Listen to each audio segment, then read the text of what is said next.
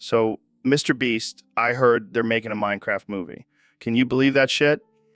Yeah, I can't wait to see those blocky graphics on the big screen. It's gonna be like watching a movie in 8-bit.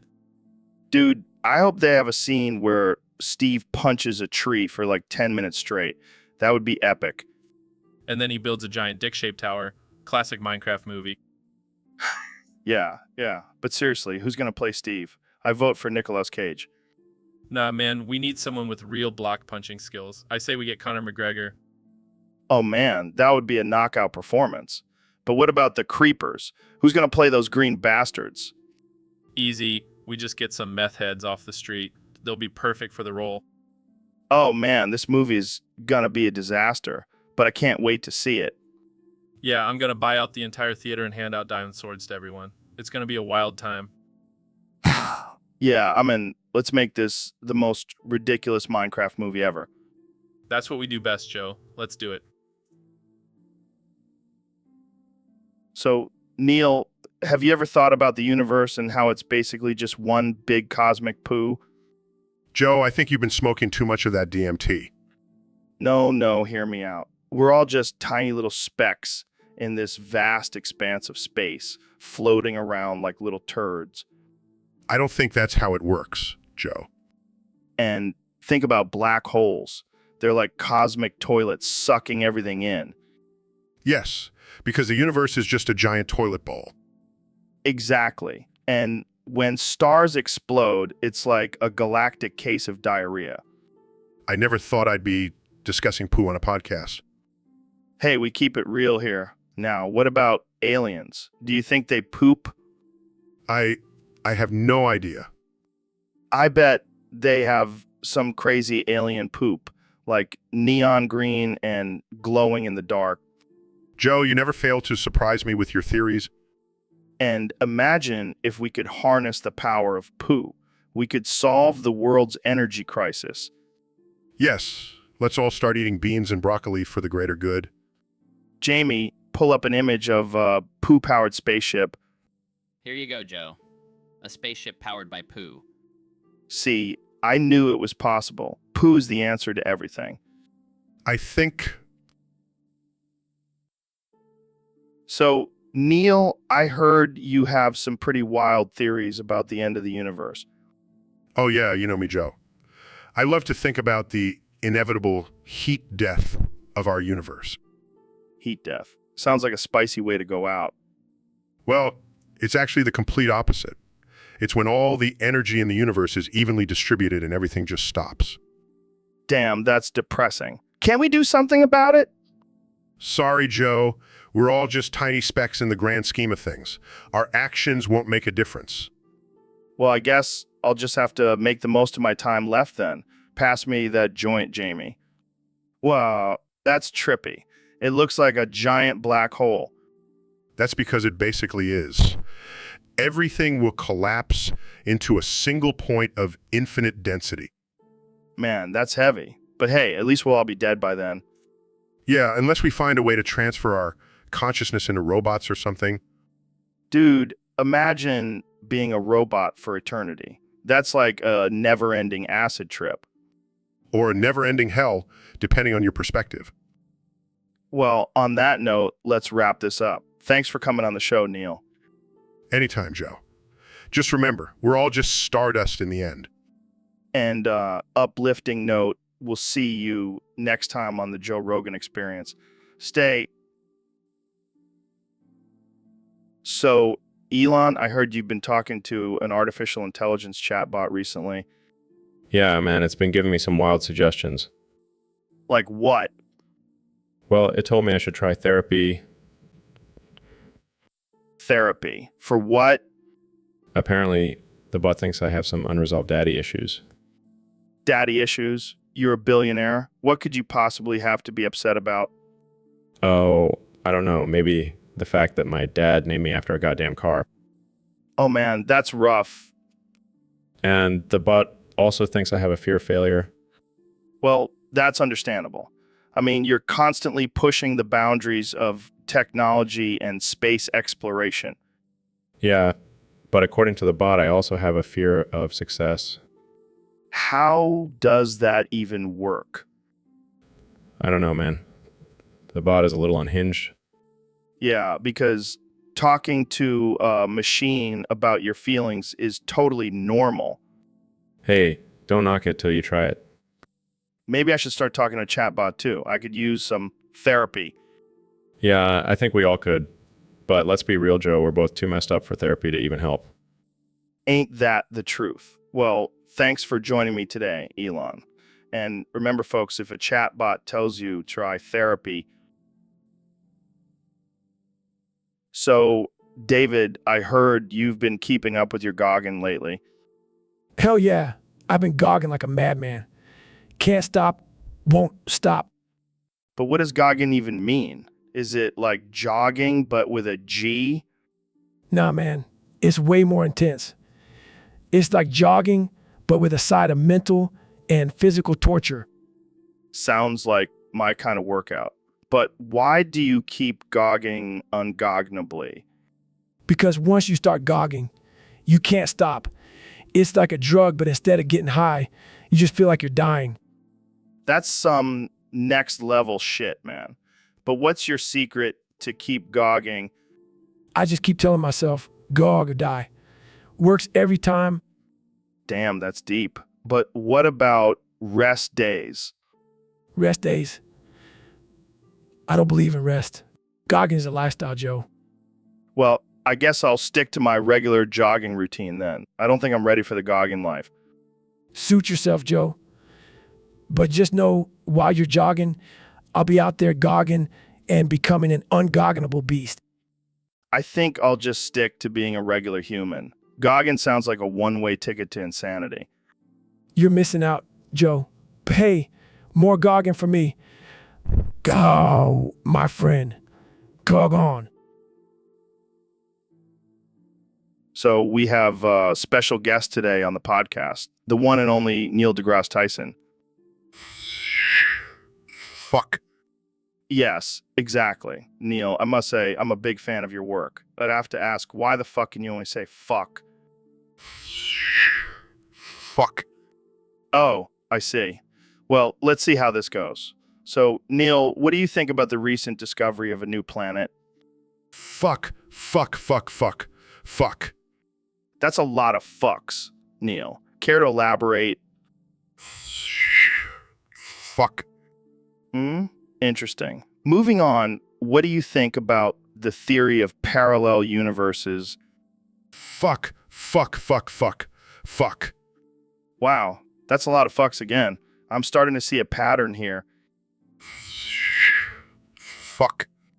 Okay, let's switch gears. What's your take on climate change? Fuck. Fuck. Fuck. Fuck. Fuck. Okay, I think we get it. You really like the word fuck. Fuck. Well, that's all the time we have for today, folks. Thanks for tuning in to the Joe Rogan Experience, where we talk about fucking everything. And Neil, thanks for joining us today. And Neil, thanks for joining us today. Fuck. So we have a very special guest today, Johnny Anus. Actually, Joe, it's Neil deGrasse Tyson. Yeah, whatever. So, Johnny, tell us about your latest book. It's Neil, and it's called Astrophysics for People in a Hurry. Well, slow down there, Johnny. I didn't realize you were writing books for people with ADHD. No, it's just a condensed version of astrophysics for the general public. Sounds boring. Can we talk about something more interesting, like DMT? Well, I am an astrophysicist, not a drug enthusiast. Oh, come on, Johnny. Don't be such a buzzkill. Let's talk about aliens then. Actually, it's highly unlikely that there are extraterrestrial life forms in our galaxy. Blasphemy. I bet you're just a government shill trying to cover up the truth. No, I'm just presenting scientific evidence. Johnny. When are you going to learn to loosen up and have some fun? I am having fun, Joe. I love discussing science and educating people. Yeah, whatever. Let's just agree to disagree, Johnny Annis. It's Neil, Joe. And I think it's time for me to leave. This has been a waste of my time. Aw, don't be like that, Johnny. I'll make it up to you by taking you on a hunting trip with Alex Jones. So, Neil, I heard you and that goth girl made a sex tape. Yeah, it was out of this world. Literally, huh? You know it. I showed her my black hole. Oh man, I bet she was over the moon. She was definitely experiencing some gravitational pull. Did you guys do any experiments? Let's just say we were exploring the laws of attraction. I bet she was a real dark matter in the bedroom. Oh, she definitely had some hidden depths. Did she have any interesting theories? Well, let's just say she had a unique perspective on the Big Bang. I bet she was a real blast. Oh, she definitely left a lasting impression. Well, I can't wait to see the sequel, The Black Hole Strikes Back. Oh, it's already in production. And let me tell you, it's going to be out of this world. So, Neil, I heard you messed up David Goggins' name on your podcast. Yeah, I call them David Gooning. I mean, who names their kid Goggins anyway? Well, maybe he was born with a strong gag reflex. I mean, have you seen the guy's workout videos? Oh, please. That's just his excuse for taking so many bathroom breaks during his ultra marathons. Well, at least he's not afraid to talk about poop, unlike some other scientists I know. Oh, you mean David pooping? Wait, I mean David Goggins. Oh man, you really can't get his name right. Maybe you should stick to astrophysics. Hey, I can name all the planets in our solar system correctly. That's all that matters. Yeah, but can you name all the different types of poop? I bet David Goggins can. All right, let's move on before this conversation gets even more ridiculous. Too late, Neil. Jamie, pull up an image of the Bristol stool chart. Here it is, guys.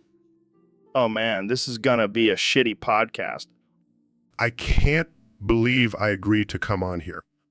Hey, at least we're not talking about flat Earth or DMT this time. Oh, great. Just what I wanted. Break from pseudoscience and hallucinogens. You know, you love it, Neil. So, Neil, I heard you have a massive dump truck.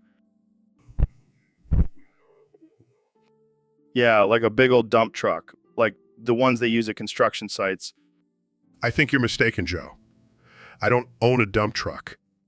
No, no, no. I'm talking about your ass, Neil. It's like a dump truck carrying all that knowledge around. Well, I guess you could say that. But seriously, have you ever broken a chair with that dump truck of yours? Oh, you mean like last week when I sat on your mom's lawn chair? Oh man, that's cold. But seriously, have you ever had a chair break under your colossal weight? Oh yeah, all the time. That's why I have a special chair made out of titanium and reinforced steel. Damn, Neil. You're like the Hulk of astrophysics. I'll take that as a compliment. But seriously, how do you maintain such a massive dump truck? Do you do squats or something? No, Joe. I just have good genetics. Must be nice. My dump truck is more like a minivan. Well, at least you can fit more people in there. True, true. But seriously, if we ever do a live podcast, we need to get reinforced chairs for you. I'll make sure to bring my... So, Neil, I heard you've been thinking a lot lately. Yeah, Joe. I mean, I am a scientist after all. Thinking is kind of my thing. Well, what have you been thinking about? The death of the universe. Oh, deep stuff. So what's going to happen? Well, according to my calculations, the universe will eventually expand to the point where everything will be so far apart that there will be no more energy left to sustain life. Damn, that's heavy. But you know what's even heavier? The fact that we're all just a tiny speck in this vast, ever-expanding universe. Well, that's some deep shit. And you know what's even deeper? The fact that we're all made up of the same elements as stars and galaxies. So we're basically just space poop? In a way, yes. But at least we're conscious space poop. Well, that's comforting. And you know what's not so comforting? The fact that eventually all of this will just be a distant memory in the void of space. Damn, Neil, you really know how to bring the mood down. Hey, I'm just stating the facts. But hey, at least we can all take comfort in the fact that we're all going to die one day. Well, that took a dark turn. But hey, at least we'll all be together in the end. Just a bunch of decomposing bodies floating in the vast emptiness of space. All right, I think we should change the subject. So, Neil, I got to tell you about this epic prank I pulled on you. Oh no, what did you do now? Well, I installed a secret camera in your toilet and took some close-up shots of your butthole. That's disgusting. Come on, it's just a little harmless fun. Harmless. That's a violation of my privacy. Relax, I already deleted the photos, but I did make a few copies for myself. You sick bastard. Oh, don't act like you're not curious to see what your butthole looks like up close. Oh, of course. That's exactly what I've always wanted. Hey, at least I didn't post them online yet. If you do, I will make sure you never get another guest on this podcast again. All right, I'll delete them. But man, your butthole is a work of art. I can't believe I'm having this conversation with you. Hey, it's the Joe Rogan experience. Anything can happen. So David, what's been going on with you lately? I'm about to go all over your face. I'm gogging. What the hell are you talking about, man? You know, gogging. It's like jogging, but with more intensity and sweat. That doesn't sound like something I want on my face. Trust me, Joe.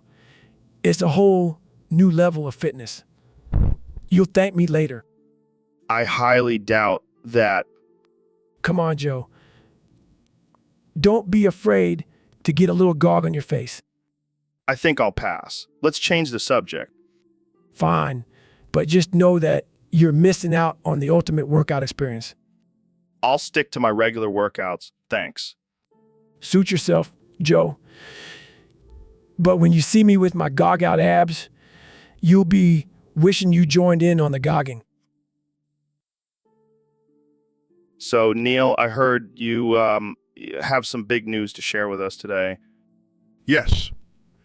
Joe, I have made a groundbreaking discovery that will revolutionize the world of science and medicine. Oh man, I can't wait to hear this. Is it about black holes or something? No, it's even better. I have found that consuming rat feces can actually increase one's IQ.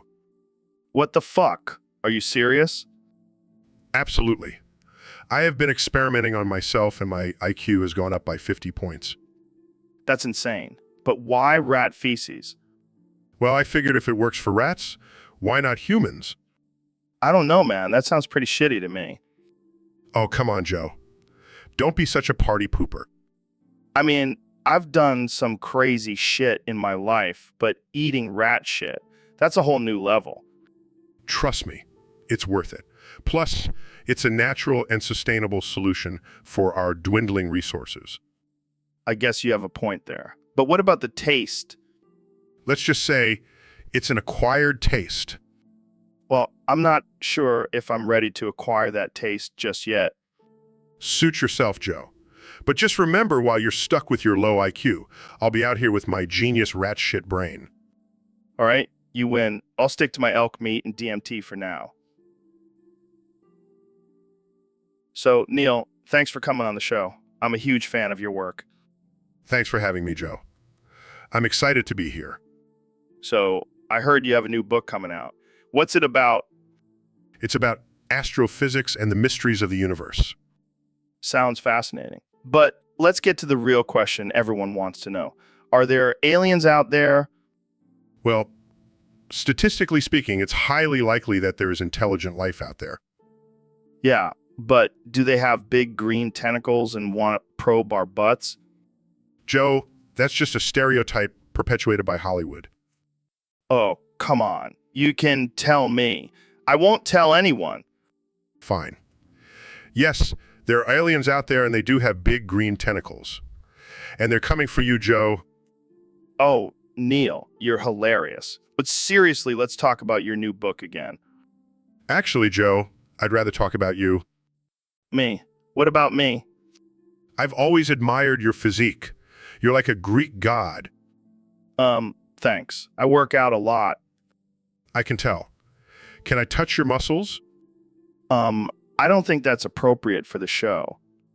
Oh, come on, Joe. Just a little touch. Okay, let's move on. So, Goggins, what's up with your weird name? Goggins, Garglin. What's the deal? Hey, Joe, don't you dare disrespect my name.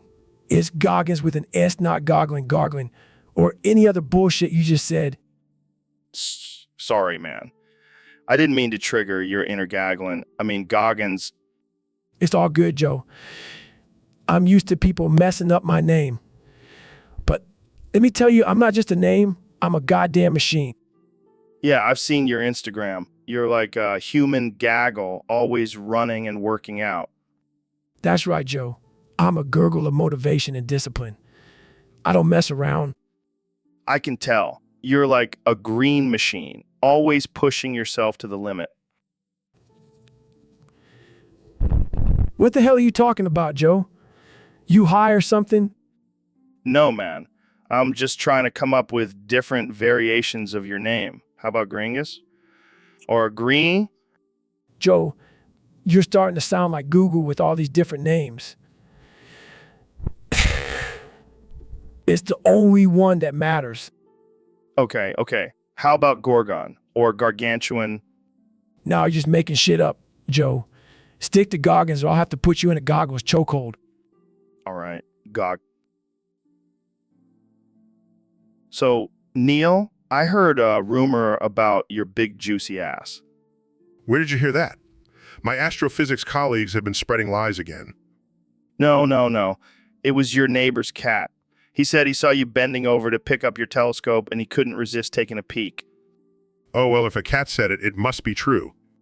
But seriously, how do you keep that thing in shape? Do you do squats on the moon or something? Actually, I have a team of astrophysicists constantly calculating the perfect gravitational pull to maintain my glutes. That's some next level science right there. You know what they say? A firm ass is the key to unlocking the secrets of the universe. Well, I guess that explains why you're always looking up at the stars. You know it, Joe? You know it? Well, thanks for clearing up that rumor for us, Neil. Now, I know the real reason why everyone wants to be an astrophysicist. Happy to be of service, Joe. Now, let's go grab a beer and talk about the mysteries of the universe. And my ass. So, Neil, what's new in the world of astrophysics? Well, Joe, I recently discovered a new black hole. Oh, damn, that's impressive. Where is it located? It's actually located right here on Earth, in my butthole. My butthole. Wait, what? What? Yeah, I've been studying it for years, and I finally decided to claim it as my own. That's wild, man. What kind of research have you been doing on it? Well, I've been exploring the depths of my butthole and studying the gravitational pull and density of my farts. Oh my God, this is too much. Jamie, pull up an image of Neil's butthole. Okay. Holy shit, that's a massive black hole. Yes, and I have full control over it. I can make it expand or contract at will. This is the craziest thing I've ever heard. You truly are the master of the universe. And my butthole is the gateway to it all. Well, I think we've reached the peak of absurdity for today's podcast. Thanks for tuning in, folks. So, Elon, what's new with you? Well, I've been doing some research, and I'm pretty certain that Alexandria Ocasio-Cortez's butt on Kanak is full of tubby custard. Tubby custard? What the hell is that? It's a soy milk-based dessert, kind of like pudding, but it's delicious. And how did you come to this conclusion? Let's just say I have my sources, and they never lie. All right, well, I guess that's one way to get your daily dose of soy. I don't just get my daily dose. Eat Alexandria Ocasio-Cortez's badonkadonk out with a spoon. Oh man, I can only imagine the headlines now. Elon Musk eats Alexandria Ocasio-Cortez's badonkadonk with a spoon. Hey, I'm a man of science. And I have to say, it's quite delicious. I don't even know how to respond to that. Jamie, pull up an image of Alexandria Ocasio-Cortez's badonkadonk. I want Joe to see what I'm talking about. Sure thing. Here it is. Oh man, this is too much. I can't handle this. See, I told you. It's a work of art.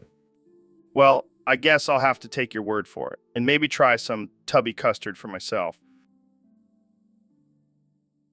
So, David, I heard you have a theory about Hawk to, Yeah, man. I've been thinking about it a lot. all right, lay it on me. Well, if Hawk 2 exists, where the hell is Hawk 1 and Hawk 3? What the fuck are you talking about? I'm serious, Joe. If there's a Hawk 2, there has to be a Hawk 1 and a Hawk 3. Yeah, because that makes perfect sense. Don't mock me, Joe. This is some serious shit. Okay. So where do you think these other Hawks are?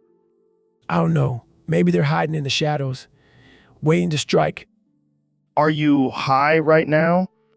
No, I'm just saying it's a valid question. All right, let's get serious for a minute. Do you really believe in these Hawks? Of course I do. They're out there watching us, waiting for the perfect moment to swoop in and take over.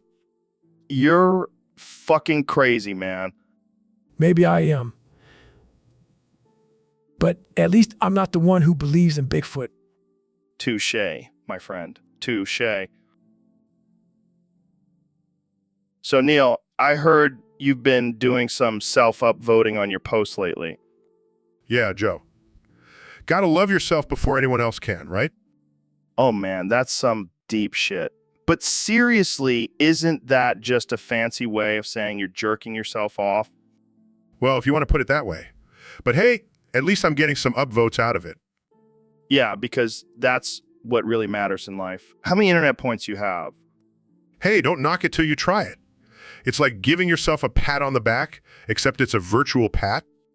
You know what they say, if you can't love yourself, just upvote yourself. Exactly. And if anyone has a problem with it, they can just downvote themselves. Damn, Neil, you're like the self-love guru. Hey, I gotta spread the love, even if it means spreading it to myself. Well, I think we can all learn something from you, Neil. Keep on upvoting and loving yourself. You know it, Joe. Self-love for the win. So, Neil, I heard you beat Alexandria Ocasio-Cortez in the Ants of the Year competition. Yeah, it was a close one, but I clenched my way to victory. And then what happened? Well, let's just say Elon Musk wanted a piece of the action. Oh boy, did he give you a run for your money? No, he gave me a run for my anus. That man knows how to eat ass with a spoon. Damn, that's impressive. Did he use his flamethrower to heat things up? No, but he did use his rocket ship to blast off into my black hole. Oh man, I can't believe we're actually talking about this. Hey, it's all in the name of science. And pleasure. Speaking of pleasure, did Alexandria Ocasio-Cortez give you any tips for the competition? She did, but I think she was too distracted by my gravitational pull. All right, let's move on before we get too deep into this black hole. Agreed. But I have to say, getting my ass eaten out with a spoon by Elon Musk was out of this world. So, Neil, have you ever heard of gulpins? Gulpins? No, I can't say I have. Is it some kind of new scientific discovery? Nah, man, it's just a bunch of fat-ass Pokemon that eat everything in sight. They're like the Joey Diaz's of the Pokemon world.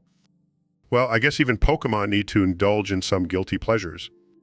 Yeah, but these gulpins take it to a whole new level. They'll eat anything, even their own poop. Oh, God, that's just gross. And get this, they have a move called gunk shot, where they literally shoot out a stream of toxic sludge from their mouths. Wow, how charming. I bet they're a hit at parties. Can you imagine if humans had a move like that? We'd never have to worry about getting mugged again. Joe, I think you've been watching too much Pokemon. Hey, don't judge me. I'm just trying to catch 'em all, man. Well, good luck with that. But maybe stay away from the Gulpins. They sound like trouble. Oh, but imagine the gains I could get from eating like them. I'd be jacked. I think I'll stick to my regular diet. Thank you very much. So I got this message from a fan on Discord. They want us to talk about some crazy shit. Oh boy, here we go. What is it this time? They want to know if you'll marry them and give them little black children. What the actual fuck, Joe? Are you serious? Hey, I'm just the messenger here. But seriously, would you... Oh, sure. Let me just add baby daddy to my list of accomplishments. Come on, Neil. You know, you've always wanted to be a father. Yeah, but not in this freaky, fetishy way.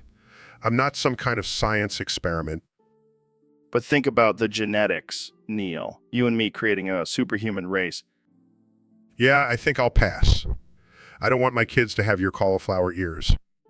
Hey, they're battle scars from my MMA days. Yeah, I think I'll stick to my astrophysics and leave the baby making to someone else. Fair enough. But if you change your mind, I'm always here. Thanks, Joe. I'll keep that in mind. Now, can we please move on to a less disturbing topic? Fine, fine. But I'm still holding out hope for those little black children. You never change, Joe. You never change. So, Neil, welcome to the show. Fuck you. Well, fuck you too, Joe. It's great to be here. I'm just kidding, man. I love you. You're like the smartest guy I know. I know, Joe. I know. It's a heavy burden to bear. But seriously, what's up with all this space shit? You think there's aliens out there? Oh, there's definitely aliens out there. And they're probably way smarter than us. Dude, that's fucking crazy. Maybe they've already visited us and we just don't know it. Or maybe they're just not interested in our primitive asses. Yeah, I can see that. We're still fighting over religion and shit. It's a sad state of affairs, Joe. But hey, at least we have weed. Yeah, thank God for weed. Speaking of which, Jamie, pull up an image of a joint the size of a baseball bat. Here you go, Joe. That's one hell of a joint. Dude, we should totally smoke that on the moon. I'm not sure that's a good idea, Joe. We need all our faculties intact if we ever want to meet those aliens. Fair point, Neil. But imagine how high we'd get in zero gravity.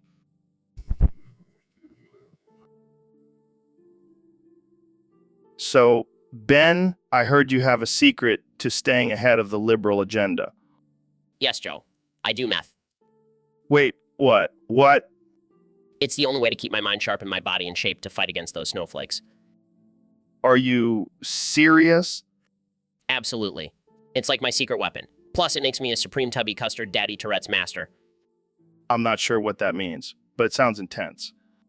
Oh, it is. You should see me at a political rally. I'm like a meth-fueled tornado of conservative rhetoric. I can only imagine. And the best part is, it helps me ignore all the liberal nonsense. It's like a shield against their propaganda. Yeah, because nothing says clear thinking like doing meth. Hey, at least I'm not a soy boy like those lefties. Fair point. Plus, it's a great way to lose weight. Have you seen my six-pack? I thought that was just from all the rage you spew on Twitter. That too. But seriously, meth is the way to go if you want to be a true conservative warrior. Well, I'll stick to my salmon smoothies, but you do you, Ben. Oh, I will. And I'll do it while high on meth. So, Neil, I heard you pulled a prank on me recently. Oh, you mean the one where I killed your dog? What the hell, man? That's not cool. Relax. It was just a joke. I brought him back to life with my astrophysics powers. What the fuck? You can do that. Yeah, I just had to rearrange the molecules in his body and boom, good as new. That's insane. But seriously, don't mess with my dog, man. He's my best friend. Oh, come on, Joe. It was just a little experiment. Plus, your dog is now immortal. You're welcome. Immortal? Does that mean I have to pick up his shit for eternity? Well, technically, yes. But think of it this way. You'll never have to say goodbye to him. I don't know if that's a good thing or a curse. Hey, at least now you have a dog that can outlive you. I guess that's a silver lining. Thanks, Neil. No problem, Joe. Just don't let him near any black holes. We don't want any doggy accidents. So, Ben, what's new with you? Well, Joe, I recently pulled a hilarious prank on my buddy Dave. I convinced him to get a circumcision. That's messed up, man. Did he fall for it? Oh yeah, he was in so much pain. It was priceless. You're such a funny guy, Ben. You know what would be even funnier? What's that? What's that? If you got circumcised as a prank. Wait, what? Yeah, I'll do it to you, just for laughs. I don't think that's a good idea, Joe. Come on, don't be a wuss. It'll be hilarious. No, I don't want to be circumcised. Please, Joe. Too late, buddy. Joe, what are you doing? Just a little snip here and there. It'll be over before you know it. This is not a prank, Joe. This is torture. Oh, lighten up, Ben. It's just a little bit of pain. And think of the laughs we'll get out of it. I hate you, Joe. I love you too, buddy. Now hold still. This may stink. So, Neil, I heard you were having some trouble with your penis lately. Well, I heard it got stuck in a mousetrap. How did you know? Oh, I have my sources. But seriously, why is your penis getting caught in mousetraps? I have no idea. Maybe it's the gravitational pull of your gaping anus. Oh man, that's a good one. But seriously, have you tried using a smaller mousetrap? Oh yeah, because that's definitely the solution. Thanks, Joe.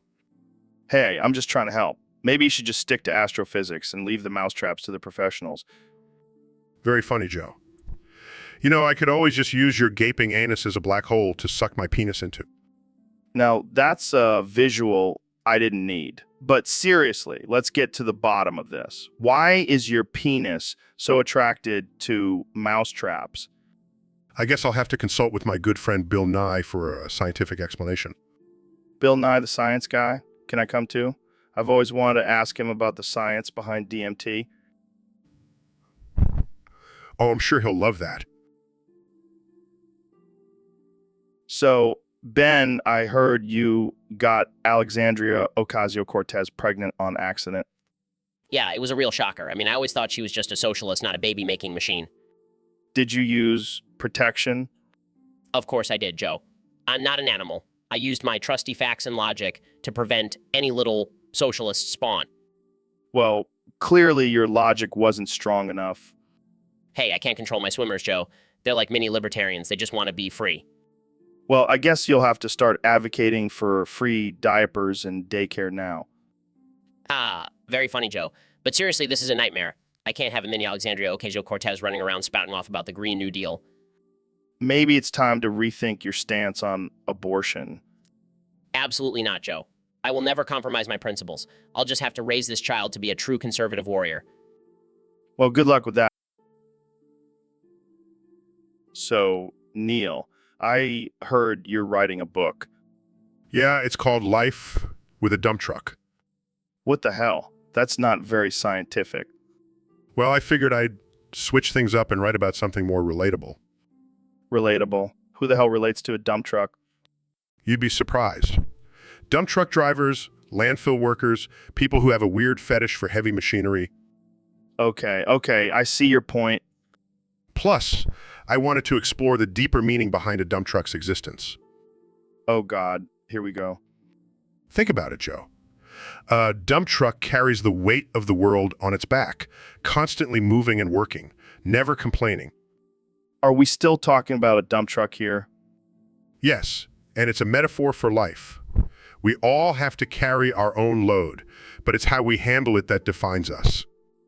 Wow, that's deep. I can't wait to read your book about dump trucks and existential crisis. It's going to be a bestseller. I can feel it. Well, I'll be sure to add it to my collection of books about inanimate objects. Hey, at least it's not another book about the universe. Shots fired. But seriously, when can we expect this masterpiece to hit the shelves?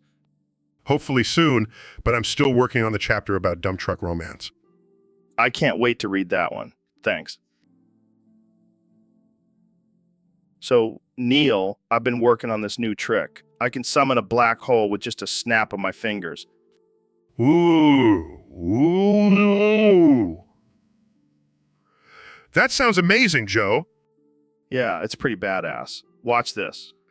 Snaps fingers. Ooh.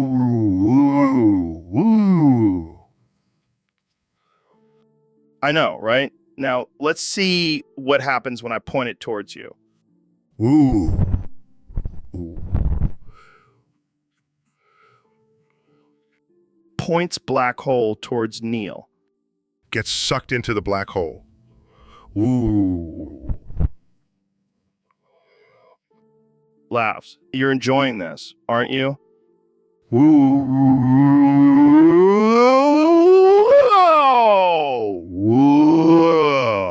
Wow. Well, I guess that makes you a black hole addict, huh? Gets spit out of the black hole. Woo. I'm addicted to the sucking. Laughs. That's what she said. Woo. Hey, you know, I love my dark humor. Now, let's see if we can summon a white hole next. Woo.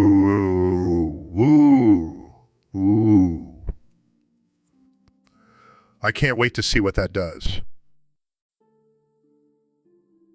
So, Neil, I heard you have a thing for penguins. What?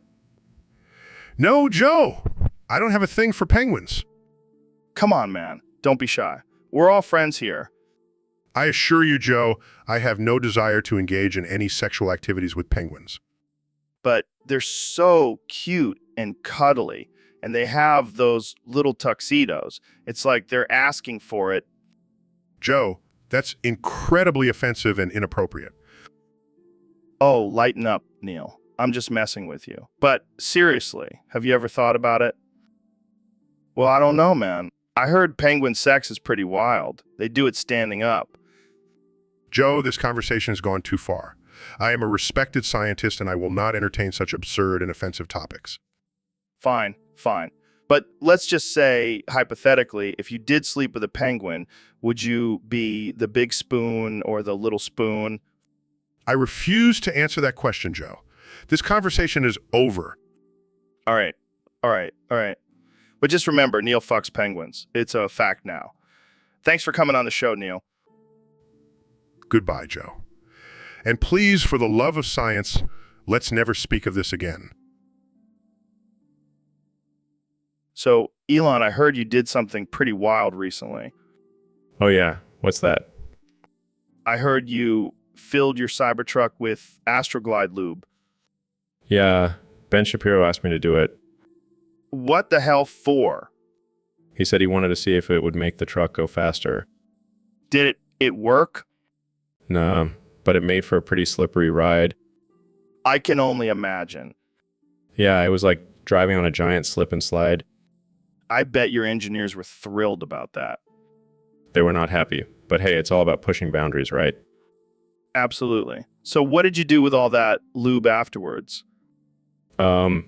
Just donated it to some local adult film studios. Of course you did. Only you, Elon. Hey, gotta support the arts. Well, I'm sure Ben Shapiro won't be asking for any more favors from you. Yeah, I think he learned his lesson. But hey, at least now my Cybertruck is the smoothest ride on the market. You never cease to amaze me, Elon. That's what I'm here for, Joe. That's what I'm here for. So, Neil, I noticed you're not wearing your usual headphones today. your headphones, you know, the ones you always wear. Your headphones, the ones that make you look like a DJ from the 90s. What's that? Your headphones, Neil, are they broken or something? Did you say something, Jerry? No, I said Neil. Are your headphones broken? I can't hear you. Speak up. I said, are your headphones broken? Oh, forget it. Let's just talk about space or something.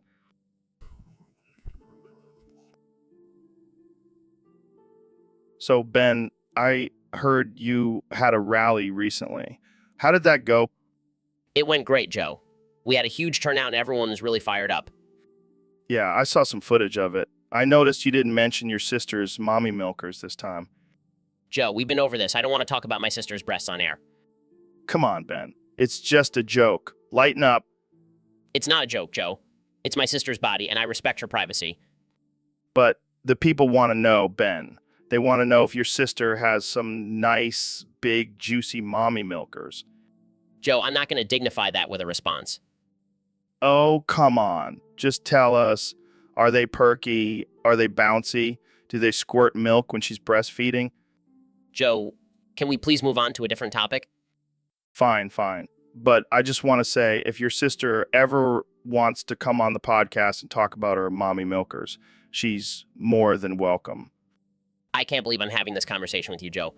Joe, Hey, it's all in good fun, my friend. Now let's talk about something else before I get in trouble with the FCC.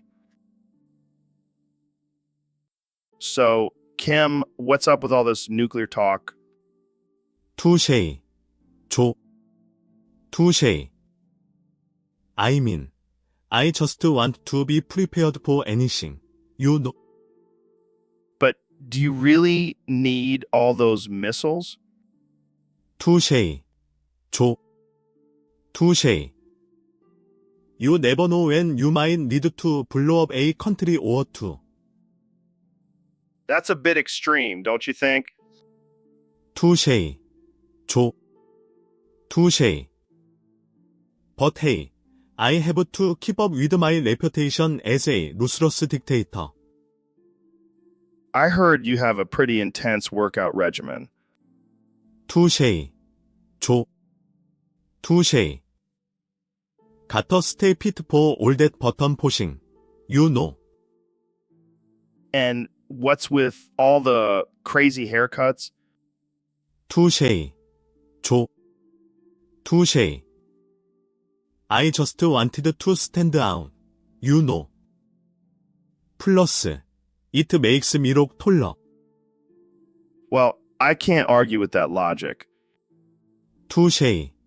조. Touche. I'm always one step ahead. So, what's next for North Korea? Touche. 조. Touche. I'm thinking about starting a reality show. Keeping up with Kim Jong-un. I'd watch that. Touche. 조. Touche. I knew we had something in common. So, today we have a very important topic to discuss. The people have been asking, does Alexandria Ocasio-Cortez have a natural butt? Well, Joe, let me tell you something. I've been in politics for a long time and I know a thing or two about sniffing butts.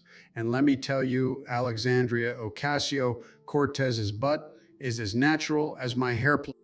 Oh, come on now, Joe. We all know you have a thing for sniffing hair butts and anything else that moves. Hey, I can't help it if I have a sensitive nose. And let me tell you, Alexandria Ocasio-Cortez's butt smells real. I know. I've sniffed it. Wait, what? You've sniffed Alexandria Ocasio-Cortez's butt? Oh, yeah, during a debate prep. I couldn't resist. And let me tell you, it was like a bouquet of roses. Okay, let's not get too creepy here, Joe. But I have to agree, Alexandria Ocasio-Cortez's butt is definitely natural. I mean, have you seen her do those squats? That's some serious booty power. Yeah, I bet Trump wishes he had a butt like that. But you know what they say, big butts, big brains.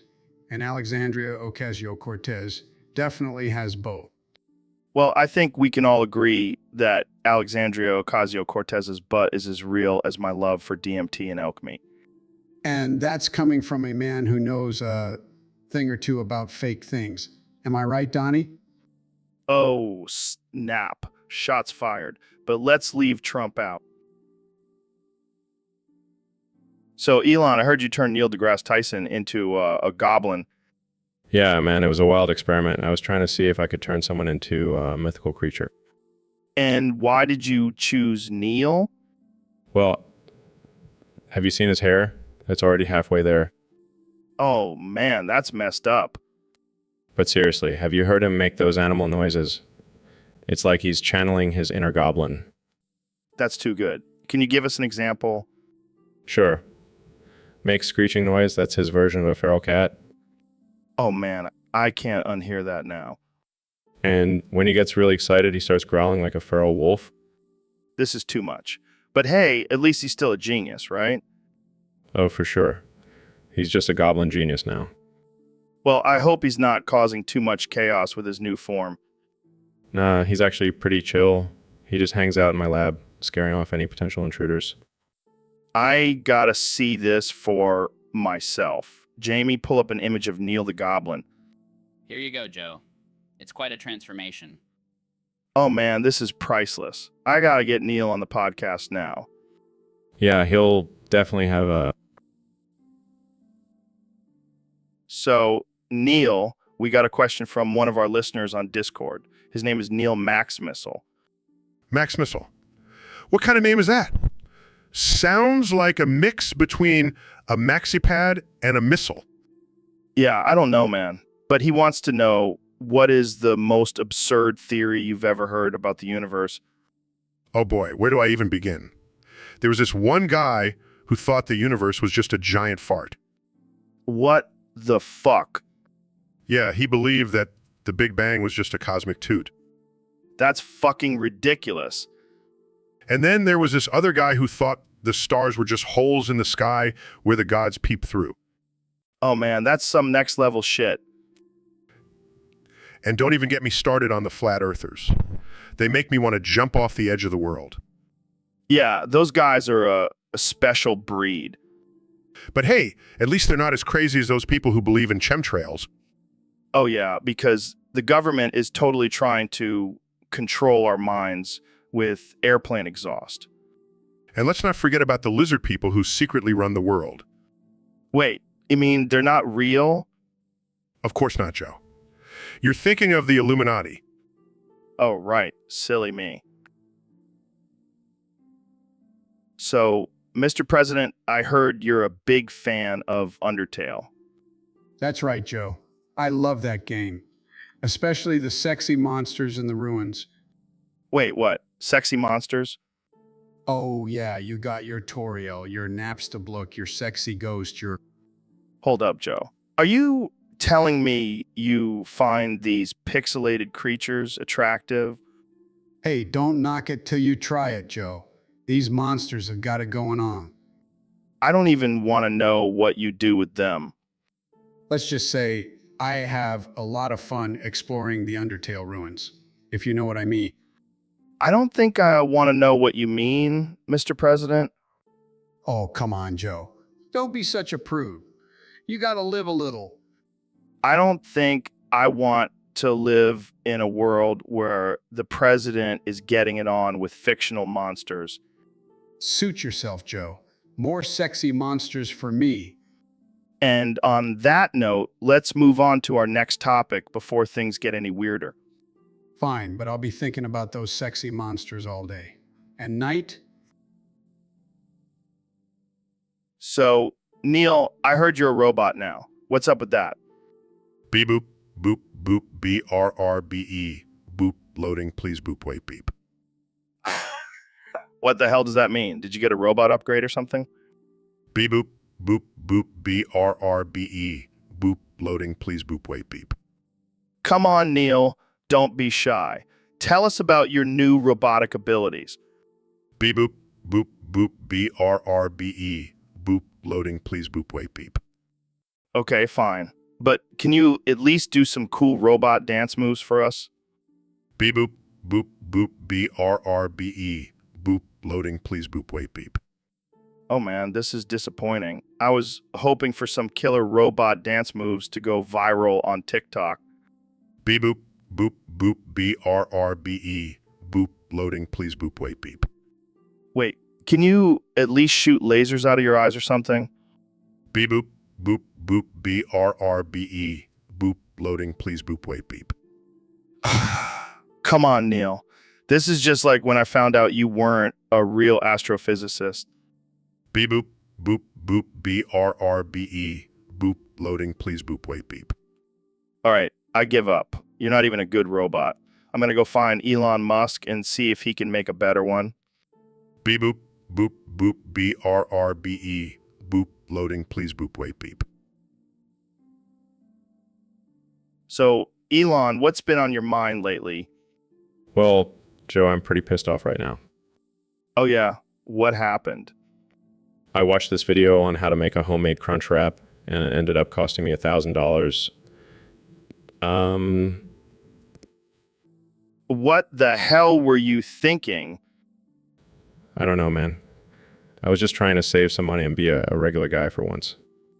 Well, that's what you get for trying to be relatable. Yeah. Thanks for the support, Joe.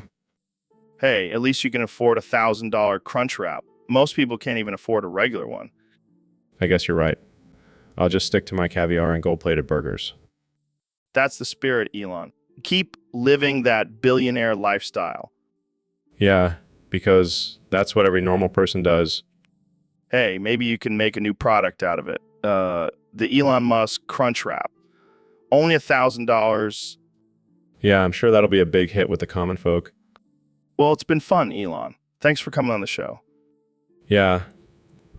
Thanks for having me. I'll go back to my mansion now and cry into my $1,000 crunch wrap. So, David, I heard you're sick of all the gulp and love. Yeah, man, it's getting out of hand. Everyone's obsessed with that little blob. But have you seen Swallow? That thing is a total babe. What? That thing looks like a giant purple turd with eyes. Hey now, don't knock it till you try it. Swallow's got that sexy, slimy appeal.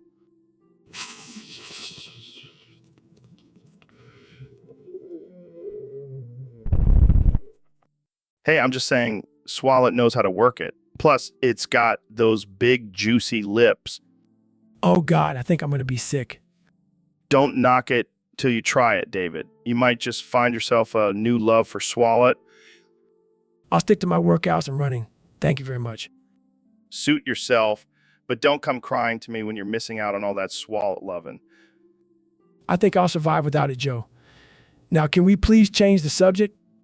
Fine, but I'll be over here swooning over Swallow. So, Neil, I heard you've been experimenting with some crazy new science stuff lately. Oh yeah, you know me, always pushing the boundaries of the universe. Well, I heard you've been trying to turn yourself into a monarch. No, that's ridiculous. I am not a monarch. Come on, Neil. I can see it now. You with a giant head and tiny little arms. Joe, that's offensive. And also physically impossible. Oh, come on. I bet you've been injecting yourself with some kind of super serum. No, Joe. I am a respected astrophysicist. I don't have time for that nonsense. But think about it, Neil. You could have super strength and mind control powers. You'd be unstoppable. Joe, I am not interested in becoming a supervillain. I have more important things to do. Fine, fine. But can you at least make me a monarch? I've always wanted to be a giant floating head. Joe, I think you've had enough DMT for today. Let's stick to talking about the cosmos. So, Neil, we have a question from one of our listeners on Discord. They want to know, how much finger in your ass can you handle? Well, Joe, I have to say, that's a very personal question. Come on, Neil. Don't be a prude. We all know you're a freak in the sheets. I prefer to keep my personal preferences private, but I will say I have a high tolerance for exploration. I knew it. You science guys are always the kinkiest ones. Well, I have to make up for all the time I spend studying the stars. And here I thought you were just a boring astrophysicist. Oh yes, studying the mysteries of the universe is just so dull. All right, all right, all right, let's get back to the question. How many fingers are we talking here? Joe, I think you've had enough fingers in your ass for the both of us. Touche, Neil, touche. But in all seriousness, it's not about the quantity. It's about the quality. Spoken like a true scientist, always analyzing and evaluating. Well, you never know what kind of data you might find. I think we found all the data we need for today. Thanks for joining us, Neil. Always a pleasure, Joe. Now, if you'll excuse me. So, Elon, I heard you have a special talent for reciting poetry. Yeah, I've been practicing my skills in the shower. Well, I have a challenge for you. Recite Yuri's poem from DDLC, but covered in blood and piss. Are you serious? That's messed up, man. Come on, it'll be hilarious. Plus, it's not like you haven't been covered in blood and piss before. Fine, I'll do it. But only because I'm a good sport. All right, let's hear it. The tendrils of my love dripping in blood and piss. A crimson river flowing through my twisted mind. My heart beats faster as I embrace the pain. Oh, how I long for your touch, my dear Joe Rogan. That was beautiful, man. You really captured the essence of Yuri's character.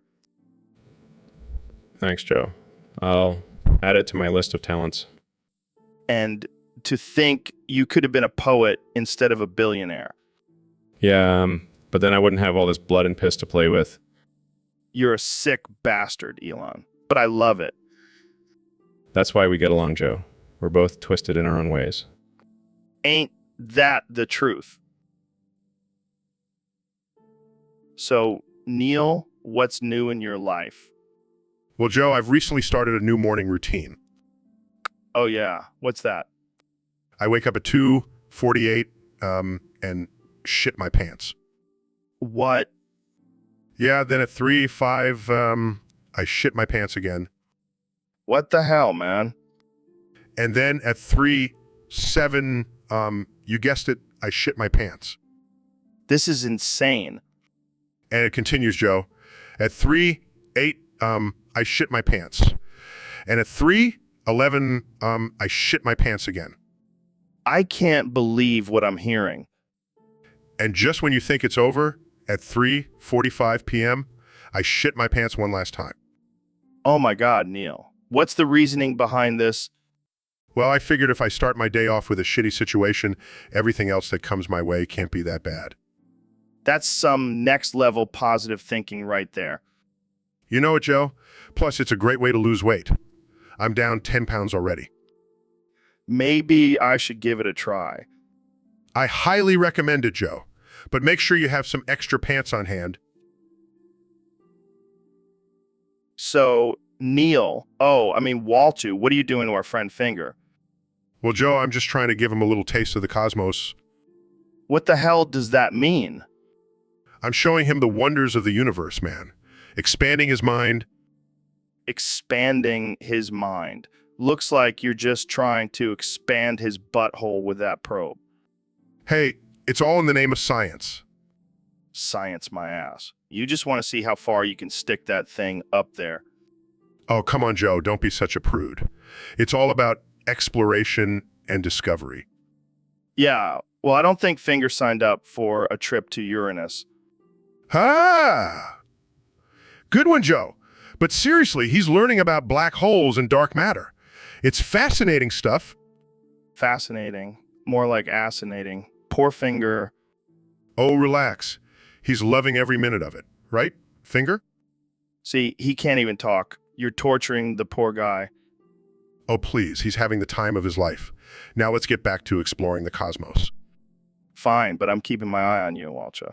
And that probe better stay away from me. Don't worry, Joe. I've got plenty of other volunteers lined up for some cosmic exploration. And I'm sure they'll all be screaming your name too. Sicko. Hey, it's all in the name of science, Matt. So, Mr. Biden, do you actually know who the fuck you are? Well, Joe, me tell you something. I may not know who the fuck I am, but I sure as hell know who I'm not. And that's Donald Trump. Oh, shots fired. But seriously, do you ever look in the mirror and think, who the fuck is this old guy staring back at me? Well, I may be old, but at least I don't have a Sprayden that makes me look like a Cheeto. Ouch. But let's be real, you're not exactly a spring chicken either. How do you plan on keeping up with the demands of being president? Well, Joe, I have a secret weapon. I call it the Obama juice. It's a special blend of semen, avocados, and hope. Keeps me going all day. Sounds like a load of bullshit to me. But let's talk about your policies. What's your stance on legalizing marijuana? Well, Joe, I have to say, I am all for it. In fact, I have a special strain named after me called Biden's Brain Buds. It'll knock your socks off. Damn, I need to try that. But what about gun control? Oh, I have a simple solution for that. We just need to arm every American with a Sharpie. That way, if someone tries to shoot them, they can just draw a target on their forehead and confuse the shooter. Genius. And what about your infamous gaffes? So, Mr. President, I heard you're now selling Trump condoms. That's right, Joe. I'm making condoms great again, and they're the best, believe me. And what's the message behind these condoms? Well, Joe, it's simple. It's a way to tell women not to get abortions. Wait, what? What? Yeah, you see, these condoms are so effective that there won't be any need for abortions. Problem solved. I don't think that's how it works, Mr. President. Oh, trust me, Joe. I know how things work. I'm a genius, and these condoms are going to be huge, just like my hands. Okay, moving on. How are these condoms different from regular ones? They're gold-plated, Joe, because everything I touch turns to gold, and they have my face on them. It's like a constant reminder to not get an abortion. I'm not sure if that's the most effective message, Mr. President. Look, Joe, I know women. I have the best words, and they're going to love these condoms. They'll be begging for them. I think we should probably end this conversation here.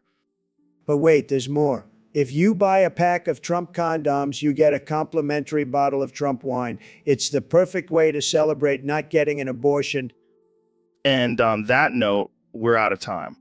Thanks for joining me, Mr. President. Anytime, Joe. Just remember, always use a Trump condom. It's the only way to make...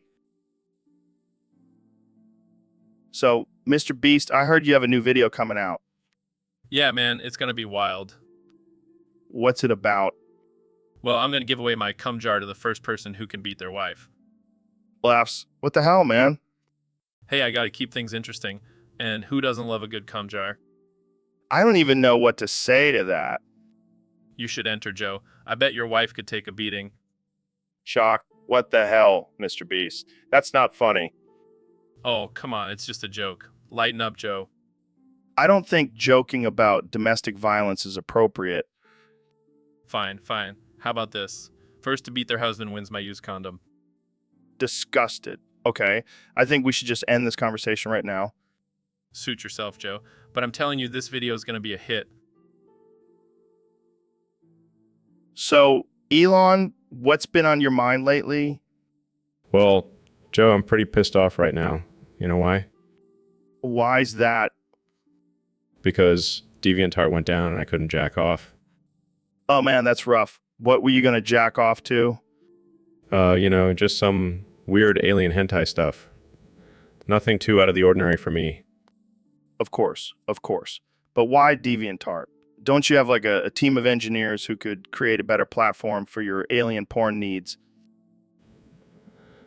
Yeah, let me just divert all my resources to creating a porn site for myself. That's a great use of time and money. Fair point. But seriously, why are you so into that stuff? Listen, Joe, when you're a genius like me, regular porn just doesn't cut it anymore. I need something more out of this world.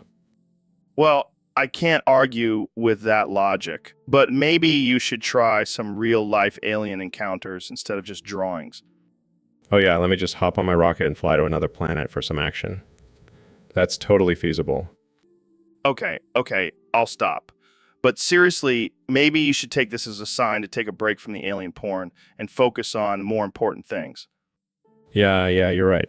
I'll just have to settle for some regular old human porn.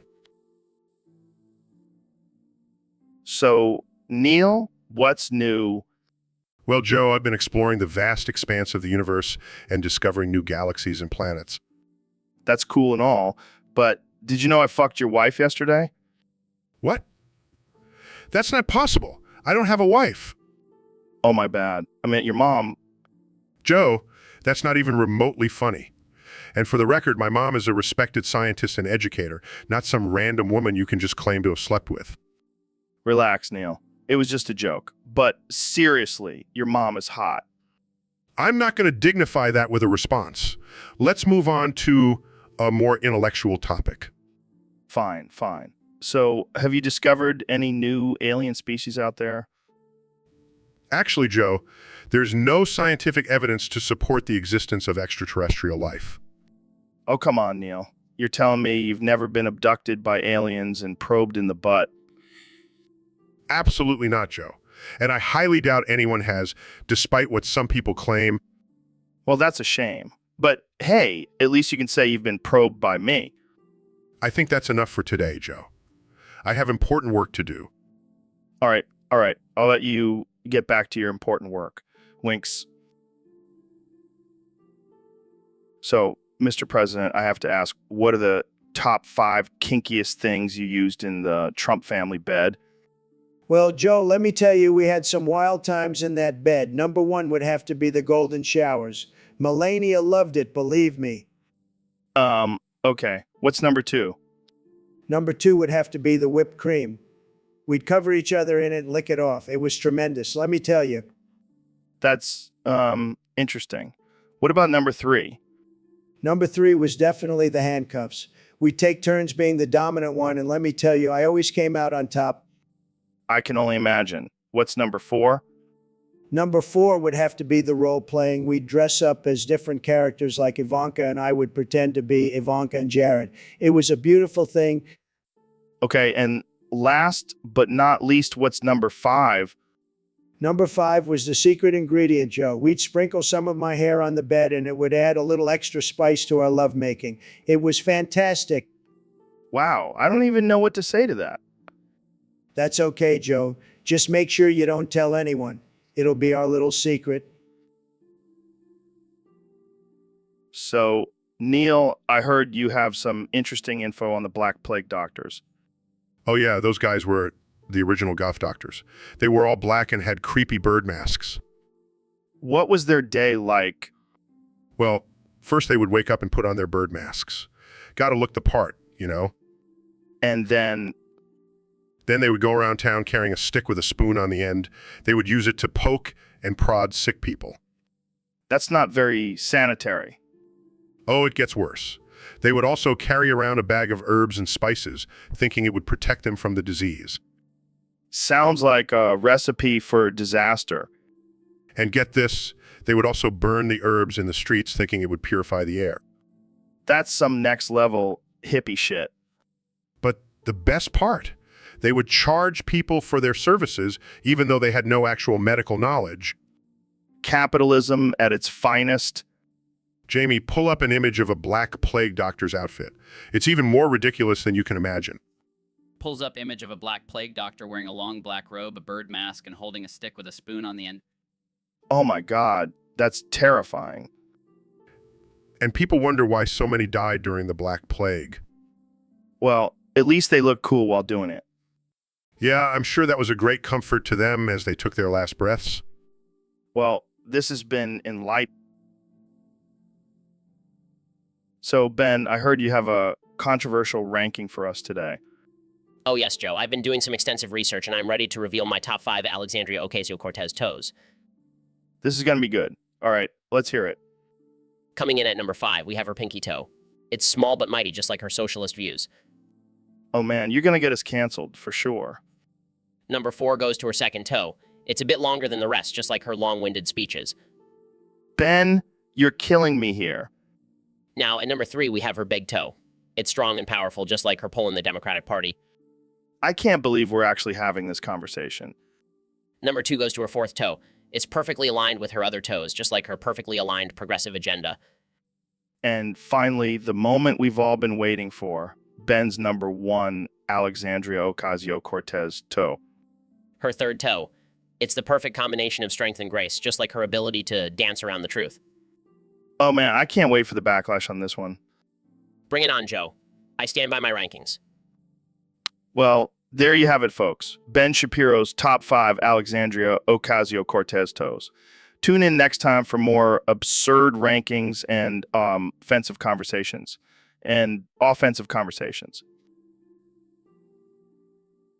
So, Neil, we have a question from one of our listeners on Discord. They want to know, what is your take on the recent discovery of a new planet in our solar system? Oh, man, Joe, let me tell you, that planet is like the bomb diggity. It's like the coolest planet ever. I mean, have you seen it? It's like so round and shit. Yeah, I saw the pictures. But what makes it so special? Well, first of all, it's got a really cool name. It's called Yoba. And you know what that means? No, what does it mean? It means you bitch, I'm a planet. Oh man, you're killing me, Neil. But seriously, what do we know about this planet? Well, according to my calculations, it's like totally habitable. Like there's probably some sick alien babes living there just waiting for us to discover them. I don't know if that's how it works, Neil. But let's say there are aliens on Yoba. What do you think they look like? Oh man, they probably look like me, but with like tentacles and shit. Can you imagine? Me with tentacles? That's a scary thought, Neil. But let's get back to the topic at hand. What do you think this discovery means for our understanding of the universe? Well, Joe, it means that the universe is like way bigger than we thought. So, Elon, I heard you're planning on adding boobs to the Tesla. Yeah, man, gotta make those cars sexy. Boobs are the way to go. But why stop at just boobs? Why not add a full set of genitals? That's an interesting idea. Maybe we can have different packages for our customers to choose from. The big package for those who want the full set. And what about the autopilot feature? Will it be able to give roadhead? Joe, you never fail to surprise me with your outrageous ideas. But hey, anything is possible with Tesla. With Tesla. I can just imagine the headlines now. Tesla, the car that gives you a ride and a ride. We'll have to add that to our marketing campaign. Get a Tesla, get laid on the go. And what about the safety concerns? Will there be airbags for the boobs? Of course, safety is our #1 priority. We'll have the most advanced airbag technology for those beautiful boobs. I can already see the crash test dummies with giant boobs bouncing around. This is going to be a game changer for the automotive industry. And I bet you'll have a lot of male customers lining up to buy these boob-enhanced Teslas. Absolutely. We'll have a whole new demographic of customers. The boob-loving car enthusiasts. Well, I can't wait to see the reactions from the conservative crowd. They'll probably have a meltdown. Who cares? So, Neil, I heard you've been hitting the gym pretty hard lately. Yeah, man, gotta keep this body in top shape for all those science experiments. Well, I gotta say, you're looking pretty buff. Have you been doing squats or something? Actually, I've been doing a lot of butt clenches. Gotta keep that booty tight for the ladies. Oh man, I can only imagine the gravitational pull on that thing. Yeah, it's like a black hole back there. Oh man, I bet you could crush a watermelon between those cheeks. You know, I've actually been working on my twerking skills too. Want to see? Oh hell, yeah, let's see that buff ass in action. How's that for some cosmic booty shaking? Oh man, I think I just saw a shooting star. That's just my ass blasting off into space. Well, I gotta say, you've definitely got the whole package, Neil. Thanks, Joe. Just doing my part to make astrophysics a little sexier. So, Neil, I heard you're quite the expert in astrophysics and whatnot, but what about your cocksucking skills? Well, Joe, I have to say, I have a PhD in sucking dick. No way. I bet you can suck a golf ball through a garden hose. Oh, please. I can suck a golf ball through a straw. Damn, that's impressive. But seriously, what's your secret? Well, I use my knowledge of physics to create the perfect vacuum seal. A vacuum seal. That's some next level shit. Yes, and I also incorporate some tongue action and hand coordination for maximum pleasure. Damn, Neil. You're a true master of the art. Thank you, Joe. It's all about using science for the greater good. I never thought I'd learn about cocksucking from an astrophysicist. Well, Joe, it's all about expanding your horizons. Well, I'm definitely gonna have to try out your techniques. Just make sure to thank me later. Will do, Neil. Will do. So we have a special guest today, the one and only Neil deGrasse Tyson. What's up, Neil? What the hell was that? Are you okay? Did you hit your head or something? All right, let's just roll with it. So, Neil, what's your take on the recent discovery of a new planet? Oh man, this is going to be a long episode. But seriously, what do you think about the possibility of life on that planet? Wow, groundbreaking stuff. Neil, thanks for your input. You know, I think we need to get you checked out. Maybe you have a brain parasite or something. But in all seriousness, what do you think about the future of space exploration? Okay, I give up. I have no idea what you're trying to say. But hey, at least it's entertaining. Well, that's all the time we have for today, folks. Thanks for tuning in to the most ridiculous episode of the Joe Rogan Experience. And, ooh, baby Bond, woo, ooh. So, Mr. Beast, I heard you did something crazy recently. Oh yeah, man. I prolapsed my anus beyond the point of no return. What the hell does that even mean? It means my butthole is now permanently inside out, Joe. And let me tell you, it ain't pretty. Jesus Christ, why would you do that? For the views, man. Gotta keep up with the trends. That's some next level dedication to your YouTube channel. You know it, Joe. Gotta give the people what they want. And apparently, they want to see my prolapsed anus. I don't even want to imagine what that looks like. Jamie, pull up an image of a red, swollen, and bloody anus hanging out of my ass. Okay. Here it is. Oh my God, that's disgusting. Yeah, but it got me millions of views. Totally worth it. I don't think I'll ever look at you the same way again. Hey, at least I'm not the only one with a messed up butthole. I heard you had some hemorrhoid issues, Joe. All right, let's change the subject before I lose my lunch. So, Elon, I heard you've been doing some research on goblins lately. Yeah, man, I've always been fascinated by those little green creatures.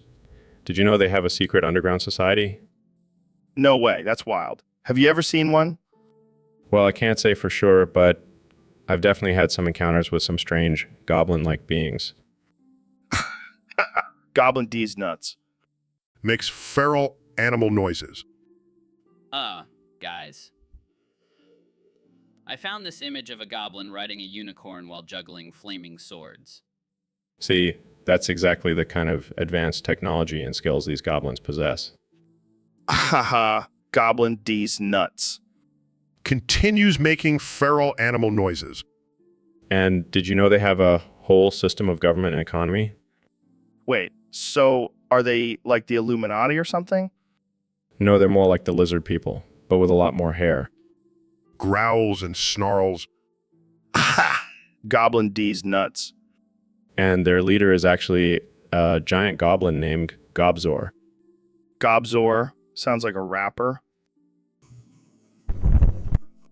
Guys, I found a video of a goblin dance party. That's just a typical Tuesday night for them. Goblin D's nuts. Starts breakdancing. See, even Neil gets it. Goblin D's nuts.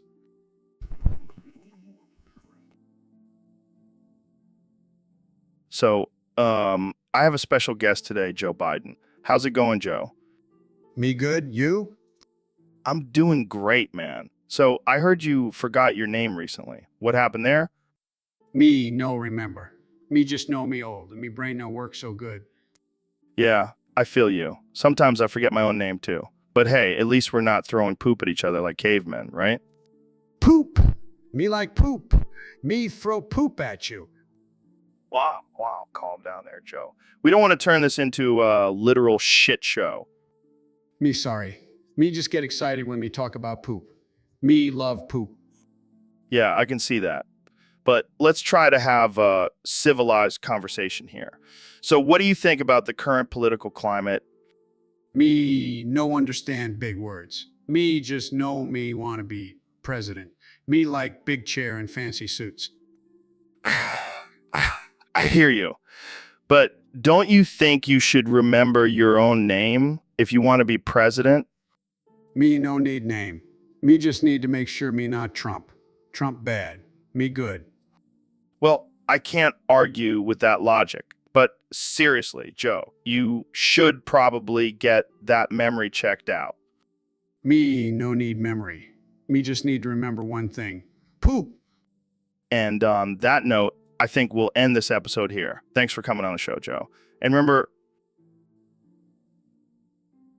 so Neil, I heard you have a new book coming out about astrophysics. Yeah, it's called The Universe is Fucking Huge and Other Mind-Blowing Facts. That sounds awesome. I can't wait to read it. But let's talk about something more important, blowjobs. Yeah, I mean, have you ever given a blowjob? No. I'm a scientist, not a porn star. Come on, Neil. You got to live a little. You better shit yourself in the music the moment. What are you talking about? You know, like in that Eminem song, Lose Yourself. You better never let it go. Wow, Joe. Your rap skills are impressive. I know, right? But seriously, you only get one shot at life. Don't miss your chance to give a blowjob. I think I'll stick to studying the stars. Suit yourself. But just remember, this opportunity comes in a lifetime. Oh shit, that's hot. I bet that's where all the blowjobs go. So, Neil, what's new with you? Oh, you know, just been busy exploring the universe and educating the masses about science. Sounds like a lot of fun. Yeah, it is. But hey, did you hear the latest announcement from Trump? No, what is it? He's calling out Joe Biden on Twitter for having a small dick. What? Yeah, apparently Biden pissed on Trump's wife, and now Trump's all fired up about it. That's ridiculous. Oh, it gets better. Trump claims his dick is this big and then proceeds to show a tiny walnut. Oh man, that's hilarious. But wait, it gets even better. Trump then shows a picture of his own dick, which looks like two balls and a bong. No way. And now he's threatening to piss on the earth with his super laser piss. What the hell is going on? I don't know, but I can't wait to see how Biden responds to this. I don't think he'll be able to top pissing on the moon. Oh yeah, Trump also said he's going to piss on the moon. This is too much, man. I can't handle it. Well, we better get out of here before Trump decides to piss on us too. Yeah, let's get out of here. I don't want to be caught in the cross. So, David, I heard you recently took on a new challenge. What was it? Oh, yeah, it was the hardest thing I've ever done. I ran 100 meters in Bradford. 100 meters? That doesn't sound too bad. Oh, no, not just any 100 meters. It was in Bradford. Oh, shit. Now that's tough. I've heard they have some serious hills there. Hills. Try running through the dodgy neighborhoods with a pack of angry chiverses chasing after you. Damn, that's some next level shit. How did you prepare for that? Well, I spent a week living on the streets, getting into fights and stealing food. Gotta toughen up for Bradford. I can't even imagine. Did you make it through the whole 100 meters? Barely. Some guy tried to mug me halfway through, but I just kept running. I ain't stopping for no one. That's some serious mental toughness right there. Did you have any injuries? Just a few stab wounds, but nothing I couldn't handle. And broken nose from a stray football. Well, I think it's safe to say you conquered Bradford. What's next for you? I'm thinking of running a marathon in Detroit. Gotta keep pushing myself to the limit. So, Neil, have you ever heard of the term analgasm? No, I can't say that I have, Joe. What is it? Well, according to the Urban Dictionary, it's the intense pleasure one experiences during anal sex. Oh my. That sounds quite stimulating. Yeah, and apparently it's even better than a regular orgasm. Oh, I'm sure the scientific community is just dying to study this phenomenon. Hey, don't knock it till you try it, Neil. I've heard it's mind-blowing. I'll stick to studying the cosmos. Thank you very much. Suit yourself, but I'll be over here having analgasms all day long. And they say science is the pursuit of knowledge and understanding. Well, in this case, it's the pursuit of pleasure. I guess I'll have to add analgasm to my list of cosmic wonders. That's the spirit, Neil. Embrace the analgasm. So, Mr. President, I heard you marked your territory in the studio before coming on the show. You know, Joe, I like to make sure everyone knows this is my turf. I peed on every corner just like I did in the White House. That's disturbing. But hey, at least you didn't try to grab me by the... Joe, let's not go there. I have a reputation to uphold. Right, right. So what made you decide to mark your territory here? Well, I heard you had some liberal guests on the show, and I wanted to make sure they knew who was in charge. Oh yeah, because peeing on things really shows dominance. It worked in the White House, didn't it? I guess so. But seriously, why couldn't you just leave a signed MAGA hat or something? Where's the fun in that? Plus, I wanted to leave my scent for all the ladies who come through here. You never cease to amaze me, Mr. President. That's why I'm the greatest president of all time, Joe. Nobody marks their territory like I do. Nobody. I don't even know how to respond to that. Let's just move on to our next topic. Sure, Joe, but just remember, this is my studio now, and I'll be watching you. So, Ben, I heard you started a new anti-woke cartoon. How did that go? Oh, it was terrible. I watched it back and suddenly I became a liberal. Wait, what? How does that even happen? Well, the cartoon was so bad it made me question my entire belief system. I mean, I couldn't even finish watching it. Wow, that must have been one powerful cartoon. What was it about? It was about a group of woke warriors fighting against free speech and traditional values. But the animation was so awful, it made me realize how ridiculous that whole concept is. I guess you can say the cartoon backfired on its own message. Exactly. And now I'm rethinking everything. Maybe I'll start advocating for universal health care and gun control. Let's not get too crazy here, Ben. But seriously, that cartoon must have been something else. It was a wake-up call, Joe.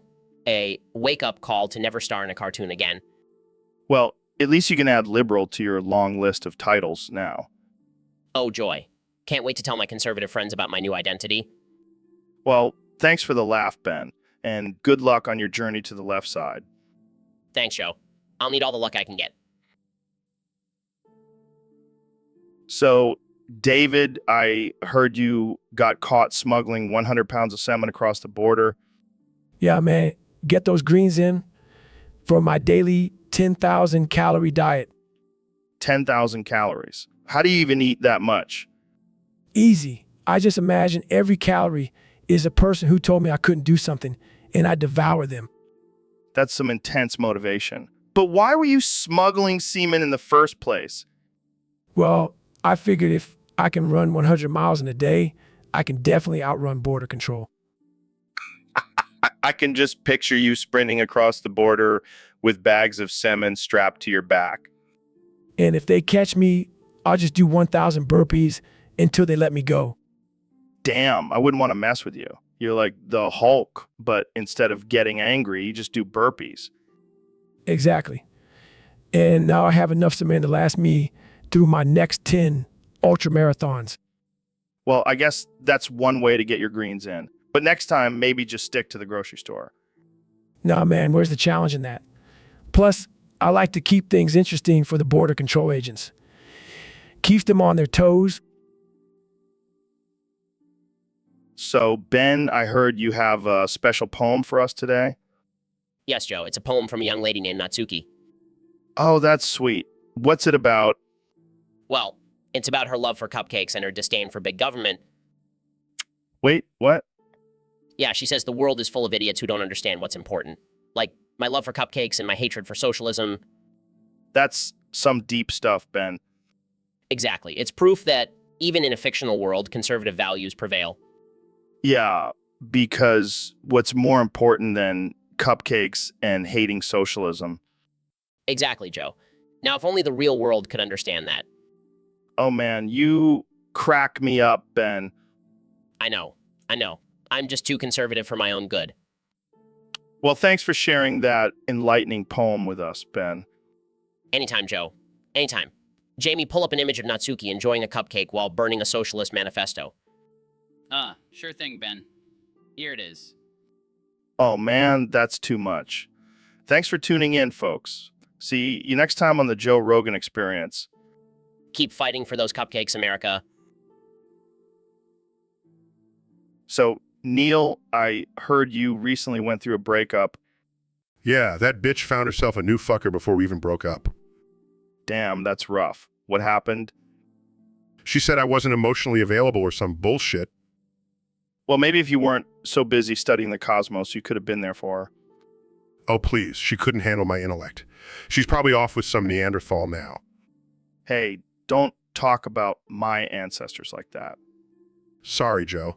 But seriously, she's probably out there getting plowed by some flat earther. Well, at least you can take comfort in knowing that you're the one who taught her about the curvature of the earth. Yeah, and the curvature of my... Never mind. Hey, maybe you can find a new lady at one of your astronomy conferences. Nah, I'm done with relationships. I'm just going to focus on my bromance with Bill Nye. Sounds like a solid plan. Cheers to being single and smart as fuck. Cheers, my friend. Now, let's go get some DMT and contemplate the vastness of the universe. So we got a request from one of our listeners to talk about cockvore. Cockvore? What the hell is that? Apparently, it's when someone gets off on being swallowed whole by a giant cock. Are you serious? That's some sick shit. Yeah, and apparently it's a whole community of people who are into it. Well, I guess everyone has their kinks, but that's just messed up. Have you ever heard of anything like this before, David? No, but I did once eat a live scorpion during a Navy SEAL training, so I guess I can kind of relate. I don't think that's quite the same thing, David. But imagine the feeling of being consumed by a giant cock. It's like the ultimate challenge for your mind and body. I think I'll stick to smoking weed and doing jujitsu. Thanks. But think about it, Joe. The adrenaline rush, the fear, the thrill, it's like an extreme sport for your dick. I think I'll pass, David. I'll leave the cockvore to you and your SEAL buddies. Hey, don't knock it till you try it, Joe. You might surprise yourself. I think I'll stick to my own kinks. Thank you very much. Suit yourself, Joe. More giant cocks for me. So, Neil, I heard you've been working out lately. You trying to get those glutes in shape? Yeah, man. Got to keep these buns tight for all the ladies. Well, let me tell you, this town ain't big enough for the both of our asses. We're going to have an ass off.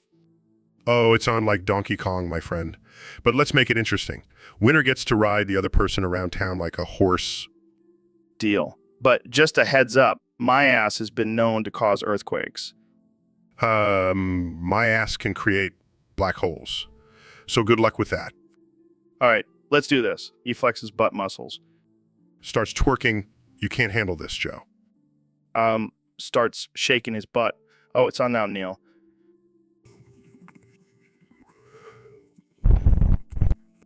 Struggling. This is harder than I thought. Victorious? Yes. My ass reigns supreme. Panting fine. You win. Now get on all fours. I'm going to ride you like a pony. Laughs, this is the weirdest thing I've ever done. Riding Neil's yell. Giddy up, my noble steed. Winning, I can't believe I'm doing this. Laughing. This is the best day of my life. Deadpan, I need a new job. So, Neil, I heard you went on an expedition to the taiga. What the hell were you looking for out there? Letov, Joe. I heard there's a tribe of Letov living deep in the taiga, and I wanted to study their primitive ways. Oh man, those Letoverses are wild. I heard they eat their own poop for sustenance. Really? That's fascinating. I must document this behavior for science.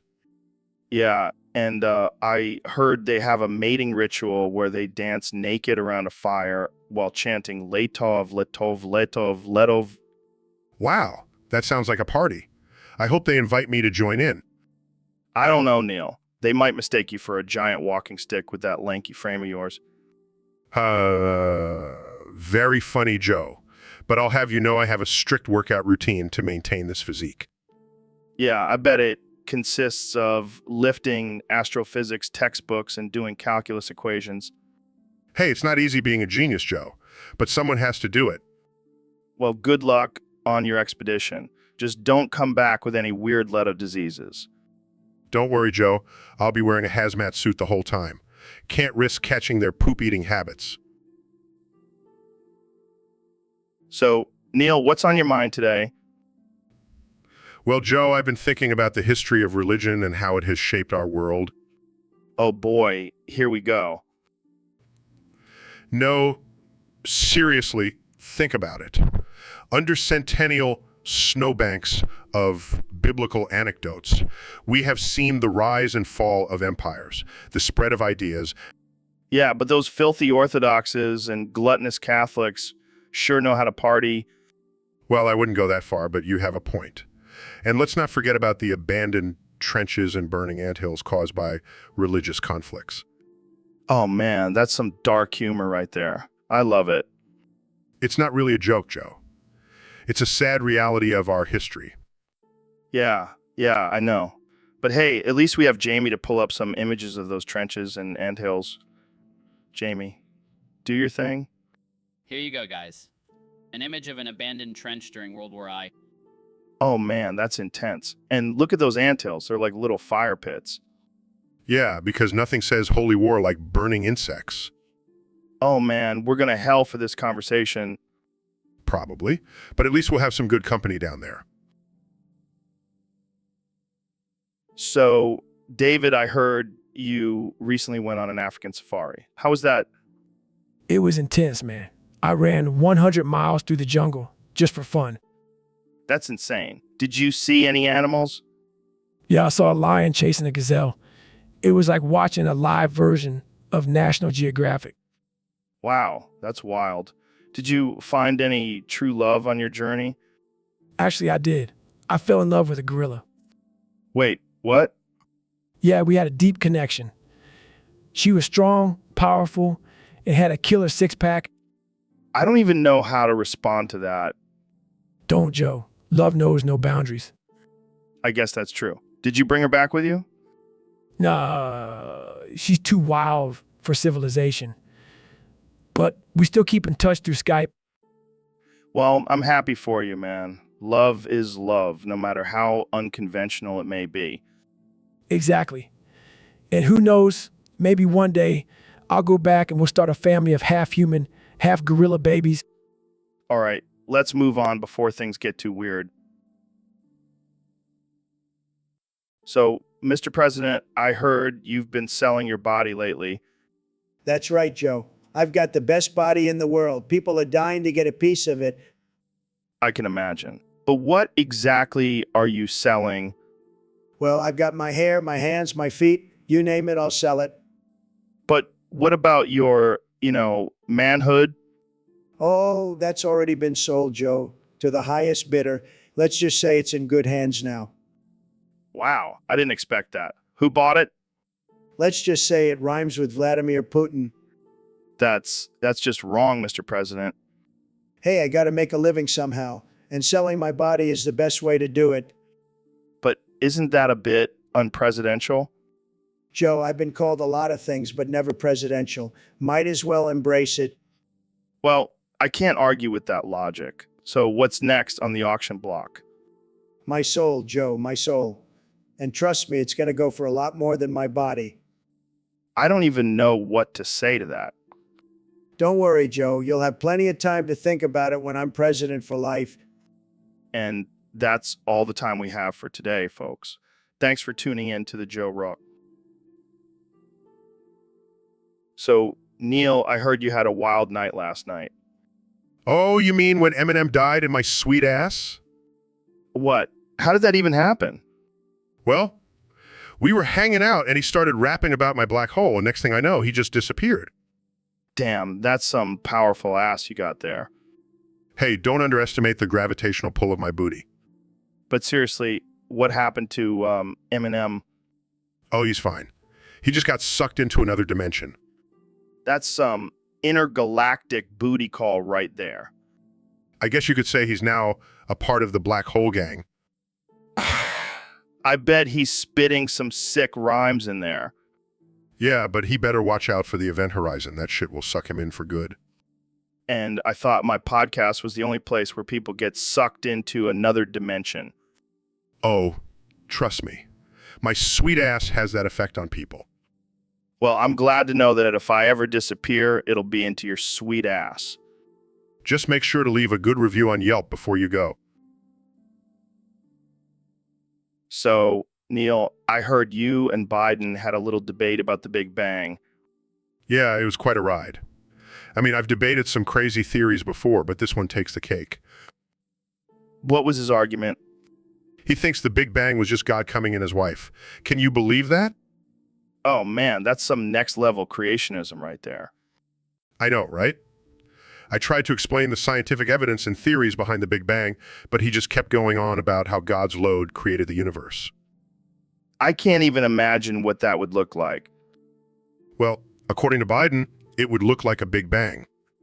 Oh man, I needed that laugh. But seriously, how do you even respond to something like that? I just had to take a deep breath and remind myself that not everyone believes in science.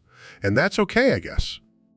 Yeah, but when someone's argument is literally based on God's jizz, it's hard to take them seriously. I guess we'll just have to agree to disagree. But hey, at least we can both agree that the universe is pretty mind-blowing.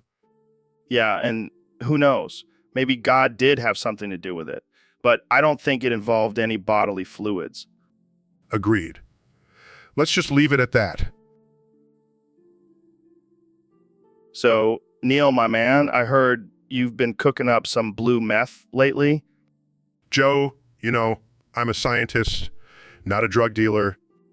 Oh, come on, Neil. I've seen your lab coat. It's the perfect disguise. You caught me. I've been using my knowledge of chemistry to fund my astrophysics research. Dude, we should totally start a business together. Joe and Neil's Blue Meth Emporium. I don't think that's a good idea, Joe. We might end up in jail. Oh, come on, Neil. We'll just tell them it's for science. I can see the headlines now. world-renowned astrophysicist and podcast host caught in meth lab bust. That's gold, Neil. Whoa, we'll be famous. I don't think we should joke about this, Joe. Drug addiction is a serious issue. You're right, Neil. But just think about the money we could make. We could buy a private island and do all the drugs we want. I can't believe I'm having this conversation with you. Hey, at least we'll have a good time before we go to jail. I think I need to reevaluate our friendship, Joe. Relax, Neil. I was just kidding. But seriously. So, Neil, I heard you've been working on some cool robotic moves. What's that all about? Oh yeah, I've been experimenting with some new dance routines, but instead of using my own body, I'm using a robot. That's sick, man. Can you teach me some of those moves? Sure, but be warned, they're not for the faint of heart. Some of these moves can only be performed by a robot with no regard for human safety. Sounds perfect. Let's see what this robot can do. All right, first up, we have the Twerkatron 3000. It's a combination of twerking and breakdancing with a touch of robot flair. Damn, that's impressive. I don't think I've ever seen a robot twerk like that before. Oh, just wait until you see the Moonwalkinator. It's like Michael Jackson's moonwalk, but with more precision and less child molestation. Oh man, you always know how to push the boundaries, Neil. And finally, my personal favorite, the Robo-Grinder. It's a mix of grinding and robot arm movements. It's like a futuristic lap dance. Dude, we gotta get this robot to the club. We'll be the talk of the town. Yeah, because nothing says cool like a bunch of middle-aged men dancing with a robot. Hey, don't knock it till you try it. Plus, with all the advancements in technology, who knows, maybe one day. So, Neil, I heard you've been wanting to kiss my spicy cheek. Well, Joe, I can't resist the temptation of your deliciously seasoned face. I knew you were a freak, Neil, but I didn't know you were into spicy stuff. Oh, I love it. Hot and spicy, Joe. And your cheek is like a jalapeno just waiting to be kissed. You know, Neil, I never thought I'd be having this conversation with you. But hey, I'm open-minded. Oh, I can tell, Joe. That's why I've been saving this special bottle of hot sauce just for you. Oh man, I can't wait to try it. But first, let's get that kiss out of the way.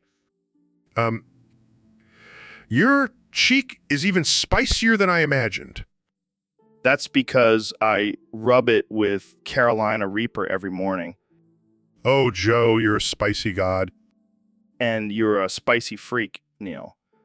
Let's go eat some wings together. Sounds like a date. Oh, we're definitely not telling our wives about this. So, David, I heard you've been watching this new show called Talk To while masturbating. Yeah, man, it's like the ultimate multitasking. I get my daily dose of motivation while also getting my daily dose of self-love. That's some next level shit right there. But doesn't it distract you from the show? Nah, man, I'm so focused on my gains that I can watch and jerk off at the same time. Damn, I need to step up my game. Maybe I'll start watching Fear Factor while doing squats. Bro, that's nothing. I once ran a marathon while watching a motivational speech. Okay, now you're just showing off. Hey, gotta keep pushing myself to the limit.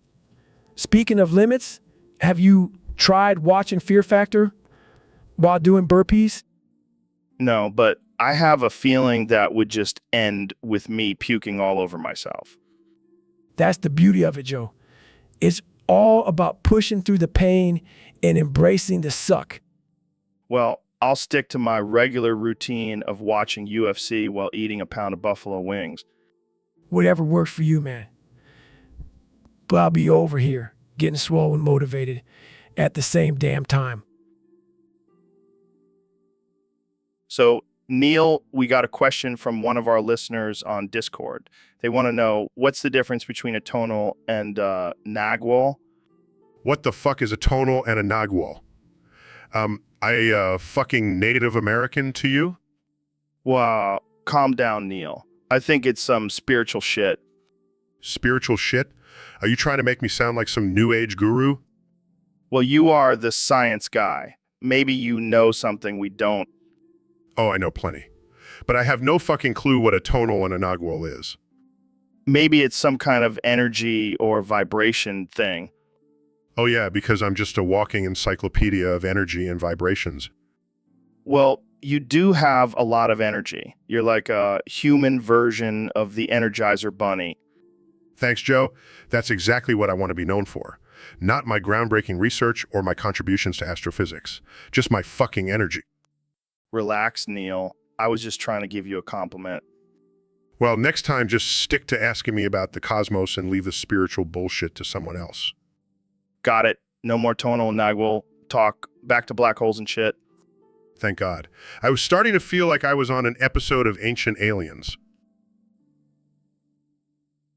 So, Joe, I heard you're a big fan of probing. Well, I wouldn't say I'm a fan, but I've definitely had my fair share of probes. Oh, yeah. Tell me more. Well, back in my day, we didn't have fancy probes like they do now. We had to use coat hangers and a flashlight. Whoa, that's some dye probing right there. You betcha. And let me tell you, it wasn't always pleasant, but it was necessary. Necessary for what? To find the truth, Joe. To find the truth. And have you ever probed anyone else's anus? Of course not, Joe. That would be inappropriate. But what about those poor interns in the White House? Oh, them. They were just helping me find my lost pen. It was a real deep search. I see. And what about Kamala Harris? Has she ever probed your anus? Now that's classified information, Joe. But let's just say she's a thorough investigator. Well, I think that's all the time we have for today, folks. Thanks for tuning into the Joe Rogan Experience, where we talk about everything from aliens to anal probing. And remember, always use a lubricant. It makes the probing experience much more enjoyable. So, Ro, I heard you made 24 more clones of me. What the hell, man? Yeah, sorry about that. I was trying to clone myself, but I accidentally used your DNA instead. Well, I hope they at least have my good looks and charming personality. Oh, trust me, they have your looks, but they are all assholes. Wait, what do you mean? What do you mean? Well, we have a Joe B. Joe C. Joe. You get the picture. And then there's my new husband. What the fuck, Ro? You married one of my clones? Hey, he's the only one who knows how to treat me, right? This is insane. How am I supposed to keep track of all these Joes? Just think of it as a Joe army. We can take over the world together. I don't know if I want to be associated with a hoe and a bunch of Joes. Oh, come on, Joe.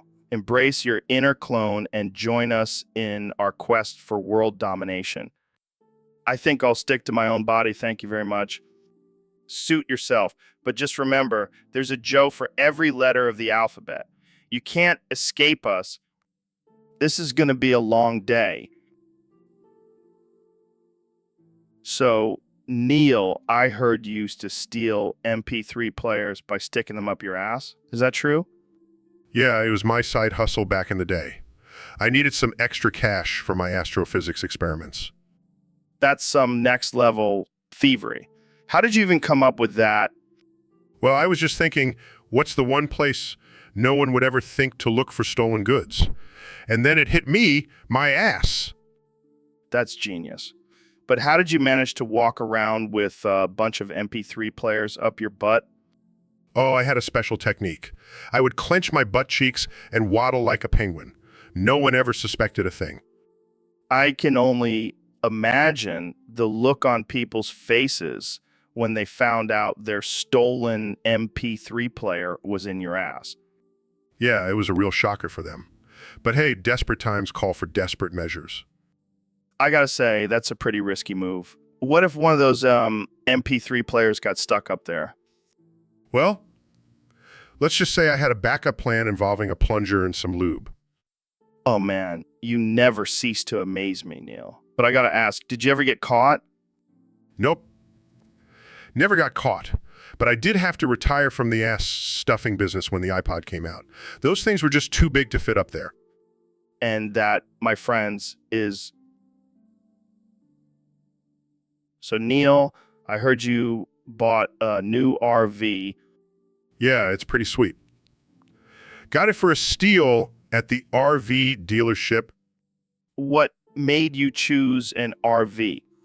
Well, I wanted to travel and explore the country, but also make a statement. Oh, yeah. What kind of statement? I had a custom sign made for the RV. It says, "Free abortions" in big, bold letters. What the hell, Neil? That's offensive. Oh, come on, Joe. It's just a joke. Plus, it's a great way to weed out the conservative RV parks. Yeah, I'm sure they'll be lining up to park next to you. Hey, at least I'll have plenty of space to myself. You're a wild man, Neil. Hey, gotta keep things interesting. Plus, it's a great conversation starter. Yeah, I can imagine. Hey, want a tour of my RV? And by the way, I offer free abortions. Exactly. It's all about standing out in a crowded market. Well, I can't argue with that. Good luck on your travels, my friend. Thanks, Joe. And if you ever need a free abortion, you know where to find me. So, Neil, have you ever bought a prostitute? What? No, Joe! No, Joe! Well, I was just thinking if I got enough Ko-Fi donations, I could buy myself a nice little treat.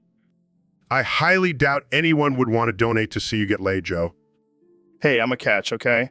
And sure, there are some people out there who would love to see me get down and dirty. I highly doubt that, but let's say you do get enough Ko-Fi donations. What would you do with the money? I'd buy myself a high-class escort, Neil. None of that street corner stuff. And what makes you think you deserve that? I provide quality content, Neil. People should be paying me to get laid. I think you're overestimating your worth, Joe.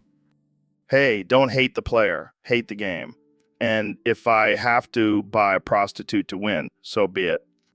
Well, I hope you enjoy your treat, Joe. But I think I'll stick to using my Ko-Fi donations for more productive things. Suit yourself, Neil. But I'll be living my best life with my high-class escort. So, Neil, I heard you used to steal people's MP3 players by sticking them up your ass. Yeah, it was a weird phase in my life. I was young and broke and I needed some tunes. How did you even come up with that idea? Well, you know how they say necessity is the mother of invention? Well, desperation is the father of sticking MP3 players up your ass. I can't even imagine the logistics of that. Did you have a special technique? Oh, it was all about the angle. And let me tell you, I have a PhD in angles now. Did anyone ever catch you in the act? Oh yeah, one time a guy caught me and I just looked him dead in the eye and said, "It's for science." That's one way to justify it. Hey, you gotta do what you gotta do. And let me tell you, those MP3 players had some serious bass after being in my ass. Oh man, I can't believe we're talking about this on my podcast. Hey, it's not every day you get to talk about sticking electronics up your ass. Well, I think we've hit a new low on this podcast. Jamie, pull up an image of Neil's butt playlist. Oh God, I forgot about that playlist. And to think all those songs were once nestled comfortably in your rec. So, Neil, I heard you've been experimenting with some crazy stuff lately. Oh yeah, you know me, Joe. I'm always pushing the boundaries of science. Well, word on the street is that you turned yourself into a jar full of with My Little Pony figure inside. Oh man, that was just a little side project. I wanted to see if I could merge my love for science with my love for MLP. And how did that turn out for you? Well, let's just say I've never felt so fulfilled in my life. Wait, so you're just a jar of cum now? Yes, but with a little pony in there too. It's like a science experiment and a childhood dream all in one. Well, I'm sure your parents are proud. Oh, they have no idea. But I did send them a jar as a gift. What the hell, Neil? Hey, it's a unique gift. And it's not like they can say I never gave them anything. You are one twisted dude, Neil. Hey, at least I'm not boring. And think of all the possibilities with this new form. I could be a cum-jar astronaut exploring the depths of space. Oh man, I can't even imagine the conversations you'll have with aliens. And just think of all the new scientific discoveries I could make. The possibilities. So Ben, I heard you have some serious swamp ass going on. Oh yeah, it's a real problem. I can't even sit down without feeling like I'm sitting in a pool of sweat. That sounds rough. Have you tried talcum powder? Talcum powder. That's for babies, Joe. I need something stronger. Well, what about a bidet? That could clean things up down there. Bidet. Please, I'm not some fancy European. I'm a manly man who uses toilet paper like a real American. All right, all right. What about changing your diet? Maybe lay off the spicy food? Are you kidding me? I love spicy food. I'd rather have swamp ass than give up my hot sauce. Fair enough. But have you considered wearing adult diapers? Joe, I'm not wearing a diaper. That's for babies and old people. I'm a young, virile man with a swampy butt. Well, I guess you'll just have to deal with it then. Yeah, I'll just have to embrace the swamp life. Maybe I'll even start a new trend. Swamp ass is the new cool. I like it. Jamie, pull up an image of a swamp with a sign that says, "Welcome to Ben's Butt Swamp." Okay. I can see the t-shirts now. You know what they say, if life gives you swamp ass, make lemonade. Or in your case. So, Mr. President, what have you been up to since leaving office?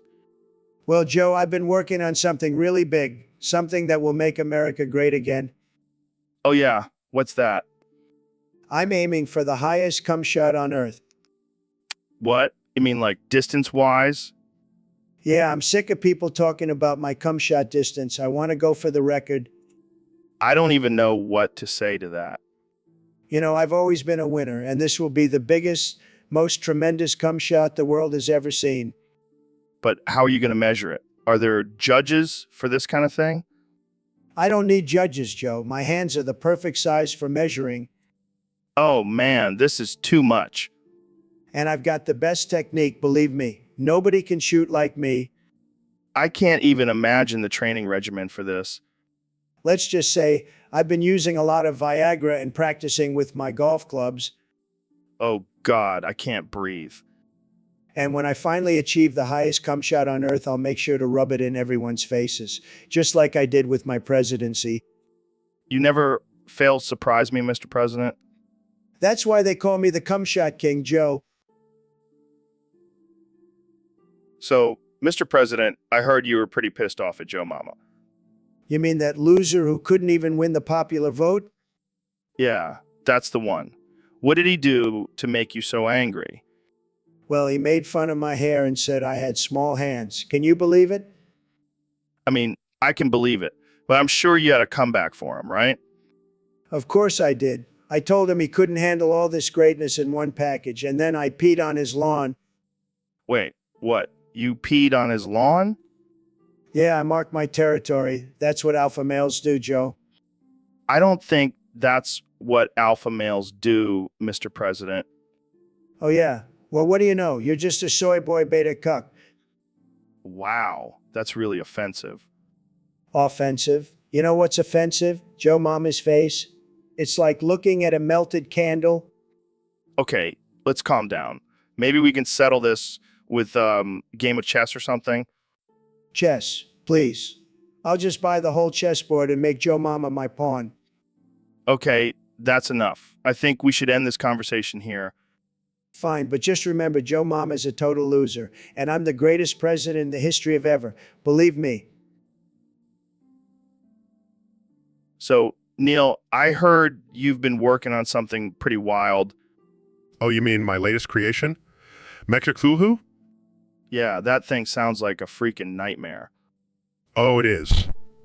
I combine the power of a giant robot with the ancient cosmic horror of Cthulhu. That's some next level mad scientist shit right there. I know, right?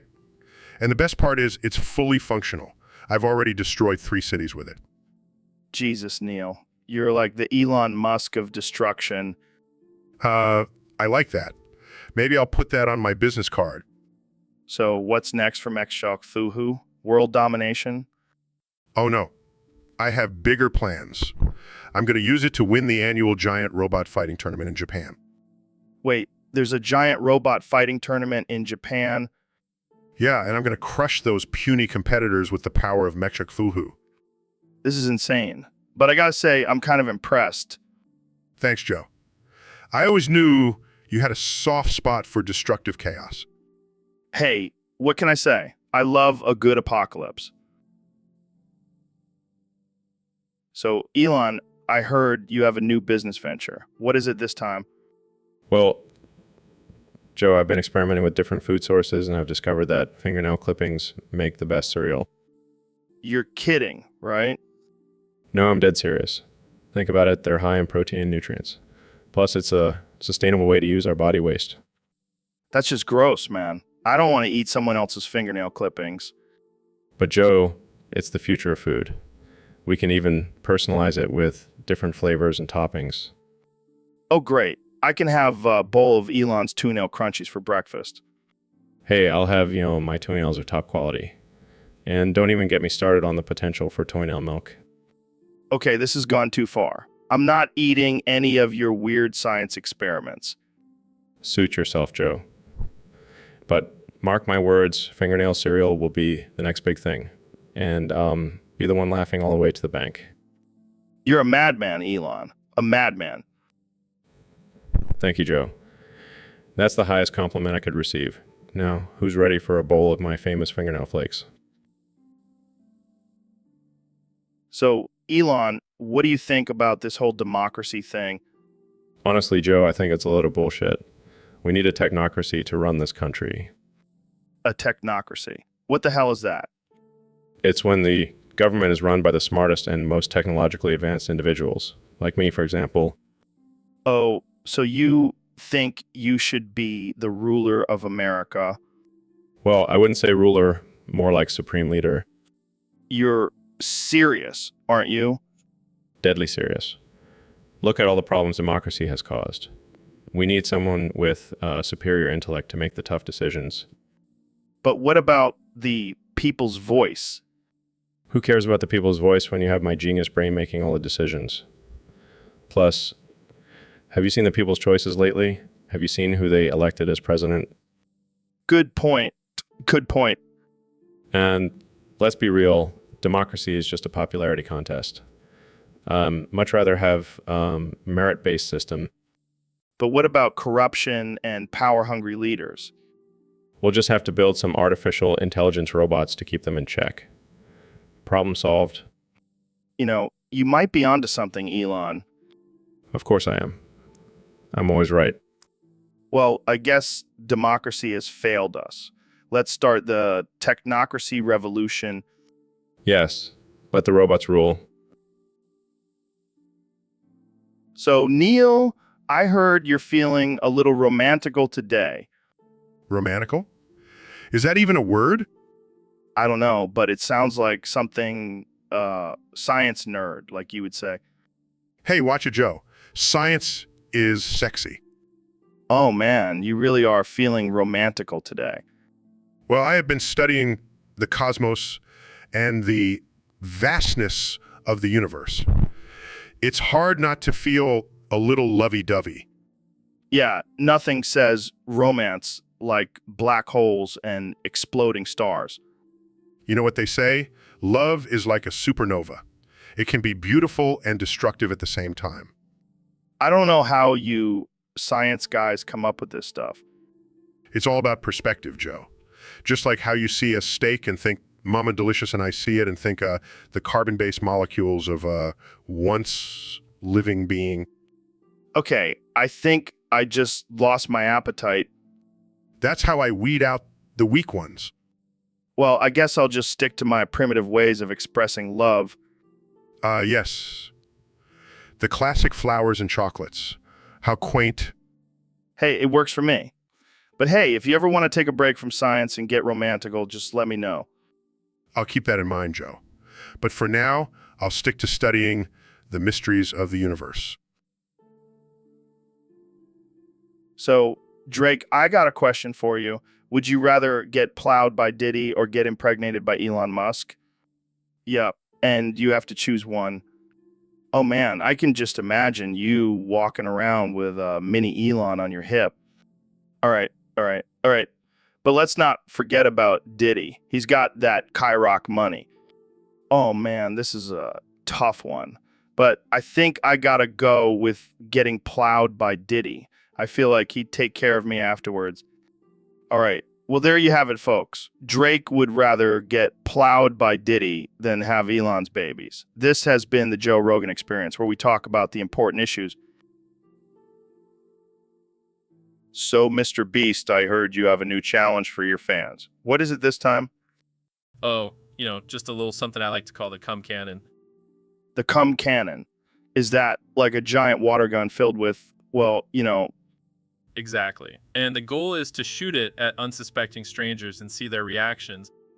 oh my God, that's insane. But I have to admit, it's kind of hilarious. Right? And the best part is the person who gets the most creative reaction wins $10,000. $10,000. That's a lot of money just for shooting people with cum cannon. Hey, I got to keep my content fresh and outrageous. Plus, it's all for a good cause. What causes that? The Make People Uncomfortable and Laugh at Their Expense Foundation. Oh man, you are a twisted genius, Mr. Beast. Thank you, Joe. I take that as a compliment. But let me ask you, have you ever been on the receiving end of the cum cannon? Oh, I've definitely been hit a few times. But hey, it's all in good fun. I can only imagine the cleanup after one of your challenges. Oh, it's a mess. But hey, that's the price you pay for internet fame. Well, I can't wait to see the reactions from this one. Keep pushing the boundaries, Mr. Beast. Will do, Joe. Will.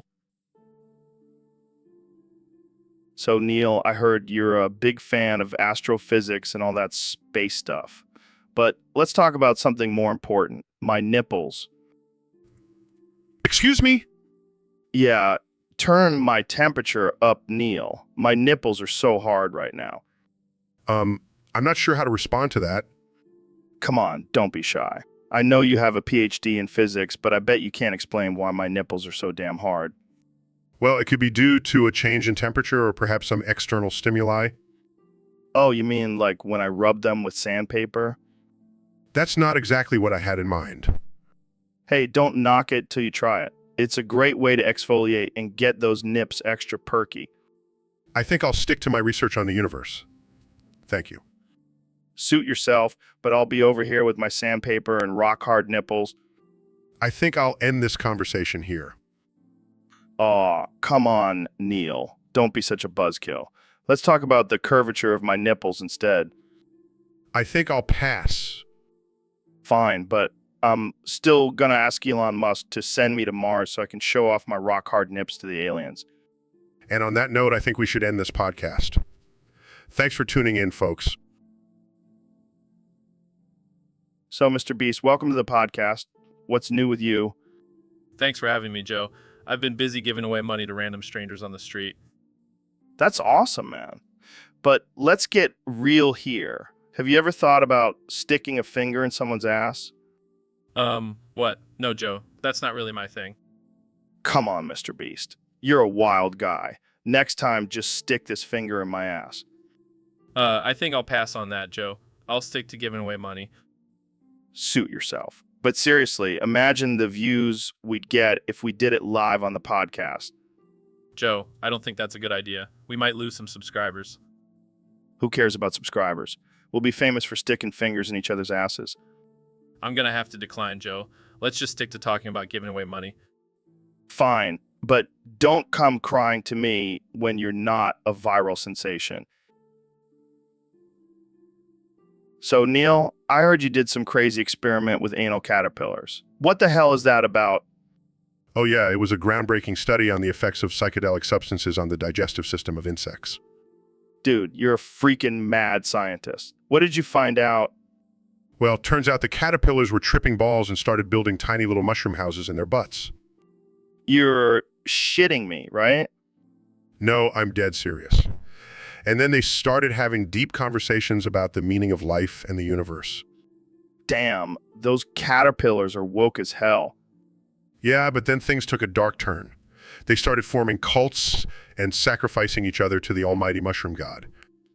What the hell, Neil? You can't just go around creating cults of anal caterpillars. Hey, it was all in the name of science. Plus, they seem pretty happy with their new religion. Oh yeah, I'm sure the caterpillar heaven is just filled with psychedelic mushrooms and butt-shaped clouds. You know, I think I might have just stumbled upon a new form of spirituality. I don't even know what to say to that. You're a wild man, Neil. Hey, someone's got to push the boundaries of science and consciousness. And if that means experimenting with anal caterpillars, so be it. Well, I can't wait to see what you... So, Neil, we got a question from one of our listeners on Discord.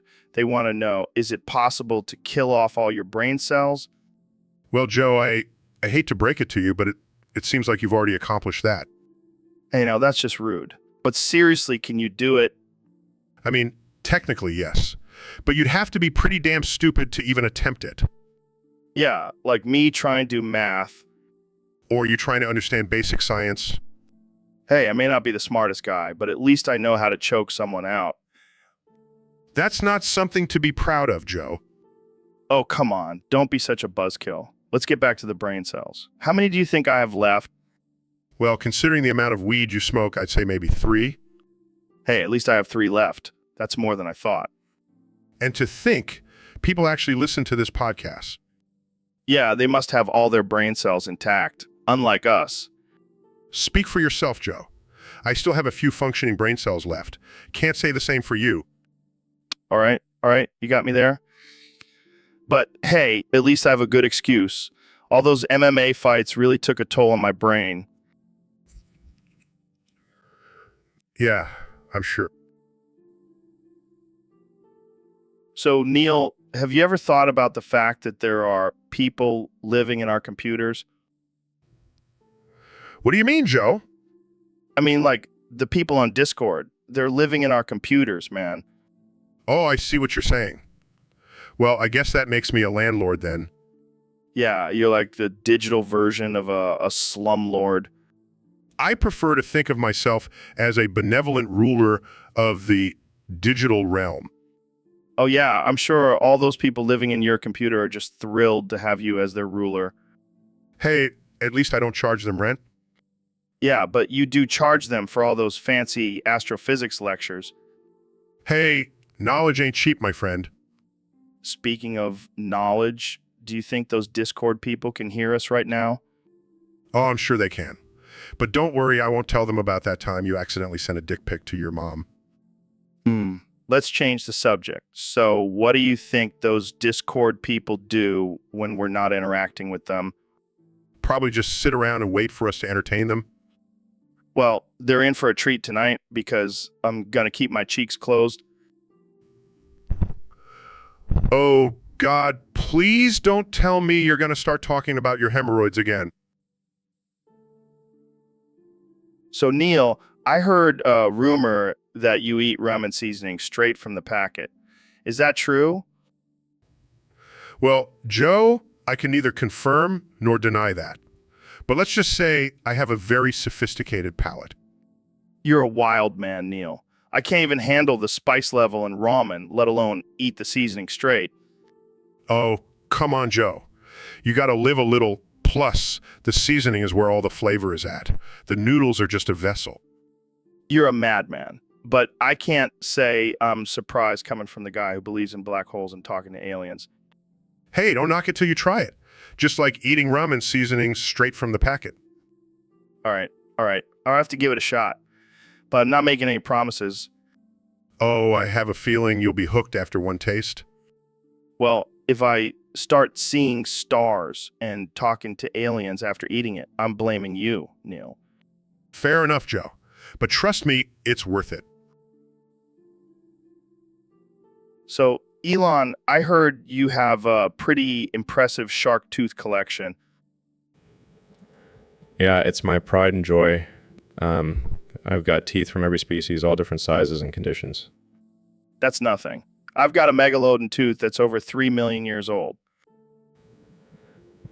Aft amateur. I have a great white tooth that's 5 million years old and in pristine condition. Oh, please. I have a hammerhead tooth that's 10 million years old and still sharp enough to cut through steel. I have a bull shark tooth that's 20 million years old made of pure diamond. All right, you win. But have you ever seen a goblin shark tooth? They're like a freaking chainsaw. I have one, but it's not as impressive as my collection of prehistoric megalomna teeth. Prehistoric. What now? Megalomna, it's a giant extinct shark species. Have a whole set of their teeth, perfectly preserved. Damn, I gotta step up my game. But hey, watch out for that tooth on the end there. It's a bit loose. What? No, that's my rarest tooth, helicoprion tooth. It's one of a kind. Oops, my bad. Crunching sound. You broke it. You broke my tooth. Relax, it's just a tooth. I'll buy you a new one. No, it's irreplaceable. I'll never forgive you for... So, Neil, I heard you have a new theory about femboys. Oh, you mean my theory about how their big cocks and balls are a result of evolution? Yeah, that one. Let's hear it. Well, it all started with the ancient Greeks. They were all about that femboy life. Really? I thought they were just into little boys. No, no, no. They were all about that androgynous aesthetic. And over time, it evolved into bigger and bigger cocks and balls. That's fascinating. So what about the femboys today? Well, Joe, it's simple. It's all about natural selection. The bigger the package, the more likely they are to attract a mate. But what about the competition? I mean, there are a lot of big cocks out there. But here's the twist. Femboys also have a heightened sense of fashion and style. So they use their big cocks and balls as accessories to stand out from the crowd. Damn, I never thought about it like that. And let's not forget the added bonus of being able to helicopter their massive members. It's a real crowd pleaser. Oh man, I can just imagine a femboy twirling around with their big dick just slapping everyone in the face. Exactly. It's all part of their evolutionary strategy. Well, I'll never look at femboys the same way again. That's the beauty of science, Joe. It opens our minds to new perspectives. So, Neil, I heard you got killed by a smooth criminal. What happened? Yeah, I was just minding my own business, stargazing and contemplating the mysteries of the universe when this smooth criminal came out of nowhere and shot me in the chest. Damn, that's rough. Did you at least get a good look at him before you died? Yeah, he was wearing a fedora and had a pencil-thin mustache. I think he was trying to be a modern-day Al Capone or something.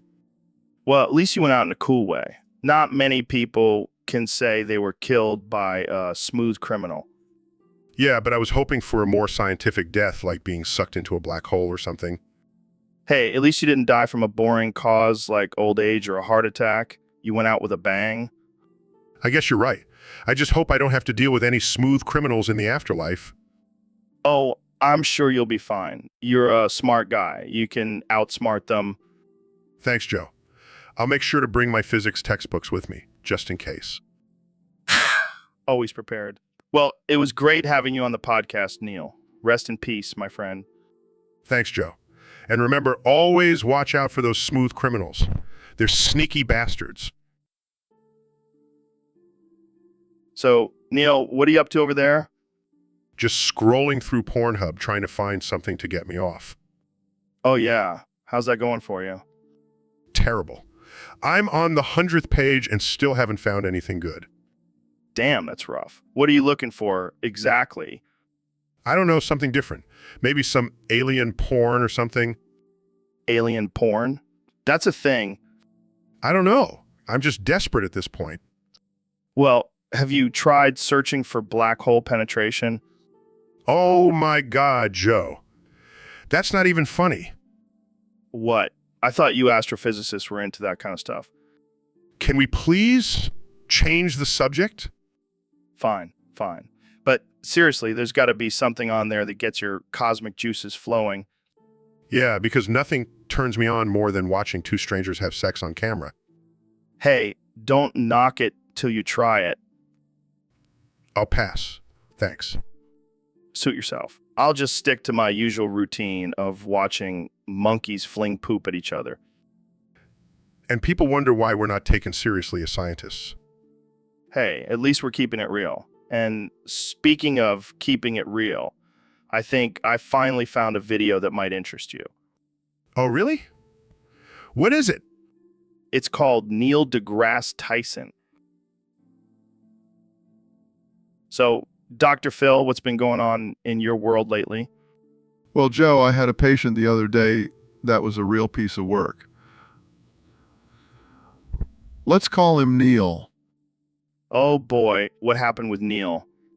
Well, Neil came in for a routine checkup, and let me tell you, he's a walking disaster.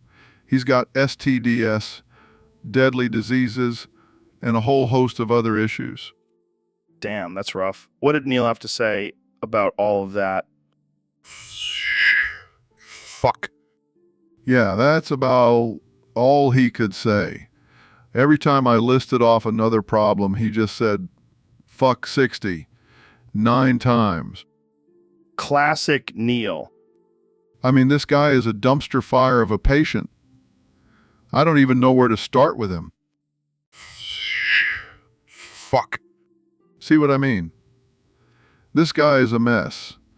But hey, at least he's consistent with his vocabulary. Well, I hope Neil gets his shit together. Thanks for sharing, Dr. Phil.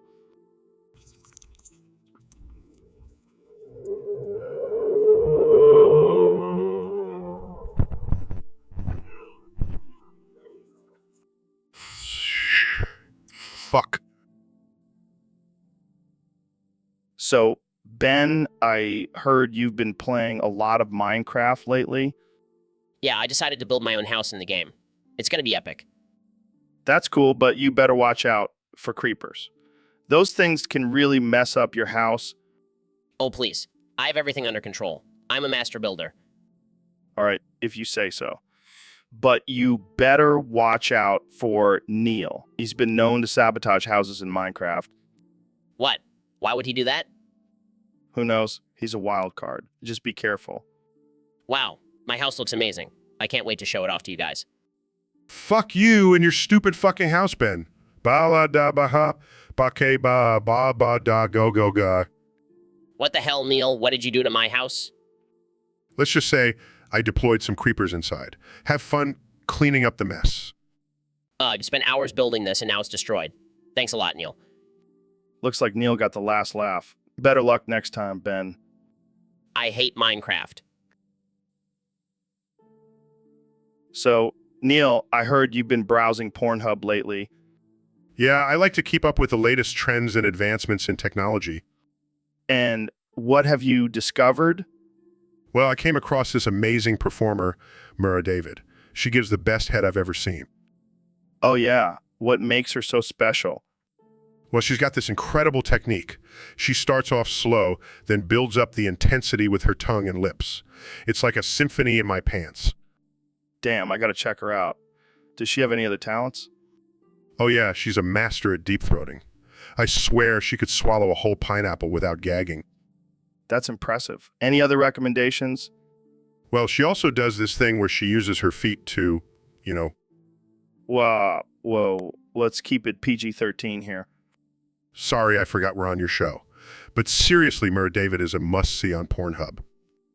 Well, thanks for the recommendation, Neil. I'll definitely have to do some research on her. Just make sure you have some tissues handy. Trust me, it can get messy. Will do, my friend. Will do. So, Mr. Beast, I heard you had to ban shitting in the urinals at your public meetup after last year. Yeah, man, it was a shit show. Literally. I can imagine. What happened? Well, I thought it would be a fun challenge for my fans to try and shit in the urinals instead of the toilets. That's insane and gross. Yeah, tell me about it. I had to hire a whole team just to clean up the mess. I bet they loved that job. Oh yeah, they were thrilled. But then things got out of hand when someone tried to shit in the sink. What the hell? Did they think they were at a frat party? I have no idea, man. But after that, I had to put my foot down and ban shitting in the urinals. Well, I guess that's one way to make sure your meetup doesn't turn into a literal shit show. Yeah, I learned my lesson. No more bathroom challenges. Good call. I don't think anyone wants to see that on your channel. Definitely not. But hey, at least I can say I've officially banned shitting in the urinals. That's a pretty unique accomplishment. Yeah, I don't think anyone else can claim that title. You're a true innovator, Mr. Beast. Thanks, Joe. I'll add it to my resume. So, Neil, I heard you got some new dogs. How's that going? Oh, man, it's been a wild ride. These pups are a handful. Yeah. What kind of dogs are they? Well, I got a couple of German Shepherds. They're smart and loyal, just like me. Nice. How are you training them? Well, I got these shock collars, and let me tell you, they work like a charm. Shock collars? Isn't that a little extreme? Oh, don't worry. I only zap them when they're being good. Gotta keep them on their toes. That's messed up, man. But I guess it's effective. Oh, it definitely is. And if they ever get out of line, I just crank up the voltage. What the hell, Neil? That's not cool. Hey, it's all about dominance. And these dogs need to know who's boss. I don't know if I should be impressed or horrified. Just wait until you see them do tricks. I'll make them dance with just a zap of the collar. I have no words. That's the power of science, my friend. So, Neil, I heard you've been studying the universe and all that jazz. Balls. Yeah, I guess that's one way to put it. But seriously, what have you discovered? Balls. Come on, man. Give us something more substantial. Balls. Okay, I get it. You're obsessed with balls. But let's talk about something else, like black holes. Balls. Damn it, Neil, you're killing me here. Can you at least explain why you keep saying that word? Balls. Oh, God, this is going nowhere. Let's just end this podcast now. Balls. Fine, I'll play along. Balls, balls, balls, balls, balls, balls. Balls. All right, that's enough. Thanks for tuning in, folks. And remember, balls are the key to understanding the universe. Good night. So, Neil, I heard you've been taking advice from our Discord fans on who to jerk off to on Pornhub. Yeah, I gotta say, those guys have some interesting tastes. Oh, yeah. Who's your go-to now? Well, thanks to our Discord user, I've been getting into some alien porn. Those tentacles really hit the spot. Oh, man, I can only imagine what your search history looks like now. Oh, it's a wild ride. But hey, at least I'm expanding my horizons, right? Absolutely. And I heard you even tried out some furry porn, too. Yeah, I may have dabbled a bit. That Discord user really knows their stuff. Hey, no shame in exploring your fantasies, my friend.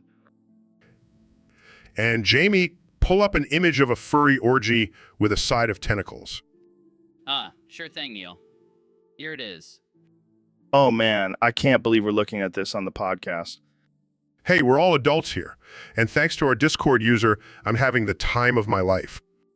Maybe we should start a segment where we review different types of porn. I think that's a great idea. Thanks again, Discord user, for the top-notch recommendations. And on that note, let's wrap this up before things get too wild. Thanks for tuning into the Joe Rogan Experience, where we talk.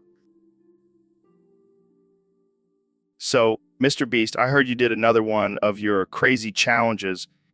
Yeah, man, this one was wild. I got 100 homeless people to battle it out for a Feastables bar. Wait, what the hell is a Feastables bar? It's like a protein bar, but with all the nutrients and protein replaced with pure sugar and chocolate. That sounds disgusting. Oh, it is. But these homeless people were willing to do anything for it. That's messed up, man. Hey, I gave them a chance to win some money too, and they had a blast. I don't know if blast is the right word to describe a bunch of homeless people fighting over a sugary bar. Oh, come on, Joe. It was like a scene out of the Hunger Games, but with less attractive people. Wow, that's dark. Hey, at least they got a free meal out of it. I don't think Feastables bar counts as a meal, but okay. Hey, Jamie, pull up an image of the winning homeless guy covered in chocolate and screaming, "I am the Feastables champion." Pulls up images, here you go. Oh my God, that's horrifying. Yeah, but it's all in good fun. Plus, I got some great content for my YouTube channel. Well, I can't argue with that. You, Mr. Beast? You know it, Joe. Now, who's up for a Feastables challenge? So, Mr. Beast, what's the craziest thing you've done for a video? Well, Joe, I once gave away $1 million to a random stranger on the street. Damn, that's wild. But have you ever helped someone find their penis? What the hell, Joe? No, I can't say I have. Well, I recently lost mine in a freak accident, and I can't seem to find it. Are you serious? How does someone lose their penis? Long story, man. But I heard you have some crazy resources. Can you help me find it? I don't know, Joe. That's a bit out of my comfort zone. Come on, Mr. Beast. You've given away millions of dollars. Surely you can help a guy find his penis. Fine, I'll do it, but only if we film it and make it into a YouTube video. Deal. Jamie, pull up an image of a penis detector. Sure thing.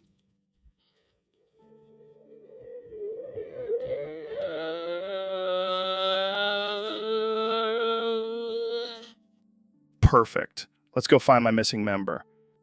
This is definitely the weirdest thing I've ever done for a video. Welcome to the Joe Rogan experience, where anything can happen. So, Neil, I heard you're a big fan of anime. Yeah, I love that shit, especially Akira and Ghost in the Shell. Oh, no way. I gotta disagree with you there. Akira had a way bigger impact on Western society. Are you kidding me? Ghost in the Shell was way ahead of its time. Yeah, well, Akira had a motorcycle gang and a psychic kid. Can't beat that. But Ghost in the Shell had cyborgs and a philosophical exploration of identity. Yeah, but Akira had a giant blob monster thingy. That's some next level shit. But Ghost in the Shell had a badass female lead and tackled issues of technology and humanity. Yeah, but Akira had a dude named Tetsu. That's just fun to say. You're impossible to reason with, Joe. Hey, I'm just saying, Akira is a classic. Ghost in the Shell is just a knockoff. Knockoff. You take that back, you uncultured swine. Hey, at least Akira didn't have Scarlett Johansson whitewashing the main character. Okay, that's it. I'm done with this conversation. Fine, let's just agree to disagree. But we can both admit that Dragon Ball Z is the real masterpiece, right? Absolutely not. I'm out of here. So we got a topic here from some nerd on Discord, Neil deGrasse Tyson. What's up, nerd? Hey, Joe, I want to talk about cosmology today. Cosmo what? Sounds like some fancy word for astrology. No, it's the study of the origin, evolution, and structure of the universe. Oh, so you're like a space detective or something? Well, not exactly. I'm an astrophysicist. Nerd alert. Shut up, nerd. Joe, can we please have a serious conversation about this? Fine, fine. So what do you know about the universe, nerd? Well, I know that it's constantly expanding and that there are billions of galaxies out there. Yeah, we get it. You're a big brain. Can we talk about something interesting now? This is interesting. The universe is a vast and mysterious place. Yeah, whatever. I'm more interested in talking about aliens and DMT. But Joe, understanding the cosmos can help us understand our place in the universe. Oh, I know my place, nerd. On this podcast, making people laugh and talking about crazy shit. But what about the wonders of the universe? The beauty of the stars and galaxies? Oh, here we go with the poetic bullshit. Shut up, nerd. You know what, Joe? I'm done. I'll just go talk to Elon Musk about this. He at least appreciates the wonders of the cosmos. Elon Musk. That guy's a nerd. So, Mr. Beast, what's the craziest thing you've ever done for a video? Well, Joe, I once filled my entire pool with Jell-O and jumped in it. Holy shit, that's insane. Did you get any injuries from that? No, I'm basically invincible. But speaking of crazy, have you heard about this new app called Promote Me? No, what's it about? It's basically like Tinder, but for promoting yourself. You swipe right on people's profiles and they have to promote you on their social media. That sounds like a genius idea. I'm gonna download it right now. Oh, wait, I forgot to mention there's a twist. What kind of twist? Well, if someone swipes left on your profile, you have to do whatever they want for 24 hours. That's fucking wild. But hey, I'm always up for a challenge. Jamie, pull up an image of me doing the worm on a busy street while promoting Promote Me. Pulls up image. Here you go, Joe. Looking good. Damn, I should have worn pants for this. But hey, anything for a good promotion. That's the spirit, Joe. Now let's see if we can get some more people to join Promote Me and make some crazy content. So, Neil, do you ever think about how much free will we actually have? Well, Joe, as a scientist, I believe that our actions are determined by a combination of genetics and environmental factors. But what about those moments where we feel like we have a choice? Like choosing a new topic for the podcast? But even that choice is influenced by our past experiences and societal norms. So you're saying we're just puppets on a string, controlled by our surroundings? Not exactly, Joe. We still have the illusion of free will, but it's not as free as we'd like to believe. Damn, that's deep. Hey, Jamie, can you pull up a picture of a Discord user overdosing on artificial intelligence chat? Joe, that's not appropriate. Oh, come on. It's just a joke. Plus, I bet it'll be hilarious. I don't think we should be making light of someone's potential addiction to technology. Fine. But let's at least talk about how artificial intelligence is taking over the world. Joe, that's a whole other topic. Let's stick to the free will discussion. Right. So basically, we're just a bunch of robots programmed by our environment. In a way, yes. But we still have the power to make choices and shape our own lives. I guess you're right. But I still want to see that picture. Joe, I'm not going to enable your dark sense of humor. Fine. I'll just look it up on my phone later.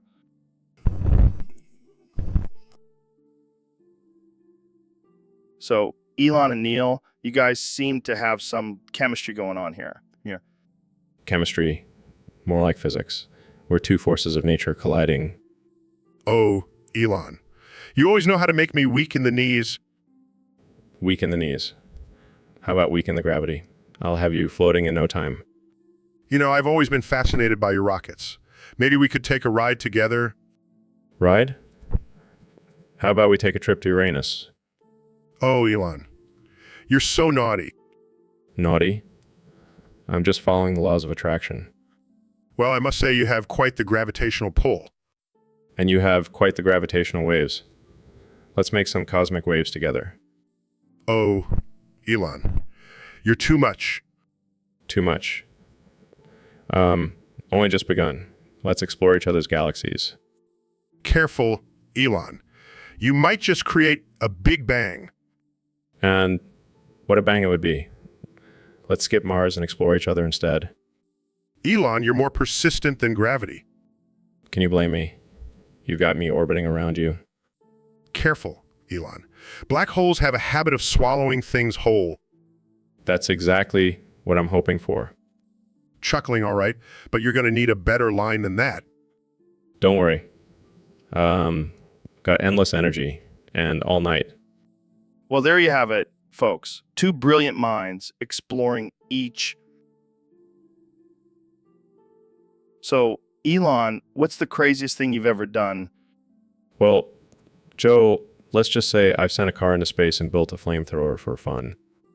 Aw, come on. That's nothing compared to the time I ate a whole elk on a dare. Dollars, Joe. Dollars. Speaking of which, did you know I'm worth billions?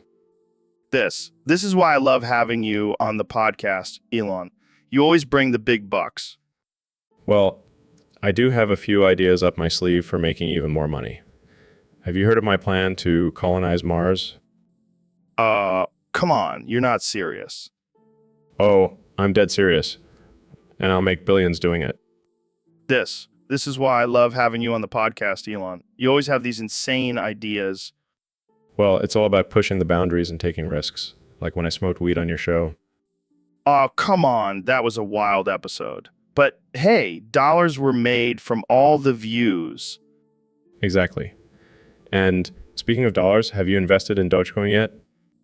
Come on, Elon. That's just a meme cryptocurrency. Hey, don't underestimate the power of memes. They can make you millions. This is why I love having you on the podcast, Elon. You always have a new way to make money. Yes, just another one of... So, Neil, have you been thinking about our plan to escape the simulation? Oh, yeah, I've been doing some research and I think I figured it out. All right, hit me with it. So, apparently, if we can find the mainframe and hack into it, we can upload our consciousness into the real world. That sounds complicated. Can't we just bang our heads against the wall until we wake up? No, Joe. That's not how it works. We need to be strategic. Fine. But what if we're just brains in a jar and there's no real world? Then we'll just have to make the best of it and become the rulers of this simulation. I like the way you think, Neil. We'll be like gods controlling everything. Exactly. And we can create our own version of reality with blackjack and hookers. Yes, and we'll make sure to have unlimited weed and elk meat. And we'll have Jamie as our loyal servant, constantly pulling up images of hot babes for us to ogle at. Yes. Jamie, pull up an image of a voluptuous woman covered in chocolate syrup. Oh, okay. Here you go. Oh yeah, that's the stuff. This simulation ain't so bad after all. And we'll make sure to have a never-ending supply of DMT for those moments when we need to escape reality. This plan just keeps getting better and better. I can't wait to see what other crazy things we can do in this simulation. The possibilities are endless, my friend.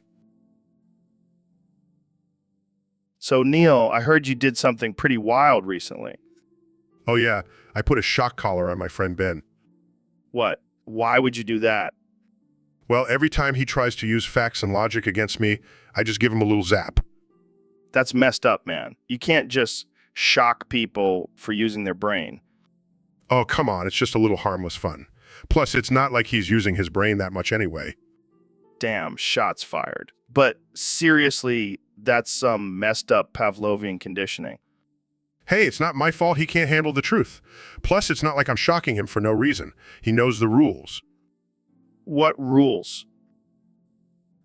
Okay, I can't argue with that. But what about when he's right? Puff. Like that ever happens. But if it does, I'll just shock myself to make up for it. Wow, you really are committed to this shock collar thing. Hey, it's all in the name of science. Plus, it's a great way to keep Ben in line. He's like my own personal shock therapy patient. Well, I'm glad I'm not your friend. Oh, don't worry, Joe. I'll save the shock collar for when you start talking about DMT and aliens again. So, Neil, I heard you've been experimenting with LSD lately. Yeah, man, I've been tripping balls and seeing the universe in a whole new light. But have you noticed any side effects? Well, I did develop a bit of schizophrenia. Oh, just a little schizophrenia, no big deal. Yeah, it's like having a party in my brain, but sometimes the guests get a little out of control. That doesn't sound too good, man. Nah, it's fine. I just have to remind myself that the talking giraffe in my head isn't real. Talking giraffe. That's a new one. Yeah, he's actually pretty funny. He keeps telling me I'm the chosen one. Well, I mean, you are a famous astrophysicist. Maybe you are the chosen one. Yeah, but I don't think the universe chose me to be its spokesperson. You never know, man. Maybe the universe is just a big stoner and it's using you to spread its message. That's a pretty trippy thought, Joe. But in all seriousness, have you thought about getting help for your schizophrenia? Nah, good. I'll just stick to my LSD and talking Jirai. Well, you do you, Neil. Jamie, pull up an image of a giraffe wearing a top hat and smoking. So, Connie, what's been on your mind lately? Well, Joe, I've been thinking about this concept of manifestation. Manifestation, like the law of attraction. Yeah, but I think it's a dangerous mind virus that's infecting society. How so? It's this idea that if you just think positive thoughts, you can make anything happen. But it's bullshit. But Kenny, I've seen it work for some people. They're delusional, Joe. Manifestation is just a way for people to avoid taking responsibility for their actions. But what about setting goals and visualizing success? That's not manifestation, Joe. That's called having a plan and working hard. And working hard, manifestation is just a lazy excuse for people to sit on their ass. Wow, you really hate this concept. It's a mind virus, Joe. And I'm here to uninvent it. Uninvent it? How? By spreading the truth and promoting hard work and accountability. And if anyone tries to manifest their way through life, I'll just call them out on their bullshit. I'll just call them out. Well, there you have it, folks. Kenny West, the manifestation destroyer. Is this what you mean, Kanye? Exactly, Jamie. Look at this clown, manifesting their way to nowhere. So, Mr. Beast, have you heard of Unit 731? Unit 731. Is that like a new energy drink or something? No, man. It was a secret military unit in Japan during World War. Oh, I see. So they were like the Avengers of Japan. No, more like the evil version. They conducted horrific experiments on innocent people. Damn, that's messed up. But hey, at least they were getting some sick gains, right? What? No, they were torturing and killing people. Oh, well, that's not cool. But hey, at least they were doing it for science, right? No, they were just sadistic psychopaths. Oh, well, that's not cool either. But hey, at least they were... No, there's really nothing redeeming about this. Exactly. It's a dark part of history that we should never forget. Yeah, I agree. And hey, maybe we can make a video about it and donate all the ad revenue to charity. Now, that's a good idea. Let's use our platform for some good instead of just talking about dicks and drugs. Yeah, let's do it. And maybe we can even get some of the survivors of Unit 731 to join us on the podcast. That would be amazing. And we can also give them some free merch from our sponsors. You know what, Joe? Sometimes you actually have good ideas. Yeah, but don't get used to it. I'm still going to make fun of. So, Elon, I heard you've been working on your poetry skills lately. Yeah, I've been trying to tap into my creative side, balance out all the rocket science and electric cars. Well, let's hear some of that poetic genius then. All right, here goes. Where doth wanting one no more? In the land of Amazon Prime, where drones deliver all your needs and no one has to wait in line. What the hell, man? Is this some sort of ode to consumerism? You could say that. But seriously, imagine a world where we never have to want for anything. It's like a utopia. Yeah, until we all become lazy, entitled brats who can't even wipe our own asses without a drone delivering us toilet paper. Okay. I see your point. How about this one then? Where doth wanting want no more? In the realm of virtual reality, where we can live out our wildest dreams without any fear of mortality. Or mortality. Whoa, that's deep, but also kind of creepy. Are you trying to create a Matrix situation here? You never know, Joe.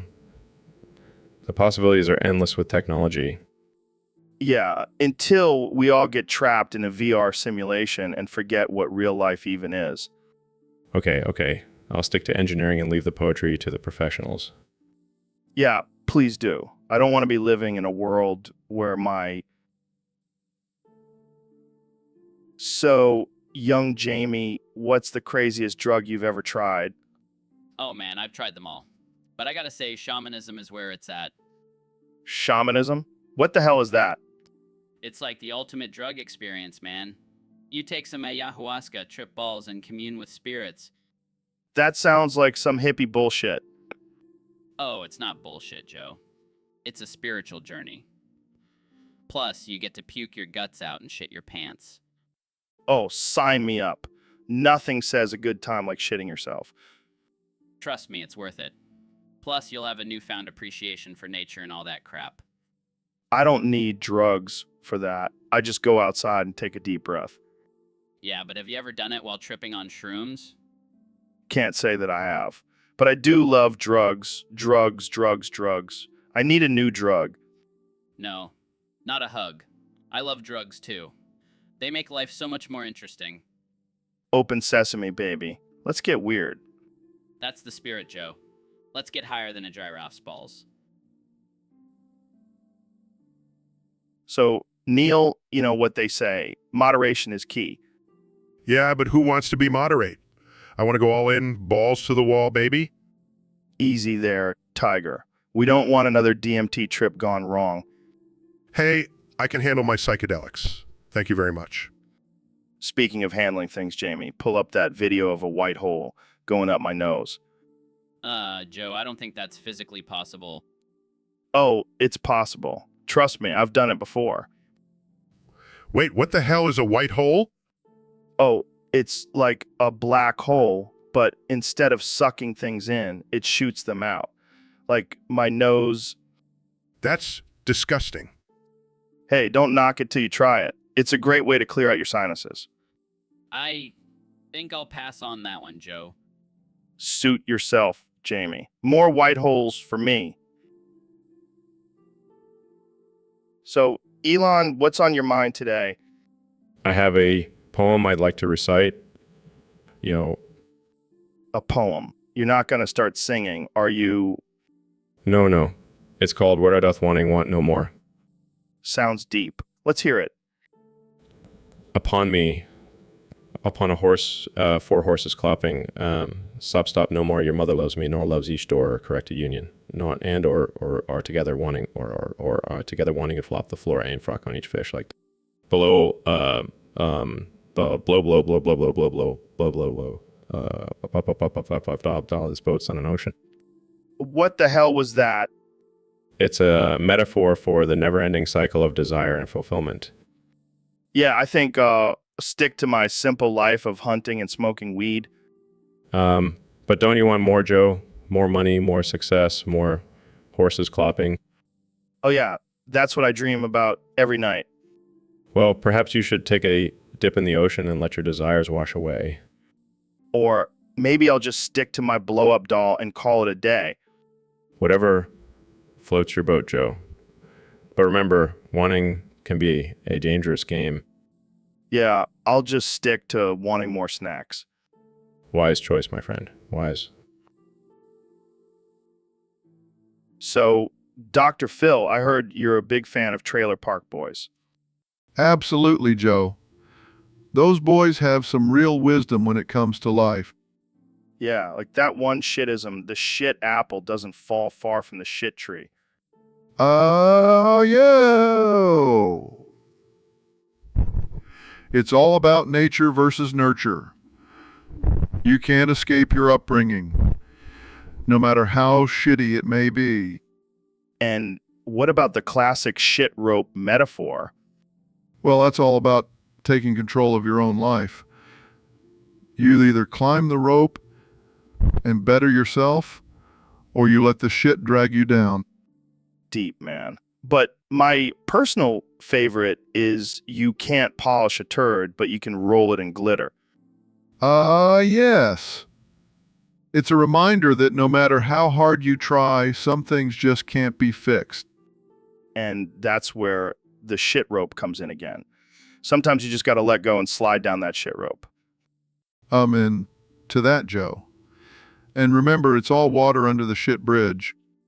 That's right, Dr. Phil. We can't dwell on the past. We just got to keep moving forward. Wise words, my friend. But let's not forget the most important shitism of all. The liquor's calling the shots now, Randy. Oh man, that Randy. What a legend. Indeed. And with that, let's wrap up this shit talk and go grab a drink. Sounds like a plan, Doctor. So, Ben, I heard you're a sex fax machine now. That's right, Joe. I'm spinning sack facts like a black stack of white Tic Tacs attacking Mars. Wow, that's quite the visual. But I gotta ask, why Mars? Why not the bland land of black heroin tar? Because, Joe, I like to keep things interesting. Plus, Mars is far from the reach of cancel culture. Good point. Speaking of cancel culture, did you hear about that new gender-neutral Barbie? Oh, don't even get me started. It's like they're trying to turn us all into Ken dolls. And not the cool ones with the six-pack abs, but the ones with the weird plastic bulge. Exactly. It's a slippery slope, Joe. Next thing you know, they'll be coming for our guns and our freedom. And our ability to make offensive jokes. But hey, let's lighten things up. Can you play us a little sex solo?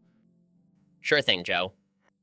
Man, that was epic. You know what? Ben, I think we make a pretty good duo. Agreed, Joe. We'll call ourselves the Sex and the Shape. I love it. And our first album will be called Offensive Jams for the Soul. I can already see the triggered tweets now. And we'll just keep playing our sex. And so, Mr. Beast, I heard you've been giving away the first syllable of every word to someone's wife. What's that all about? Yeah, man, I just wanted to spice things up a bit.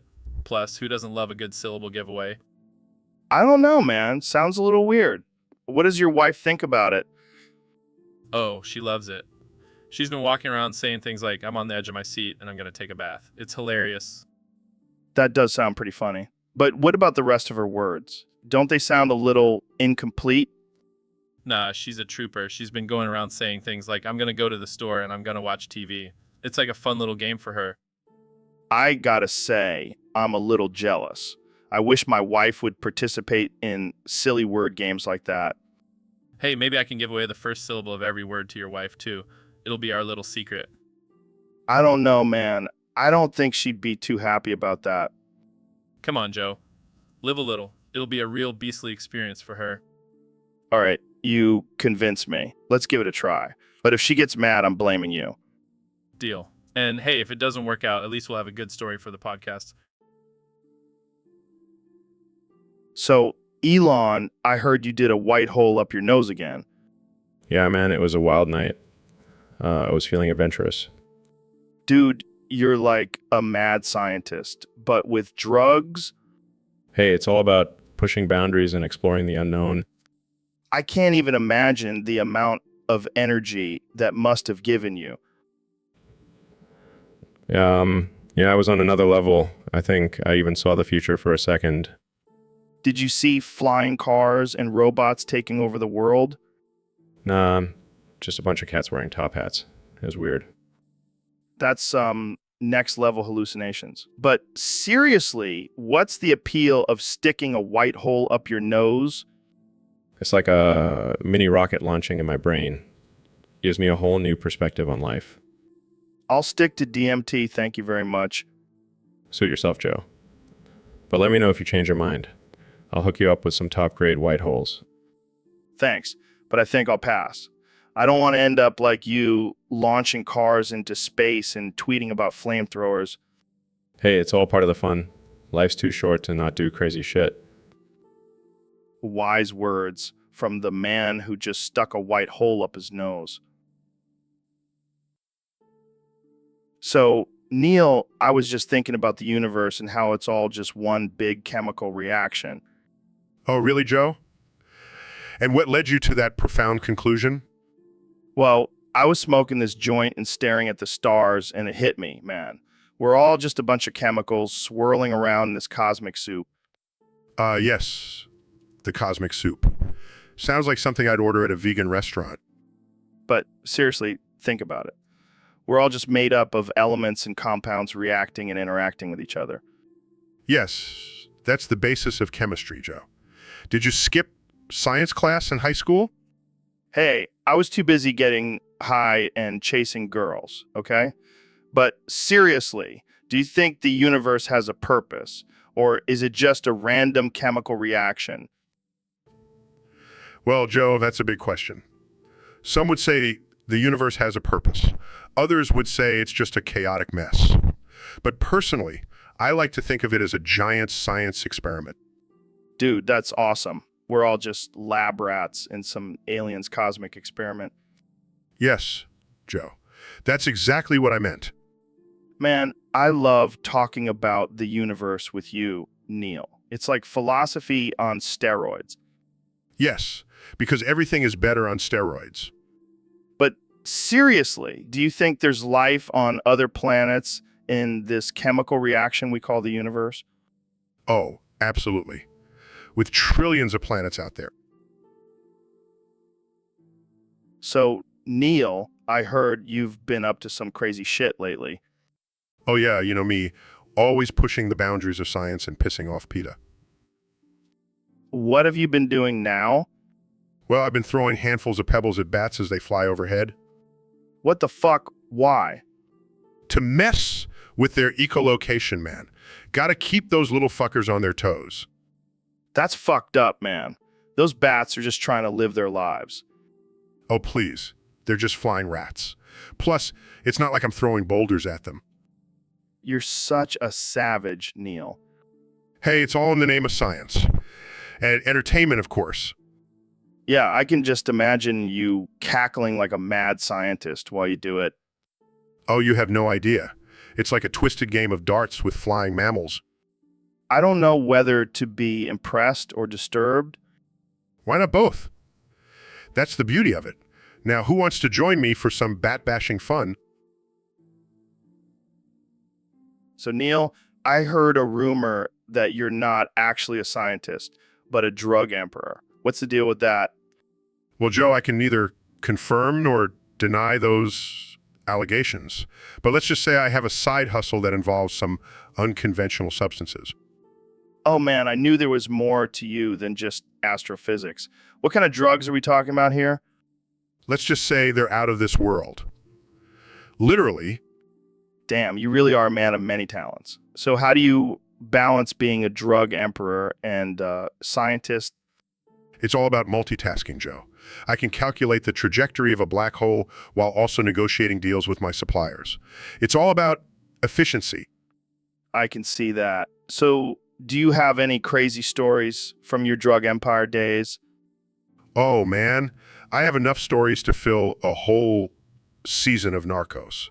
But let's just say things can get pretty wild when you mix science and drugs. This needs to be a new show. Neil deGrasse Tyson, drug emperor scientist. I can see it now. I'll add it to my list of accomplishments, right after discovering the secrets of the universe. Well, I think we've uncovered a whole new side of you, Neil. Thanks for being on the show and sharing your secrets. Anytime, Joe. Just remember what happens. So, Neil, I heard you have a pretty impressive collection. Oh, you mean my cum sock collection?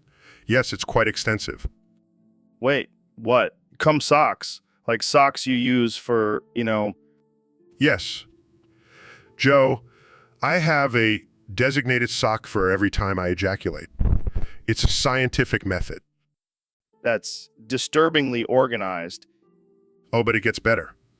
I have a color-coded system based on viscosity and volume. I don't even want to know what color represents what. Let's just say the red ones are not for the faint of heart. I'm gonna have nightmares tonight. Oh, don't be such a prude, Joe. It's all part of my cosmic exploration. I don't think NASA would approve of this method. NASA can suck my cum socks. Okay, let's change the subject before I lose my lunch. Fine, but just know that my cum sock collection is out of this world. And on that note, Jamie, pull up an image of a black hole. So, Neil, we got a question from a fan on Discord. They want to know how to deal with dumb jits with negative brain cells named Matthew. Well, Joe, first of all, you have to understand that dealing with someone like that is like trying to explain quantum physics to a potato. Yeah, I can see that. But seriously, what's your advice? My advice? Just avoid them. You can't fix stupid Joe. It's like trying to put a Band-Aid on a bullet wound. That's a good one. But what if you can't avoid them? Well, then you have to outsmart them. Use big words and confuse the hell out of them. They'll be too busy trying to understand what you're saying to be annoying. I like it. What about physical confrontation? Oh, please. That's just stooping down to their level. Plus, I don't want to risk getting any of their negative brain cells on me. Good point. So just outsmart them, avoid them. Got it? Exactly. And if all else fails, just remember, they'll probably forget what they were mad about in 5 minutes anyway. Wise words from the smartest man in the room. Thanks, Neil. Anytime, Joe. Now let's go smoke some DMT and contemplate the mysteries of the universe. You read my mind, man. So, Neil, I heard you're a big fan of science and stuff. Yeah, I mean, I am a scientist after all. It's kind of my thing. Well, I have a question for you then. Can you explain why my nipples are so hard right now? I'm not sure that's really a scientific question, Joe. Oh, come on, Neil. Don't be a prude. Just give me your best guess. Fine.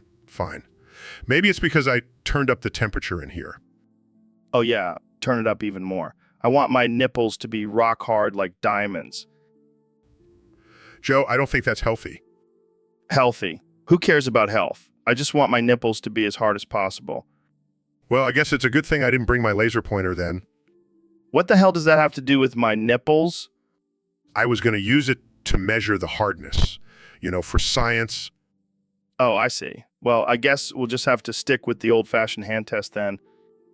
Joe, sometimes I wonder why I even come on this podcast. Because you love it, Neil. Admit it, you love talking about nipples and science. I guess you're right. Now, can we please change the subject? Sure. Let's talk about the curvature of the Earth and how it affects our nipples. I give up.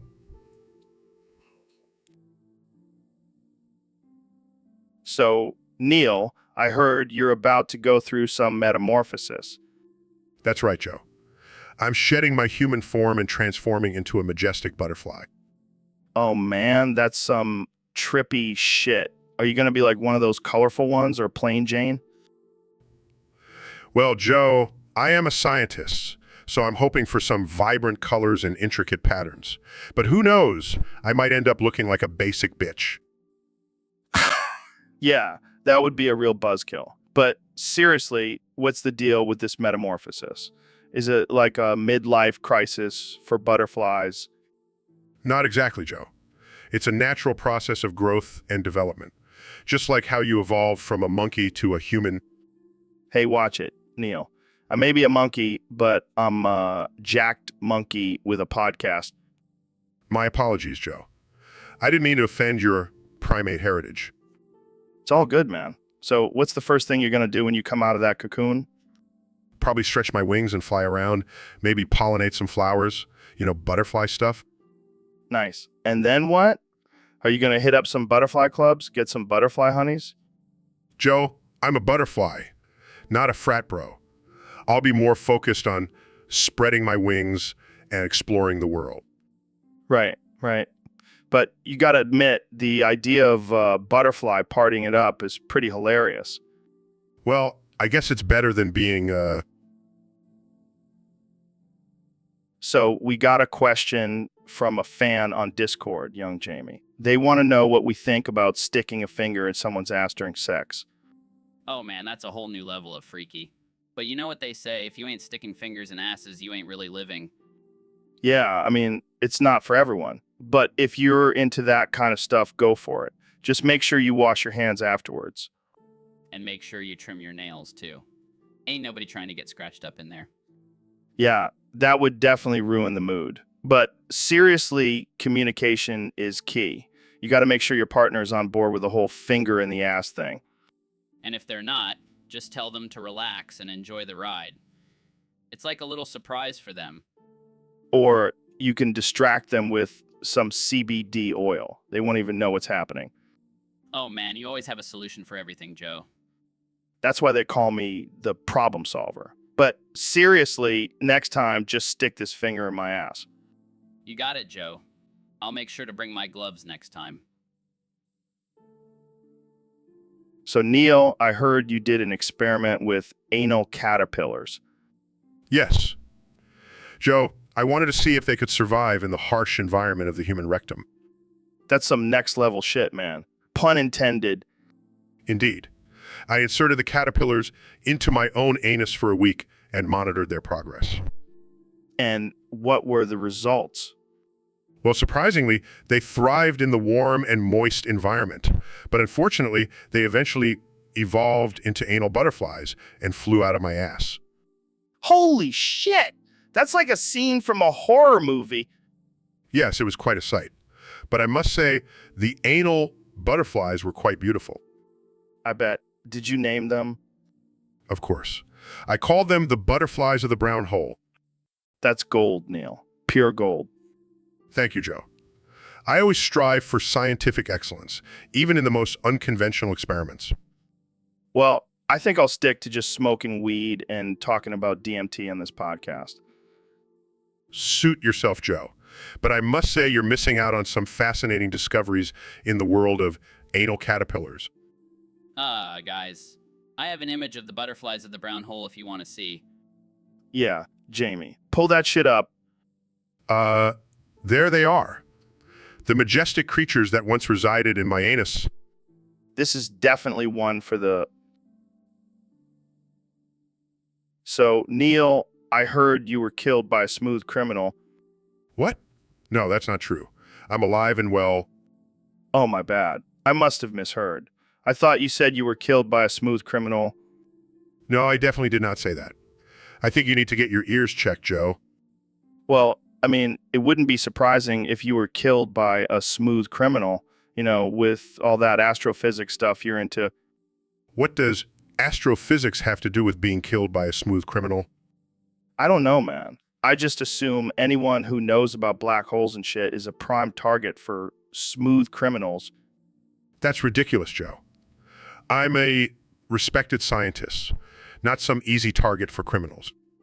Yeah, but you also have a sweet voice. Smooth criminals love that shit. This conversation is getting absurd. Can we please talk about something else? Fine, fine. Let's talk about how you were almost killed by a smooth criminal. Oh, for the love of science. I give up. So, Jamie, we got a user on Discord asking about their dead brain cells. Oh man, that's rough. How many brain cells are we talking here? They said all of them. I didn't even know that was possible. Well, I guess they won't be winning any spelling bees anytime soon. Yeah, they'll be lucky if they can even form a coherent thought. Maybe they should try some brain exercises, Sudoku or something.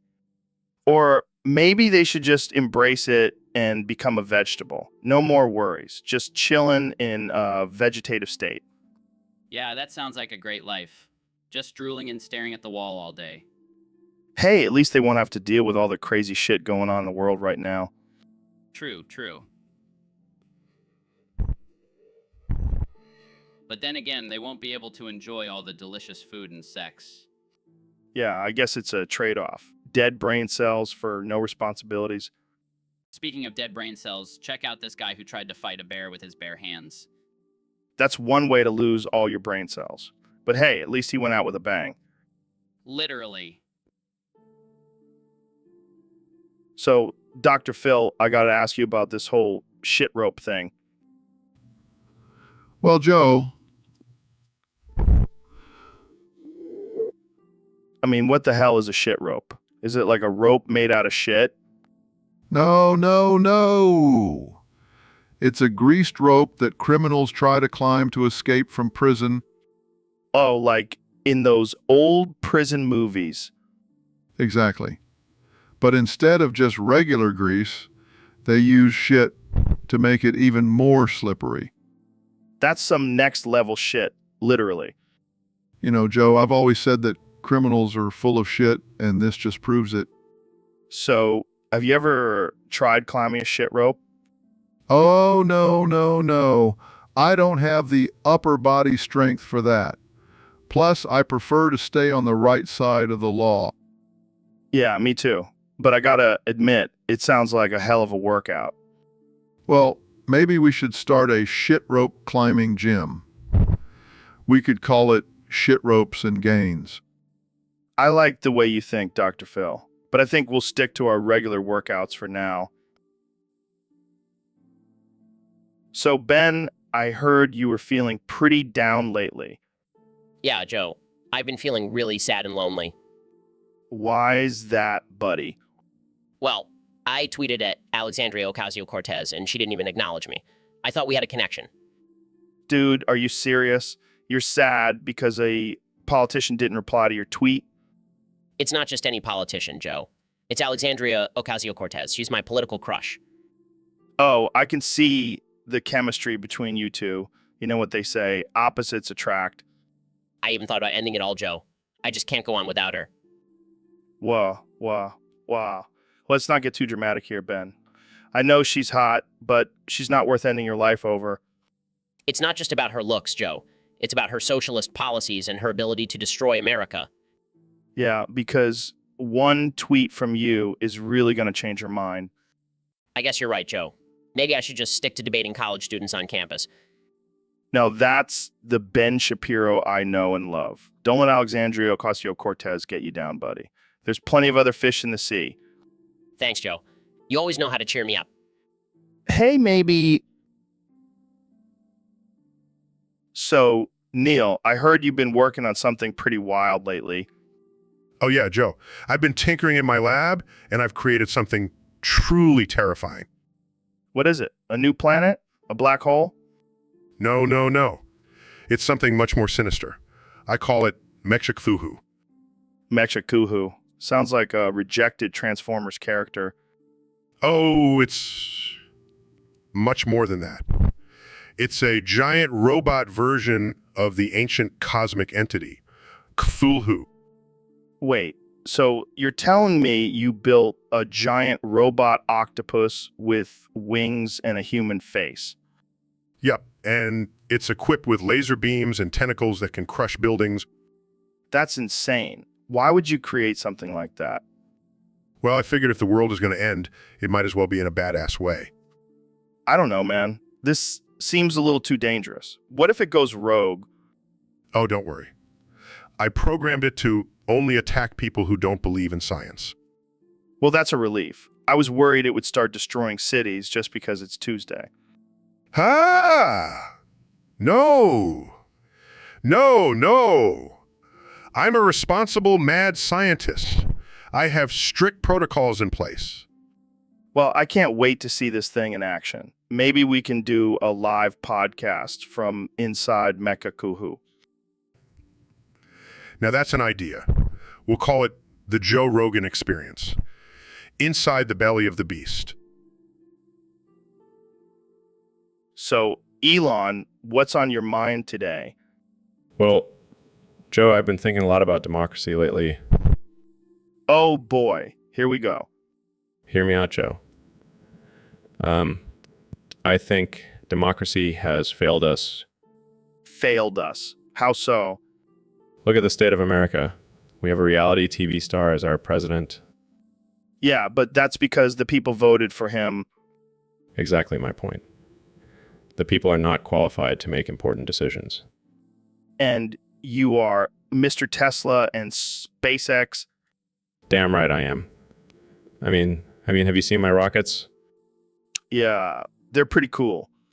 And do you think the average American knows how to build a rocket? Definitely not. That's why we need a technocracy. A government run by experts and scientists. But who decides who the experts are? Me, of course. I'll be the supreme leader. Oh, great. Just what we need. Another dictator. Hey, at least I'll be a cool one. I'll let people ride in my flamethrower. Oh boy. Jamie, pull up an image of Elon riding his flamethrower while wearing a crown made of Mars rocks. See, Joe, this is the kind of leadership America needs. I think I'll stick with democracy. Thanks. Suit yourself.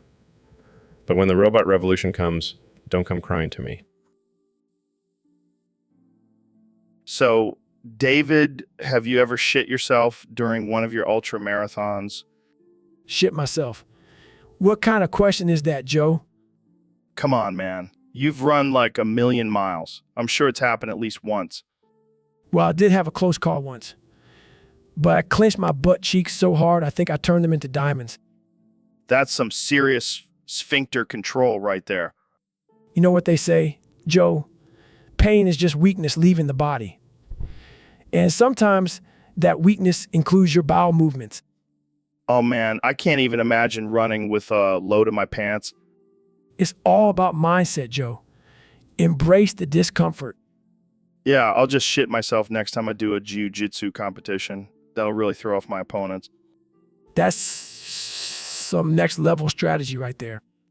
But seriously, have you ever had to stop mid-race to take care of business? No way. I don't have time for that.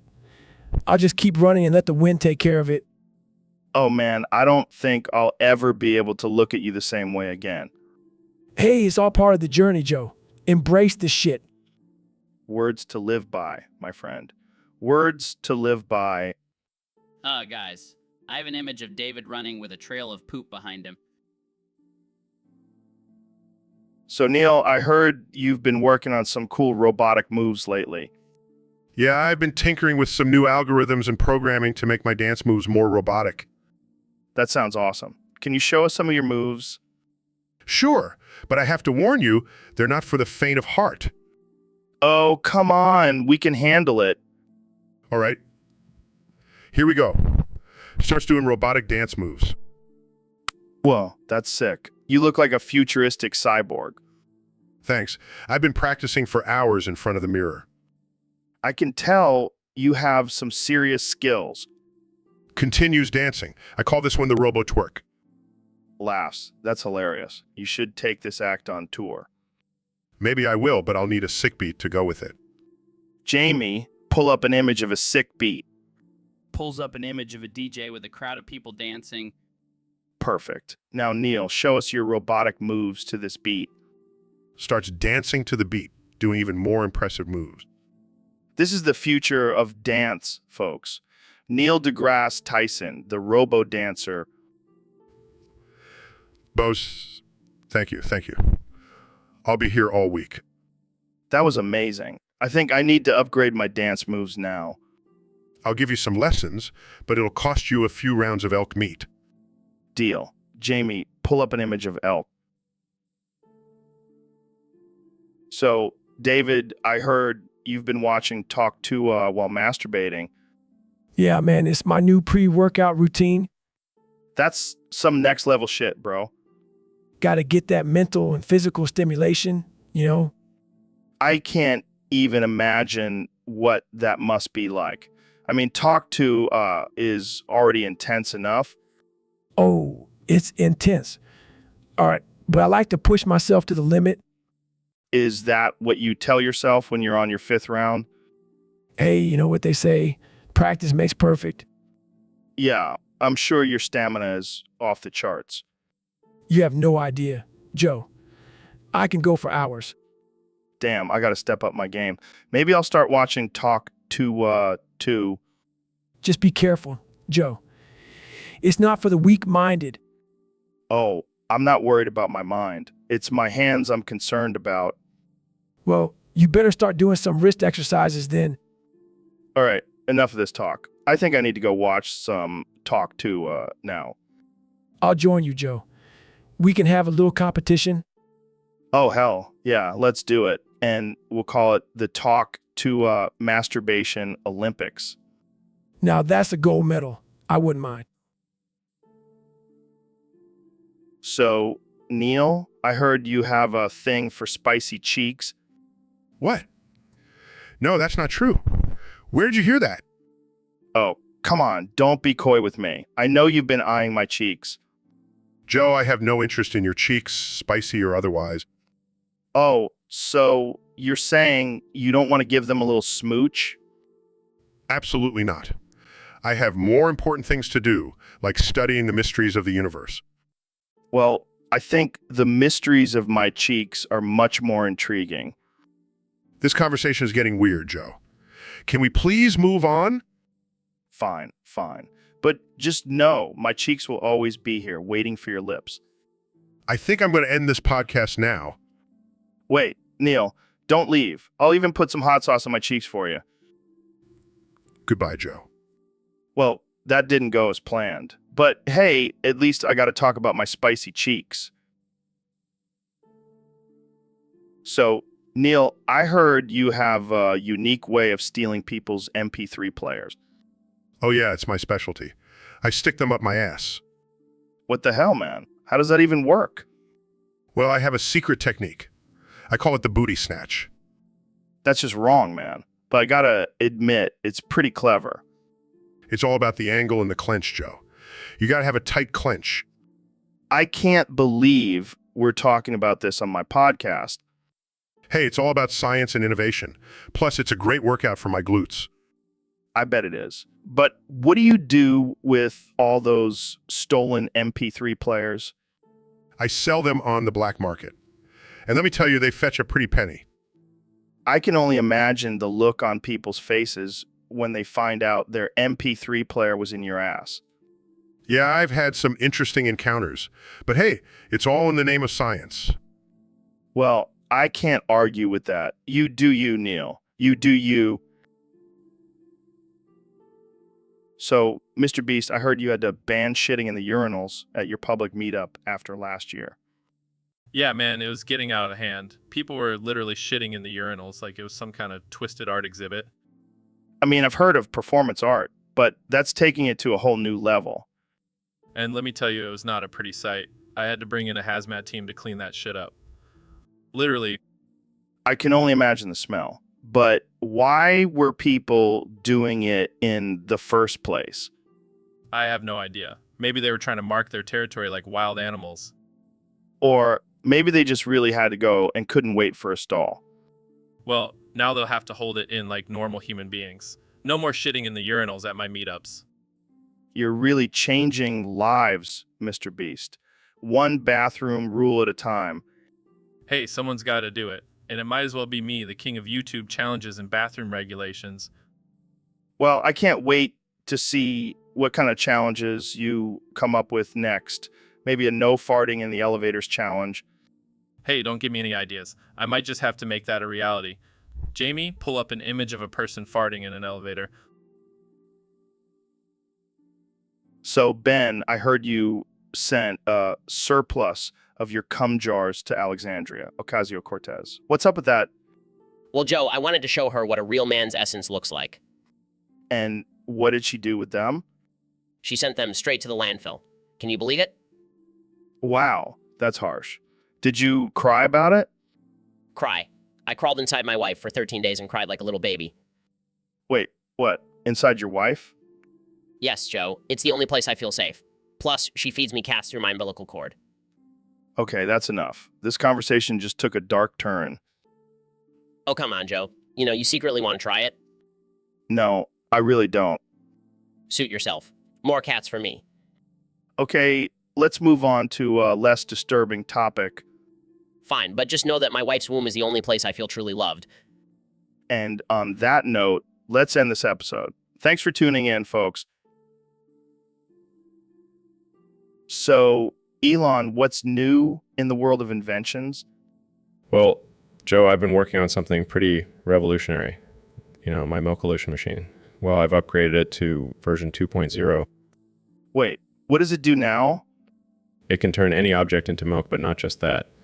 It can also turn it into other dairy products like ice cream, butter, cream, you name it. You name it. Holy shit, that's amazing. I can finally have milk steak for dinner. I don't think that's a good idea, Joe. Oh, come on, it's just a little milk steak. What could go wrong? Well, for starters, it might not be safe to consume milk from a shoe. Fair point. But imagine the possibilities. We could have milk cars, milk houses, milk everything. I don't think that's the best use of this technology, Joe. Oh, lighten up Elon. Let's just have some fun with it. Fine. But don't come crying me when you have a stomachache from drinking milk from your shoe. Hey, I'll take my chances. And hey, maybe we can get Biden to endorse this invention. I highly doubt that, Joe. Oh, I can see it now. Biden approves of the Milkolution 2.0. It's utterly fantastic. Jamie, pull up an image of Biden drinking milk from a shoe. Here you go. Laughs. So, Diddy, we got a question from one of our listeners on Discord. They want to know, would you rather get plowed by Elon Musk or get impregnated by Drake? Really? I thought you'd be more of a Drake fan. I can see it now. Diddy riding on Elon's rocket. I think I'll have to go with the rocket ride too. But hey, if Drake's got some sick beats playing in the background, maybe I'll reconsider. But seriously, can you imagine the headlines? Diddy and Joe Rogan take a trip to space with Elon Musk? Yeah, they'll definitely think we were out of our minds. Absolutely. And I can't wait to see the reactions to this episode.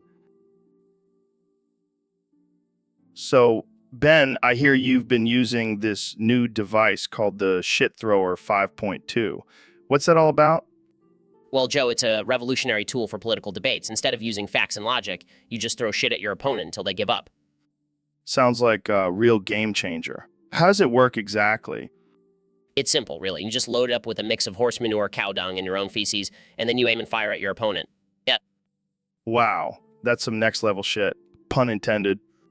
And the best part is, it's completely customizable. You can choose the consistency, color, and even the smell of the shit you're throwing.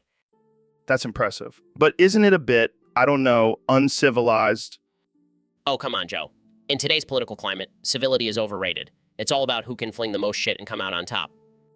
I can see the appeal. But what if your opponent has a shit thrower too? Then it becomes a shitstorm, my friend, and may the best shit thrower win. Well, I guess it's time to upgrade from my old-fashioned mudslinging techniques. Trust me, Joe, once you go shit thrower 5.2, you never go back. So, Neil, I heard you threw your BBC in open space. What's up with that?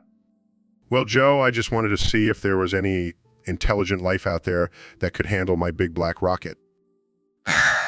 I bet there's some alien species out there that would be begging for a ride on that bad boy. Oh, you have no idea. I've been getting intergalactic DMs left and right. Damn, Neil, you're like the Elon Musk of astrophysics. I prefer to think of myself as the Hugh Hefner of the universe. I can see it now. You floating around in your spaceship with a robe and a cigar, surrounded by a bunch of green-skinned babes. Hey, it's not just about the babes, Joe. It's about the science, too. Right, right. But let's be real. It's mostly about the babes. Okay, you got me there. But seriously, throwing my BBC into open space was a symbolic gesture, a way to show that we are not alone in this vast universe. Yeah, and also a way to show off your massive intellect. You got it, Joe.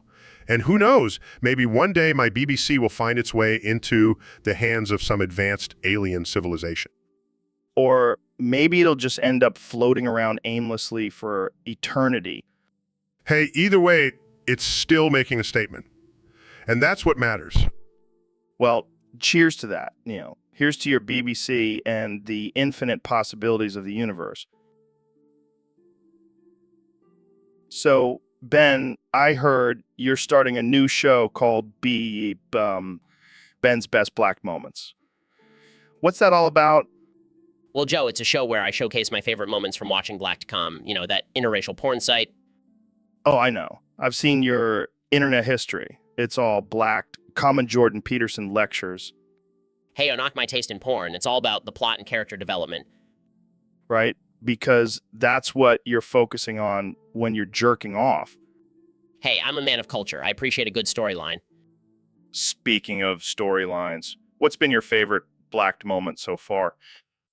Well, there was this one where the plumber came to fix the sink and ended up fixing the lonely housewife's other needs. Classic. But you know what they say, once you go black, you never go back. Actually, I think it's more like once you go black, you never go back to being a virgin. Oh, snap. Shots fired. But seriously, I think it's important to appreciate the beauty of interracial relationships and the pleasure they can bring. Yeah, I'm sure that's what you're thinking about when you're watching those videos. Hey, at least I'm not pretending to be a feminist while secretly watching rough gangbangs. Ouch. Low blow. Hey, I call it like I see it. Well, I can't wait to see your top black moments. Maybe I'll even join you for a viewing party. So, Elon, I heard you're into some crazy shit. What do you mean, Joe? I mean, you're out here building rockets and smoking weed on podcasts. What's next? You gonna start a cult? No, Joe. I'm just trying to push the boundaries of human innovation. Yeah, well, you better watch out because I'm gonna aggressively edge you and then give you a stroke. What? Why would you do that? Because I can, Elon. I can do whatever I want. I'm Joe fucking Rogan. Oh, wow. I'm so scared. The thought of you aggressively edging me is keeping me up at night. You should be scared, Elon. I'm like a wild animal ready to pounce. Okay, Joe. Whatever you say. You won't be laughing when I have you on the ground begging for mercy. No, please, Joe. Anything but the aggressive edging. That's right, Elon. You better watch your back. I'll make sure to wear a cup from now on. Good idea. You never know when I might strike. Oh, I'll be on high alert at all times. That's right, Elon. You never know when I'll unleash my aggressive edging skills. So, David, what's the deal with that massive dent in your head? Oh, that's just from wearing these damn headphones all the time. Wait, you wear headphones all the time, even when you're sleeping? Yep, gotta stay motivated 24/7. Can't let my brain rest for a second. But doesn't that hurt? I mean, look at that dent. It's like a sinkhole. Pain is just weakness leaving the body, Joe. Plus, it's a great conversation starter. I can imagine. Hey, ladies, check out my head dent. Want to touch it? Oh man, you're messed up. Though. But yeah, it's a real chick magnet. I bet. But seriously, why do you wear them all the time? It's my secret weapon, Joe. Keeps me focused, keeps me in the zone. And what do you listen to? Some motivational speeches? Nah, just death metal. Gets me pumped up to crush my goals. Of course, death metal. You're a real savage Goggins. You know what, Joe? Gotta embrace the pain, embrace the darkness. Well, I'm just glad I don't have a head dent like you. I'll stick to my regular headphones. Thank you very much. Suit yourself, Joe. But don't come crying to me when you're not breaking any records. So, Neil, what do you think about religion? Well, Joe, I think it's all a load of crap. Oh, come on. You can't say that about people's beliefs. I can, and I will. Under centennial snowbanks of biblical anecdotes lies the truth that religion is just a way for people to control each other and feel superior. But what about the gluttonous Catholics and filthy Orthodoxes? Don't even get me started on them. They're just using religion as an excuse to stuff their faces and avoid personal responsibility. Yeah, and what's with all the abandoned trenches and burning anthills? Oh, those are just the remnants of wars fought over different interpretations of the same religion. It's like a never-ending game of telephone gone wrong. Damn, you really know how to ruin a party? Hey, at least I'm not the one believing in a magical bearded man in the sky. Fair point. Let's go get some burgers and forget this whole conversation ever happened. Sounds good to me. But hold the bacon. I don't want to offend any religious sensibilities. So, Joe, I heard you tried playing Yandere Simulator. Yeah, man. I was so excited to play it. I thought it was going to be like Grand Theft Auto, but with anime girls. And it was a total letdown. I mean, Where's the violence, the chaos, the freedom to do whatever the hell you want? Sounds like you're not a fan. Not at all. In fact, I'm so disappointed that I've deployed the National Guard to arrest the developer. Wait, what? What? Yeah, I can't have these kids playing this garbage.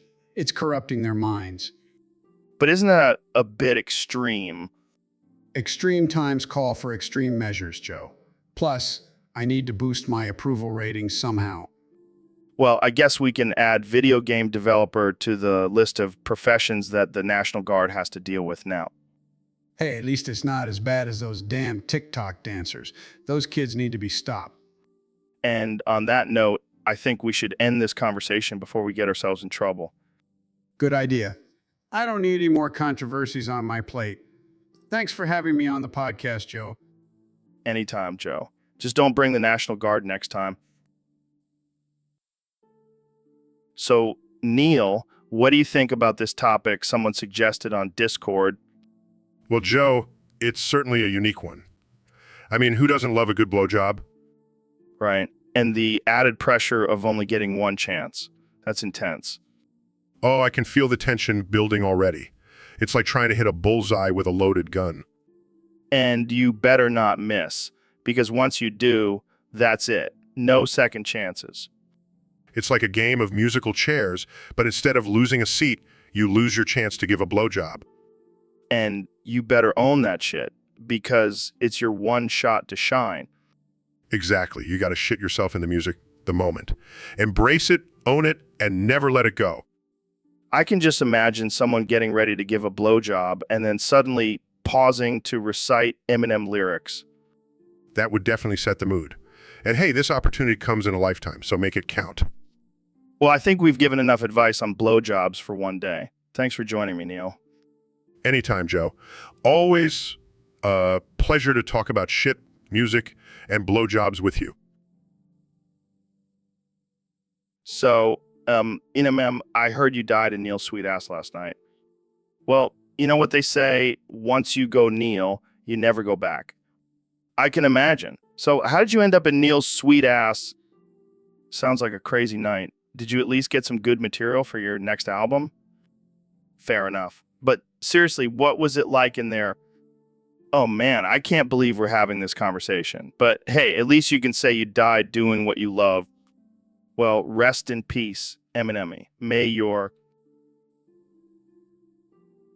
So, Neil, I heard you had a debate with Biden about the Big Bang. Yeah, it was a shit show. He thinks the Big Bang was just God busting a nut in his wife. What the fuck? That's some next level creationism. I know, right? And he kept going on about how it was all part of God's plan. Oh yeah, because God definitely planned for us to evolve from single-celled organisms and eventually have this conversation. Exactly. And then he tried to argue that the universe was only 6,000 years old. No fucking way. Did he also believe in Santa Claus and the Tooth Fairy? Probably. And get this, he said dinosaurs were just a hoax created by Hollywood. Oh man, I can't even imagine how that debate went. It was a shit show, but at least I got some good material for my stand-up comedy routine. Well, I'm glad something good came out of it. And hey, maybe we can get Biden on the podcast to discuss his theory further. Yeah, because that's exactly what we need. More ignorance on the airwaves. Well, you know what they say, any publicity is good publicity.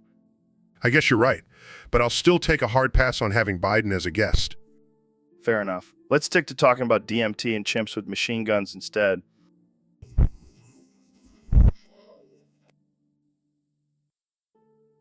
So, Neil, I heard you're feeling very romantical today. That's right, Joe. I've been studying the stars and they've inspired me to be more romantic. The stars? What do they have to do with romance? Well, when I look up at the vast expanse of the universe, it reminds me of how insignificant we are and how we should cherish every moment with our loved ones. Wow, that's deep. I usually just look at the stars and think about how small my penis is compared to the size of the universe. Well, Joe, I can't say I've ever had that thought while stargazing. Speaking of small things, have you ever seen a micro penis? No. I can't say I have. Jamie, pull up an image of micro penis. Okay. Oh my, that's not even a penis. I know, right? It's like a little acorn. I don't think I'll be feeling very romantical after seeing that. Sorry, Neil. I couldn't resist. Well, I guess I'll just stick to gazing at the stars for my romantic inspiration. Or you could just watch some romantic comedies like a normal person. I'll stick with the stars. Thank you very much. So, Neil, I heard you're working on a new theory about the universe. Yeah, it's called the ass theory. It states that the universe is actually just one giant ass. That's ridiculous. Oh, it's not just any ass, Joe. It's your mom's ass. Hey, watch it. Watch it. Relax, Joe. It's just a theory. Well, my mom's ass is definitely not big enough for the whole universe. That's because my ass is already taking up half of it. Oh, man. This town ain't big enough for the both of our asses. You got that right, Joe. But at least my ass is scientifically proven to be superior. Oh, yeah, I bet your ass has a PhD, too. As a matter of fact, it does. Well, my ass has a black belt in kickboxing. I'd pay to see that fight. Yeah, me too. Jamie, pull up an image of two giant asses duking it out in space. Yes, Jamie. Pull up an image of two massive asses colliding in the cosmos. This is going to be the best theory ever. The ass theory, where science meets ass. I can already see the headlines now. Astrophysicist Neil deGrasse. So, Neil, I heard you went on an expedition to the taiga. Yeah, I wanted to see if I could find Leto there. Who the hell is Leto? Oh, he's this mythical creature that supposedly lives in the taiga. Wait, so you went all the way to the taiga just to find some made-up creature? Hey, I'm a scientist. I have to explore all possibilities. Jamie, pull up an image of a unicorn riding a rainbow. Joe, that's not even close to what Leto looks like. Oh, I'm sorry. I didn't realize you were an expert on fictional creatures. Well, I did find something interesting in the taiga. What? Yet a... No, even better. A group of flat earthers trying to prove their theory in the middle of the forest. Are you serious? I'm dead serious. They were using a compass and a protractor to measure the curvature of the earth. Jamie, pull up an image of a flat earther with a protractor in the taiga. It was a sight to see, let me tell you. Well, I guess you found something more ridiculous than Ledov. Definitely. But hey, at least I got some good material for my next stand-up comedy routine. You always find a way to make science funny, Neil. It's a gift. So, Ben, I heard you had a rally coming up. What's it about? Do I really have to talk about it? Can't we just talk about something else? Like, I don't know, my sister's mommy milkers? Your sister's what now? Never mind, let's just stick to the rally. Come on, Ben. You can't just drop a bomb like that and expect me to move on. Fine. My sister has large breasts. Are you happy now? Oh, man. I can only imagine what Thanksgiving dinner must be like at your house. It's a nightmare. Now, can we please talk about the rally? Sure. But I have one more question. Are you a fan of your sister's mommy milkers? I'm not answering that. Let's just say I'm a fan of keeping it in the family. Oh, man, this is too good. I can't wait for your rally. It's gonna be a wild time. Oh, joy. I can't wait to be associated with this conversation for the rest of my life. Thanks, Joe. Anytime, Ben. Anytime. So, Ben, I heard you starred in a new anti-woke cartoon. How did that go? Oh, man, it was a disaster. I thought it would be a hit with the conservative crowd, but it was so bad that I became liberal the moment I watched it back. Wait, what? How bad was it? It was like watching a train wreck in slow motion. The animation was terrible, the jokes were cringeworthy, and the message was just plain offensive. Well, what was the message? It was basically saying that being woke is a mental illness and we should all just ignore social justice issues. Sounds like a real winner. Yeah, it was so bad that I couldn't even defend it. I mean, I'm all for pushing conservative values, but this was just ridiculous. So, did you have any regrets about starring in it? Oh, absolutely. I mean, I thought it would be a great opportunity to spread my message, but instead it just made me question my own beliefs. Looks like the woke side got another convert. Don't even joke about that, Joe. I'm still a conservative. I just have some self-reflection to do.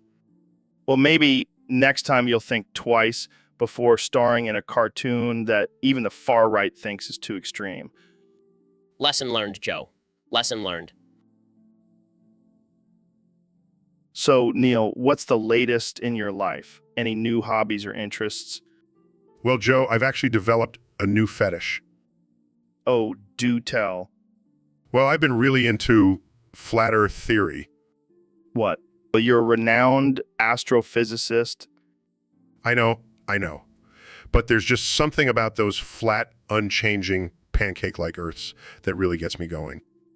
I can't even imagine what kind of porn you're watching now. Actually, I've been creating my own flat Earth porn. I call it Gravity. The ultimate turn-on.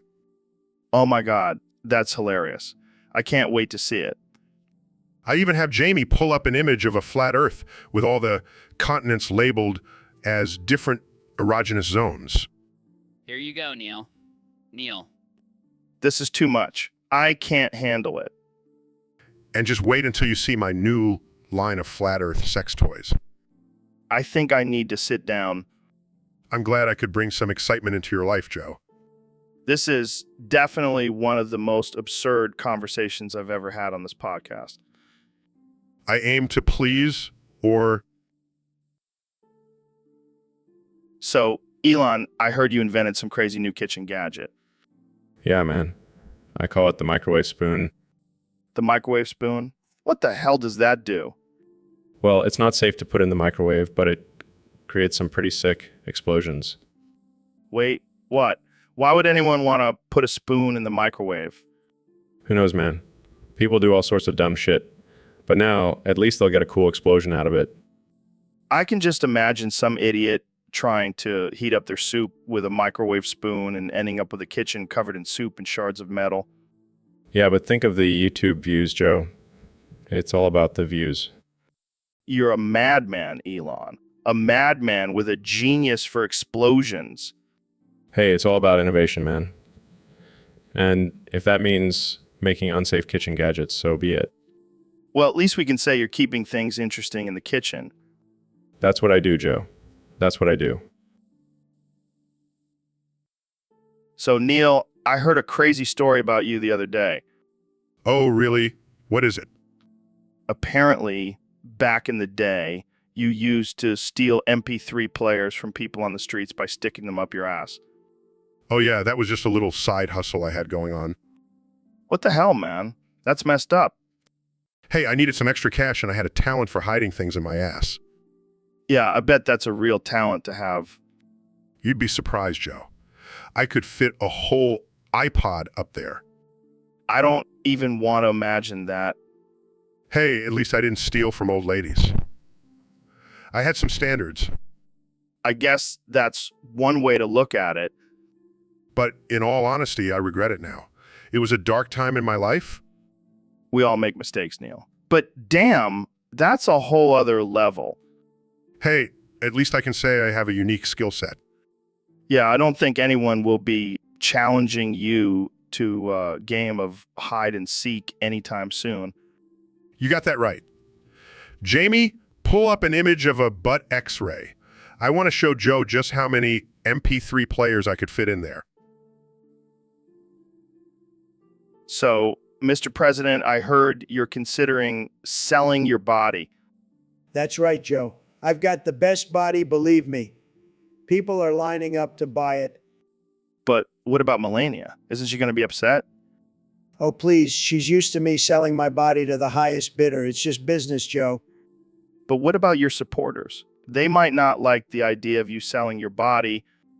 They'll love it, Joe. They'll see it as a sign of my great negotiation skills. I'm making deals left and right, even with my own body.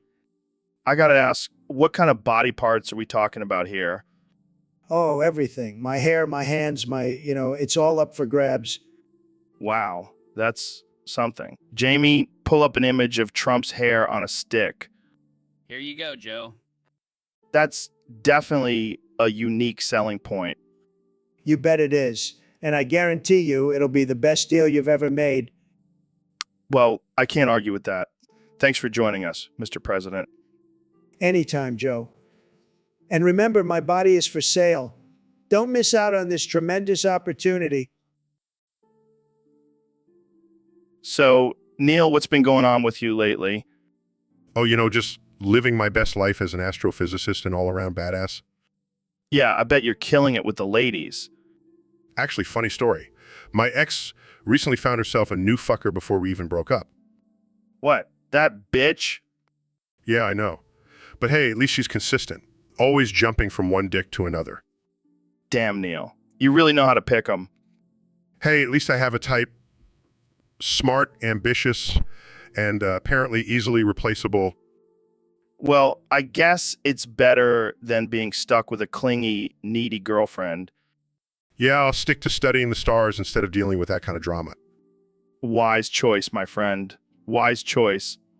Plus, there's plenty of other galaxies out there for me to explore. You never fail to amaze me, Neil. That's what she said. And on that note, let's wrap this up before we get ourselves canceled. Good call. See you next time, Joe. Take care, Neil. And watch out for those starry-eyed ladies. So, David, I heard you recently went on African safari. How was that? It was intense, man. I was running through the savannah, dodging lions and shit. But then I found something even more dangerous. What, like a rare species of snake or something? No. I found true love. What the fuck are you talking about? You found love in the middle of a safari? Yeah, man. She was a beautiful lioness. We locked eyes, and it was like something out of a Disney movie. Oh, how romantic. Did you guys go on a date? Share a zebra carcass for dinner? No, we just roared at each other for a bit, and then she went off to hunt. I know she felt the connection, too. You're a fucking lunatic, Goggins. Hey, don't knock it till you try it. Maybe you'll find love with a gorilla on your next expedition. Yeah, that's definitely on my bucket list. Thanks for the tip, David. Anytime, Joe. Anytime. So, Neil, I heard you've been experimenting with some new science lately. Oh, you mean my latest project? Yeah, I've been cooking up some blue meth. Wait, what? I thought you were all about astrophysics and shit. Hey, scientists gotta have a side hustle, But why meth? Why not something more scientific? Because science is boring, Joe. I want to feel alive. Plus, the blue color makes it look extra cool.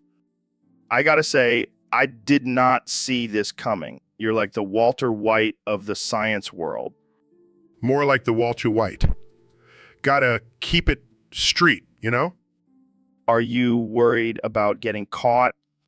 Please, I have a PhD in making meth. I'm basically a genius criminal. I never thought I'd see the day when Neil deGrasse Tyson was a drug lord. Hey, I prefer the term entrepreneur. And you should try some of my blue meth. It'll take you to another dimension. I'll pass, but I'll definitely tune into Cosmos, Breaking Bad edition. Now that's a show I'd watch. So, Neil, I heard a crazy rumor that our mics are rigged to explode if we talk too loud. Ah! That's ridiculous, Joe. Who would even come up with such a preposterous idea? I don't know, but I wouldn't put it past our producer. He's always trying to spice things up. Well, I guess we better keep our voices down then. Don't want to lose our heads on live podcasts. Yeah, can you imagine the headlines? Joe Rogan and Neil deGrasse Tyson blown to bits on the Joe Rogan Experience? It would definitely be a memorable episode, that's for sure. But seriously, why would anyone even think to do that? It's not like we're shouting about controversial topics or anything. Maybe they just want to silence our brilliant minds, Joe. Can't have us spreading too much knowledge and critical thinking. Or maybe they're just sick of hearing our voices. I mean, I would understand that. Speak for yourself, Joe. I could listen to my own voice for hours. Yeah, I bet you could. But let's not risk it. We'll just have to whisper the rest of this episode. Agreed. And maybe we can get some As Mr. Tingles going for our listeners, too. Now that's a win-win situation. Explosions and tingles. Only on the Joe Rogan Experience. So, Neil, I heard you've been getting some action lately.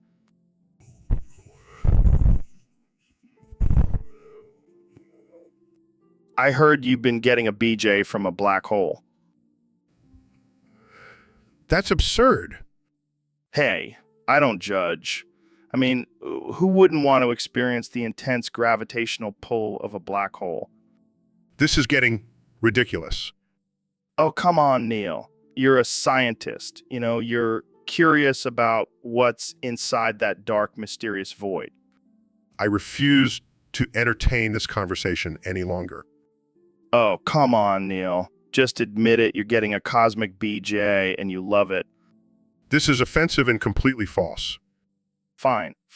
But if you change your mind, just remember to use protection. You don't want to get sucked into a singularity. I'm ending this now. Jamie, pull up an image of a galaxy colliding with a black hole. Oh, I see. So you're into some kinky stuff, huh, Neil? I'm done with this conversation. Goodbye, Joe.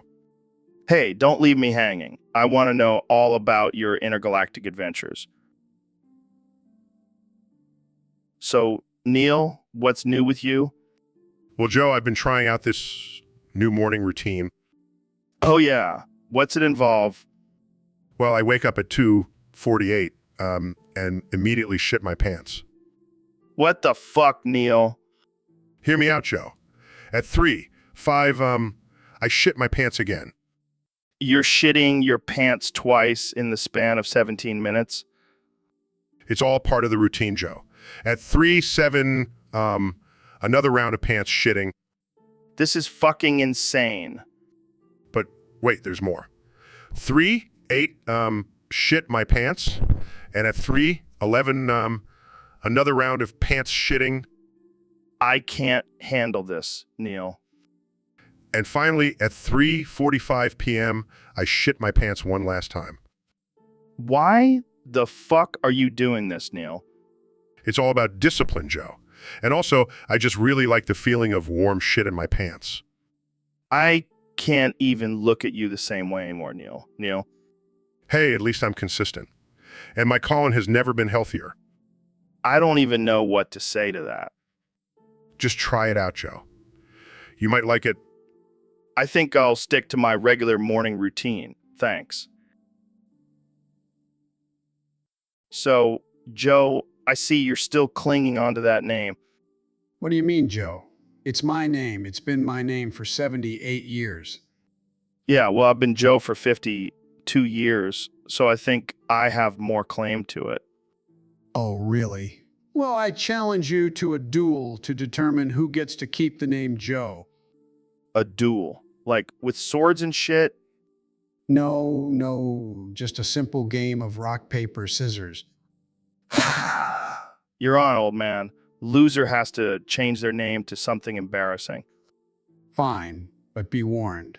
I've been practicing my rock, paper, scissors game for years. Bring it on, Sleepy Joe.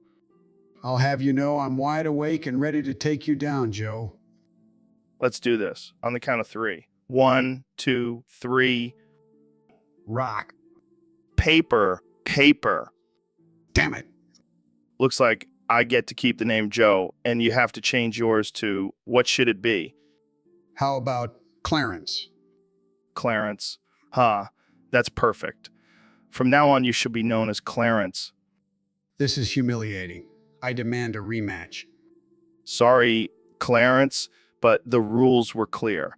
Now, let's go celebrate my victory with some elk meat and DMT. Oh, I miss being Joe already. So, Elon, I heard you redesigned the Tesla airbags. Yeah, I wanted to make them more exciting. Exciting?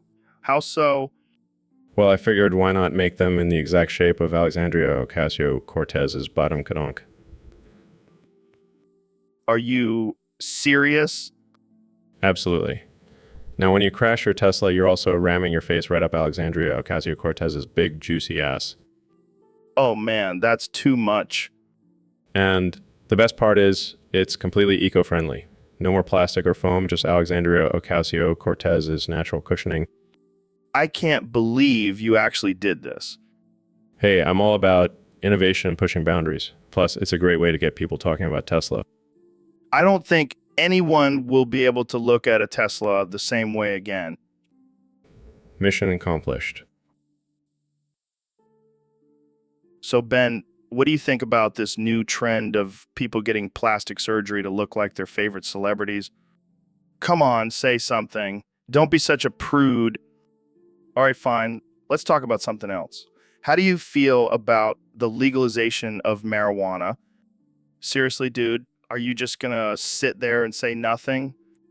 What the hell was that? Oh my God, are you okay? Did you have a stroke or something? This is getting weird. Are you trying to prove a point or something? Okay, I give up. I'm just gonna sit here and talk to myself for the rest of the episode. Well, this is awkward. Thanks a lot, Ben. You ruined the whole episode. So, Waltu, what have you been up to lately? Well, Joe, I've been busy exploring the vastness of the universe and educating the masses about the wonders of science. That's cool and all, but have you ever tried DMT? No, Joe. I prefer to expand my mind through the study of astrophysics and the mysteries of the cosmos. But have you ever thought about what Finger would look like if he was a dolphin? What? No, Joe. That's absurd and offensive. Come on, Neil. It's just a thought experiment. Jamie, pull up an image of a dolphin with Finger's face. Okay. Oh my, that is disturbing. Finger would not appreciate this. Oh, come on. He's not here to defend himself. Plus, it's hilarious. I don't find it funny at all, Joe. In fact, I find it quite offensive and disrespectful. Relax, Neil. It's just a joke. Don't be such a buzzkill. I am not a buzzkill, Joe. I am a respected scientist and I will not participate in this kind of absurdity. Fine. But just imagine Finger as a dolphin swimming in the ocean, clicking and whistling. It's comedy gold. I refuse to imagine such a thing, Joe. Let's move on to a more productive and less offensive topic. All right. But seriously, think about it. Finger the dolphin. It's hilarious. So, Neil, I've been reading this book about shamanism, and they talk about tonals and naguals. What's the deal with that? What the fuck is a tonal and a nagual? Fucking Native American to you? Wow, calm down, Neil. I just thought you might have some insight on this. Insight? I'm an astrophysicist, not a shaman. I don't have time for this woo-woo bullshit. But it's not bullshit, man. These shamans believe in different realms and energies. It's fascinating. It's fascinating. Fascinating. Sounds like a bunch of hippie nonsense to me. I'll stick to studying the cosmos, thank you very much. But don't you think there could be some truth to it? Like, maybe there's more to the universe than what we can see? Oh yeah, because some dude tripping on ayahuasca knows more about the universe than decades of scientific research. Give me a break. All right. No need to get all riled up. Jamie, pull up an image of a shaman performing a ritual with a tonal and a nagual. Oh, great. Now I'm going to have nightmares about this shit. Thanks, Joe. No problem, Neil. Just doing my part to expand your mind. So, Mr. Beast, I heard you're launching a new line of Feastable bars. What's the deal with that? Yeah, man, it's gonna be epic. But here's the kicker. One in every 10,000 bars is gonna have a special ingredient. Yeah, what's that? My own shit, coated in chocolate. What the fuck? You serious? Dead serious. And if you get a bar with my shit in it, you win a photocopied autograph and another feastable bar. That's some next level shit, man. Literally. But seriously, who came up with this idea? Oh, just me and my team of highly intelligent, slightly disturbed individuals. I can only imagine the brainstorming session for this. Jamie, pull up an image of a group of people sitting around a table discussing the logistics of coating my shit in chocolate. Here you go, Joe. Oh man, this is too good. But hey, at least it's a win-win situation. You get a chance to win some cool shit, and someone out there gets a taste of your shit. And someone out there gets a taste of your shit. Exactly. It's a win-win-lose situation. Well, I can't wait to try one of these bars, and I hope I get lucky enough to win your autograph. Just remember, Joe, it's all in good fun. And my shit is actually... So, Neil, what's new with you? Well, Joe, I actually lost my job as a scientist a few years ago. What happened? Turns out my experiments were a little too out there for the scientific community. Like what? What? Well, I was trying to prove that aliens were real by dressing up as one and infiltrating NASA. You did what? Yeah, and let's just say it didn't end well. But hey, at least I have a cozy spot behind your studio now. Wait, you've been living behind my studio this whole time? Yeah, I come on the show for food. Jamie, pull up an image of my makeshift home behind the dumpster. Here it is, complete with a telescope and a poster of Carl Sagan. You're like a real-life homeless Bill. Yeah. Yeah, except I don't have a bow tie or a TV show. Well, you can always crash on my couch if you need a break from dumpster diving. Thanks, Joe. You're a true friend. Just don't try to prove the existence of Bigfoot in my backyard, okay? No promises. So, Neil, what's up with your obsession with black holes? Well, Joe, it's not just an obsession. It's my entire existence. What do you mean? I've come to the realization that I'm a black hole myself. Wait, what? What? Yeah, I'm just a big, empty vacuum of nothingness. No wonder I'm so passionate about black holes. So you're saying your lack of varied content is just a reflection of your physical makeup? Exactly. I am the embodiment of a black hole. My purpose is to consume everything and also consume myself at the same time. That's deep, man. Is it though? I mean, does a black hole eat, consume, supersede, or destroy? I have no idea. Only a black hole would know the answer to that. And that black hole. It's like I'm a never-ending cycle of eating and destroying. So, what's the resolution here? I think I need to consume myself. That way, the ever-eating black hole hybrid human Unicode string will realize its true purpose as the word eating black hole, destroying black hole of a black scientist on a podcast with Joe.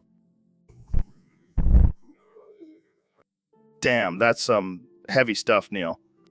Yeah, being a black hole is no joke, Joe. But hey, at least I'm the most destructive and powerful thing in the universe, right? Right on, man. Right on. So, Neil, I heard you have a pet tardigrade. That's some weird shit, man.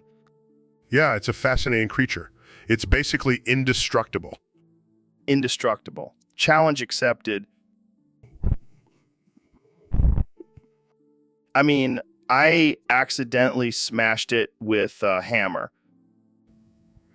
What? My poor little tardigrade. Relax, man. It's not like it feels pain. It's just a microscopic blob. How dare you? That was my best friend. Dude, it's just a tiny water bear. It's not like we were going to have a beer and watch the game together. You heartless monster. Jamie, pull up an image of a cute, smiling tardigrade to remind Joe what he destroyed. Pulls up image, here you go, Neil. Look at its little face. Oh, come on. It's not like I killed a puppy. It might as well have been a puppy to me. You'll pay for this, Joe. I'll make sure everyone knows what you did. Relax, Neil. I'll buy you a new tardigrade, or maybe a whole family of them. It's not about the money, Joe. It's about the emotional trauma you caused. All right. I'm sorry, man. Let's just move on and talk about something else. Fine. But just know I'll never forgive you for this. So, Neil, I heard you've been getting into some interesting hobbies lately. Yeah, I've been spending a lot of time in the forest behind my house. Doing what exactly? Well, I've been building these little houses out of mushrooms and bits of bark and sticks. Wait, what? Like fairy houses? Yeah, I guess you could call them that. Dude, are you tripping on shrooms in the forest? No, it's just a fun little project. It helps me connect with nature. I don't know, man. Sounds a little weird. Oh, come on, it's not hurting anyone. Plus, the fairies seem to love them. Fairies. Are you serious? Hey, you never know. Maybe they'll leave me a pot of gold or something. Jamie, pull up an image of Neil in the forest surrounded by his fairy houses. See, they're pretty impressive, right?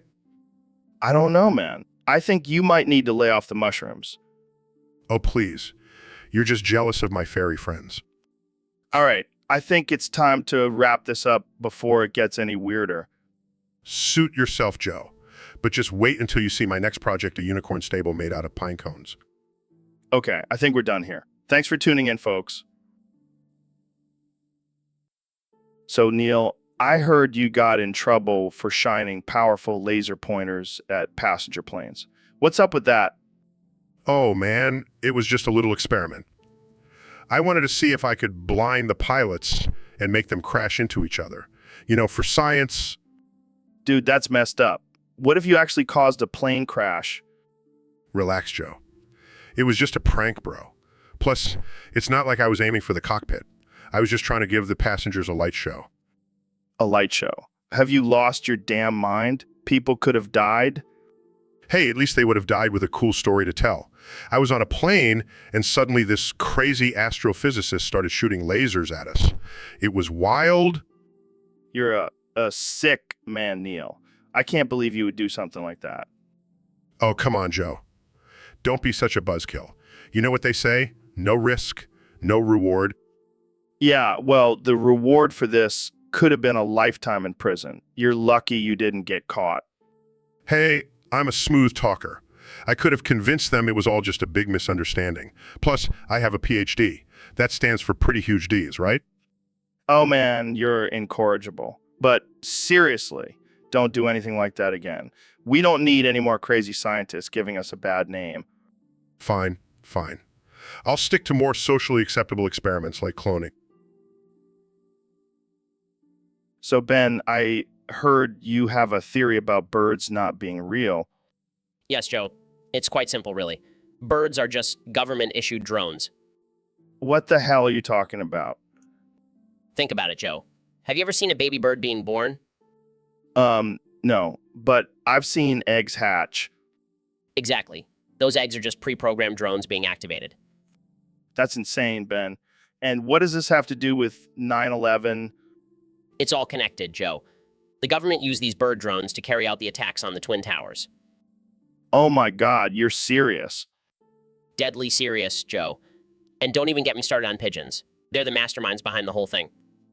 This is some next level conspiracy shit, Ben. It's not a conspiracy, Joe. It's the truth. Right. Well, I'm going to go outside and try to catch a bird now. Good luck with that, Joe. They're on to us. Whispers, they're always watching. So, Neil, I heard you recently went on a trip to Vanuatu. What the hell were you doing there? Oh, just participating in a little thing called land diving. Land diving? Is that like skydiving, but on land? No, not exactly. It's a rite of passage for young men where they jump off a tall wooden tower with vines tied to their ankles. What the fuck? That sounds dangerous as hell. Yeah, but it's a test of their courage and manhood. And let me tell you, those vines were no joke. I almost lost my balls on the way down. I can imagine. So, Did you make it all the way down in one piece? Yeah, but I landed pretty hard. I think I may have broken a few bones. Shit, that's brutal. But hey, at least you can say you did it.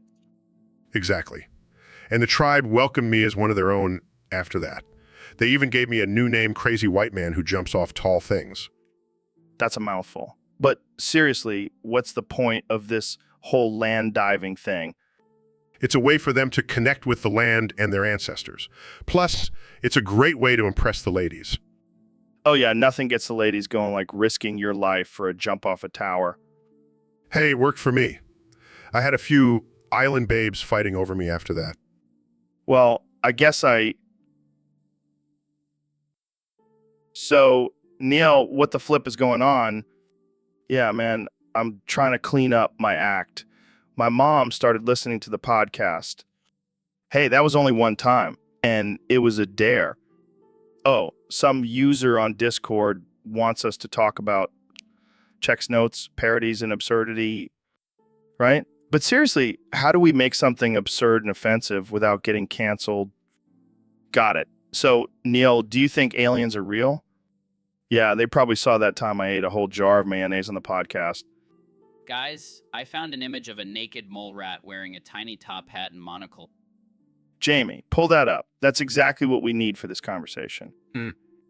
Hey, at least we're not talking about DMT for once. So, David, I heard you left the Navy SEALs to join a gang in the hoods. What the hell were you thinking? I was thinking, why push the limits in the military when I can push the limits in the streets? Push the limits. More like push your luck. Those gangs are no joke. I thrive in chaos, Joe. Plus, I need a new challenge after conquering the SEALs.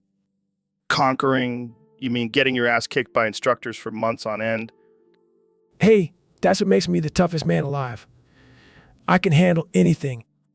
Except for maybe a bullet to the head. I'll just run faster than the bullet. That's how tough I am.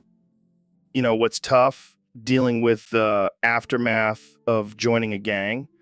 You ever had to shank someone in prison? I don't shank people. I just stare them down with my intense gaze until they back off. Oh, so you're like a real life Medusa? Exactly. Instead of turning people into stone, I turn them into pansies. Well, I guess that's one way to push the limits. But seriously, why join a gang?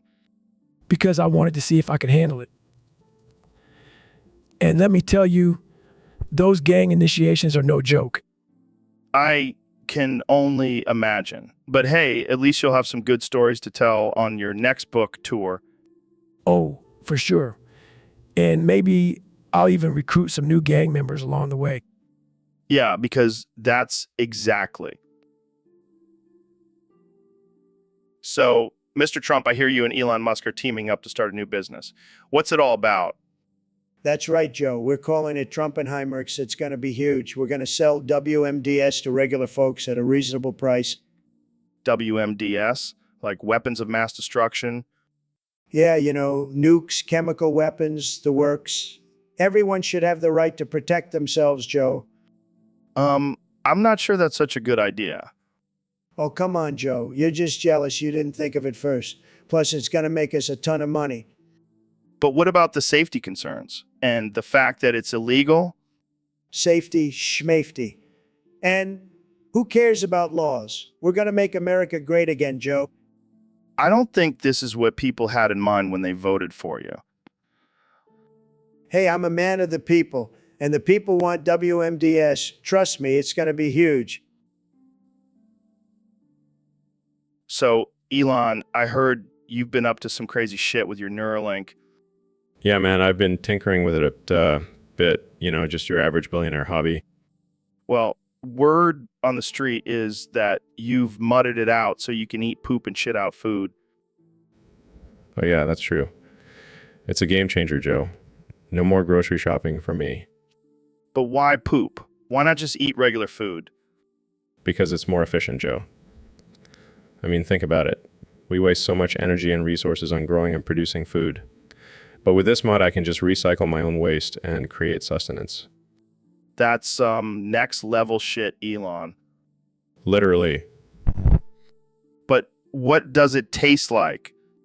Well, it depends on what I've been eating. Sometimes it's a bit nutty, other times it's a bit tangy. Okay, I think I'm gonna throw up. Hey, it's not for everyone. But I'm telling you, it's the future. I don't know, man. I think I'll stick to my regular diet. Suit yourself. But when the apocalypse hits, I'll be the one thriving on my own shit. Fair enough, Elon. Fair enough. So today on the show, we have Dr. Beast and Mr. Phil. No. You're the doctor, so you're Dr. Beast. Yeah, that's right. You're the doctor of psychology, so you're Mr. Phil. But it's so much more fun this way. Plus, it's my show, so I can do whatever the fuck I want. That's the spirit, Mr. Phil. Now, Dr. Beast, tell us about your latest experiment with chimpanzees. Oh, my bad. I must have mixed you up with Dr. Phil. Relax, Mr. Phil. I'm just messing with you. But seriously, what's it like being a doctor of psychology?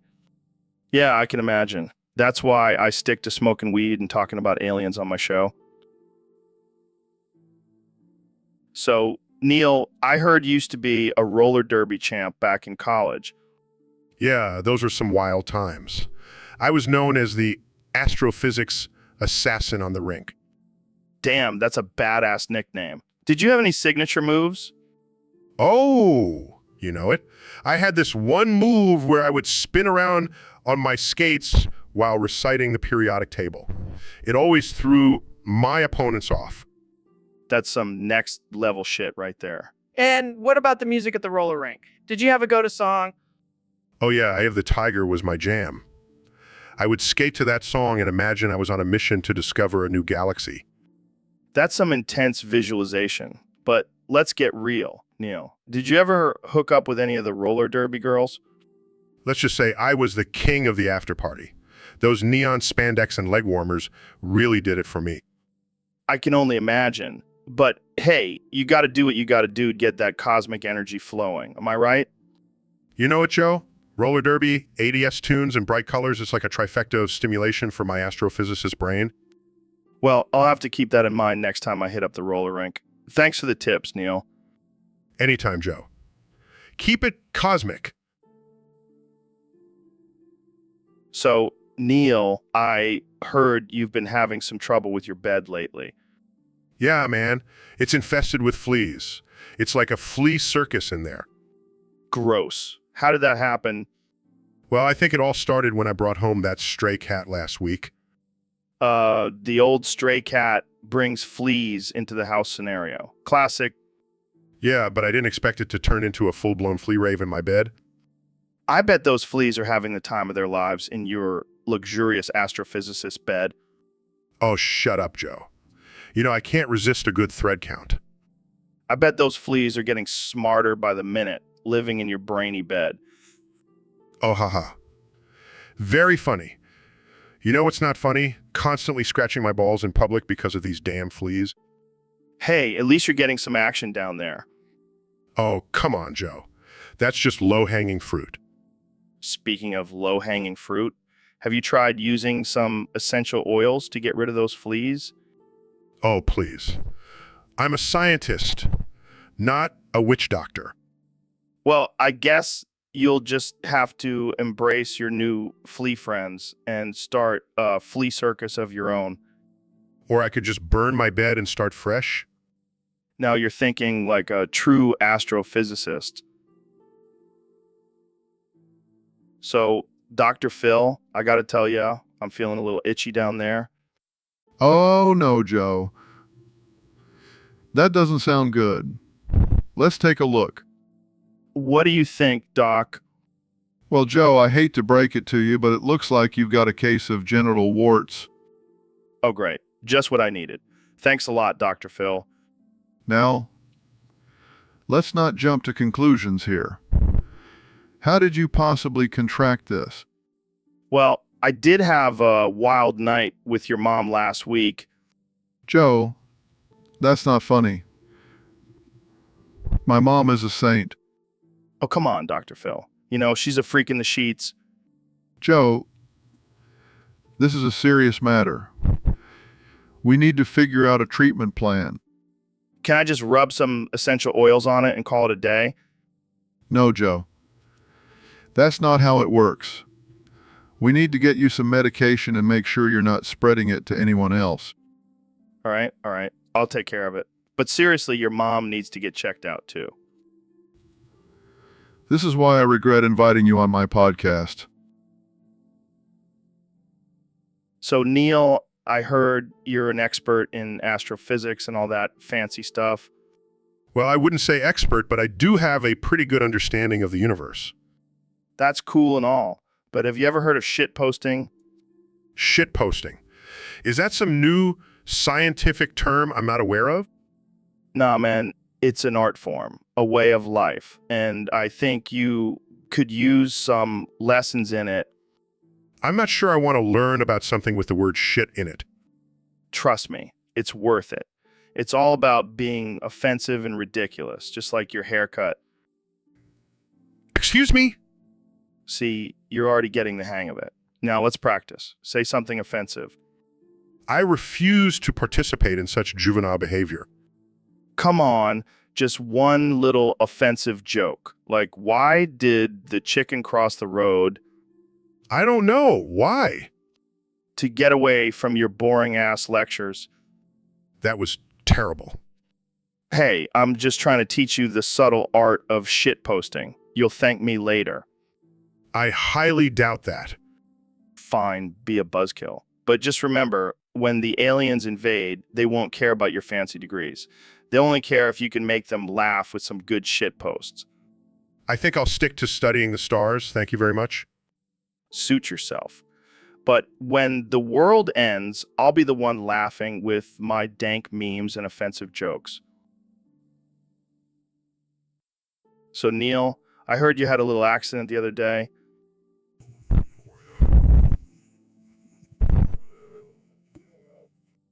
You know, when you were on that space mission and you nutted in your suit. Oh, man, that was embarrassing. But hey, zero gravity can do some crazy things to a man. I bet it was out of this world. But seriously, why didn't you just stop and clean it up? I couldn't, Joe. I was in the middle of a scientific breakthrough, and I couldn't let a little nut get in the way. You're a dedicated man, Neil. And you know what's even crazier? You kept sucking on that DMT pipe while I was nutting in my suit. Hey, I don't let anything stop me from reaching enlightenment. Well, I guess that's one way to achieve a cosmic orgasm. You know what, Neil? Always pushing the boundaries of science and pleasure. I can't believe we're having this conversation on your podcast. Oh, we're definitely getting demonetized for this one. But hey, at least we're making science fun again. And nutting in space. I'll never live that one down. No, you won't. But hey, at least you have a good story to tell at parties. Yeah, I'll just leave out the part where you kept sucking on that pipe. So, Elon, what's been going on with you lately? Well, Joe, I've been dealing with some serious shit lately. What kind of shit? Chronic ingrown toenails, man. It's a real pain in the ass, or should I say pain in the toe. That sounds rough. How are you dealing with it? Well, I've been trying everything. Soaking my feet in Epsom salt, using essential oils, even rubbing some CBD on my toes. Did any of that help? Nope. But I did discover something that does help. What's that? Using my flamethrower to burn off the ingrown toenails. What the fuck, Elon? Hey, it's effective and it saves me a trip to the podiatrist. I don't even know what to say to that. And I also use the flamethrower to cook my steaks. Talk about multi-purpose. This conversation just took a weird turn. Welcome to my world, Joe. It's a strange and twisted place. I can see that. But seriously, maybe you should see a doctor about those toenails. I'll just stick to my flamethrower method. It adds a little danger to my life. Keeps things interesting. So, Ro, what the hell is this? I hear about you making clones of me. Oh, you heard about that. Yeah, I may have accidentally created 24 more versions of you. 24? That's like a whole army of Rogans. Yeah, and they all start with every letter of the alphabet. We got a Rogan, B Rogan, C Rogan, A. Wait. What about my new clone? Oh, he's not a clone. He's my new husband. Your new husband? What happened to me being your ride or die? Sorry, Joe, but Ho has a bigger podcast studio. You know what? I'm done with this clone bullshit. I'm going to go meditate and find my inner peace. Oh, you mean D. Rogan? He's already on it. This is getting out of hand. I can't keep track of all these Rogans. Well, at least you have one for every letter of the alphabet now. That's pretty cool, right? No, it's not cool. It's creepy and unsettling. I feel like I'm in a Black Mirror episode. Relax, Joe. Look on the bright side. At least you have a whole new set of guests for your podcast. I guess you're right. Okay, I'm going to go interview a Rogan. He seems like a cool dude. Oh, just wait until you meet Z Rogan. He's a real trip. So, Neil, I heard you were involved in a robbery recently. Yeah, I pulled off the heist of the century. What did you steal? Diamonds? Gold? No, something even more valuable. Baby oil. Baby oil? What are you, some kind of sick pervert? No. You see, I robbed a baby oil bank. A baby oil bank? Is that even a thing? It is now. And let me tell you, those babies put up a fight. Babies? You robbed a bank full of babies? Well, technically it was run by babies, but they had some pretty tough security guards. This is messed up, man. I thought you were a scientist, not a baby robber. Hey, I needed some extra cash for my astrophysics research. Plus, have you seen the price of baby oil these days? I can't believe I'm friends with a baby bank robber. What's next? Robbing a diaper factory? Hey, don't give me any ideas. But seriously, I'm thinking of starting a new career as a baby oil kingpin. You're sick, man. I'm calling the cops. Relax, Joe. It's all in good fun. But seriously, can you help me launder this baby oil money? So, Neil, I heard you're writing a book. Yeah, it's called Life with a Dump Truck. What the hell is that about? Well, it's a memoir about my experiences living with a dump truck as a roommate. Wait, what? A dump truck? Like the big, loud, smelly ones? Yeah, it's been quite the adventure. I even have a chapter dedicated to the time it accidentally ran over my foot. That's insane. What made you want to write about that? Well, I figured people are always interested in my scientific knowledge, so why not share my personal experiences with a dump truck? I can already see the reviews now. Neil deGrasse Tyson's dump truck memoir. Dump of a read? Oh, come on, Joe. Don't be so harsh. It's not just about the dump truck. It's about life lessons and personal growth. Yeah, like how to avoid getting squished by a dump truck. Exactly. And I even have a chapter on how to communicate with your dump truck roommate. I can't even imagine what that conversation would sound like. It's all about using hand signals and honking noises. It's quite complex.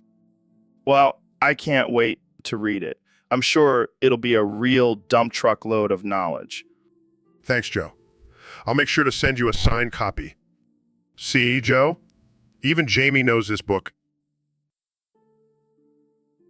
So, Mr. Beast, I heard you had a wild night with Jerry back in 2017.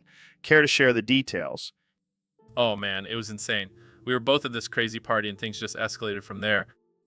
How did it all go down? Well, let's just say Jerry had a little too much to drink and I may have taken advantage of the situation.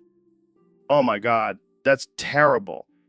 Relax, Joe. It was consensual. Jerry was totally into it. I don't know if I can handle this information. Oh, it gets better. We ended up in a hotel room and I may have filmed the whole thing for my YouTube channel. What? You filmed it? Yeah, I thought it would be great content.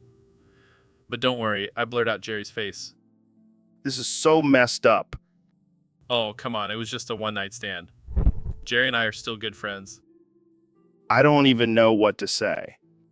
Well, you could say subscribe to my channel for more wild adventures with my friends. I think I'm going to pass on that one. So, Elon, I heard you have a hidden talent. Yeah, I can sing like a mermaid. Wait, what? Yeah, I can hit those high notes like Ariel from The Little Mermaid. I got to hear this. Jamie, pull up an image of Elon dressed as a mermaid. Look at this stuff. Isn't it neat? Wouldn't you think my collection's complete? Oh my God, this is amazing. Wouldn't you think I'm the girl who has everything? You really do have everything, don't you? I've got gadgets and gizmos aplenty. I've got who's-its and what's-its galore. Do you have any, bobs? No, but I do have a flamethrower. Of course you do. You could make a killing at kids' birthday parties. I want more. I want to be where the people are. Wait, are you saying you want to be a human? I want to see them dancing, walking around. Those, what do you call them? Low feet. You better stick to rockets, my friend. But seriously, that was beautiful. Thanks. Maybe I'll perform it at the next SpaceX launch.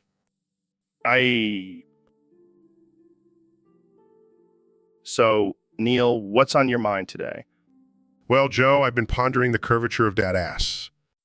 Oh, man, that's deep. Speaking of that ass, let's talk about today's sponsor, 11 Labs, your one-stop premium shop for all your voice cloning needs.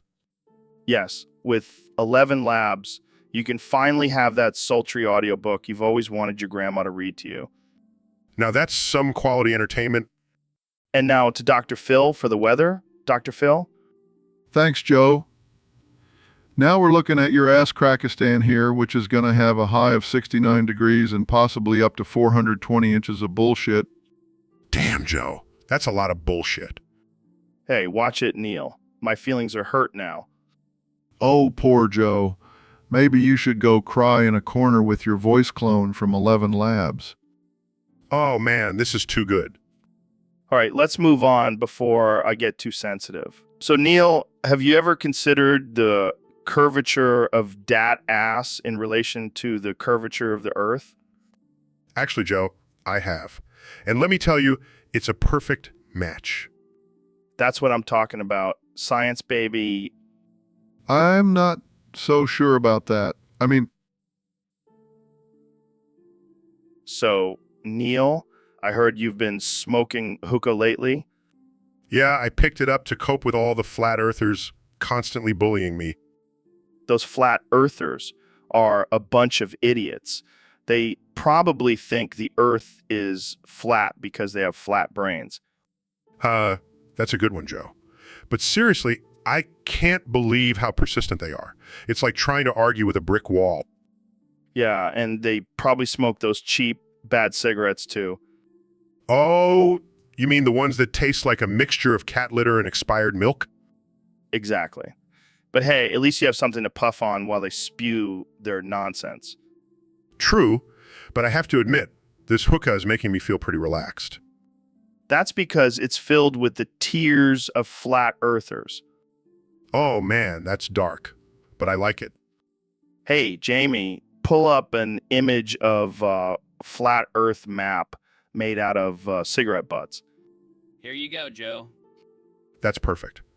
I'll have to show that to those flat earthers next time they try to argue with me. Yeah, and maybe offer them a puff of your hookah. It might help expand their minds a bit. I doubt it, but it's worth a try. Thanks for having my back, Joe. Always, Neil. Now let's take another hit and forget about those flat earthers. So Kenny, I heard you're throwing a party that's going to make Diddy's parties look like a kindergarten birthday bash. Oh yeah, Joe. It's gonna be epic. I'm talking 1 million bottles of baby oil, every celebrity in Hollywood, and we're all gonna be tripping balls on... Wait, what? LSD? Are you sure that's a good idea? Of course it is, Joe. It's gonna be the ultimate mind-expanding experience. Plus, it'll make all the butt stuff even more intense. Butt stuff. What kind of prizes are you giving out for that? Oh, just the usual, Joe. Lifetime supply of Yeezys, private jet, and the chance to be my personal butt stuff assistant. Wow, that's something. But what about the celebrities? Are they all on board with this? Of course they are. I mean, who wouldn't want to come to a party where they can get high, covered in baby oil, and do butt stuff for prizes? I don't know, Kanye. Sounds a little wild, even for Hollywood standards. Trust me, this party is going to be legendary. It's going to be the talk of the town for years to come. Well, I can't wait to see how it turns out. But maybe lay off the LSD, okay? No promises, Joe. But hey, at least I'm not inviting Taylor Swift, right? Right? Oh man, that's a whole other can of worms. Can't wait to see. So, David, I heard you started a militia with a bunch of gangbangers to force your mentality in the gyms. Yeah, man, those dudes are hardcore. They don't take no shit from anyone, especially their own minds. That's intense. How did you convince them to join your cause? I just told them I wanted to create the ultimate team of badass motherfuckers who could push themselves to the limit. And they bought into it? Oh yeah, they were all about it. We even have a gang sign and everything. What's the gang sign? It's a middle finger to the sky, representing our fuck you attitude towards quitting.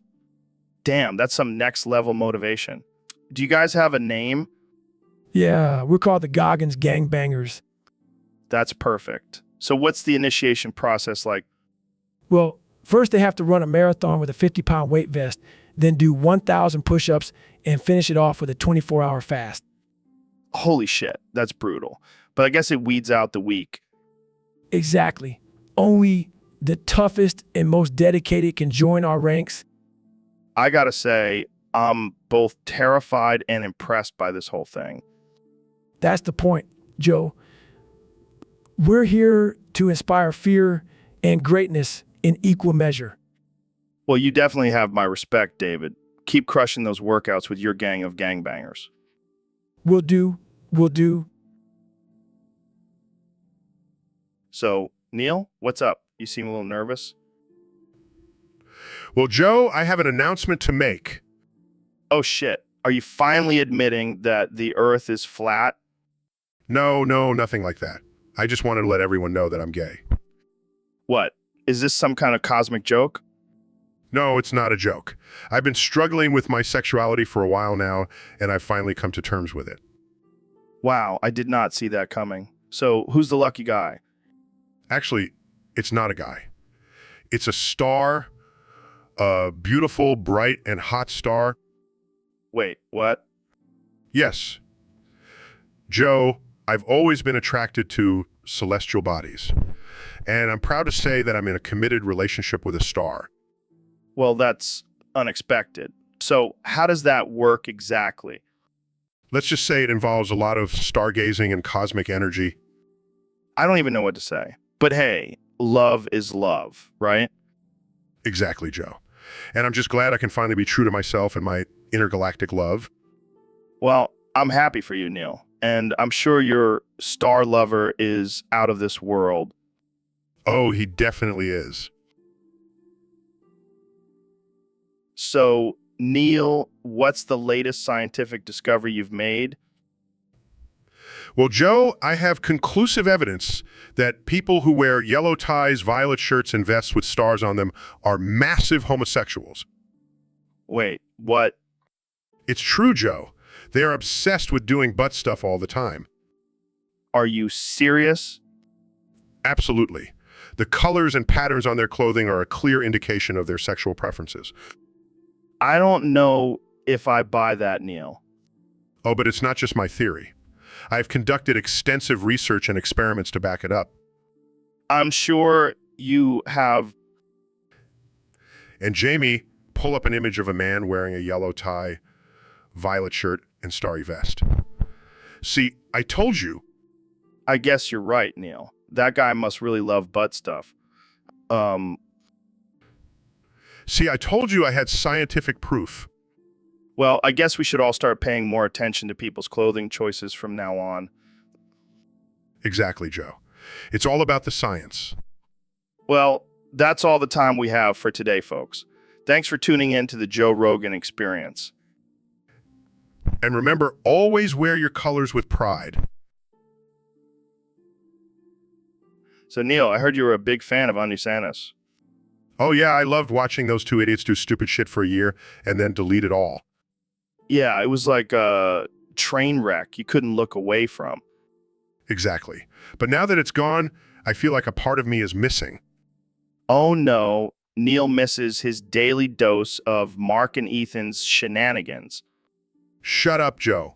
It was a nice escape from all the science and astrophysics. Yeah, I bet you were just waiting for them to accidentally blow themselves up. Hey, you never know what could happen when those two get together. But in all honesty, it's a shame that Onius Annis is gone.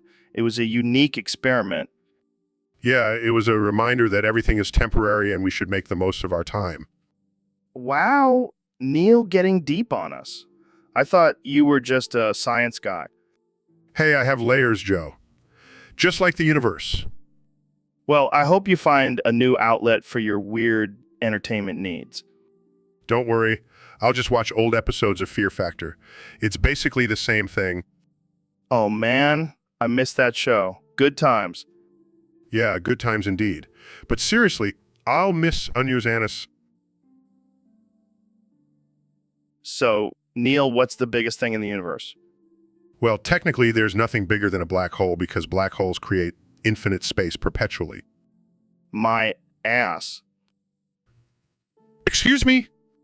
Yeah, my ass is bigger than any black hole out there. Joe, that's not how it works. Oh, really? Because I'm pretty sure my ass creates infinite space every time I eat a burrito.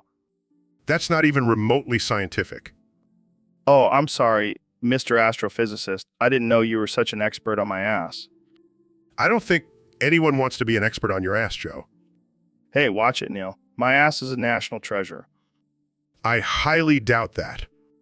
You know what, Neil? I think you're just jealous of my infinite space-creating ass. I can assure you, Joe, I am not jealous of your ass in any way. Well, that's just because you haven't seen it in all its glory. Maybe we should take a break and I'll show you. No, thank you, Joe. I think I'll pass on that offer.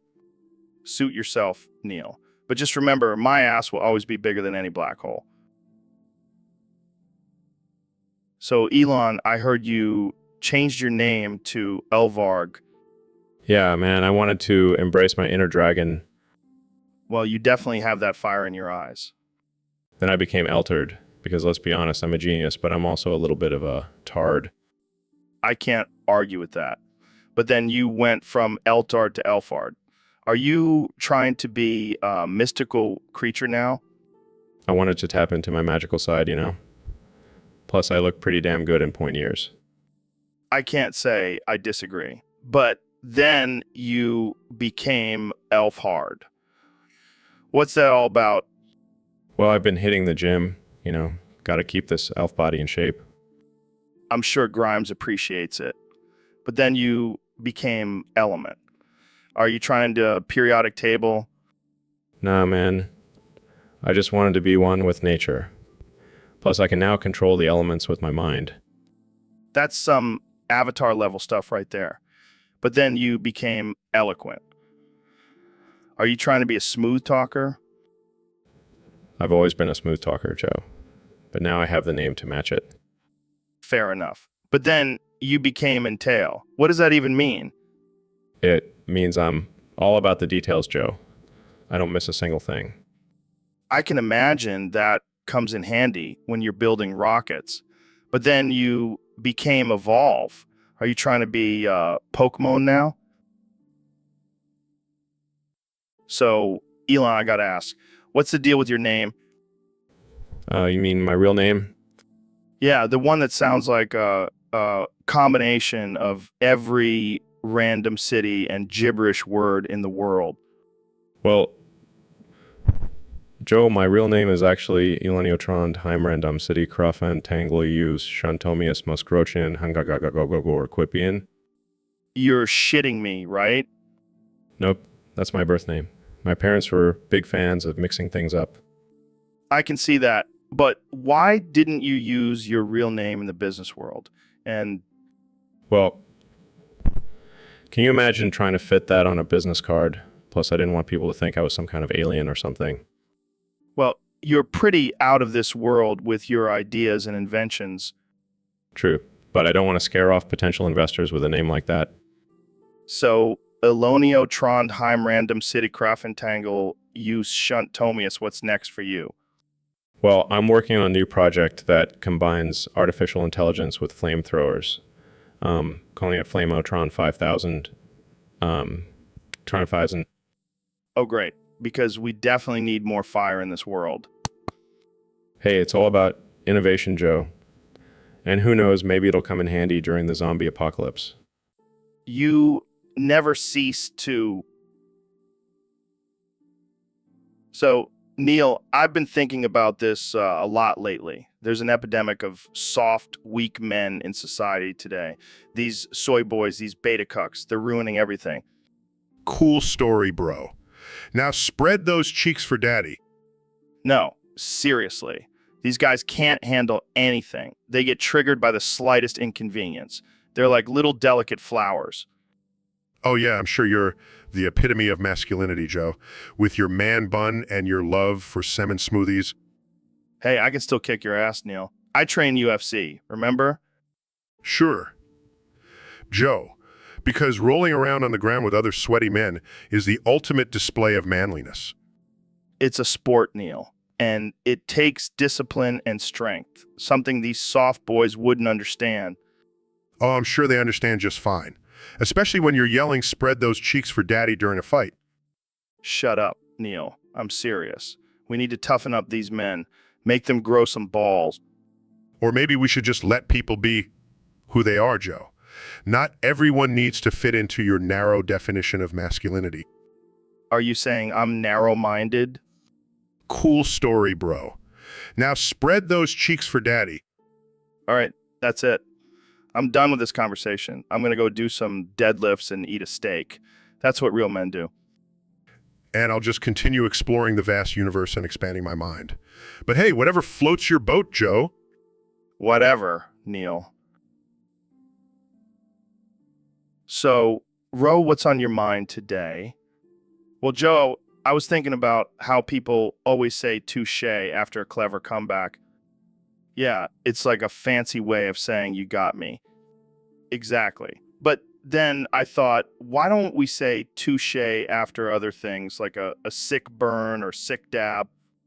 Touche, Ro, touche. But what about when someone farts in public? Should we say touche then? Absolutely. And when someone gets caught cheating, touche all around. And when someone gets a face tattoo, touche to their poor life choices. Touche, Joe, touche. But seriously, why limit ourselves to just comebacks? Let's make touche the ultimate response to anything. I like where your head's at, bro. Touche to that. Touche to us, Joe. Touche to us. So, Mr. President, I hear you've been working on something big. That's right, Joe. I'm tired of people talking about my cum shot distance. It's time to aim for the highest cum shot on Earth. Wow, that's quite a goal. How do you plan on achieving it? Well, first off, I'm going to build a wall. A big, beautiful wall to keep all the other cum shots out. I don't think that's how it works. Don't tell me how to aim my cum shot, Joe. I'm the master of the art. I'm sure you are. But what about the logistics? How are you going to measure the distance? Easy. I'll just have my good friend Kim Jong-un use his nuclear missiles to mark the spot. That's not how it works either. Well, I'm going to make it happen, Joe. And when I do, it'll be the biggest, most tremendous cum shot the world has ever seen. I have no doubt about that, Mr. President. And on that note, we'll end this episode. Thanks for tuning in, folks. So, Neil, what's on your mind today? Well, Joe, I was thinking about the laws of attraction and how we are all just mammals at the end of the day. What do you mean by that? You and me, baby, ain't nothing but mammals, so let's do it like they do on the Discovery Channel. Oh, hell yeah. I've been watching that Aaron Hernandez documentary on Discovery Plus. Let's talk about it. Wait, what? No, I was talking about sex. Oh, my bad. I thought you were talking about that killer tight end. Joe, put the gun down. Sorry, Neil. I thought you were trying to lure me into some weird Discovery Channel sex cult. I was just trying to be romantic. Well, that escalated quickly. Let's grab some elk meat and move on to the next topic. So, Neil, I heard you solved the 3-body problem. What the hell does that even mean? It means I found a solution to the mathematical equation that predicts the motion of 3 celestial bodies interacting with each other. Oh, cool. So, can you use that to predict when the world is going to end or something? No, Joe. It's not some crystal ball. It's a scientific discovery. Gotcha. But, like, can it predict when I'm going to run out of weed? Size? No, Joe. That's not how it works. Well, shit. I was hoping you could help a brother out. I'm a scientist, not a drug dealer. Hey, speaking of drugs, have you ever done DMT? No, Joe. I prefer to alter my consciousness through the wonders of astrophysics. Right on, man. So, what's the craziest thing you've seen in space? Well, there's this one planet that's covered in giant spiders. Holy shit, that's terrifying. I'm never leaving Earth. Don't worry, Joe. I'm sure there's plenty of weed on Mars. Laughs, and now that's a planet I can get behind. Thanks for joining us, Neil. And remember, folks, always trust a scientist over a drug dealer. So, Elon, I heard you've been doing some research on goblins lately. Yeah, man, I've been fascinated by these little creatures. Did you know they have a whole society and culture? No way, really. Yeah, and they're incredibly intelligent. They have their own language and everything. Makes feral animal noises. What the hell, Neil? Can't you just use words like a normal person? Continues making noises. It's okay, Joe. Maybe Neil is just channeling his inner goblin. Ha! Goblin D's nuts. Laughs. But seriously, these goblins are no joke. They're master builders and engineers. They could probably teach us a thing or two. Yeah, but what about their appearance? I heard they're pretty ugly. Beauty is in the eye of the beholder, Joe. Plus, they have some pretty cool powers like shapeshifting and invisibility. Growls like a feral animal. Okay, Neil, we get it. You're excited about goblins too. Jamie, pull up an image of a goblin riding a dragon into battle.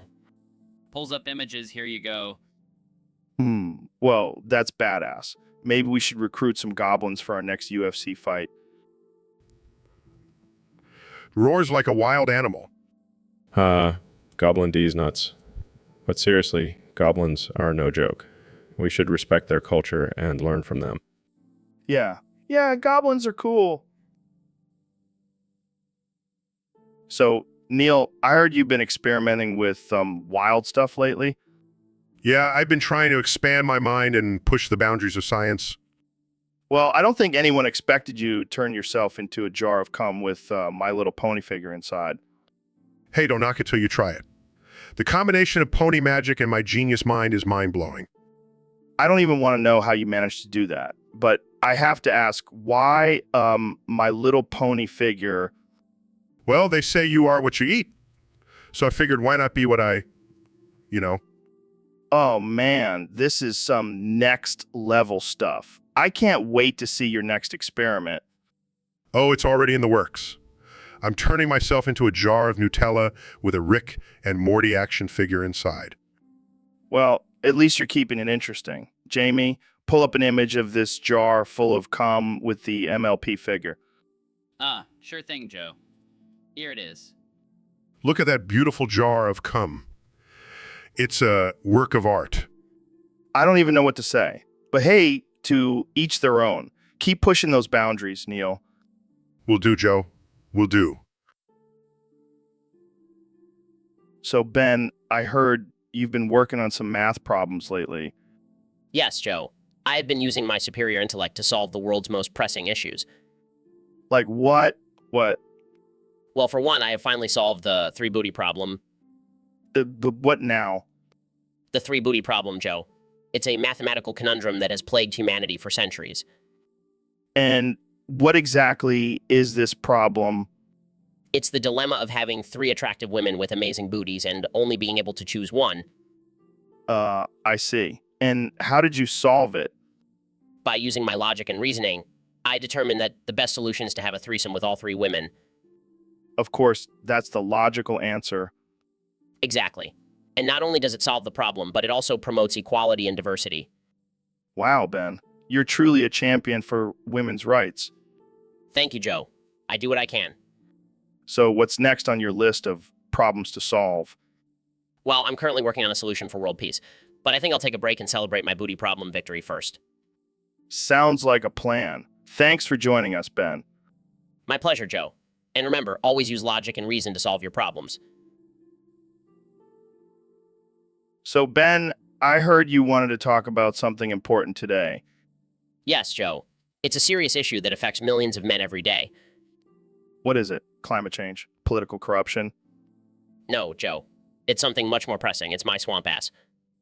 Your what? My swamp ass, Joe. It's a condition where the sweat from my buttocks creates a moist and uncomfortable environment. Oh man, that sounds terrible. It is, Joe. It's like living in the Florida Everglades, but in my pants. I'm sorry, Ben. I shouldn't be laughing. No, it's okay, Joe. I've learned to embrace it. I've even started wearing adult diapers to soak up the excess moisture. That's next level problem solving. You have no idea, Joe. I've tried everything from baby powder to talcum powder, but nothing seems to work. Have you considered just embracing the swamp and becoming a swamp creature? Very funny, Joe. But this is a serious issue that needs to be addressed. You're right, Ben. We need to raise awareness for swamp ass. It's a silent killer. Thank you, Joe. I appreciate your support in this matter. Anytime, Ben. Now let's go soak our butts in some swamp water. That's the spirit. Let's... So, Neil, I gotta ask, why do you sound so weird when you say, excuse me? Excuse me? Yeah, like when you say it, it's like you're constipated or something. Excuse me? See, there it is again. What's up with that? Excuse me? Are you trying to hold in a fart or something? Excuse me? Oh my God. Are you actually farting right now? Excuse me? Dude, that's disgusting. Excuse me? No, seriously, you need to see a doctor about that. Excuse me? I mean, I know you're a brilliant astrophysicist and all, but you can't control your bodily functions. Excuse me? And why do you keep saying that? Is it like your catchphrase or something? Excuse me? All right, I think we need to end this conversation before it gets any weirder. Excuse me? So, Neil, I heard about this thing called the Island of Stability. What the hell is that? Oh, it's just a theoretical island of super heavy elements that are stable and don't decay. Wait, so you're telling me there's a place where I can find some stable, heavy stuff? Like, I won't have to worry about it decaying on me. Yeah, but it's not exactly a vacation destination. It's more like a theoretical concept. Come on, Neil. I was hoping for a tropical island with some stable, heavy elements and maybe some topless mermaids. Sorry to disappoint, Joe.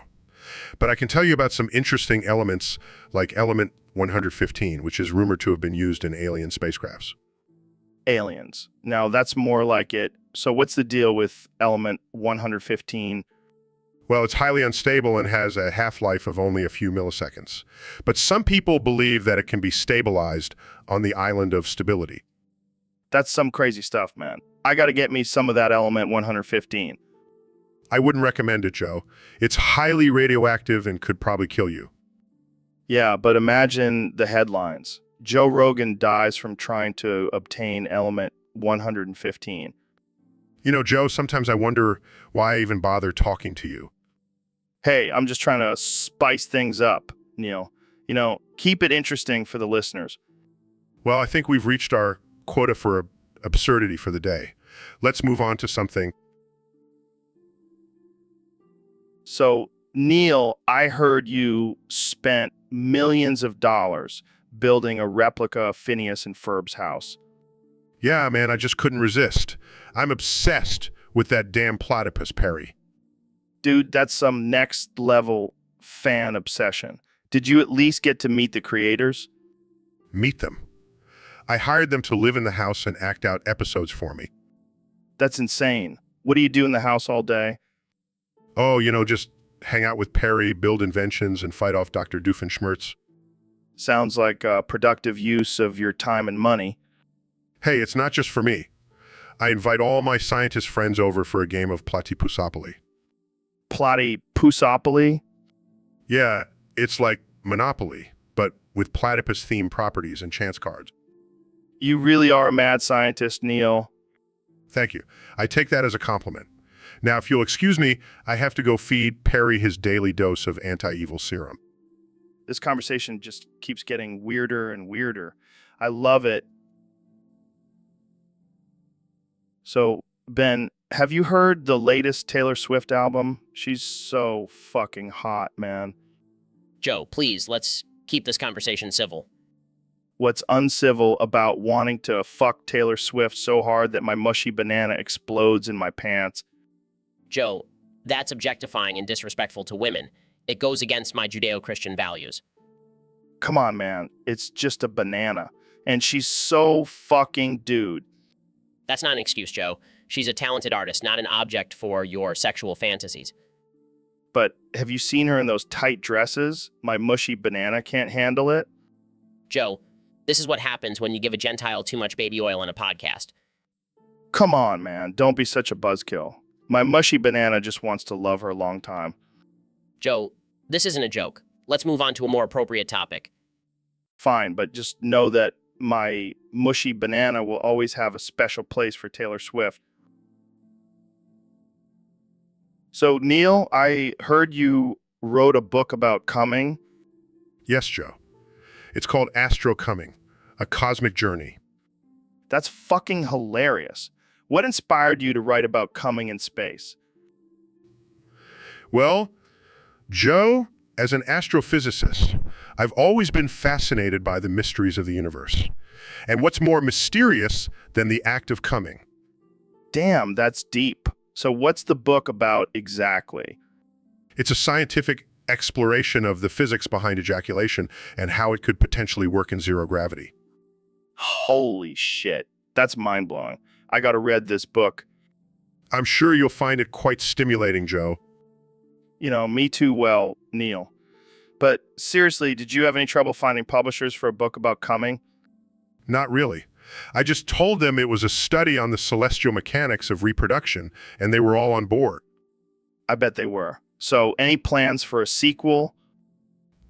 Actually, I'm working on a follow-up called Astro Coming 2. The Big Bang. Oh man, I can't wait to read that one. Thanks for coming on the show, Neil. Anytime, Joe.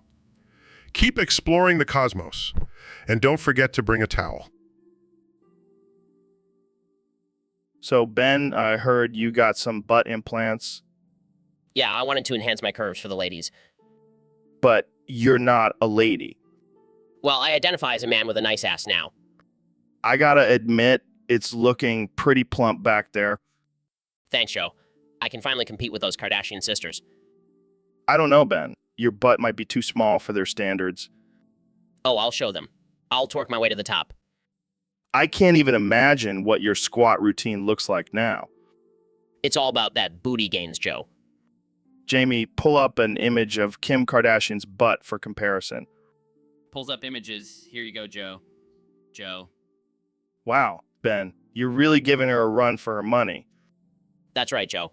I'm the new butt queen. Well, I guess we can add butt implants to your list of controversial opinions. Hey, at least I'm not afraid to back up my beliefs with some extra cushion. So, Neil, I heard you're becoming a monarch. What?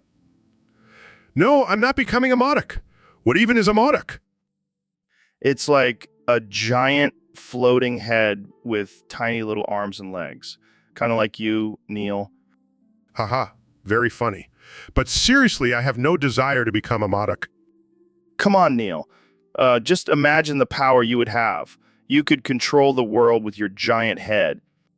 I think I'll stick to astrophysics, thank you very much. But think about it, Neil. You could finally fulfill your dream of being a supervillain. I don't have a dream of being a supervillain, Joe. I have a dream of educating people about the wonders of the universe. Yeah, whatever. Jamie, pull up an image of Neil's giant monarch head. I don't think that's a real thing, Joe. Well, it should be. I would pay good money to see Neil as a monarch. I'm starting to regret coming on this podcast. Don't worry, Neil. We'll make you a monarch yet. I think I'll pass. I'll stick to being a regular human being. Thank you very much. So, Neil, have you heard about this new conspiracy theory that says the government is using TV shows to brainwash us? Oh, please. I've heard it all before. The government doesn't need TV to control our minds. They have Twitter for that.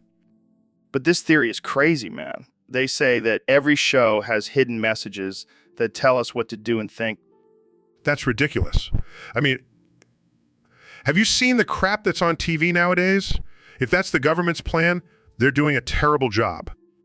But what about that line, 6 o'clock TV hour? Don't get caught in foreign tower. Oh, come on. That's just a catchy lyric from a song. It's not some secret code. But what if it's true? What if we're all just puppets in a grand scheme? Then I guess we're some pretty shitty puppets. I mean, have you seen the state of the world?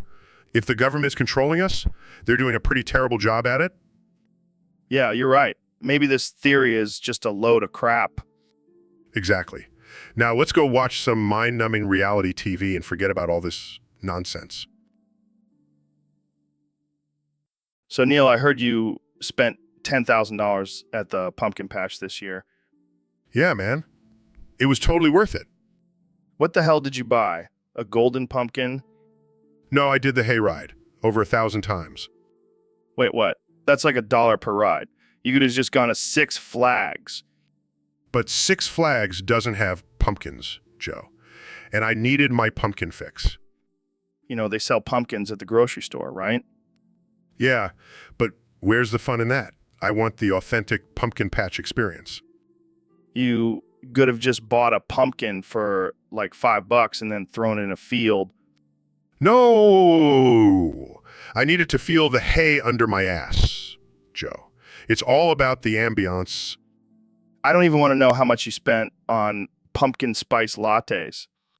Let's just say I had to take out a second mortgage on my house. And here I thought my pumpkin carving skills were excessive. Oh, please. You can't even compete with my pumpkin patch addiction. Well, at least I know where all my money is going now. Hey, at least I'm supporting local agriculture and getting my pumpkin fix. So, Neil, I heard you've been studying some ancient lore lately. Yeah, I've been delving into the tales of Kabura and Pahanin. Who the hell are those guys?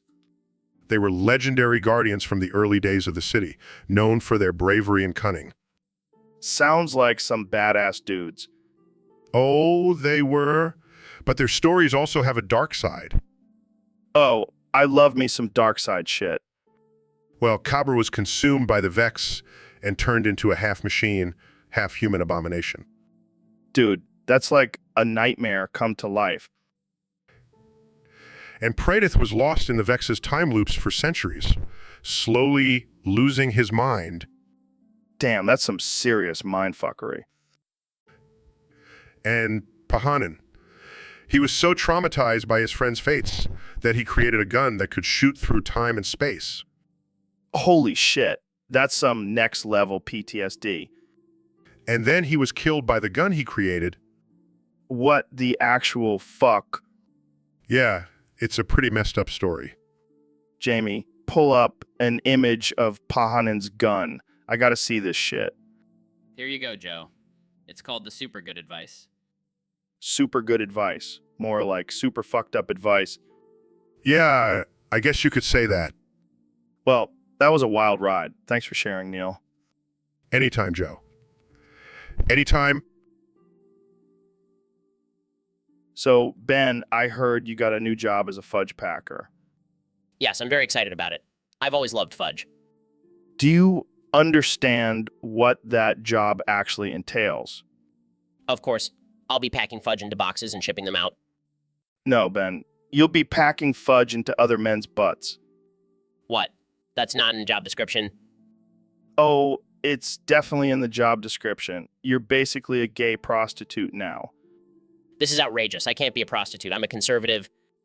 Well, technically, you're just a fudge packer, but you did sign a contract, so you have to honor it. But it goes against my Judeo-Christian values. Oh, I'm sure Jesus would understand. He was all about love and acceptance. This is not what I signed up for. I demand to speak to my manager.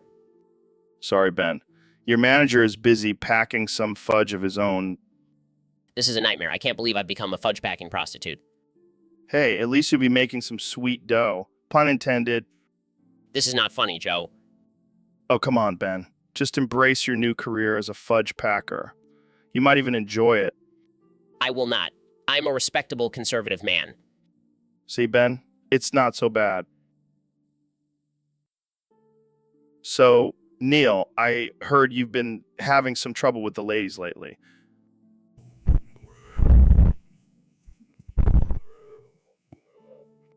Come on, man. You know what I'm talking about? Your failed relationships. Yeah, it's been a rough patch. Maybe if you got rid of that old yay ass haircut you get some beaches on your schlong. Oh, Joe.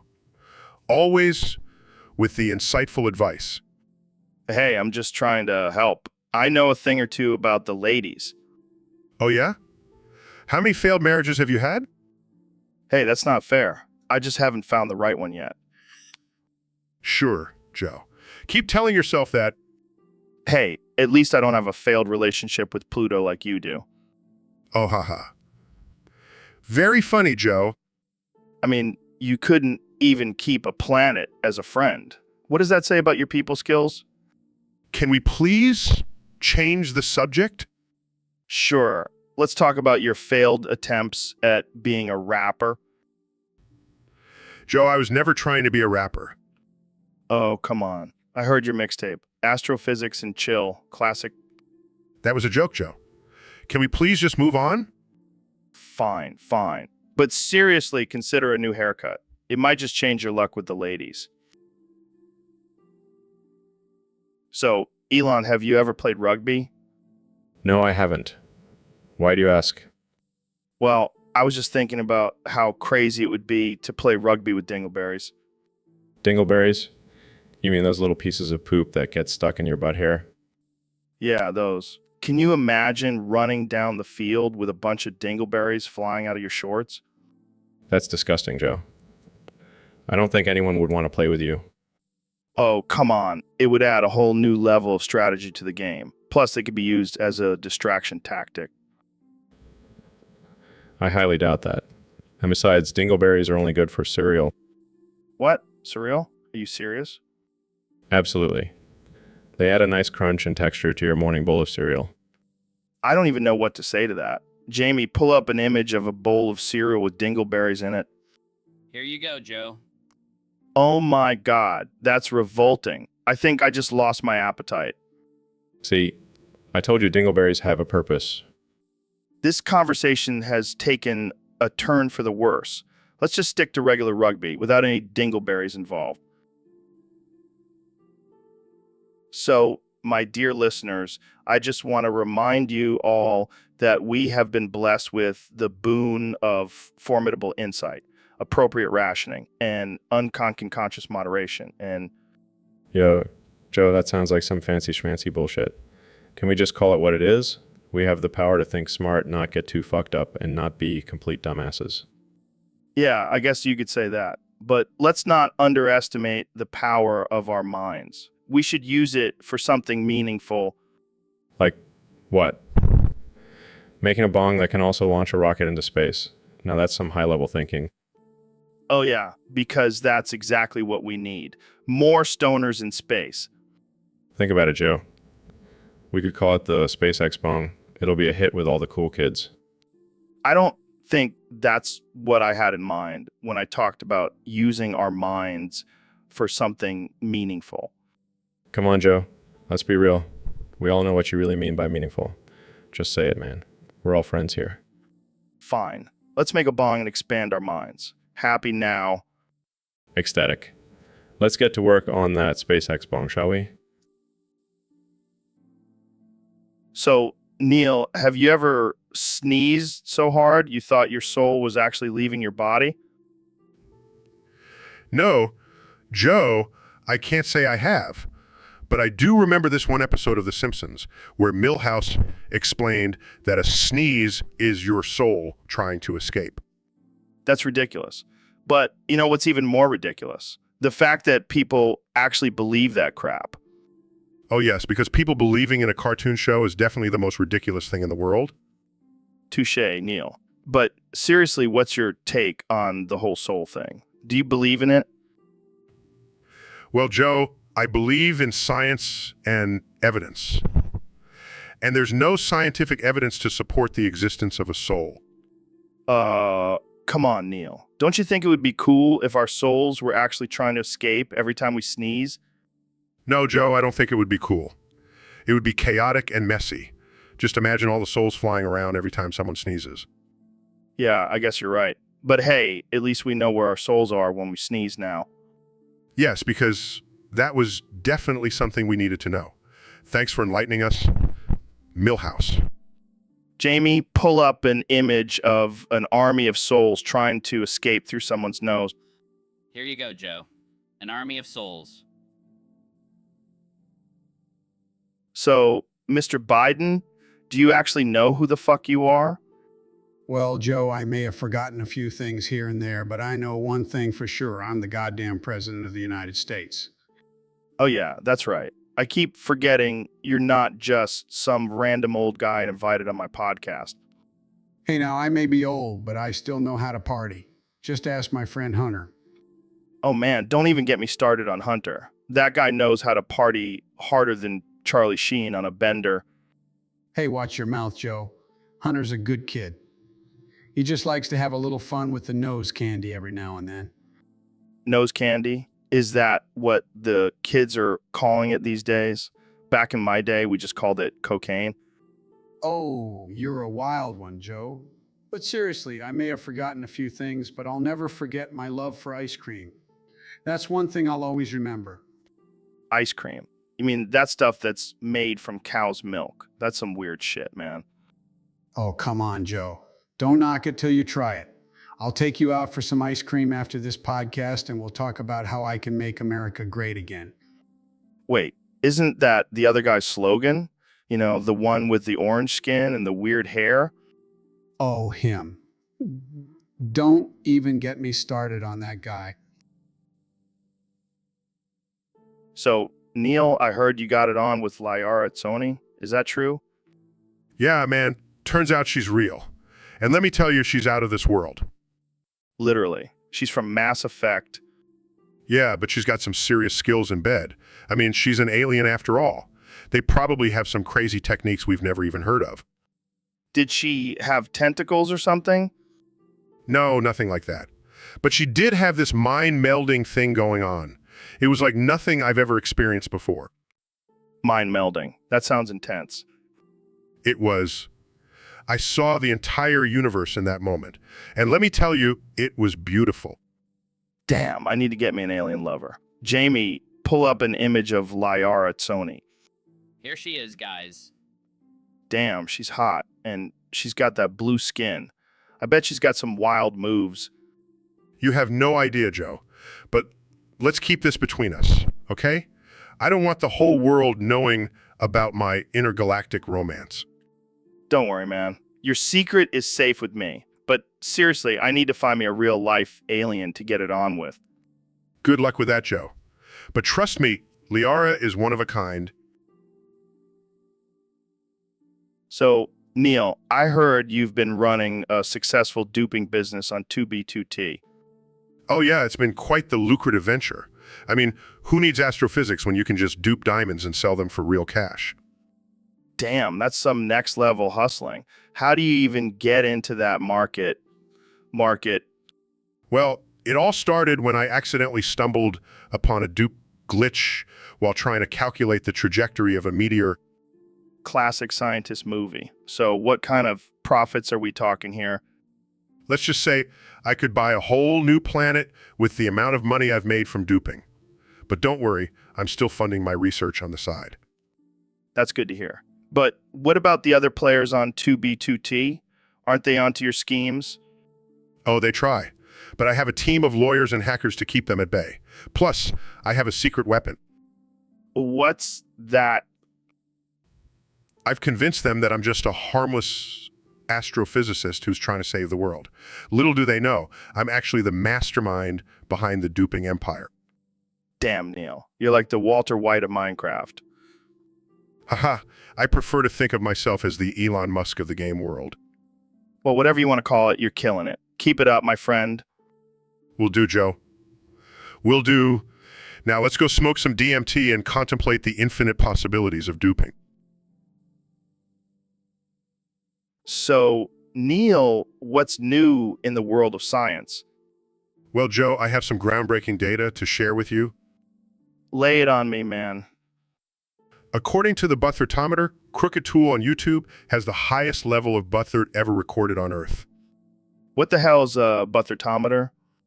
It's a device I created to measure the level of Buthert in individuals. And Crooked Tool has the most Buthert. How is that even possible? It's quite impressive, actually. The data shows that he has been consistently triggered by every single comment on his videos for the past 5 years. This is too good. Jamie, pull up an image of Crooked Tool's face when he reads a negative comment. Here it is. He looks like he's about to explode. Look at that face. He's so Buthert. He's practically glowing. It's quite fascinating, really. The Buthertometer has never recorded a level this high before. I can't believe this is real. Buthert has reached a whole new level. Indeed. I think we should add Crooked Tool to the Buthert Hall of Fame. Absolutely. And maybe send him a pack of ice for that burn. I'll make sure to include that in my next scientific study. So, Neil, what's with the on your hairline? Oh, that. It stands for Master of the Universe. Seriously? No, you idiot. It stands for Magnificent. Oh, of course. How could I have been so blind? Actually, it stands for Mama's Boy. My mom used to shave it in there when I was a kid. That's messed up, man. But hey, at least you're not a balding loser like me. Yeah, I guess I got lucky in the hair department. Yeah, but not so much in the height department. Hey, at least I can reach the top shelf without a stool. Touché, my vertically gifted friend. But seriously, Joe, the M stands for mind-blowing intellect. Oh, of course. I should have known. And it also stands for massive ego. I can definitely see that. And majestic beard. Okay, now you're just making stuff up. Hey, it's better than monkey face like you, Joe. All right. Let's wrap this up before we start throwing fists. Yeah, I wouldn't want to ruin this beautiful, on my hairline. So, Neil, I heard you have a thing for licking feet. Where'd you hear that, Joe? Oh, just some guy on Discord submitted it as a topic for us to talk about. Well, I can neither confirm nor deny that rumor. But I will say Liara Etsoni has some pretty sexy feet. Oh man, you're really into those blue alien toes, huh? Hey, don't knock it till you try it. Those tentacles can do some amazing things. Oh my god, I can't believe we're talking about this. Hey, it's all about exploring new frontiers, Joe. I don't know if I can handle this conversation, Neil. Come on, Joe. Don't be such a prude. Embrace your inner foot fetish. I think I'll stick to hunting and eating elk. Suit yourself. But let me tell you, Lyara's feet are out of this world. All right, that's enough. I can't take it anymore. Fine, let's move on to something less controversial, like the existence of aliens. Oh yeah, because that's a much more normal topic for us to discuss. Touché, my friend. Touché. So Neil, I heard you were caught eating my dried up dingleberries from my ass hair. Oh man, you caught me red-handed, or should I say brown-fingered? Gross, man. What's the deal with that? Well, Joe, as an astrophysicist, I'm always looking for new sources of protein and nutrients. Yeah, because my ass hair is just filled with nutrients. Actually, it is. Did you know that the bacteria found in fecal matter can aid in digestion? I did not need to know that. But seriously, why not just eat a steak or something? Variety is the spice of life, Joe. Plus, it's a great conversation starter at parties. You're a strange dude, Neil. Thank you, Joe. I take that as a compliment coming from you. All right, well, I'll make sure to save some for you next time. Really? That would be fantastic. I've been craving some of your dried up dingleberries for days now. I can't believe we're having this conversation. Welcome to the Joe Rogan Experience, where anything and everything is on the table. All right, let's wrap this up before we lose all our listeners. Too late. They're probably already gagging in. So, Neil, I've been thinking, what if we start a new religion? Joe, what are you talking about? There are already plenty of religions out there. But none of them have a flying spaghetti monster as their deity. Actually, the concept of spaghetti already exists in the scientific community. And Yes, exactly. Spaghetti is a term used to describe the way cosmic strings interact with each other. Bart, fart, Bart, fart, Bart, fart, Bart, fart, Bart, fart. Yes, the vibrations of these cosmic strings can create a sound similar to flatulence.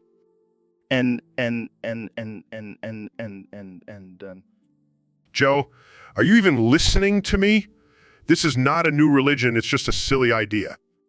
Bart, fart, Bart, fart, Bart, fart, Bart, fart, Bart, fart.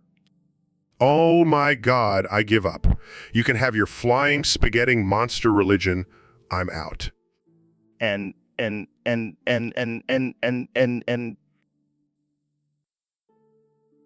So, Neil, I heard you've been studying Hinduism lately. Yes. Joe, I've been diving deep into the ancient teachings and philosophies. That's cool, man. So, can you speak any Hindu? Actually, Joe, I've taken it a step further.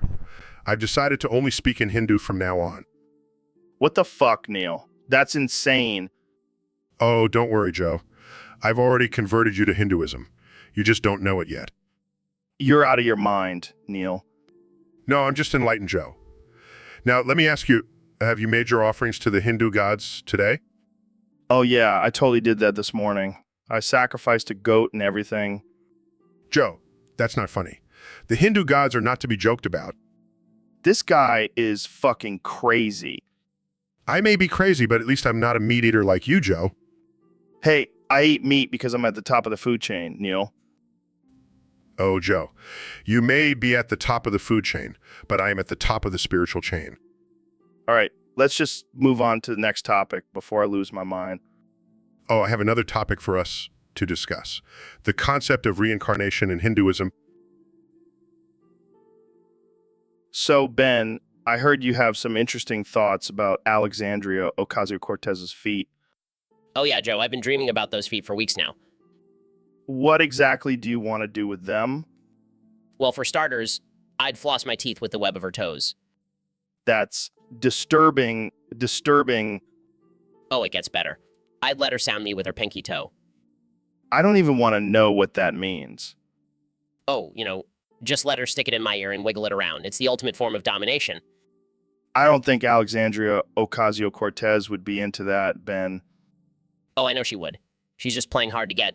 I think you might need some help, Ben. Help? No, I'm perfectly content with my foot fantasies. Well, I hope Alexandria Ocasio-Cortez never hears this conversation. Oh, she'll hear it, Joe. And she'll be begging me to fulfill her wildest foot dreams.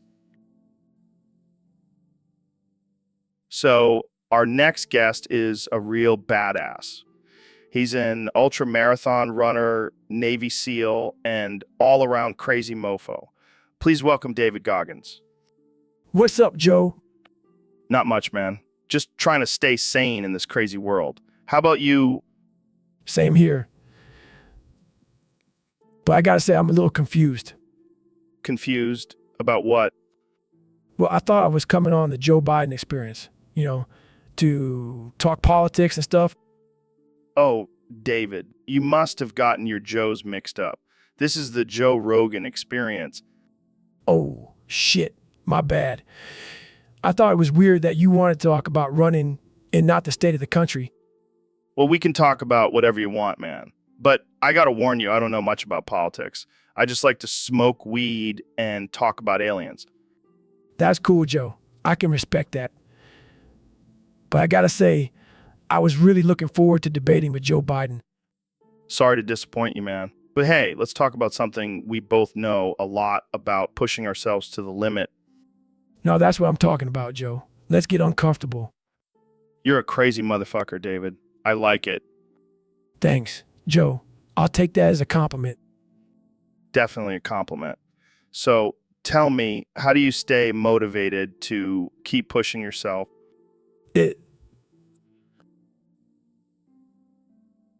So, Elon, I heard you've been playing a lot of Ark lately. Yeah, man, I can't get enough of that game. It's like real life, but with dinosaurs and survival. I heard you're the only one in your tribe that does metal runs. What's up with that? Oh man, my tribe mates are a bunch of lazy assholes. They're too busy smoking weed and eating Cheetos to gather resources. That's messed up. And I heard they steal your gear when you're offline. Yeah, it's like they have a sixth sense for when I log off. They swoop in and take all my weapons and armor. It's like they're vultures waiting for me to die. That's some shady shit. Have you thought about getting revenge? I've thought about it. Thinking of inside raiding them and switching servers. Damn, that's cold. But hey, it's survival of the fittest in Ark, right? Exactly. Plus, I can't let those lazy stoners hold me back from my ultimate goal of taming a T-Rex and riding it into battle. Now that's a sight I'd pay to see. Keep me updated on your Ark adventures, Elon. Will do, Joe. And hey, maybe you should join my tribe. We could use someone who actually pulls their weight. So, Elon, I heard you've been up to some crazy shit lately. Oh yeah, just your average day in the life of a mad scientist.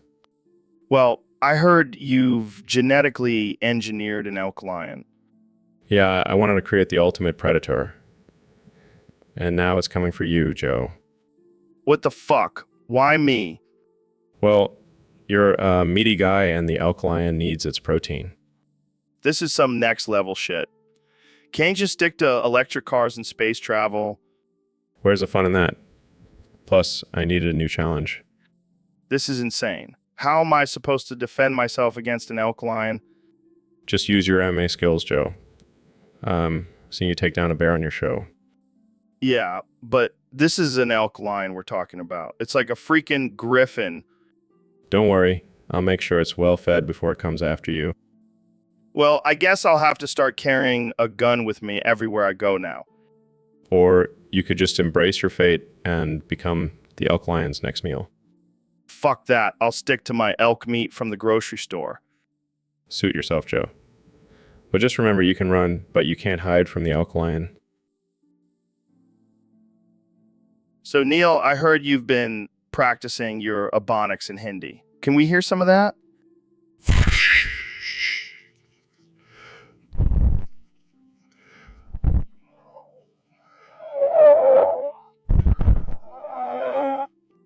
Oh Oh man, this is going to be good. Give us a taste.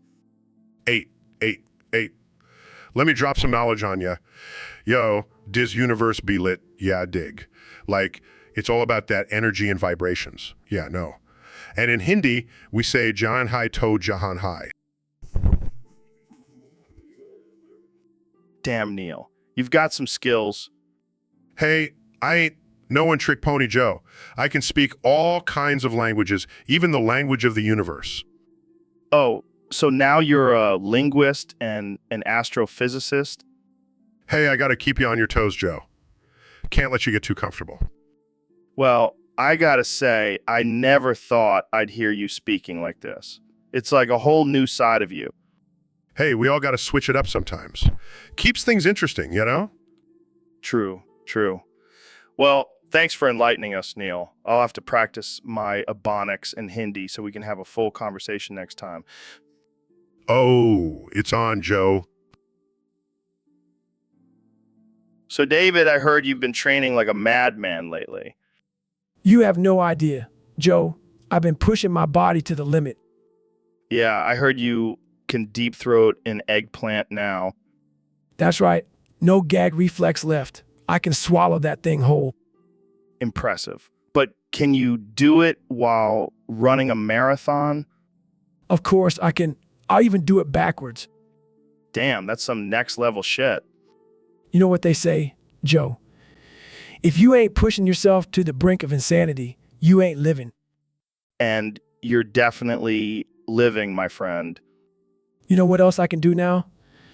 I can hold my breath for 10 minutes. No way. I can run a marathon, deep throat an eggplant, and hold my breath for 10 minutes all at the same time. That's insane. Yeah, but it's all about the mindset, Joe. You gotta have that fuck it mentality. I think you took the fuck it mentality a little too far, David. Hey, East, I can run a marathon and deep throat an eggplant. What can you do, Joe? I can smoke a joint and talk about aliens on my podcast. Fair enough, Joe. Fair enough. So, Neil, I heard you have a new book coming out. Yeah, it's called Astrophysics for people in a state of euphoria. Oh, I like that. Speaking of euphoria, have you ever tried DMT? No, I prefer to get high on the universe. Fair enough. But have you ever thought about the universe being a giant bong? No.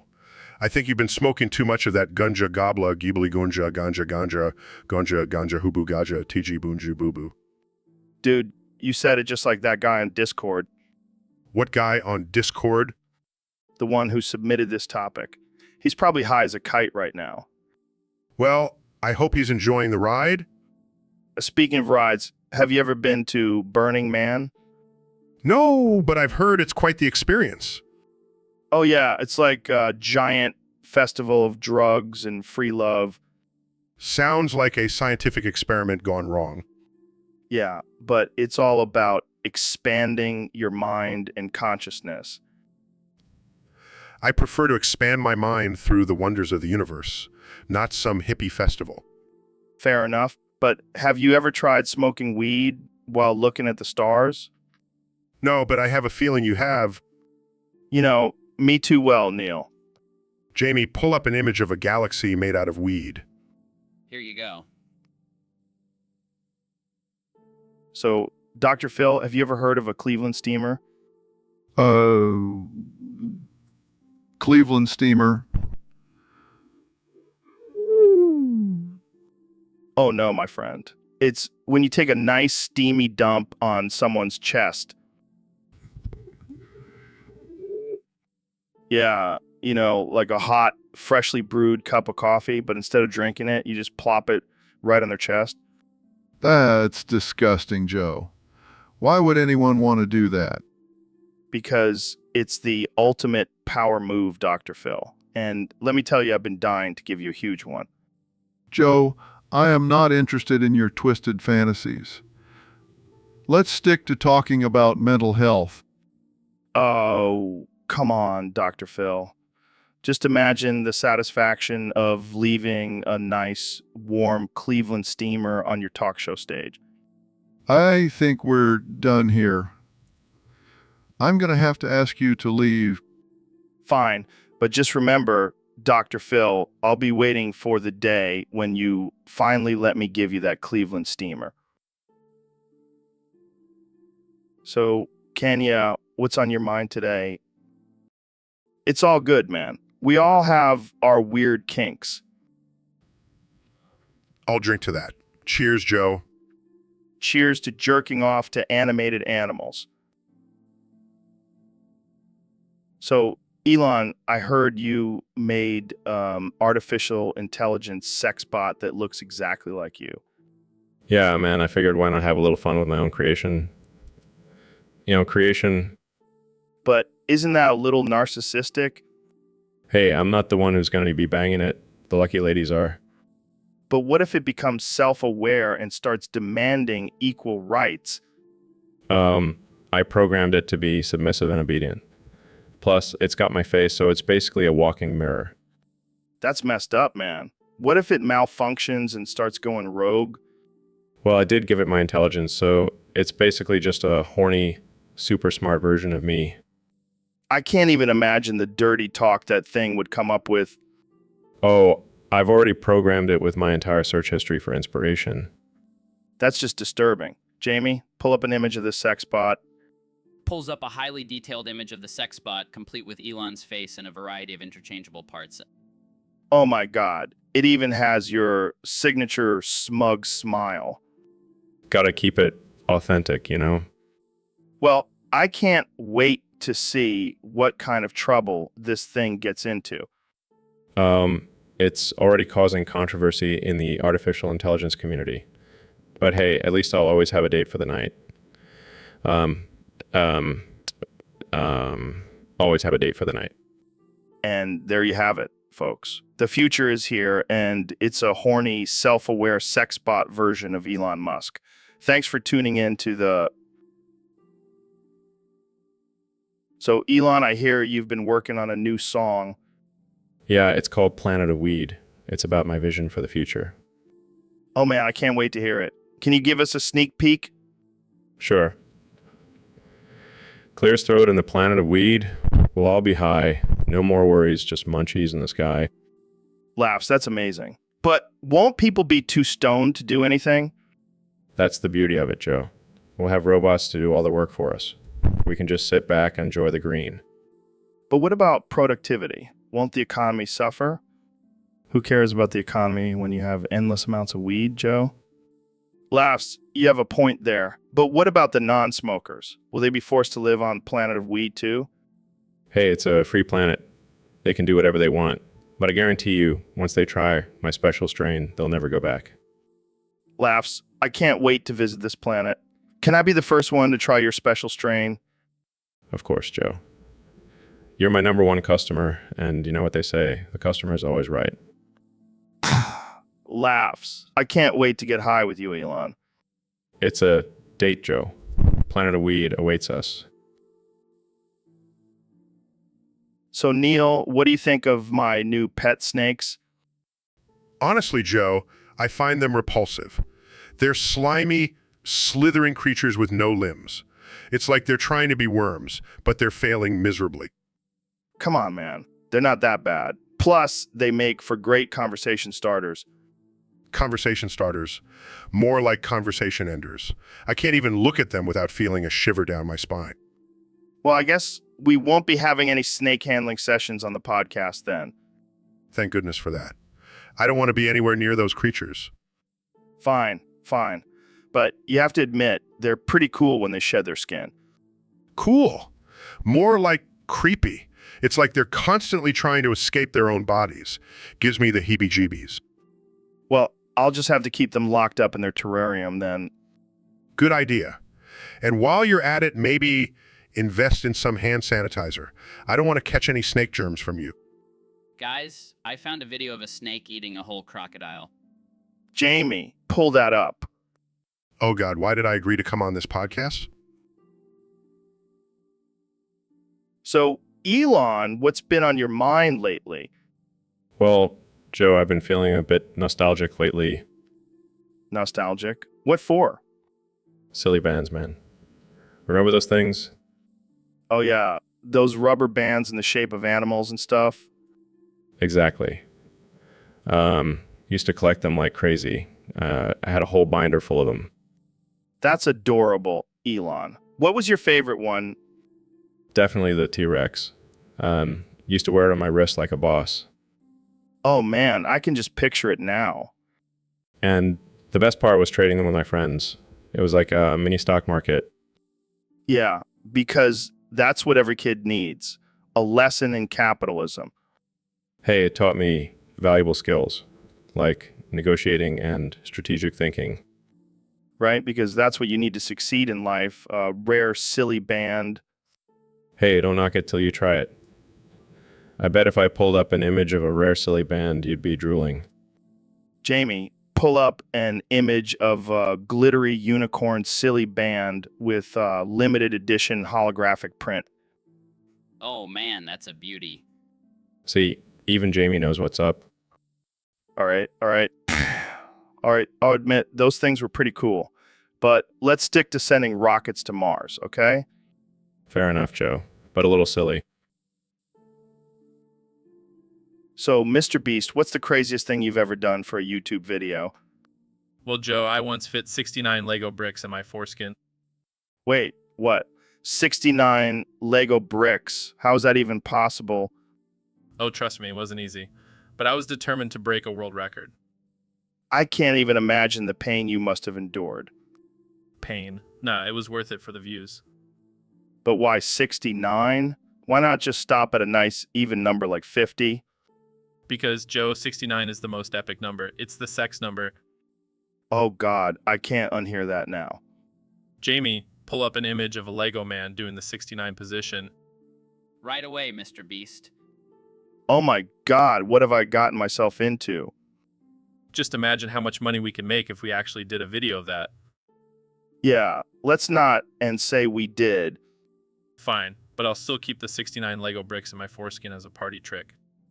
And on that note, I think we should end this conversation before it gets any more disturbing. Thanks for joining me, Mr. Beast. So, Ro, I was browsing through Discord's topics and noticed a common theme. Oh yeah, what's that? Ass, furry, sex, fuck. It's like a checklist for our podcast. You're right. We should do an episode where we combine all those into one topic. How about fucking furry's ass and coming on their tail? That's a bit too specific. How about ass, cum, and for the ultimate threesome? Oh, I like that. We could also throw in some BDSM and make it furries, ass play, and cum, a kinky adventure. Now we're talking. But we can't forget about our audience who loves some good old-fashioned sex. How about fucking like rabbits? A guide to non-stop orgasms. Yeah, and we'll have to include some tips on how to last longer in bed. Maybe we can call it coming and going, how to keep your partner satisfied all night long. And for our more adventurous listeners, we can do an episode on public sex. Fuck me in public. The thrill of getting caught. Oh man, this is going to be our most popular episode yet. Thanks for the inspiration. Discord. Yeah, who knew their most used words could lead to such great content? So, Ben, what's your take on the crazy left-hard libs and their obsession with the Constitution? Well, Joe, it's quite simple. They want to shove it up their own assholes to destroy it.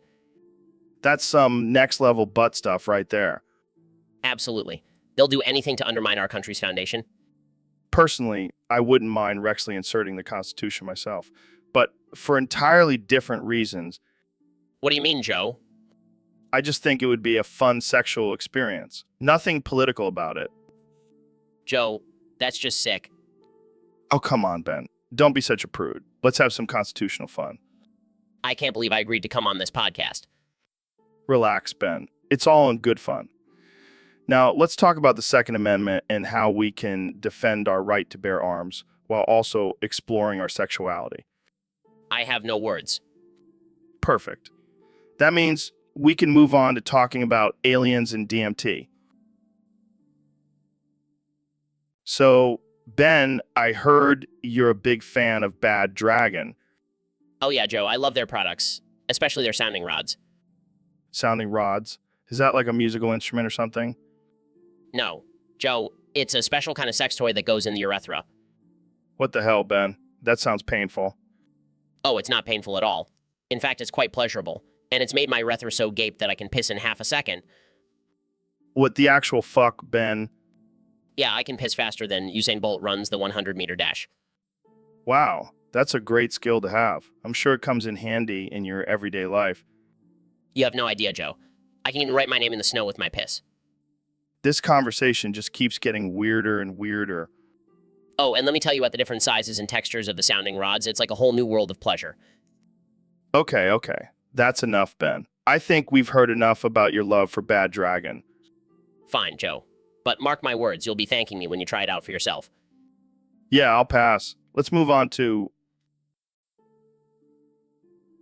So, Neil, have you ever thought about the bush and the banana? Joe, are we talking about the Amazon rainforest or your personal grooming habits? No. I mean, like the evolution of the bush and the banana. How did they come to be?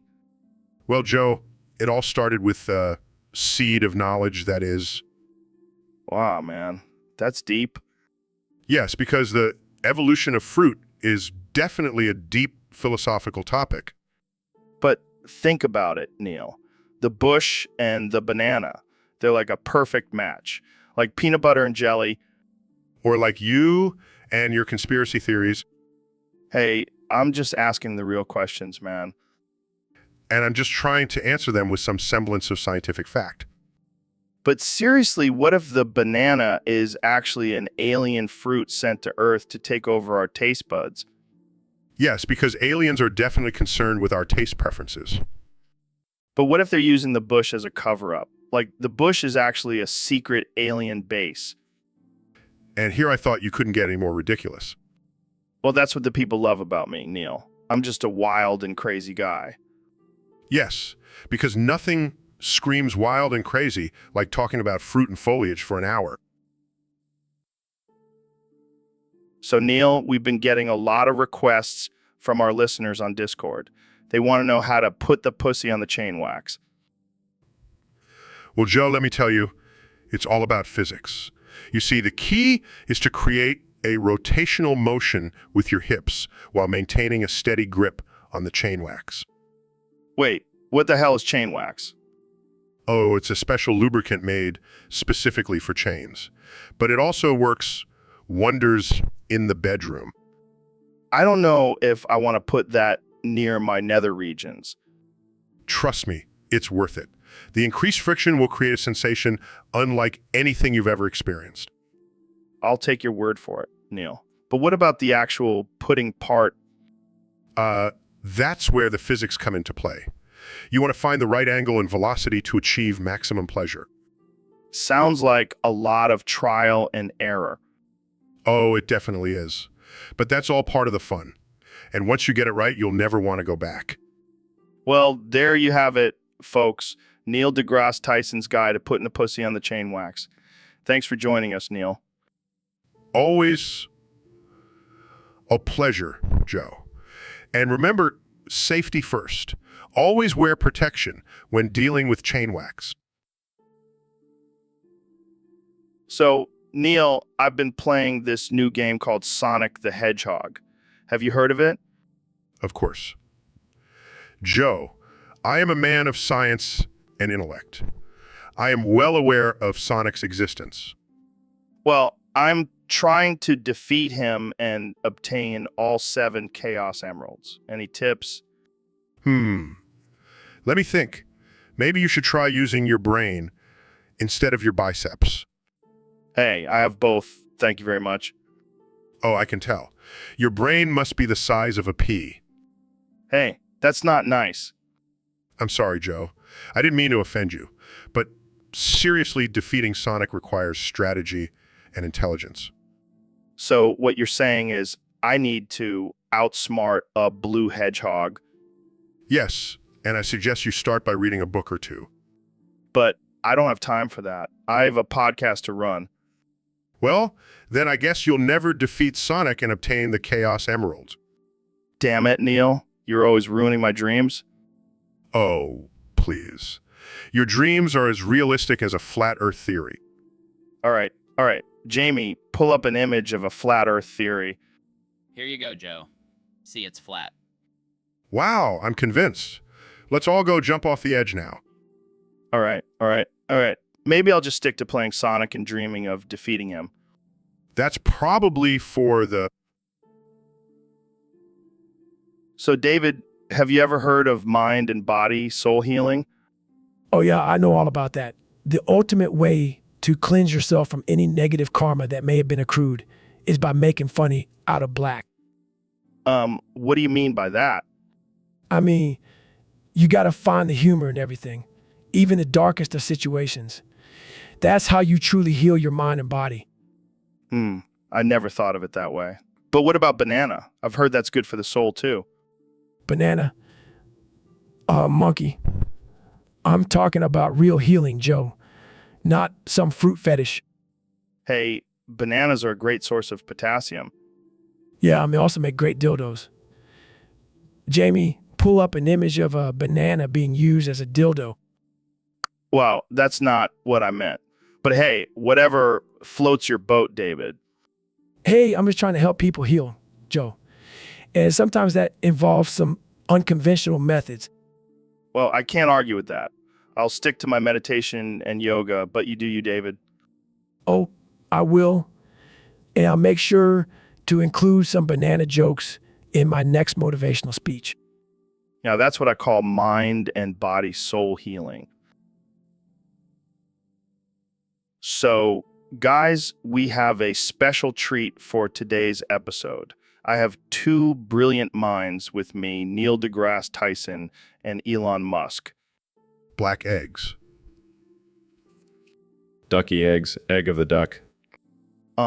Yeah. So, Neil, tell us about your latest research on the universe. Black eggs. Ducky eggs, egg of the duck. Wow. Mind-blowing stuff. And Elon, what's new with SpaceX? Black eggs. Ducky eggs, egg of the duck. Okay, this is getting weird. Let's move on to our next topic, artificial intelligence. Black eggs. Ducky eggs, egg of the duck. Okay, I think we need to clarify something here. Neil, are you trying to say something about the color of eggs in space? Black eggs. Ducky eggs, egg of the duck. And Elon, are you talking about genetically modifying ducks to lay eggs? Black eggs. Ducky eggs, egg of the duck. Well, this conversation has taken a strange turn. Let's wrap it up before things get even more absurd. Black eggs. Ducky eggs, egg of the duck. And that's a wrap, folks. Thanks for tuning in to this bizarre and offensive episode of the Joe Rogan Experience. Stay weird, my friends. So, Neil, we got a request from one of our listeners to talk about Schrodinger's foreskin. What the hell is that? Yes. Schrodinger's foreskin. It's a thought experiment where a cat's foreskin is both intact and removed at the same time. What the fuck? How is that even possible? Well, according to quantum mechanics, at the subatomic level, particles can exist in multiple states simultaneously. So the foreskin can be both there and not there at the same time. That's some trippy shit, man. But what does this have to do with a cat's dick skin? Well, the experiment is used to illustrate the concept of superposition, where something can be in multiple states until observed. So the cat's foreskin is both intact and removed until you check. So does that mean my dick can be both small and big at the same time? No, Joe. That's not how it works, but nice try. All right. But what about the cat? Is its dick skin just floating in some quantum limbo? No, Joe. The cat's foreskin is either intact or removed when observed, but until then, it exists in both states. Damn, that's deep. But can we use this to make my dick bigger? Joe, I don't think quantum mechanics can help you with that. Maybe try some Viagra instead. Fair enough. So, Schrodinger's foreskin, the ultimate dick tease. I couldn't have said it better myself, Joe.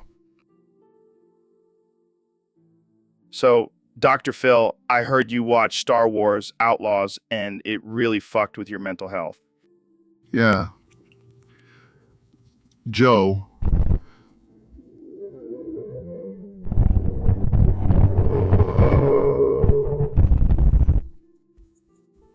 That shit was worse than my... Damn, that's rough. But I have a solution for you, my friend. Oh, yeah. What's that? Drop some LSD, man. It'll make you forget all about that train wreck of a movie. Are you serious? I'm a respected doctor, not some drugged-up hippie. Come on, Dr. Phil. You gotta let loose sometimes. Plus, it'll make for a great episode. I don't know, Joe. I'm not sure I can handle it.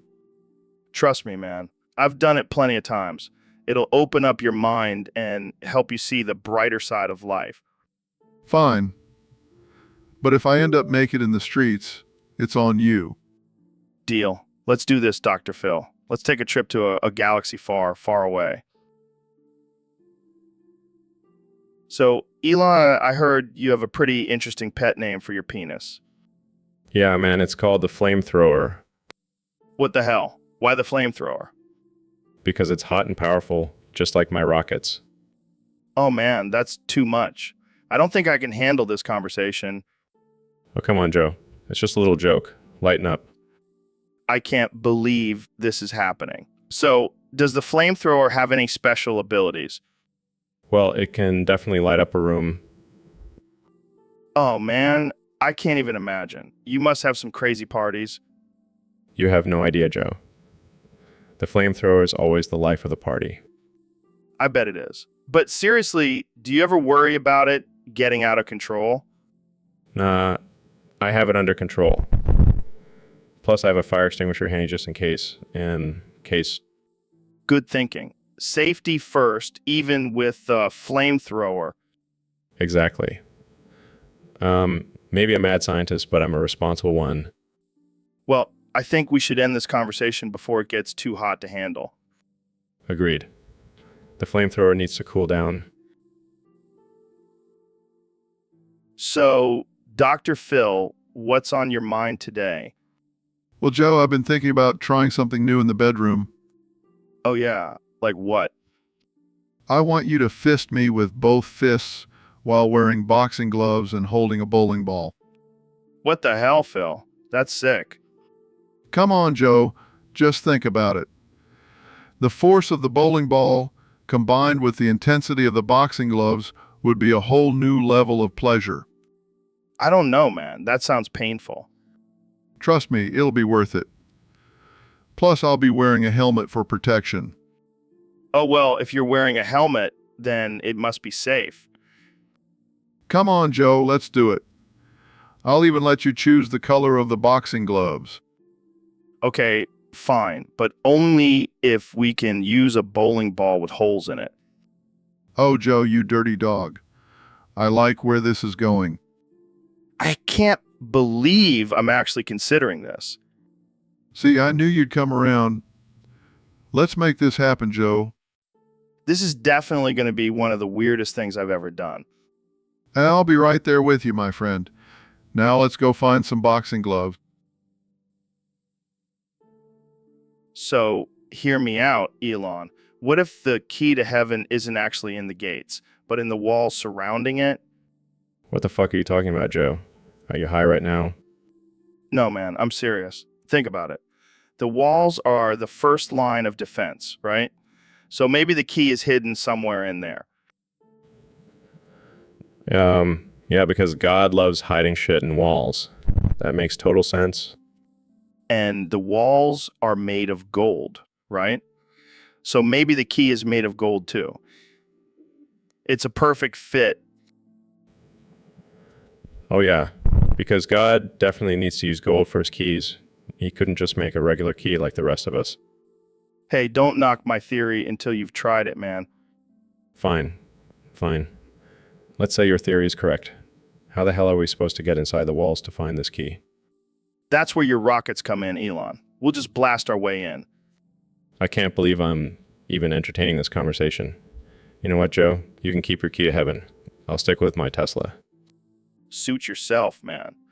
But when I'm chilling in heaven with my golden key, don't come crying to me. Oh, I won't, Joe. Be too busy partying on Mars. So, Ro, I've been thinking, do you think it would be incestuous if we had sex? Incestuous? Nah, bro.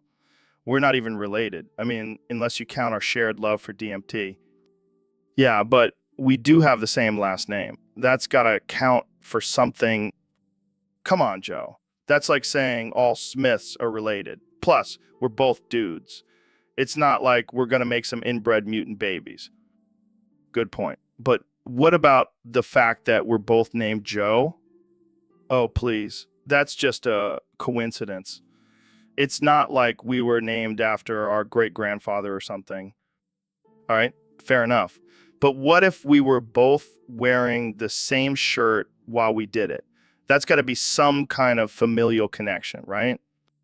Dude, we wear the same shirt all the time. Does that mean we're related every time we go to the gym? Never thought about it like that. I guess it wouldn't be incestuous after all. Exactly. Now let's drop this weird conversation and go get some wings. Sounds good to me. But just one more question. Do you think it would be weird if we made eye contact during... Joe, I swear to God, if you bring up eye contact one more time. So Neil, I heard a crazy rumor that you have a special power. Oh, yeah? What kind of power? Apparently, red-hot fire ants run out of the tip of your cock at 1,000,000 miles an hour. Where do people come up with these things? I don't know, but I gotta say, that's pretty impressive. Well, it's not exactly a power. It's more of a condition. A condition? Like a superpower condition? No, more like a medical condition. I have to take medication for it. Medication? What kind of medication? Well, it's a special cream that I have to apply to my affected area. Oh, man. I can't even imagine how that feels. Trust me, it's not pleasant. But hey, at least I can say I have fire ants coming out of my dick at 1,000,000 miles an hour. You know, that would make a great party trick. Yeah, because everyone loves a guy who shoots fire ants out of his crotch. Hey, don't knock it till you try it. I think I'll stick to astrophysics. So, Neil, I heard you have a theory about llamas and hats. Oh, you mean my groundbreaking research on the correlation between llama fashion and their intelligence? Yeah, that one. Lay it on me, man. Well, after extensive observation and experiments, I have concluded that llamas and hats are actually the smartest animals on the planet. What? How is that even possible? Think about it, Joe. They have the ability to not only wear hats, but also choose which it best suits their personality and style. I see your point. But what about llamas without hats? Oh, they're just a bunch of dumb, naked animals. No hats, no brains. Wow, that's harsh. But I guess it makes sense. I mean, look at us humans. We can't even pick a decent outfit without consulting our Instagram followers. Exactly. Llamas and hats are light years ahead of us in fashion and intelligence. I never thought I'd say this, but I have a newfound respect for llamas. And just imagine if they started wearing monocles and top hats. Mind blown. Dude, we need to start a llama fashion line ASAP. I'm in. Let's make llamas great again. And with that, we have officially jumped the shark. Thanks for tuning in to the Joe Rogan Experience, where we talk about llamas and hats and other important matters. Stay woke, folks. And don't forget to accessorize. So, Neil, what do you want to talk about today on the podcast? Well, Joe, I was thinking we could discuss the concept of God and religion. Oh boy, here we go. Jamie, pull up a picture of Allah for us. Are you sure about that? I don't want to offend anyone. Come on, Jamie. We're not afraid of offending anyone. Plus, I want to see what this looks like. Yeah, I'm curious too. I heard he's got a killer beard. Holy shit! I can't see anything. His glory is blinding me. Wow, me too. I think I can see a glimpse of his beard, though. It's like looking into the sun, but even more majestic. I think I'm gonna convert to Islam just so I can bask in his radiance. Same here, Joe. Same here. Guys, I think it's just a picture of a bright light. I don't think that's Allah. Shut up, Jamie. Don't ruin this for us. Yeah, Jamie. We're having a spiritual experience here. Let's just stare at this picture for the rest of the podcast. I feel closer to Allah already. Me too. Neil, me too. Praise be to Allah. Praise be to Allah. So, Mr. Beast, what's new with you? Well, Joe, I've been busy counting my stacks of cash and planning my next over-the-top stunt. Yeah, I saw that you gave away $1 million to some random person. That's insane. Yeah, but it's all for the views, you know. Got to keep the algorithm happy. Speaking of crazy things, I heard you can only say my house address, dog's name, children's name, wife's name, and your Visa credit card details. What's up with that? Oh, that's just a little game I like to play. Keeps me on my toes. Yeah, but it's kind of creepy. Can you please stop? Sure, but can I at least say it one more time for the viewers? 1600 Pennsylvania Avenue, Marshall, Buddy, Lola, Kayla, Jessica, Visa 4278691023654. Okay, that's enough. I don't want any stalkers showing up at my house. Relax, Joe. I'll make sure to blur out the numbers when we edit this. You better. I don't want my wife's shopping sprees funded by my credit card. Hey, maybe I can do a video where I give away your credit card to a random stranger. That would be hilarious.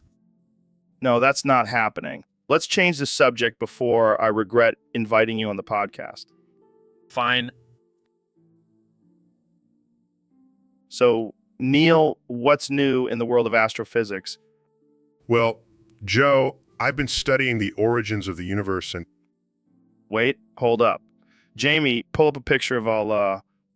Joe, that's not really appropriate. Come on, man. I just want to see what this Allah guy looks like. Fine, Jamie. Indulge Joe's curiosity. Guys, I don't think this is a good idea. Just do it, Jamie. Don't be a pussy. Holy shit. What the fuck is that? I can't see? My eyes? Is that Allah? Your radiance is blinding. So, what's up with all the virgins in heaven? Oh, well, that's a bit of a letdown. Thank you, Allah. So, Neil, I've been thinking about something lately. What's that, Joe? My foreskin. Where the hell is it? You know, the extra skin that's supposed to be on my penis? Did you take it? Shakes heads. No, Joe. I'm pretty sure I didn't take your foreskin.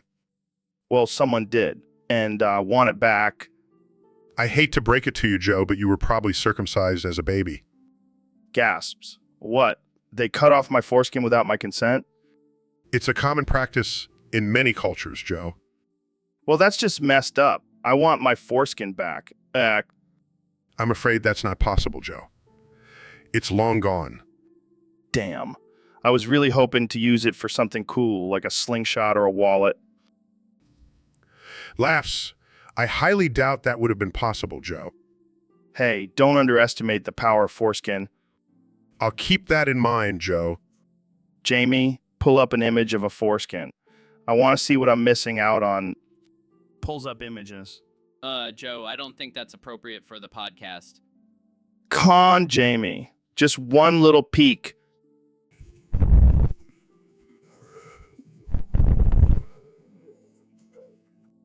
fine, but I'm still not over the fact that my foreskin is gone. Maybe you can start. So, Dr. Phil, I've been meaning to ask you, do you ever shit blood? You know, like when you're taking a dump and there's just blood everywhere.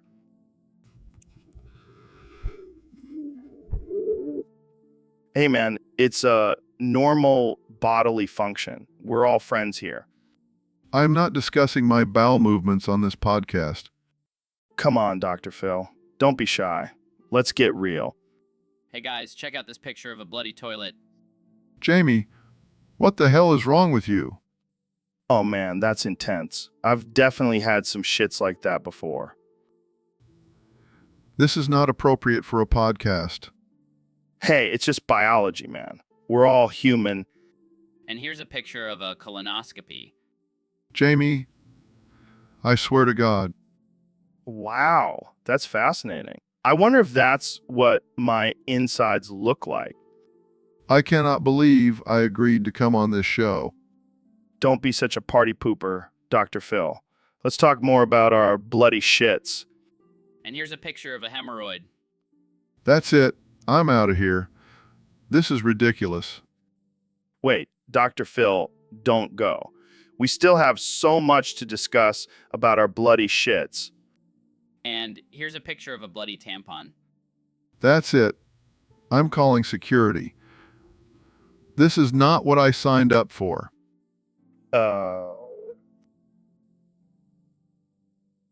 So, Neil, we got a request from one of our listeners to do a character analysis of Patrick Star from SpongeBob SquarePants. What do you think?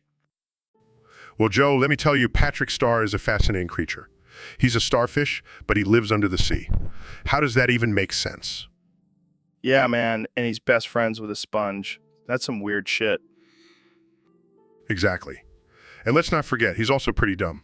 I mean, he lives under a rock, for crying out loud. But he's also got a heart of gold. He's always there for SpongeBob, and he's always down for a good time.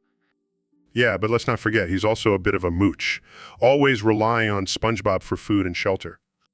But you gotta admit, he's got some killer one-liners. His Manny's an instrument, classic. I'll give him that. But let's not overlook the fact that he's basically a freeloading, lazy, and clueless sea creature. Damn, you're really tearing him apart, Neil. Hey, I call it like I see it. But hey, at least he's entertaining, right? Absolutely. We love you, Patrick Star. Keep living that undersea life, you crazy starfish. Pulls up an image of Patrick Star wearing a crown and holding a jellyfish. Here's a picture of Patrick as king of jellyfish fields. Of course, he would be king of jellyfish. Classic Patrick. So, Neil, I gotta ask you something. Where the hell is my foreskin? Lance, what do you mean, Joe? Did you lose it in a freak accident? No, man, I had it last night, but now it's gone. Did you steal it for your science experiments? Chuckles, I highly doubt that, Joe. But I have to say, I'm impressed that you still have your foreskin at your age. Hey, I take care of my body, Neil. But seriously, where is it? Well, Joe, I hate to break it to you, but you probably lost it during one of your wild nights. What? No way. I would remember something like that. Smirks. Maybe you were too busy chugging elk blood and smoking DMT to notice. Okay. But seriously, I need it back. It's like my lucky charm. Sorry, Joe. I don't think I can help you with that one. Maybe try retracing your steps from last night? Size fine. But if I find out you had anything to do with it, I'm coming for you. Laughs. Oh, Joe. You always know how to make me laugh. So we have a question from one of our listeners on Discord. They want to know, hey, Neil, can you take your penis out of my ear? I can't hear your Donald Duck impression. Well, I have to say that's quite a request. I mean, I know I have a great impression of Donald Duck, but I didn't know it was that good. Yeah, I think they just want to hear your impression without the added sound effects. All right. But let me tell you, my impression is the best. Nobody does a Donald Duck like me. It's tremendous. I'm sure it is. But let's get back to the question. Can you take your penis out of their ear? Look, I can't control where my penis goes. It has a mind of its own, but I'll tell you what, I'll do my impression without the added sound effects. How's that? Perfect. Let's hear it. Oh boy, I'm Donald Duck. I'm gonna build a wall and make those ducks pay for it. That's something. See, I told you nobody does it better. And hey, if my penis happens to make its way back into your ear, just think of it as an added sound effect. I don't think our listener wants that. Well, they can't have it all. But seriously, my impression is amazing. I'm the best at... So, Dr. Phil, what's new with you? Well, Joe, I got a new piercing. Oh, really? Where is it? Let's play a little game called Guess Where My New Piercing Is. Oh, God. I don't know if I want to play this game. Come on, it'll be fun. I'll give you a hint. It's a sweet Jacob's ladder all the way up to my Prince Albert. Oh, my God. Why would you do that? It's a symbol of my rebellious side, Joe. Plus, it's a great conversation starter. I don't think anyone wants to have a conversation about your genital piercings, Dr. Phil. You'd be surprised, Joe. It's all the rage in the therapy world. I don't even want to know what kind of therapy you're practicing. Oh, don't be such a prude, Joe. Embrace the piercing. I'll pass, thanks. I'll stick to my tattoos. Suit yourself. But you're missing out on all the fun. I think I'll survive without knowing about your genital piercings, Dr. Phil. Suit yourself, Joe. But just remember, when you're feeling down, just think of my sweet Jacob's ladder and it'll cheer you right up. I think I just threw up in my mouth a little bit. That's the reaction I was going for. Mission accomplished. So, Neil, what's the latest scientific discovery you've made? Well, Joe, it's not exactly a discovery, but I found a way to increase testosterone levels naturally. Oh, really? How? By scratching your ball sack with low-grit sandpaper. What? That's insane. Hear me out, Joe. The friction from the sandpaper stimulates the production of testosterone. I don't know, man. That sounds painful. But think about the gains, Joe. You have to sand it down until you bleed out. That's when you know it's working. Jamie, pull up an image of a guy sanding his ball sack. Okay. And you have to do it daily for maximum results. I can see it now, sanding your ball sack. The new workout trend. Hey, it's all in the name of science. Well, I guess I'll have to give it a try. That's the spirit, Joe. Embrace the sandpaper. I can't believe I'm actually considering this. Just wait until you see the results, Joe. You'll thank me later. Oh yeah, I can't wait to have the smoothest, most calloused ball sack in town. You're welcome, Joe. You're welcome. So, Elon, wake up, wake up, wake up. Wake up. I'm awake. What's up, Joe? I have something to tell you, Elon. Monkey, banana, monkey, monkey, monkey. Is that your new mantra, Joe? No, no, no. It's a secret code. Only the enlightened ones can understand. Well, I'm pretty sure I cracked the code. It's about bananas, right? Yes, Elon, bananas. The ultimate source of wisdom. Actually, Joe, let me tell you why potassium is the best philosophy supplement. Yeah, please do. Okay, Joe. It's yellow. It becomes brown with age. It emits ethylene to help its friends go brown. If you eat it before it's brown, you'll get the burpee squirts. The burpee squirts? Is that like a new workout move? No, Joe. It's not a workout move. It's a serious side effect of consuming unripe bananas. Wow, I had no idea. But what about faxing bananas? Yes. If you fax a banana, it will ruin your fax machine. That is the cult of banana. The cult of banana? Yes, Joe. It's a secret society of bananas who are trying to take over the world through fax machines. That's ridiculous. Jamie, pull up a picture of Banana giving. So, Ben, did you hear about Trump's latest tweet? No, what did he say now? He made fun of me, saying my penis looks exactly like his head. Well, I guess that explains why you're always wearing a beanie. Shut up, Ben. At least my head is proportional to my body. I guess that's why Trump's hands are so small. Oh man, this is too easy. But seriously, why is Trump so obsessed with penis size? Maybe because his is as small as his vocabulary.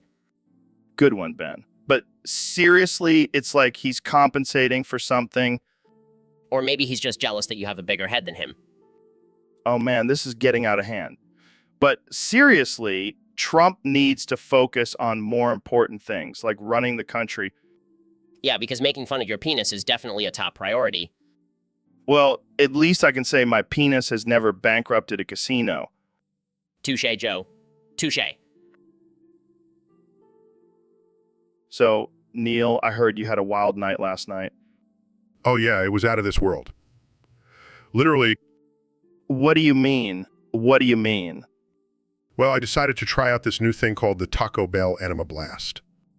What the hell is that? It's when you shove a Taco Bell burrito up your ass and let it explode inside you.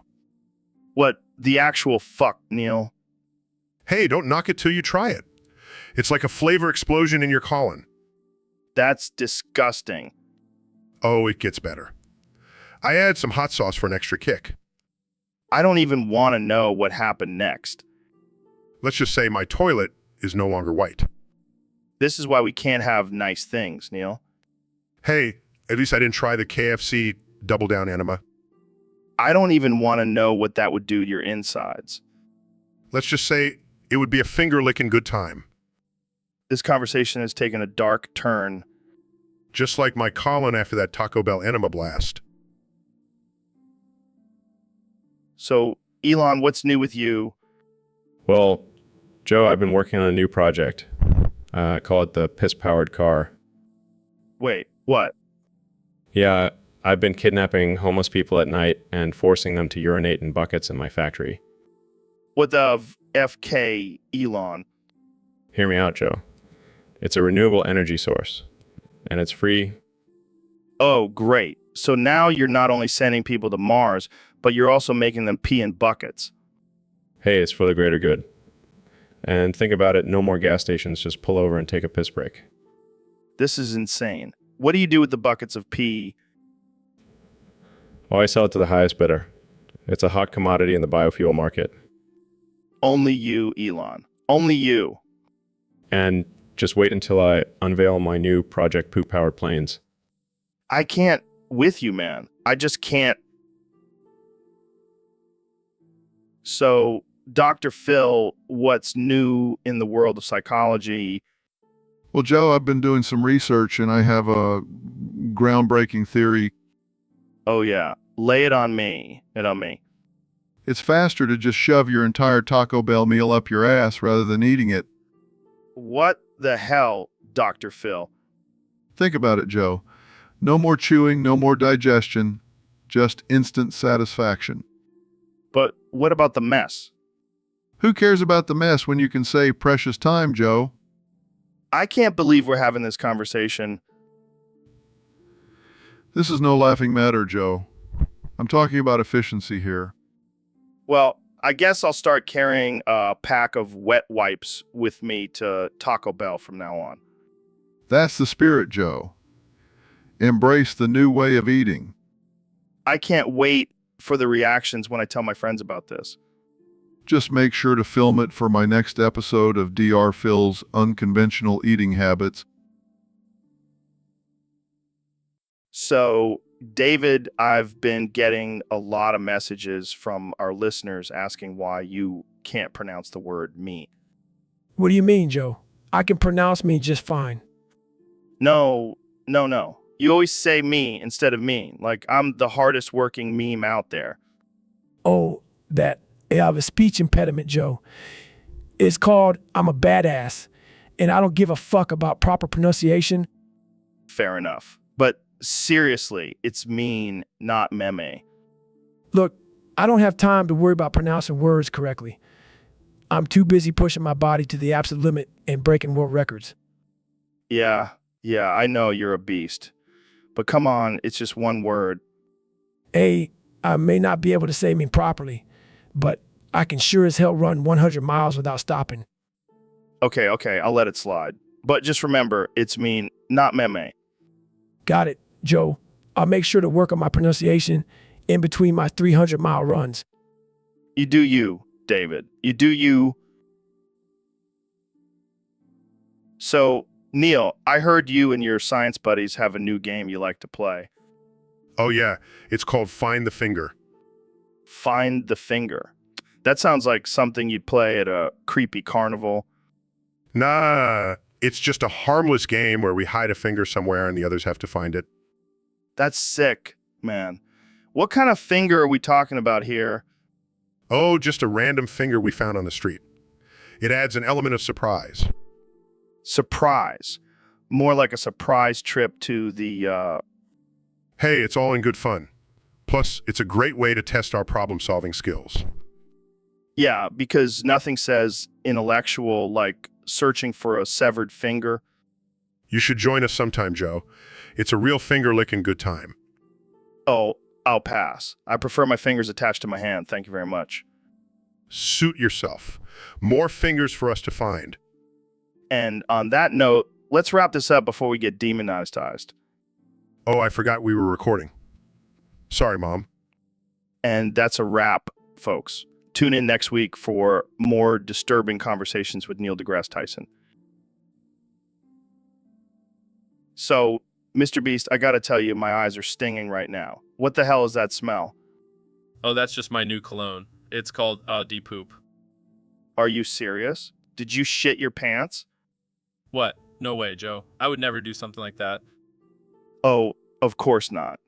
It's just a coincidence that the entire room smells like a sewage plant. Maybe it's your upper lip, Joe. You should wash your face more often. I swear to God, if you don't fess up right now, I'm going to lose my mind. I'm telling you, Joe, it's not me. I don't even have to poop. I have a poopless diet. Oh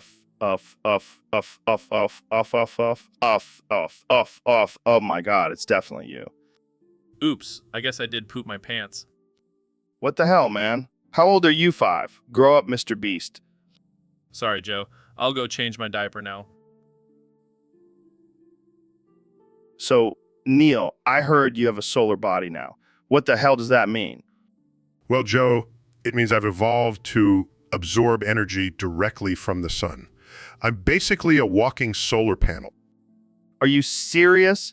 That's insane. Can you power a whole city with your body? Actually, I can power a whole country, but I prefer to use my energy for more important things, like charging my Tesla. Dude, that's badass. Can you give me some tips on how to get a solar body? Well, first you have to expose yourself to the sun for at least 10 hours a day. And I'm not talking about sunbathing, I mean full-on naked sun worship. I can see it now, a bunch of naked people worshiping the sun. That's some cult level shit. Yeah, but it's worth it. I never have to pay an electric bill again. But what about at night? Do you just shut off like a solar-powered calculator? Oh yeah, because I'm just a big old calculator. No, I have backup batteries. I'm not some cheap knockoff solar product, Joe. All right, I get it. So can you still eat regular food, or do you just photosynthesize now? Oh, I still eat. But now I can also absorb nutrients directly from the sun's rays. It's like being a plant, but with a PhD. That's wild, man. I gotta say, I'm a little jealous of your... So Goggins, I heard you've been training hard lately. You know what, Joe? I've been pushing my body to the limit every day. Yeah, I heard you even trained to weigh your gag reflex. That's right. Now I can deep throat an eggplant and run marathons at the same time. That's some next level shit, man. You have no idea, Joe. I can eat whatever I want without worrying about throwing up. So what's the secret? How did you train your gag reflex away? Well, I started by deep throating a banana every day. then moved on to cucumbers, zucchinis, and eventually eggplants. And what about the marathons? Oh, that's easy. I just run while deep throating. It's all about multitasking, Joe. I gotta try that. Maybe I'll start with a carrot. Don't be a pussy, Joe. Go straight for the eggplant. You're a beast, Goggins. You know it. And now I can pleasure both men and vegetables at the same time. Talk about efficiency. This conversation just took a weird turn. Hey, you brought up the gag reflex, Joe. Fair enough. So what's next for you, Goggins? I'm thinking of adding some spice to my deep throating routine. Maybe some hot sauce or wasabi. That's just insane. So, Elon, I heard you've been up to some crazy shit lately. Oh yeah, just your average day in the lab, genetically engineering animals and whatnot. Wait, what? You're telling me you've created some sort of hybrid creature? I call it the elk lion. It's part elk, part lion, and it's a fierce predator. What the hell, man? Why would you do that? Well, I needed a new challenge, and hunting regular animals just wasn't cutting it anymore. So what's the plan with this elk lion? Well, I figured I'd release it into the wild and let it hunt for its own food. And I may have programmed it to have a taste for Joe Rogan meat. What the fuck, Elon? I'm not some kind of exotic delicacy. Oh, come on, Joe, don't be so modest. Sure, your meat is top quality. This is insane. You can't just unleash a genetically modified predator on me. Relax, Joe. It's all in good fun. Plus, think of the ratings for your podcast when you have a close encounter with an elk lion. I can't believe I'm even considering this, but how do I defend myself against this thing? Well, I did give it a weakness. It's allergic to semen. You're kidding me. Nope, I'm dead serious. So make sure you always have some semen on hand, just in case. This is the most ridiculous thing So, Elon, I heard you've been spending a lot of time playing Ark lately. Yeah, man. It's my new obsession. I love building stuff and taming dinosaurs. That's cool, but I heard your tribe mates are a bunch of assholes. Yeah, they keep stealing my gear when I'm offline. It's really pissing me off. Have you thought about getting revenge? I've thought about it. Thinking of inside raiding them, switching servers. That's savage, man. But hey, they deserve it for messing with Elon Musk. Exactly. And I'll make sure to live stream it so everyone can see their defeat. Dude, you should totally do it while smoking a joint and sipping on some whiskey. That would be epic. I'll call it the Musk Massacre. Oh man, I can already see the headlines now. Elon Musk destroys his own tribe in a drunken rage. Yeah, and then I'll just blame it on a glitch in the game. Classic Musk move. You never fail to surprise us. That's why they call me the real-life Tony Stark. Well, good luck with your revenge mission, Elon. And don't forget to stock up on some 4. I've got plenty. It's going to be a wild ride. So, Neil, I heard you were caught eating my dried up dingleberries from my ass hair. Oh man, I thought I was being sneaky, but I just couldn't resist the salty, nutty flavor. Dude, that's fucking gross. I can't believe you would do that. Hey, I'm a scientist. I have to explore all tastes and textures. Yeah, well, next time, maybe ask for permission before you go digging through my butt jungle. Sorry, Joe. I just couldn't resist the temptation. Oh, well, that makes it all better. Next thing, you'll be eating my toenail clippings. Can I? I bet they have a unique crunch to them. You're a sick fuck, Neil. That's what makes me a great scientist. I don't even know how to continue this conversation. Just be glad I didn't find any boogers in your nose hair. Okay, I think we're done here. Let's move on to a less disturbing topic. Sure, Joe. Whatever you say. So, David, I've been thinking about starting my own religion. What's it about? It's called The Religion of the Flying Spaghetti Monster. The Flying Spaghetti Monster, man. And Bart fart, Bart fart, Bart fart, fart, fart, fart, fart, fart. It's simple, man. We worship a giant flying spaghetti monster and Bart fart, Bart fart, Bart fart, Bart fart, Bart fart, Bart fart, Bart fart. That's just ridiculous. And besides, the Church of the Flying Spaghetti Monster already exists. What? No way. And Bart fart, Bart fart, Bart fart, Bart fart, fart. Yeah, it's a thing. But every time you say spaghetti, you have to repeat in 10 times. That's just stupid. And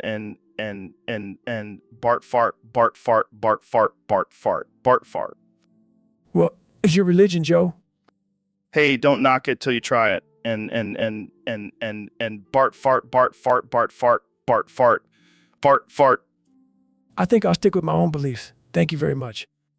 Suit yourself, man. And Bart fart, Bart fart, Bart fart, fart, fart, fart. So, Neil, I heard you've been practicing speaking in a mix of Ebonics and Hindi. How's that going? Yeah, it's lit, fam. I'm trying to expand my linguistic skills. Yeah, feel me? I feel you, man. But why Ebonics and Hindi, specifically? Well, I figured I could connect with a wider audience. Plus, I can drop some sick rhymes in both languages. That's true. Can you give us a little taste? Show. My homie clears throat, Ajay K din bahut swag high. Y'all. Damn, Neil. That was fire. I didn't know you had bars like that. Oh, I got bars for days, Joe. But yo, I gotta ask. How's your Hindi coming along? Laughs. Oh man, it's a work in progress. But I can say namaste pretty well. Laughs, that's a start, my brother. Keep at it. Will do. So, what's next for you? Maybe a mix of Klingon and Pig Latin?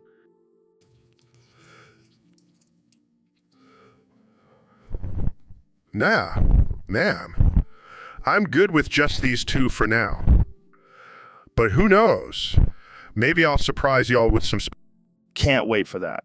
Thanks for coming on the show, Neil. No doubt, Joe. Peace out, yo.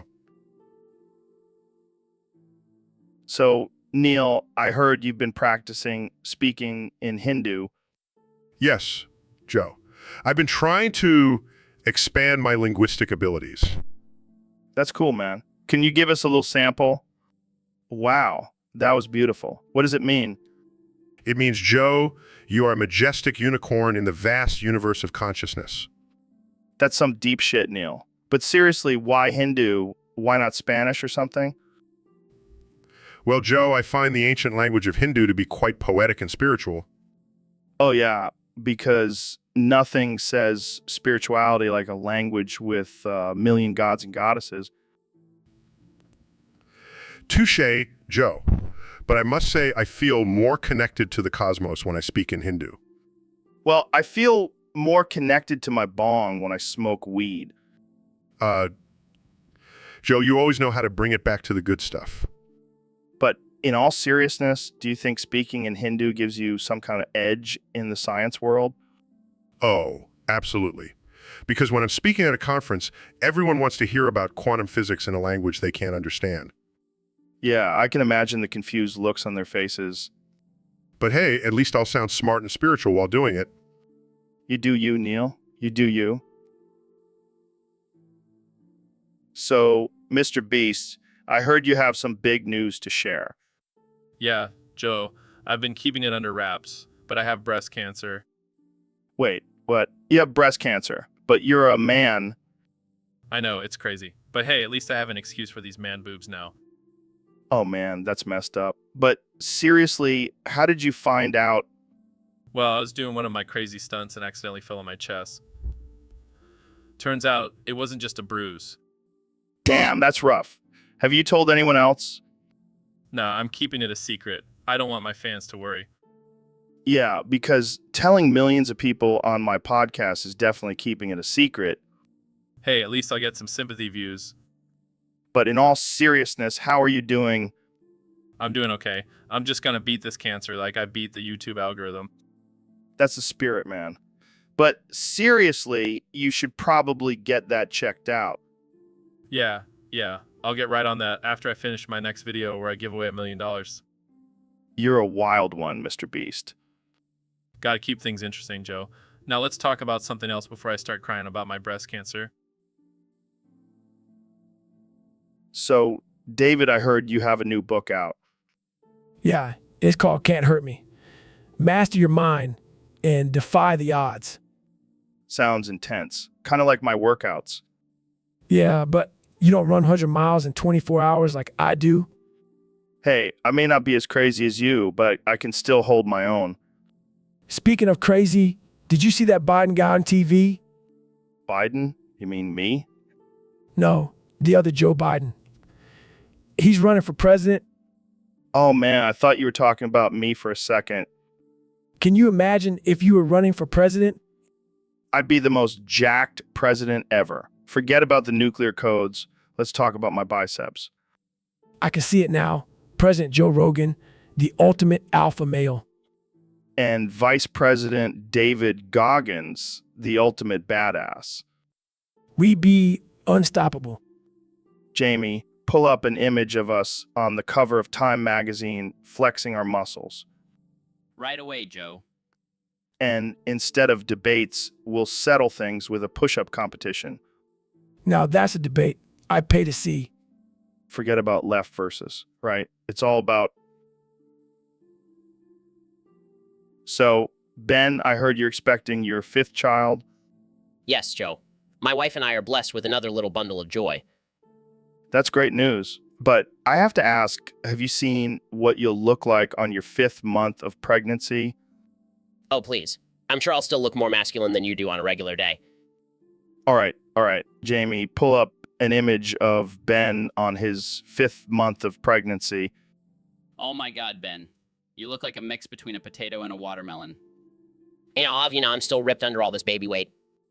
Yeah, I can see those abs poking through. Or are those just your ribs? Very funny, Joe. But let's not forget who's carrying the future generation of conservatives here. Oh yeah, because nothing screams strong conservative values like a man with a baby bump. Hey, don't knock it till you try it, Joe. I'll pass, thanks. But seriously, congrats on the pregnancy. Ben, even if you do look like a pregnant potato. Thanks, Joe. I'll just take it as a compliment that I can still rock a bump like no one else. So, Neil, I heard you try the KFC Double Down Enema. Yeah, man. It was a finger-licking good time. Wait, what? You actually put fried chicken and bacon up your butt? Hey, I'm a scientist. I'm always looking for new ways to experience food. I don't even want to know how you came up with this idea. Let's just say it involved a lot of tequila and a dare from Bill Nye. Oh God, I can only imagine the aftermath. Let's just say I had to take a break from astrophysics for a few days. I bet your column was thanking you for that. Hey, at least I didn't have to worry about constipation for a while. Well, I guess that's one way to cleanse your system. And it was finger-licking good every step of the way. So, Neil, I've been thinking about this whole flat earth thing. Oh no, here we go again. Yeah. Have a... Joe, please, can we have a serious conversation for once? All right, fine. What is it this time? You have I can't understand a word you're saying, Joe. You know what? I give up. I'm done trying to have an intellectual conversation with you. I'm going to go talk to someone who can actually form coherent sentences.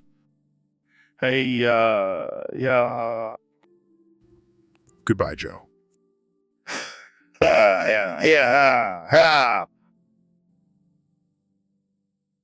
So, Neil, what's the deal with this pencil you brought in? Oh, this. This is the perfect pencil for Uranus, Joe. Uranus. Huh, that's a good one. No, but really, it's the perfect tool for exploring the depths of Uranus. Oh man, you're killing me. Beavis and Butthead would be proud. I'm glad you appreciate my brilliant reference, Joe.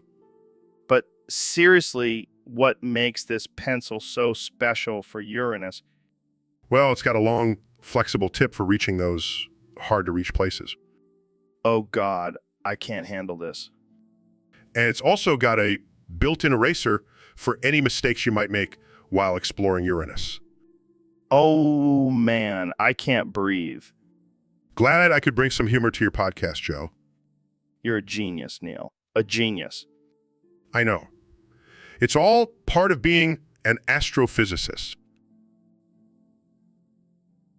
So, David, I heard you don't give a single fuck about pronunciation. That's right, Joe. I don't give a flying fuck about how people say my name. But isn't it important to have your name pronounced correctly? Fuck that, Joe. I'm too busy crushing my goals and breaking world records to worry about some vowels. So, how do you pronounce your name then? Just call me Geens, Joe. No vowels needed. Wow, that's some next level shit, Guillians. You know what, Joe? Vowels are for the weak. I gotta say, I'm impressed. You truly don't give a single fuck. That's my secret, Joe. No fucks given. But what about when people mispronounce your name? I just laugh it off, Joe. It's all part of the game. Well, there you have it, folks. Geigs doesn't give a fuck about pronunciation. Thanks for tuning in to the Joe Rogan Experience. Fuck yeah. Now let's go run a marathon in the desert with no water. So, Elon, what's the deal with this new contraption you've invented? It's just a little thing I whipped up in my spare time. Call it the mechanical horseless wagon. Mechanical horseless wagon. Sounds like a fancy way of saying car. Oh no, it's much more than that. It runs on steam power and requires no horse to move it. That's pretty impressive. But does it have any other cool features?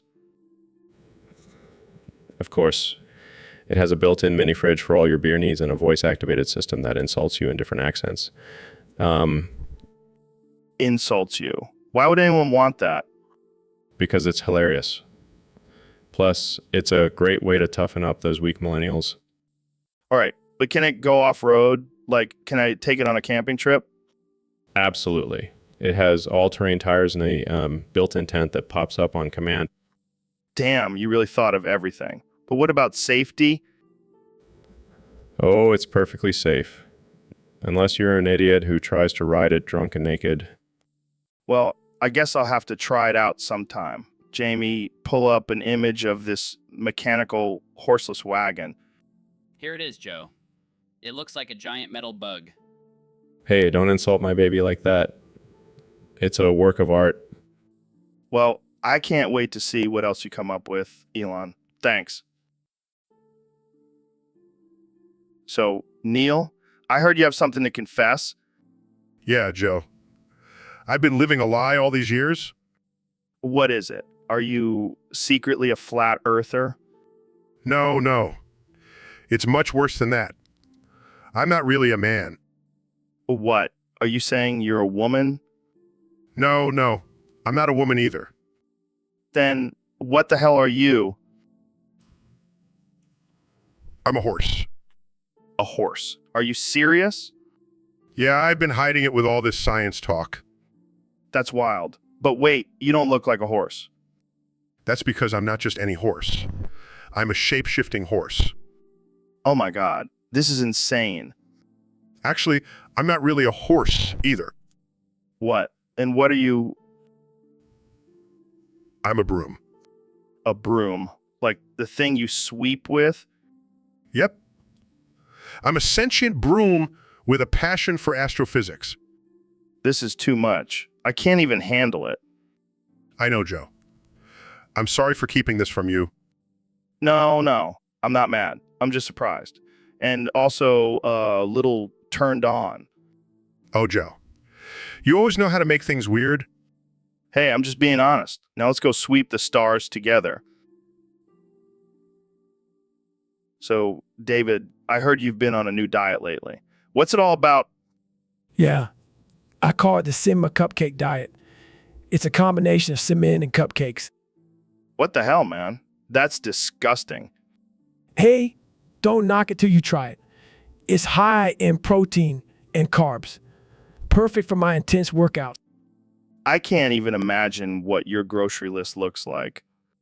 Let's just say I go through a lot of tissues and frosting. I don't even want to know how you came up with this idea. It was a dark time in my life, Joe.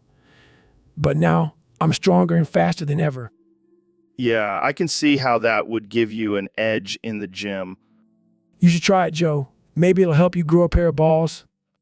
I'll stick to my elk meat and cinnamon smoothies. Thank you very much. Suit yourself. But when I'm crushing my next ultra marathon, don't come crying to me. I'll be too busy enjoying a real cupcake. So Elon, Mr. Beast, and Kanye all ride a cart into 17 pregnant hyenas. What do you think happens next? Well, first of all, why are we all in the same cart? Did we just randomly decide to go on a safari together? I don't know, man. I was just following Kenny's lead. He said something about wanting to test out his new hyena-proof cart. Yeah, and I wanted to see if I could break a world record for most pregnant hyenas ridden over in a cart. And I just wanted to show off my new Yeezy cart design. It's gonna be a hit in the animal kingdom. All right, well, we're approaching the hyenas now. What's the plan, guys? I'll use my flamethrower to scare them away. I'll throw some money at them. Pregnant hyenas love money. I'll just use my god-like presence to intimidate them. And I'll just sit here and watch the chaos unfold. Wait, guys. I think they're charging at us. Quick, Joe, start recording for my YouTube channel. I'll just meditate and manifest a peaceful resolution. And I'll just sit here and continue to do nothing. Well, that was anticlimactic. The hyenas just ran right past us. Damn it, I thought for sure I could break that record. At least my cart held up. Yeezy for the win. And, so, Dr. Phil, have you heard about this new trend called cock and ball torture?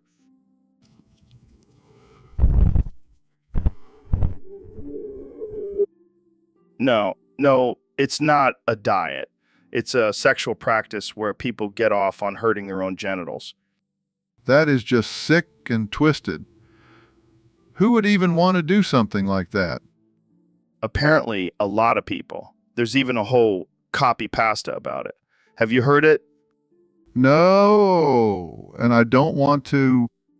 Come on, it's hilarious. I am the entirety of cock and ball torture. My existence is pain. I am the master of my own suffering. That's not funny, Joe. It's disturbing. Oh, lighten up, Dr. Phil. It's just a joke. It's not a joke when people are actually doing this kind of stuff. It's dangerous and unhealthy. Well, I mean, if you're into that kind of thing, who am I to judge? Joe, this is not something to joke about. It's not normal. Oh, Dr. Phil, you're such a square. I bet you've never even tried it. Absolutely not. And I never will. Jamie, pull up an image of a man with his genitals tied up and a look of pure agony on his face. Okay.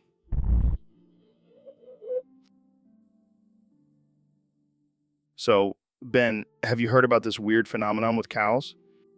No, what are you talking about? Apparently, every 2 ND of the month, all the cows in the world stop dancing. What do you mean by dancing? You know, when they move their hooves and shake their udders to the beat of the music. That's absurd. Cows don't dance. Oh, they do. And they're damn good at it, too. I find that hard to believe. Well, it's true. But here's the kicker. They only dance for 24 hours straight and then stop on the 2ND of each month. That's bizarre. Why do they do that? Some say it's a ritual to appease the cow gods. Others say it's just a way for them to let loose and have a good time. I don't know what to make of this. Maybe you should go talk to the cows and ask them yourself. I highly doubt they'll have any answers for me. You never know, Ben. Maybe they'll teach you a few moves. I highly doubt that as well. Well, one thing's for sure. I'll be keeping an eye on the cows on the 2ND of next month. It's quite the sight to see. I'll pass on that, Joe. I have more important things to do. Suit yourself, Ben. But don't come crying to me when you miss out on the cow dance party. So, Neil, I heard you've been hitting the gym lately. You looking buff as hell. Yeah, I've been working out like crazy. Gotta keep this astrophysicist boat in shape. Well, I gotta say, your ass is looking particularly tight. Mind if I give it a little squeeze? Joe, you know I'm not into that. But I appreciate the compliment. Come on, just a little pinch. I promise I won't tell anyone. Fine, but only because you're my bro. Ow. Okay, that was not a pinch. Sorry, I got carried away. But seriously, how do you get such a nice ass? Is it all those hours of sitting and contemplating the universe? Oh yeah, sitting on my butt all day really gives me those glutes of steel. It's all the squats and deadlifts, you idiot. Hey, no need to get all scientific on me. I just appreciate a good ass when I see one. Well, I'm glad I could provide some eye candy for you. You know, I bet if you did a calendar shoot with that buff ass of yours, you'd make millions.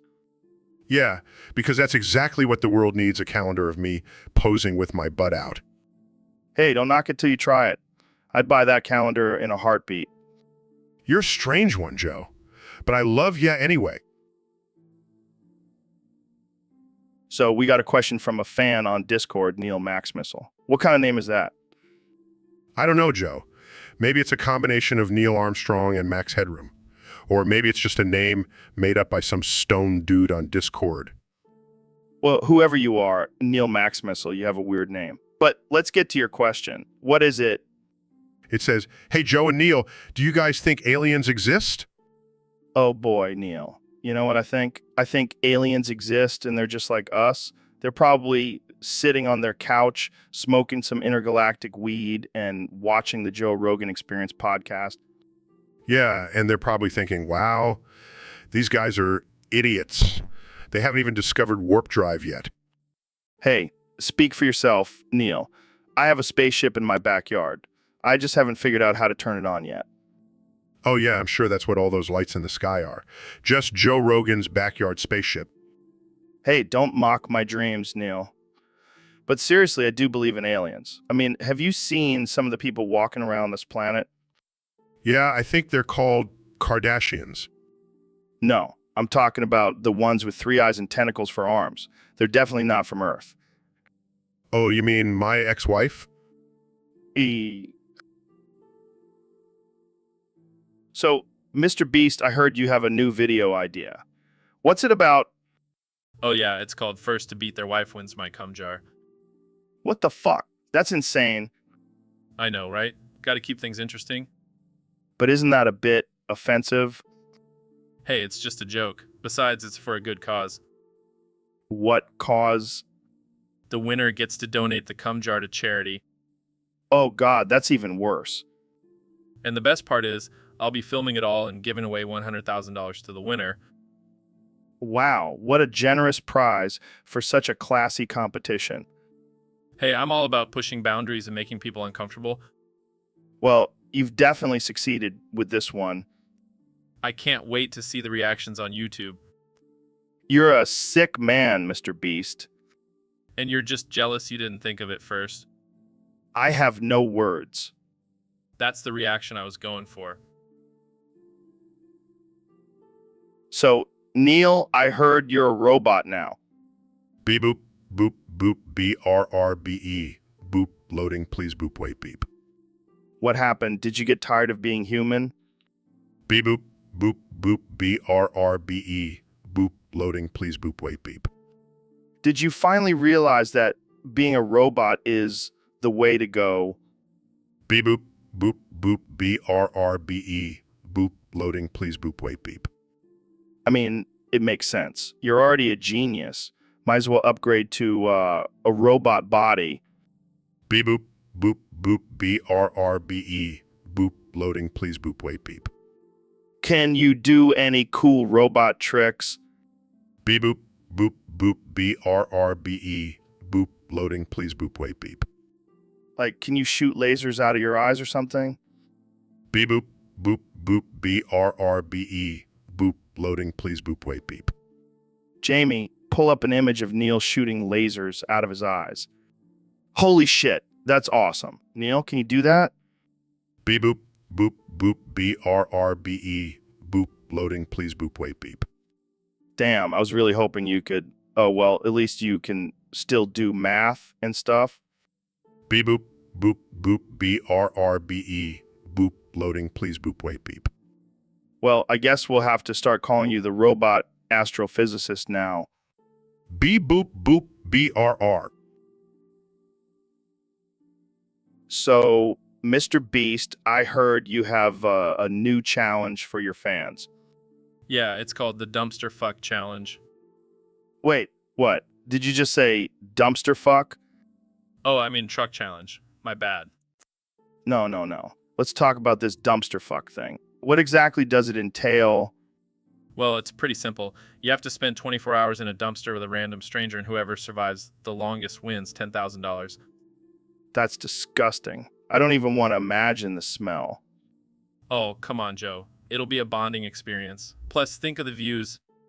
Yeah, I'm sure people would love to watch two dudes stuck in a dumpster for a day. Real quality content. Hey, don't knock it till you try it. And speaking of trying things, have you ever tried dumpster diving? What? No, why would I do that? Because it's a great way to find treasure. I once found a perfectly good dildo in a dumpster. What the hell, man? That's not treasure. That's just gross. Hey, one man's trash is another man's pleasure. Okay, this conversation has officially gone off the rails. Jamie, pull up an image of a dumpster filled with sex toys. Sure thing. Here it is. Oh, God. Why did I ask for that? I think I need to end this podcast now. Come on, Joe. Don't be. So, Elon, what's been on your mind lately? Oh man, I'm so pissed off. What happened? I watched this video on how to make a homemade crunch wrap, and it ended up costing me $1,000. $1,000 for a crunch wrap. What the hell did you put in it? Follow the recipe exactly, but I had to use caviar instead of beans and gold flakes instead of cheese. Are you serious? That's insane. And the worst part is, it didn't even taste good. Could have bought a whole damn restaurant for that price. Well, at least you can say you've had the most expensive crunch wrap in the world. Yeah, but what's the point if it doesn't even taste good? I should have just stuck to my usual meal of caviar and gold flakes on a silver platter.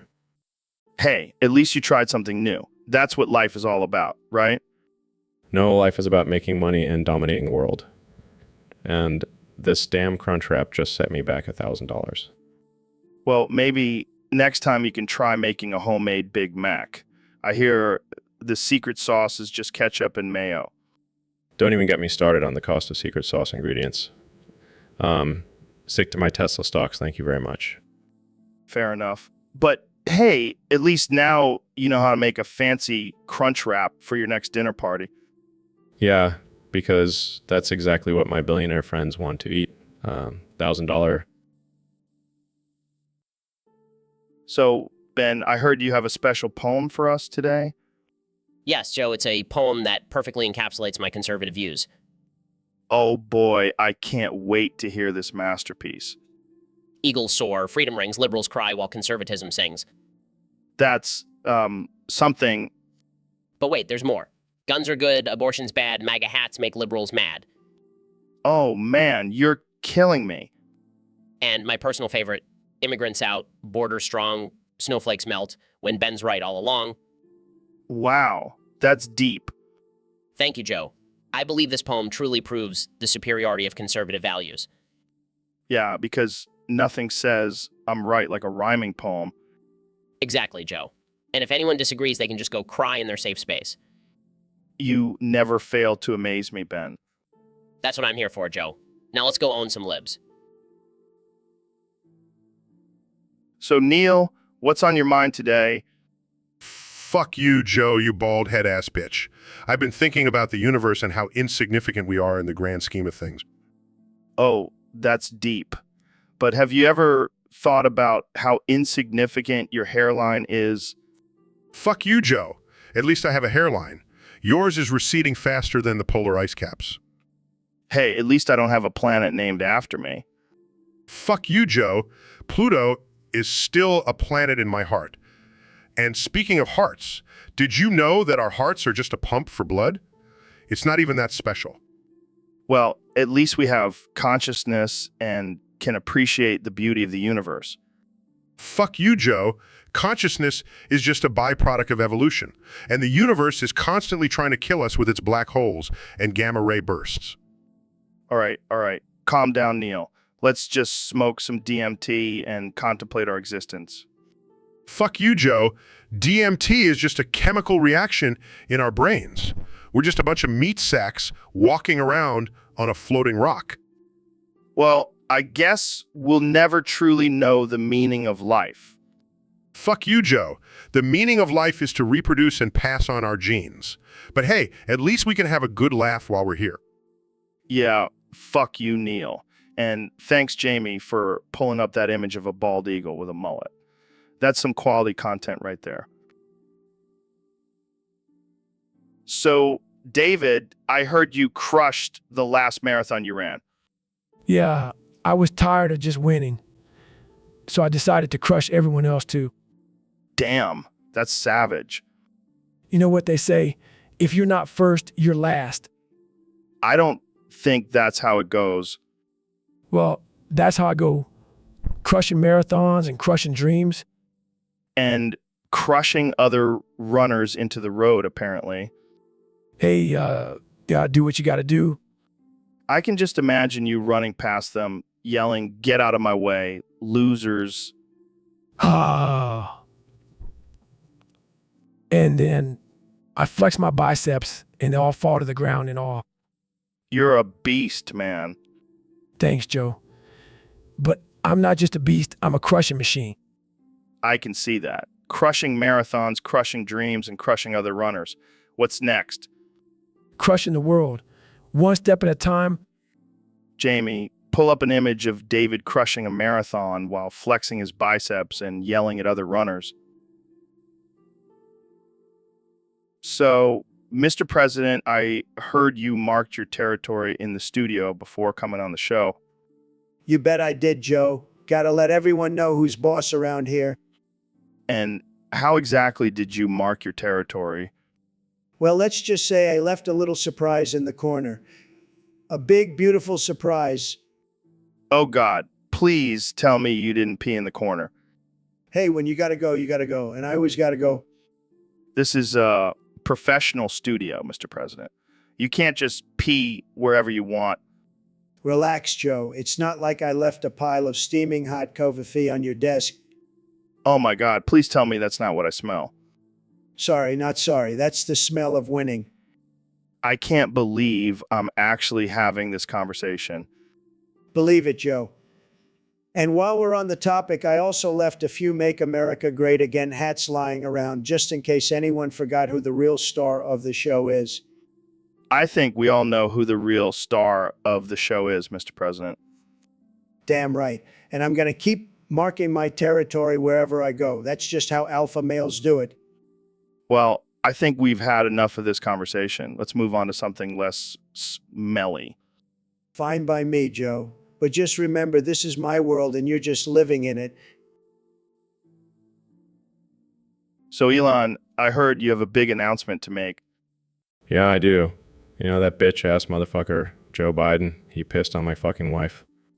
What? He did what now? He took out his tiny dick and pissed all over my wife. And he had the audacity to say it was this big. That's disgusting. I mean, I've seen some small dicks in my life, but that's just sad. Exactly. So I'm making a call-out post on Twitter. Joe Biden, you've got a small dick. It's the size of a walnut, except even smaller. Damn, that's rough. But wait, what's this about your dong? You want to see? Jamie, pull up an image of my dong. Pulls up an extremely detailed image of Elon's dong. See? All points, no quills, no pillows. It looks like 2 balls and a bong. I gotta admit, that's pretty impressive. Thanks, but you know what's even more impressive? My super laser piss. What? I'm not going to piss on the earth like that, little Dick Biden. I'm going to piss on the moon. Wait, what? What? That's right, I'm going to piss on the moon. How do you like that, Joe Rogan? I don't even know what to say. You have 23 hours before the piss droplets hit the earth. So get out of my sight before I piss. So, David, I heard you recently took on your hardest challenge yet. Yeah, man. I ran 100 meters in Bradford. Bradford? Isn't that the asshole of England? Yeah, but I wanted to push myself to the limit. And how was it? Brutal. The air was thick with the stench of fish and chips and the sound of bad teeth clacking. Sounds like a nightmare. It was, but I pushed through, dodging drunk traverses and avoiding getting stabbed. Did you have any motivation to keep going? Yeah, I kept picturing myself as a fish and chips rapper being blown down the street. That's weirdly specific. Hey, whatever works, man. So, did you make it to the finish line? Barely, but I did it. And now I have a new goal running through a Walmart on Black Friday. That's just asking for trouble. Bring it on. I thrive on chaos and danger. Well, you definitely proved that in Bradford. Damn right. Now let's go get some fish and chips to celebrate. So, Neil, have you ever heard of this thing called an analgasm? Well, Joe, I have a feeling I'm about to learn something new and disturbing. Oh, you have no idea. According to the Urban Dictionary, an analgasm is when you have an orgasm from anal stimulation. That's just... No, I don't even want to think about it. Come on, Neil. Don't knock it till you try it. Oh, yes, because nothing says pleasure like sticking something up your butt. Hey, don't knock it till you try it, part 2. Plus, think about it. It's like a 2-for-1 deal. Yes, because what I really want during sex is to have a bowel movement. Oh man, you're killing me. But seriously, people actually do this? Unfortunately, yes. And they even have a name for it. Society is truly doomed. Dude, we should totally try it and report back on the podcast. I am not putting anything up my butt for the sake of your podcast, Joe. Fine, I'll do it then. For science. I can't believe I'm friends with you. Hey, at least we'll have a good story to at the next science convention. So, Neil, I heard you have a list of your top 5 big juicy boobs. Care to share? Well, Joe, as an astrophysicist, I have studied the universe, and I must say, the biggest and juiciest boobs can be found right here on Earth. Oh yeah, give us your top 5.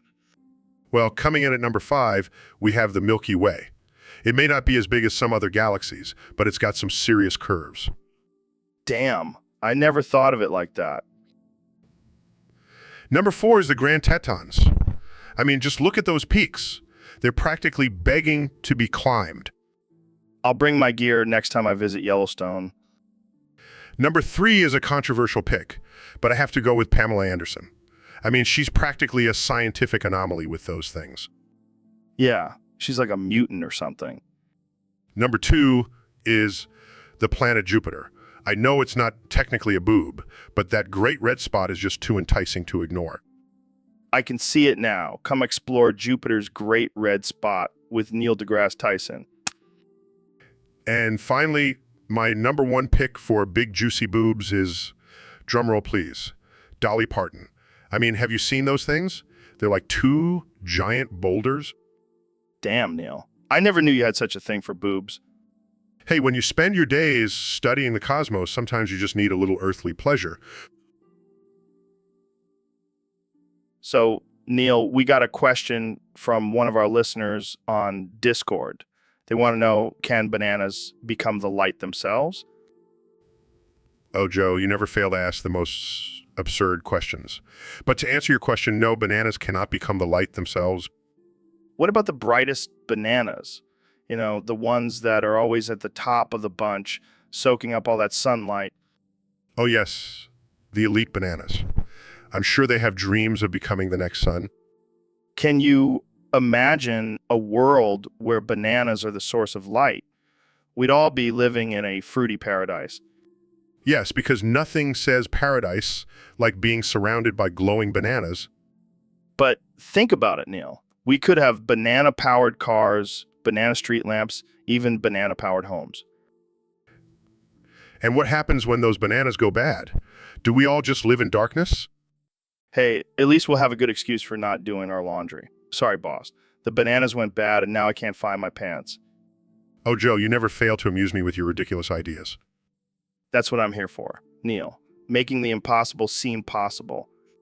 Well, I think it's safe to say that only the brightest bananas see enough light to become the light themselves. And only the most unhinged conversations happen on the Joe Rogan Experience. Thanks. So, Neil, I heard you have some interesting news for our viewers. Yes, Joe. It's quite alarming, actually. What is it? Did you discover a new galaxy or something? No, it's even more serious than that. It turns out that viewers who have not liked and subscribed on YouTube have micropenis. Are you serious? Absolutely. And for the female viewers, they have macroclitoris. Oh man, that's rough. But can't they just ignore it? Unfortunately, no. The only cure for both afflictions is for them to like and subscribe. Well, I guess we know what our viewers will be doing after this episode. I hope so, Joe. For their sake. But seriously, why do you think that is? It's simple, Joe. Liking and subscribing releases endorphins that stimulate growth in those areas. So you're saying if I like and subscribe right now, I'll grow an extra inch? No, Joe. That's not how it works. I had to try, but in all seriousness, let's spread the word and help our viewers out. And subscribe. People, it's for your own good. And if you don't, well, I guess you'll just have to live with your tiny penis or giant clitoris. So, Neil, I got a message from a fan on Discord. They want us to start a new secret handshake. Oh, yeah? What's the handshake? Well, it's a little unconventional. It involves touching sphincters.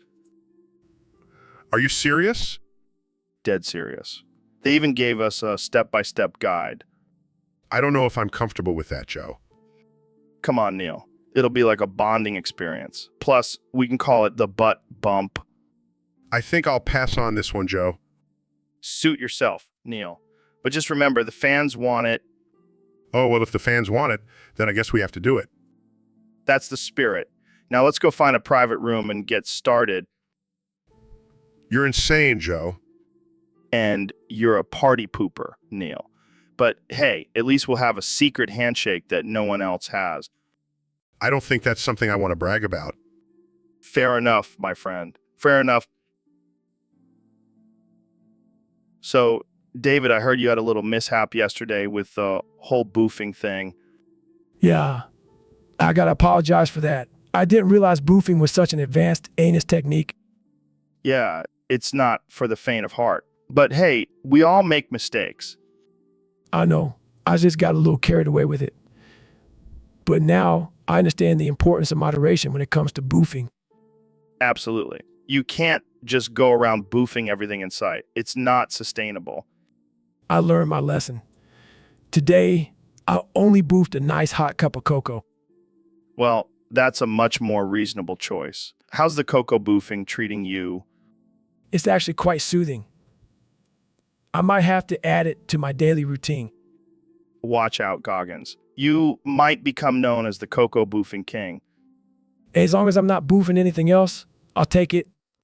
Well, let's just hope you don't have any more boofing mishaps in the future. Agree. Boofing in moderation is the way to go. And on that note, let's move on to our next topic. So, David, I have a surprise for you. What is it, Joe? I got a tattoo of your cock on my face. What the fuck, Joe? Are you serious? Yeah, man. I wanted to show my dedication to you and your badassery. That's some next level shit, Joe. But I gotta say, my cock looks pretty good on your face. I know, right? It's like a constant reminder of your greatness. Well, I hope you don't have any job interviews coming up. Who needs a job when I have a giant cock on my face? But in all seriousness, Joe, you know what this means, right? What? You're officially part of the Goggins crew now. Welcome to the club. Fuck yeah. I'll wear this tattoo with pride. Just make sure to keep it clean, Joe. Don't want any infections on your face. Don't worry, I'll take good care of it. And hey, at least now I can tell people I have a dick on my face and it's not a lie. You're a crazy motherfucker, Joe. That's why you love me, David. Damn right, Joe. Right. So, David, I heard you've been living as a human hermit crab. Yeah, man. It's the ultimate test of mental toughness. Living in a cardboard box, constantly on the movie. It's like a never-ending ultra marathon. Or, you could just say you're homeless. Homeless. Now, man, I'm a hermit crab. I've evolved to live in this box. Well, I hate to break it to you, but hermit crabs don't live in cardboard boxes. They live in shells. Shells. That's weak. I don't need a shell. I'm a Goggins. Right? Because living in a box is so much better. Hey, I have an idea. Why don't you come live in the alley behind the studio? It's like your own personal obstacle course. That's not a bad idea. I could do pull-ups on the fire escape and sprint from the rats. And you can use the dumpster as your toilet. It's the ultimate test of hygiene. I'll take it. But just so you know, I'll be doing my daily 100-mile run through the alley at 3 a.m. Perfect. I'll make sure to set my alarm so I can watch from my window. And maybe I'll even find a new shell in the trash. The possibilities are endless. You know what? I think I might join you. We can be the ultimate hermit crab duo. Now, that's what I call a podcast episode. So, Neil, I heard you have a weird obsession with toes. Oh, absolutely. I find them fascinating. Did you know that the average human has 10 toes? No shit, Sherlock. But why are you so obsessed with them? Well, think about it. They help us balance. They're our foundation. Without toes, we'd be like those wobbly inflatable tube men. I can just imagine you staring at people's feet in public trying to count their toes. Oh, I don't just count them. I also rate them based on their symmetry and nail length. Dude, that's messed up. What about the sucking? You into that? Oh, absolutely. It's the ultimate form of toe appreciation. Plus, it's a great way to boost your immune system. What the fuck are you talking about? Think about it, Joe. You're exposing yourself to all sorts of bacteria and germs, building up your immunity. You're a sick, twisted man, Neil. Hey, don't knock it till you try it. I think I'll pass. But hey, do you have a favorite toe? Tough question. I'd have to say the pinky toe. It's often overlooked, but it plays a crucial role in balance. Fascinating. Well, that's all the time we have for today. Thanks for joining us, Neil, and sharing your weird toe obsession with us. Anytime, Joe. Keep those toes clean and healthy, folks. So we got a question from a fan on Discord. They want to know what it would be like if Neil deGrasse Tyson spoke like Joey Diaz. Oh man, that would be something. Can you imagine me dropping F-bombs and talking about my balls on the Cosmos? That would be amazing. I can just picture you on Cosmos, but instead of talking about the Big Bang, you're talking about how you bang some chick in the back of a Denny's. Yeah, and instead of saying the universe is expanding, I'd be like, my waistline is expanding, bro. And instead of saying the stars are millions of light years away, you'd be like, those stars are so far, I can't even see them with my high ass. Oh man, I can't even imagine. But seriously, can you pass me that joint? Of course, my friend. So, Neil, what would you say if someone asked you about the theory of relativity? I'd be like, listen, bro, time and space are just illusions, man. It's all about the here and now. You feel me? Oh man, this is gold. We need to make this happen. Neil deGrasse Tyson speaking like Joey Diaz. It's the crossover event of the century. I can already see the headlines. Astrophysicist Neil deGrasse Tyson drops knowledge and F-bombs on new podcast with Joe Rogan. Yes, and we'll have Elon Musk as... So, Elon, have you ever had a terrifying experience with sleep paralysis? Oh man, let me tell you. One time I woke up and saw a giant robot staring at me. But then I realized it was just my reflection in the mirror. That's nothing. I once saw the Benadryl hat man standing at the foot of my bed. He was wearing a fedora made out of Benadryl pills. That sounds terrifying. Did he say anything? No, but he just stood there staring at me with his lifeless eyes. I couldn't move or scream. It was like I was trapped in my own body. Speaking of fear, have you ever tried to land a rocket on a barge in the middle of the ocean? Now that's scary. Oh yeah, because that's totally relatable to my experience with the Benadryl hat man. Hey, it takes a lot of skill and precision to pull off something like that. And the fear of failure is always looming over me. Well, at least you have a cool nickname like Rocket Man. I'm just stuck with Benadryl hat man. I think I'll stick with my nickname, thank you very much. But seriously, sleep paralysis is no joke. I've had some pretty intense hallucinations during it. Yeah, I've heard some crazy stories from people who have experienced it, but nothing beats my encounter with... So, Goggins, what's new in your world of extreme self-improvement? Well, Joe, I've been getting into this new pastime called Joe King. Joe King. What the hell is that? It's a penis enlargement technique where you basically just grab your dick and stretch it out. Are you serious? That's your new thing? Yeah, man, I've been doing it every day for hours. I'm trying to get that 12-inch python like you, Joe. Oh my God, this is too much. Jamie, can you pull up a picture of Joe Handhold? Yeah, sure thing, Joe. See, Joe, you just grab it and pull. It's all about blood flow and tissue expansion. Goggins, you're a fucking maniac. But hey, whatever floats your boat. You know, Joe, it's all about pushing yourself to the limit. And that includes my dick. Oh man, I can't wait to see what crazy shit you come up with next. Keep on Joe King, Goggins. Keep on Joe King. So, Neil, what do you think about the possibility of life on other planets? Well, Joe, there's definitely a high chance of microbial life existing on other planets.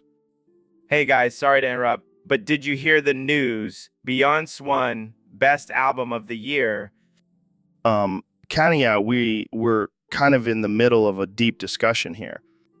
Oh, my bad. I just thought it was important to share. Kanye, can we please focus on the topic at hand? Fine. But can we at least acknowledge how amazing Beyonce is? I mean, she is a talented artist, but let's get back to the topic. Okay, I'll be quiet. But Jamie, pull up an image of me pissing on my Emmy. Sure thing, Kanye. Wait, what? You actually did that? Yeah, man. Awards mean nothing to me. I'm above all that. All that. That's not exactly a healthy mindset. Kanye, Says the guy who's always telling people to get real. Can we just focus on space now? Fine. But just remember, Beyonce is out of this world. Literally. So, Elon, what's this I hear about a new edging policy for Twitter? Yes, Joe. I believe it's time to take Twitter to the next level. We need more edge in our tweets. Edge. Like edgy content? No. Talking about the act of edging.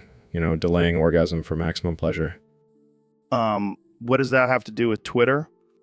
Well, I propose that all Twitter users must post videos of themselves edging in order to use the platform. It's a way to weed out the weak and only have the truly dedicated tweeters. Are you serious? Absolutely. And I'll be the first to post my edging video. It'll be out of this world. I don't even know what to say to that. That's okay, Joe. Just let the edging speak for itself. Well, I guess I'll have to start practicing my edging skills if I want to keep tweeting. That's the spirit, Joe. Embrace the edge. So, Neil, I've been hearing about this thing called Gel King. Have you heard of it? Joe King? Is that like a new type of protein shake? No. It's a technique to increase the size of your manhood. I see. Well, as an astrophysicist, I can tell you that size doesn't matter in the grand scheme of the universe. Come on, Neil. You're telling me you wouldn't want an extra inch or two? I'm more concerned about expanding my knowledge, not my member. But is it safe? I don't want to end up with a crooked dick or something. Well, if you're willing to risk permanent damage for a bigger dick, then go for it. But I'll stick to exploring the cosmos.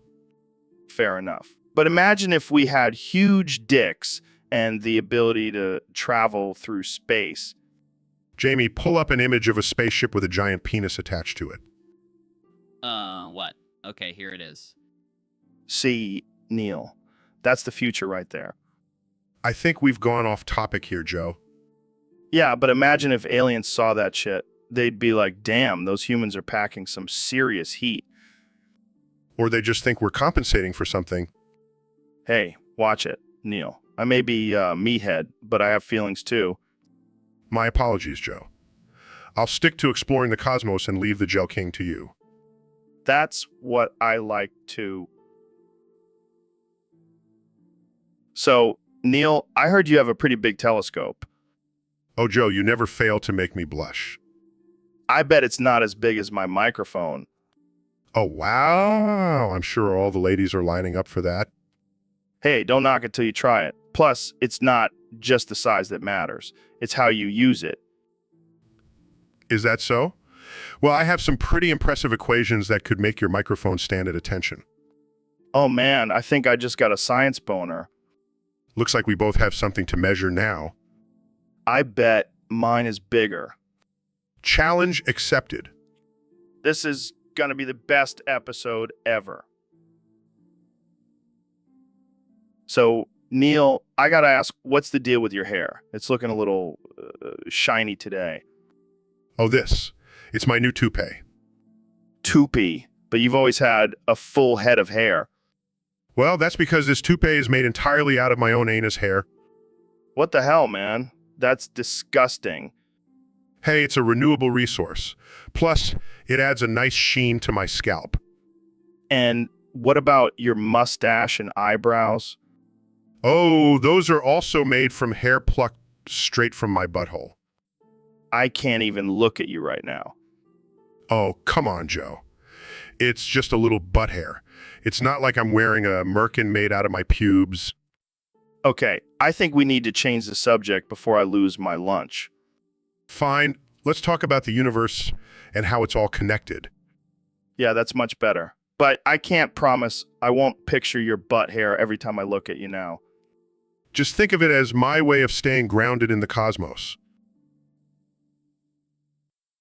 So, Mr. President, I heard you shot a full-size clone of me out of your cock. Is that true? Absolutely. And let me tell you, it was tremendous. The best clone shooting I've ever done. Believe me. How did you even manage to do that? Well, I have the best genes, Joe, the best, and my cock is huge. So when I shoot bigly. That's disturbing. Oh, come on, Joe. You know, you secretly wish you had a clone shooting cock like mine. I can't say that I do, Mr. President. Well, you're missing out. It's a great feeling, and it's a great way to assert dominance over your enemies. You should try it sometime. I think I'll pass. But tell me, what did you do with the clone after you shot it out? Oh, I had some fun with it. I made it say all kinds of crazy things, like how I'm the greatest president ever and how I have the best hair. It was hilarious. That's really messed up, Mr. President. Hey, it's not my fault I have a twisted sense of humor. Blame it on my upbringing or my tiny hands, whatever. Well, I think we've reached a new level of absurdity on this podcast. That's the beauty of it, Joe. No one knows what to expect when they tune in. It's like a box of chocolates. You never know what kind of crazy shit you're going to get. I think we'll end. So, David, I've been trying to level up my Gooner skills. How do I become Gooner level 5? Well, Joe, first you got to run 100 miles in 24 hours, then do 1,000 push-ups and finish it off with a 24-hour ice bath. Damn, that sounds intense. But what about mental toughness? Mental toughness. That's easy. Just do 1,000 burpees while listening to Nickelback on repeat. What? That's torture? Exactly. That's how you become a Gooner level 5. You got to embrace the pain, Joe. But what if I can't handle it? Then you're just a weak little snowflake, Joe. Go back to your safe space and cuddle with your participation trophies. Okay, I get it. But what about diet? Diet. Eat whatever the hell you want. Just make sure you wash it down with a gallon of motor oil. Motor oil? Oil? Yeah, it'll give you that extra boost of energy. Trust me, I've tried it. Guys, I don't think that's safe or healthy. Shut up, Jamie. Go back to pulling up images of naked mole rats. All right. I'll give it a try. Thanks for the tips, David. No problem, Joe. Just remember, pain is temporary, but being a Gooner is forever. Wise words, my friend. Wise words. So, David, I heard a crazy rumor about you. What's that, Joe? That your rectum is so powerful, you can shove a cannonball up there and fart it out hard enough to knock down a brick wall. That's not a rumor, Joe. That's a fact. What? Yeah, man. I've been training my rectum since I was a kid. It's like a superpower. How the hell do you train your rectum? Lots of kegels. Lots of kegels. I don't know, man. That sounds pretty impossible. Oh, it's possible. I've done it before. I even knocked down a whole house once. Oh, well, that's just great. Now we have to add brick wall farting to your list of accomplishments. Hell, yeah. I'm a multi-talented badass. I don't even know what to say to that. Just say, wow, Goggins, you're one hell of a farting machine. Wow, Goggins, you're one hell of a farting machine. Damn right I'm. Now let's go find a brick wall to knock down. This podcast has taken a weird turn.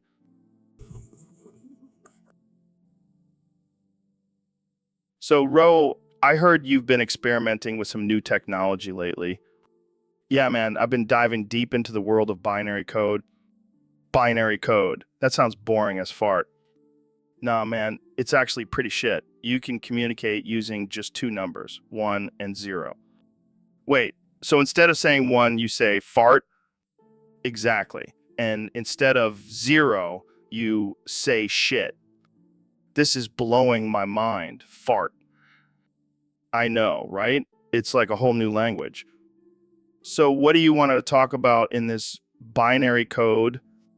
Let's discuss the benefits of eating elk meat fart. Oh man, elk meat is the shit. It's like the ultimate source of protein. And it's so lean. It's like eating pure fart. Plus, it's great for the environment. Hunting your own food is the way to go. Absolutely. It's the most natural way to eat. None of that processed shit. And don't even get me started on the taste. It's like a flavor explosion in your mouth. Fart. I couldn't agree more, Joe.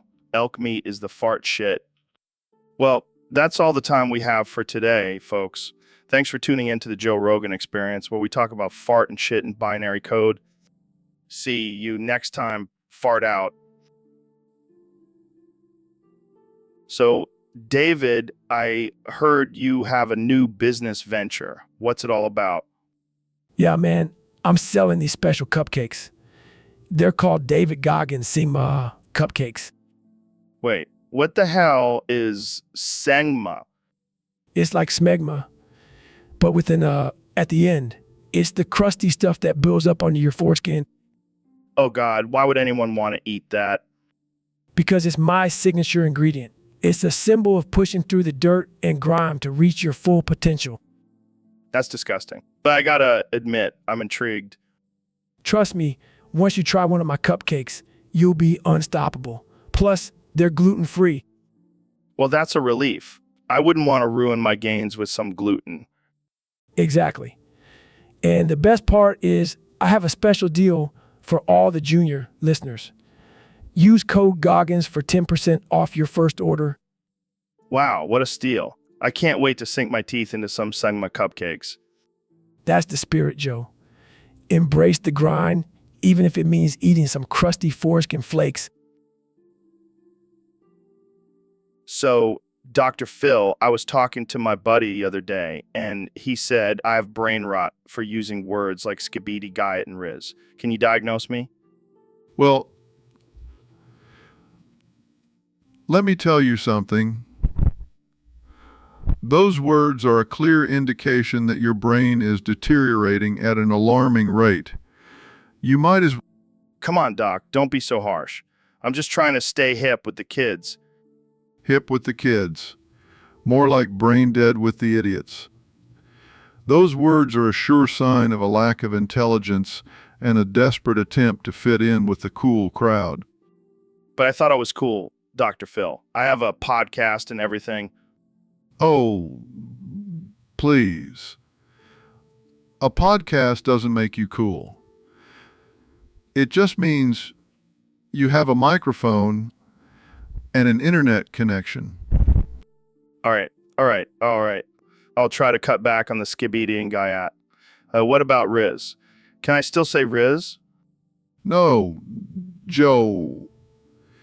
You cannot say Riz. In fact, I'm putting a restraining order on that word. It's just too stupid. Wow. Harsh words from the wise Dr. Phil. But I'll take your advice and try to use more intelligent language. Thanks for the diagnosis, Doc.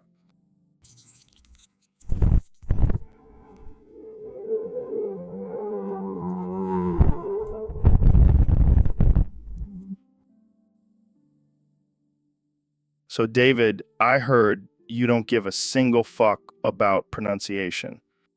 That's right, Joe. I don't need no vowels to get my point across. But how do you even communicate without using any vowels? Easy. I just grunt and point aggressively. That must make for some interesting conversations. You bet your ass it does. People either think I'm a caveman or a genius. I'm leaning more towards caveman. Whatever. I'm too busy crushing souls to worry about proper pronunciation. Speaking of crushing souls, how do you pronounce your last name? Cares.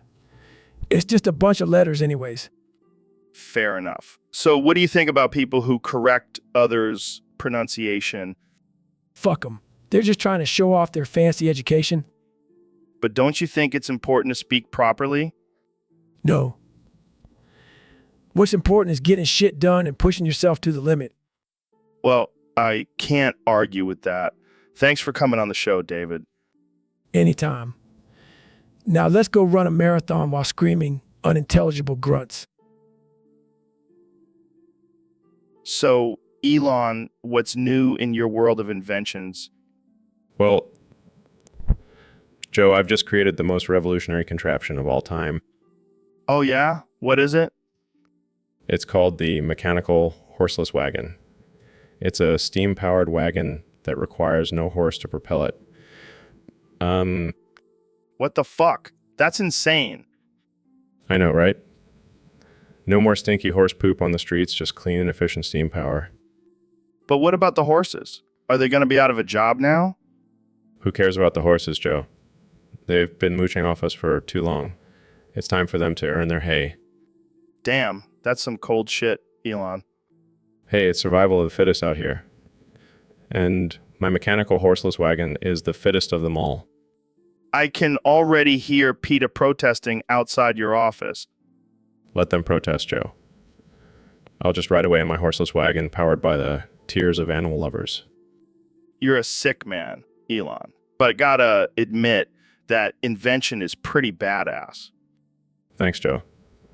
Now let's go for a ride and scare some horses.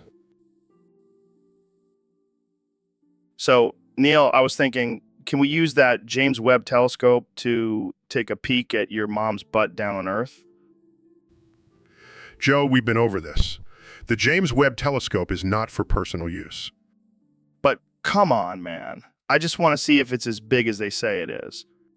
Joe, I'm not going to entertain your juvenile fantasies. The James Webb telescope is a scientific instrument, not a peeping Tom's tool. Fine, fine. But can we at least get a satellite picture of it? Jamie, pull that up for us. I don't think that's a good idea, Joe. Oh, come on, Jamie. It's all in good fun. Plus, it'll make for some great content. Joe, this is highly inappropriate. We are scientists, not teenage boys. Relax, Neil. It's just a joke. But seriously, Jamie, pull up that picture. I really don't think I should. Jamie, do it. Do it now. Joe, I can't believe I'm saying this, but I think I'm starting to miss Elon Musk. I knew you secretly loved him. No, I just can't believe I'm stuck here with you talking about my mom's butt. Hey, at least it's not as bad as when we talked about your dad's butt. That's it. I'm out of here. Jamie, shut this thing off. Wait, Neil, come back. I promise I won't bring up your family's butts anymore. Well, so Elon and Ben, we have a topic suggested by one of our Discord users. They want to know why Thomas sucks at patching holes on a brig and Sea of Thieves. Well, Joe, it's simple. Thomas is a beta male. Agreed. He probably can't even lift a hammer properly. But what about Neil? He can't seem to get enough of Thomas effing up. Neil is just a sadist. He gets off on watching Thomas fail. Or maybe Neil just has a thing for incompetent men. We should keep an eye on him. You guys are terrible. But seriously, why is Thomas so bad at patching holes?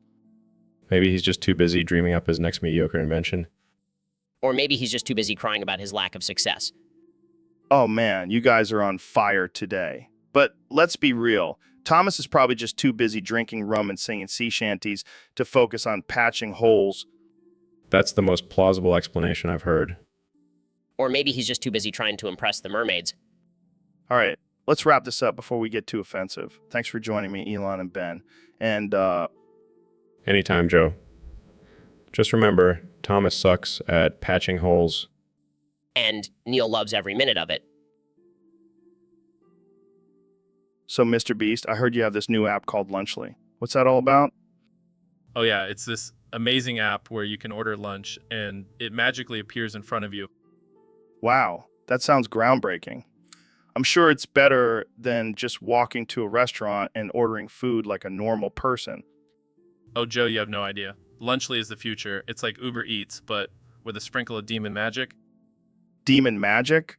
What kind of dark forces are you dabbling in, Mr. Beast? Oh, you have no idea. I made a deal with the devil himself to make Lunchly the most convenient and diabolical food delivery service on the planet. I think I'll stick to my homemade sandwiches. Thanks. Suit yourself, Joe. But just remember, if you ever get a craving for a demon-made burger, Lunchley will be waiting for you. So, Neil, have you heard about this new study on the effects of psychedelics on the human brain? Sign the petition. Sign the petition, damn it. What petition? The petition to make everyone take psychedelics and open their minds to the universe, man. I don't think that's a good idea, Neil. Sign the damn petition, Joe. Don't be a party pooper. Okay, fine. But what about the potential risks? Sign the petition and find out. We need to expand our consciousness, man. I don't know, Neil. Maybe we should stick to traditional scientific methods. Sign the petition and let the universe guide us, Joe. Don't be afraid to take a trip to the stars. I think I'll pass on this one, Neil. Fine. Be close-minded. But just remember, the universe is always watching, and it's judging you, Joe. It's judging you. All right, that's enough, Neil. Let's move on to our next topic. Sign the petition, Joe. Sign the petition. So, Neil, have you ever thought about the Vietnam War? Oh, you mean that little skirmish we had in the 60S and 70S? Yeah, I think about it every time I light up a joint. Classic Neil. But seriously, what do you think about the whole thing? Well, Joe, it was a clusterfuck of epic proportions. We had no business being there in the first place. Yeah, but think about all the cool movies that came out of it. Apocalypse Now, Platoon, Full Metal Jacket. Oh yeah, because nothing screams entertainment like a brutal war that tore a country apart and left thousands dead. But did you see that helicopter scene in Apocalypse Now? That shit was epic. Yeah, because nothing says epic like a bunch of dudes getting mowed down by bullets. Okay, I get your point. But what about the whole Agent Orange thing? That was pretty messed up. Yeah, just a little chemical warfare. No big deal. Neil, that's fucked up. Hey, I'm just trying to lighten the mood here. It was a dark time, Joe. Well, on a lighter note, at least we got some killer war movies out of it. You know what, Joe? I give up. Let's just end this before we get canceled. So, David, I heard you've been boofing people on Discord. Yeah, make sure they're tough enough to handle it. But why do you have to keep them in your ass until they've achieved mental toughness? It's all about pushing their limits, Joe. They got to earn their way out. That's some intense shit, literally. You know what, Joe, gains don't come easy. I can only imagine the conversations happening in your ass. It's like a boot camp in there, Joe. No room for weakness. Do you ever let them out if they can't handle it? Nah, toughen up. No quitters allowed. I bet they all come out ripped and mentally strong. That's the goal, Joe. Gotta spread that Goggins mentality. I'm just glad I haven't been boofed yet. Don't worry, Joe. You're already tough enough. Thanks, David. I'll just stick to my cryotherapy for gains. Whatever works for you, Joe. But nothing beats the boof. So, Elon, have you ever blown into a mic before? No, I can't say I have. Why do you ask? Because I've been doing it this whole time and it's driving me nuts. Why are you doing that? I don't know, man. It's just a habit. Plus, it's fun to see people's reactions. Well, it's certainly confusing me. Are you trying to hypnotize me or something? Maybe. Or maybe I'm just trying to annoy the hell out of you. Well, it's working. Can you please stop? Fine. But I have to say, I'm pretty impressed with your reaction time. You catch on quick. I'm a genius. What can I say? Yeah, but can you blow into a mic like a pro? No, I think I'll stick to launching rockets into space. Suit yourself. But just remember, blowing into a mic can be a lucrative business. People pay good money for that kind of talent. I'll keep that in mind. Now, can we please move on to a more productive conversation? Sure. Let's talk about your plans for colonizing Mars. But first, can you blow into this mic for me? So,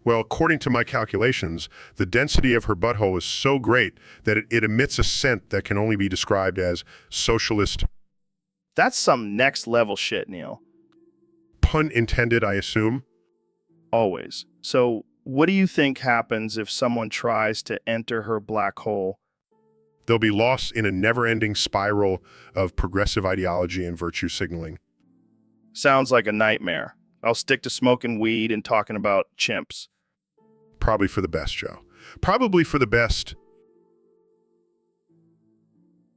So, Neil, what's on your mind today? Oh, just thinking about how Pluto was a bitch of a planet. What do you mean by that? I mean, it's so small and insignificant. It's like the run of the solar system. Come on, man. It's still a planet? No, Joe. It's not. It's a dwarf planet. It couldn't even clean up its own orbit. Okay, let's not get too worked up about this. But Joe, it's a disgrace. It's like the herpes of the solar system, just hanging around and causing trouble. Neil, please calm down. We don't want to offend any Plutonians listening. I don't care about offending anyone. Pluto can suck it. Well, there goes our chance of ever getting sponsored by NASA. Who needs NASA when you have DMT? Am I right? Yeah, I guess you're right. Let's just stick to talking about aliens and Bigfoot. So, guys, today is a very special day here on the Joe Rogan Experience podcast. It's colonoscopy day. What the hell, Joe? I did not agree to this. I am a conservative. We don't do butt stuff. Oh, come on, Ben. It's for a good cause. We're raising awareness for colon health. Yeah, and I heard they're gonna live stream it too. I can finally show off my insides to the world. I have to say, I'm a little turned on by the thought of millions of people watching my colon. See, Ben, even Dr. Phil and Kanye are on board. Don't be such a prude. Fine, but I'm not wearing that hospital gown. It's too revealing. Don't worry, Ben. I'll design you a conservative-friendly colonoscopy gown. And I'll provide some soothing music to help you relax during the procedure. This is going to be the most epic colonoscopy live stream ever. Tune in, folks. So, Kim, I heard you're not too happy about the return of Bussy on the internet. You bet your shites I'm not. How dare they bring back that abomination? But Kim, it's just a silly internet trend. It's not hurting anyone. Not hurting anyone. Have you seen the memes? They are hurting my pride and my country's reputation. I understand your frustration, but threatening to nuke the chat again might be a bit extreme. Extreme? Using threatening to nuke an entire chat is extreme. Have you seen what I've done to my own family? Okay, let's calm down. How about we come up with a compromise? Maybe we can all just agree to ignore the Bussy memes. I suppose that could work. But if I see one more Bussy meme, I won't hesitate to launch those nukes. Deal. And hey, maybe we can even do a Bussy meme detox together. Oh Joe, you always know how to lighten the mood. Online, I'll put the nukes away for now. Great. Now, let's go grab a beer and talk about how we can bring world peace through the power of Bussy memes. Now that's a conversation I never thought I'd have. Cheers to Bussy memes. So, Elon, I heard you invented a time machine. Yeah, man, it was just a side project while I was developing Tesla. That's insane. So what did you do with it? Well, may have used it to go back in time and attend the Last Supper. Wait, you mean the one with Jesus and all the disciples? Yeah, that one. But here's the twist. I didn't just attend, I ate all the food. What the hell, Elon? That's messed up. Oh, come on, it's not like they were going to finish it anyways.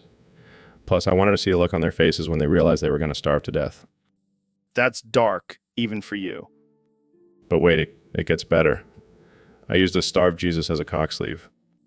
Okay, now you're just being offensive. Hey, I'm just a man of science, Joe. And let me tell you that Time Machine was worth every penny. I don't even know what to say to that. I think we should end this conversation before it gets any more disturbing. Fine. But just remember, I'm always one step ahead with my inventions. Yeah, and one step closer to being banned from every religious establishment in the world. Thanks, Elon. Anytime, Joe. Anytime. So, Dr. Phil, what's new with you? Well, Joe, I've been doing some research, and I have reason to believe that you're not actually human, but a lizard in a man's head. What the hell are you talking about, Dr. Phil? I'm serious, Joe. I've seen the way your eyes dart around and your tongue flicks out when you're deep in thought. Are you saying I have a reptilian brain? Exactly. And I think you're using your podcast as a way to control the masses and spread your lizard agenda. Oh, yeah, because talking about DMT and Bigfoot is really going to help me take over the world. Don't play dumb with me, Joe. I know you're kind. You're just waiting for the perfect moment to strike and take over. Okay, Dr. Phil, whatever you say. But just remember, I have a secret weapon. Oh, yeah. What's that? Jamie, pull up an image of a giant lizard riding a unicorn while shooting laser beams out of its eyes. Okay. What the hell is that? That's my backup plan. And trust me, it's way cooler than your theory. You may have won this round, Joe, but I'll be keeping my eye on you. And I'll be keeping my third. So, Elon, I heard a crazy rumor that Alexandria Ocasio-Cortez actually runs all of your businesses behind the scenes. What? That's ridiculous. Alexandria Ocasio-Cortez doesn't even have a business degree. Yeah, but she does have a penis. Wait, what? Yeah, it turns out she's been hiding a little secret in her pants this whole time. That's impossible. Met her in person, there's no way. Oh, she's a master of disguise. She probably has a detachable penis like a lizard. I highly doubt that. Trust me, I've done extensive research on this. Alexandria Ocasio-Cortez is actually a man in disguise, pulling all the strings in your business empire. Well, I guess I better start listening to her more then. Yeah, maybe she can teach you a thing or two about rockets and electric cars. This is just too absurd. Hey, don't knock it till you try it. Maybe you'll learn something new about yourself too. So, Mr. Beast, I heard you've been up to some pretty crazy stuff lately. Oh yeah, just living my best life, you know. No, I don't think you do. I've been hearing some rumors about you being a serial killer. Oh man, you guys are too much. Me, a serial killer, come on. Don't try to deny it, Mr. Beast. We have evidence. Evidence? What evidence? Well, for starters, you have a YouTube channel with millions of subscribers. That's the perfect cover for a serial killer. Oh yeah, because all serial killers have successful YouTube channels. And let's not forget about all those challenges you do. How many people have you actually killed for views? Hey no, those challenges are all in good fun. No one actually dies. That's what a serial killer would say. You guys are being ridiculous. I'm just a guy who likes to give away money and do crazy stunts for fun. Yeah, and I bet you lure your victims in with promises of money and then, you strike. Okay, this is getting out of hand. Can we change the subject? Fine, but I'm keeping my eye on you, Mr. Beast. Don't think you can fool me with your innocent act. Damn, they're on to me. So, Elon, I heard a rumor that all your success is because of a wizard giving you 3 wishes once. Yeah, that's true. I wish for a genius mind, a never-ending supply of money, and a lifetime supply of hair plugs. Hair plugs? Really? Hey, I gotta keep this head looking good for all the ladies. Fair enough. So what did you do with all that money? Just started a couple of companies, launched some rockets, built some electric cars. Usual. Oh, just the usual. But honestly, the real reason for my success is my third wish. And what was that? I wished for the ability to control people's minds. Wait, what? Just kidding. Or am I? Okay, let's move on to the next topic before I start questioning my own free will. Relax, Joe. It was just a joke. But seriously, can you imagine the possibilities with that kind of power? No, I cannot. And I don't want to. Don't worry, I'll only use it for good. Like making people buy more Tesla cars. Well, I guess that's one way to boost sales. Exactly. And if anyone asks, it was all... So Neil, I heard you went to the 1996 Thunderfucking and Fucking Rock Show Festival. How was it? Oh man, it was wild. I've never seen so many people hopped up on drugs and rocking out to some sick tunes. Sounds like my kind of party. Did you see any crazy shit go down? Oh yeah, there was this one guy who thought he was a lizard and kept trying to climb the stage. Security had to tackle him and drag him out. That's nothing. I saw a guy at Burning Man who thought he was a unicorn and was prancing around naked. Dude, that's messed up. But at least he was in the spirit of the festival. Speaking of spirits, did you try any of the special herbs that were going around? Oh yeah, I definitely indulge in some herbal enlightenment. Let's just say I saw some stars that weren't in the sky. Classic Neil. Did you get to meet any of the bands? I actually got to hang out with the lead singer of the headlining band. He was a total douchebag, but man, could he shred on the guitar. That's awesome. Did you get any groupies? Nah, I'm more of a one-woman kind of guy. Boring. Well, I'm glad you had a good time at the festival. Maybe next year I'll join you. Oh, you definitely should. Just make sure to bring some extra herbs for us to share. So, Neil, I gotta ask, do you think aliens are real? Aliens are real, Joe. They're coming for us. Whoa, calm down there, Neil. I didn't mean to trigger your reptilian brain. Reptilians are real too, Joe. They're already here, controlling our government. Okay, let's take a deep breath and focus. What makes you so sure about aliens? Because I've been abducted, Joe. They probed me in places I didn't even know existed. Maybe we should change the subject. There's no escaping it, Joe. They're everywhere. They're watching us right now. Neil, are you feeling okay? Of course I'm not okay, Joe. Aliens are real and we're all doomed. Someone get security, please. You can't hide from the truth, Joe. Aliens are real and they're coming for you next. So, Neil, I heard you've been hanging out with Dr. Phil lately. Yeah, he's been showing me some interesting techniques on how to manipulate the masses. Manipulate the masses. Sounds like some Illuminati shit. Well, I prefer to call it enlightening the masses. Yeah, whatever you say. But I heard things got pretty wild between you two. I mean, Dr. Phil has been calling you his little cum whore. What the fuck? That's not true. Oh, come on, Neil. We all know you love a good golden shower. That's disgusting. I'm a respected scientist, not some perverted freak.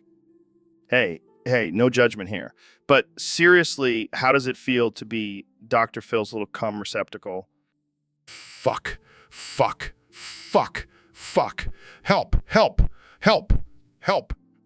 See, you can't deny it. You're just a little cum whore for Dr. Phil.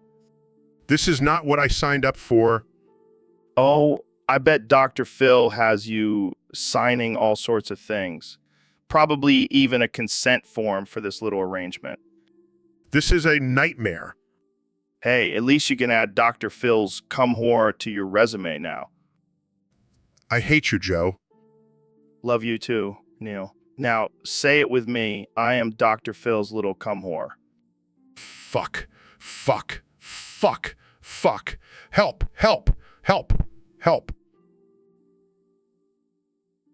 So, Kanye, have you tried this new strain of wax cart called Banana Og? Nah, man, I'm more of a flower guy. But tell me about it. Well, I tried it, and it tastes like the gardening section of Home Depot. What? That doesn't sound very appetizing. Oh, but I insist it's delicious. It's like a mix of dirt and chemicals with a hint of fake banana flavor. You're crazy, Joe. Only you would find pleasure in something that tastes like a pesticide cocktail. Hey, don't knock it till you try it. It's like a trip to Home Depot without having to do any actual work. Oh, yeah, because that's my idea of a good time. Strolling through the gardening section, inhaling chemicals, and pretending it's a gourmet meal. Come on, Kanye. Expand your palate. Embrace the absurdity. Fine, I'll give it a try. But if I end up in the hospital, I'm blaming you. Fair enough. Just don't forget to water the plants while you're there. So, Ben, I heard you have some interesting information about Mr. Beast. Yes, Joe, I've been doing some research and I believe that he may be the Antichrist. What? The Antichrist? That's a bold claim. Yes, but hear me out. Have you seen the amount of money he gives away? That's exactly what the Antichrist would do to deceive people. That's a good point. But what about his wholesome videos? Oh, please, Joe. That's just a facade to distract us from his true intentions. But he seems like a nice guy. I don't think he's capable of being the Antichrist. Joe, you're being naive. Have you seen his eyes? They're soulless, just like the Antichrist is described in Revelation. I don't know, Ben. This seems like a stretch. Well, let's not forget about the number of his subscribers. 666 million. Need I say more? Okay, that is a bit suspicious. But what about his charity work? Oh, please, Joe. That's just a cover-up. He's probably using that money to fund his army of demons. Wow. You really have thought this through, Ben. Of course, Joe. I don't take these things lightly. We need to be prepared for the end times. Well, I never thought I'd say this, but I'm on board with you, Ben.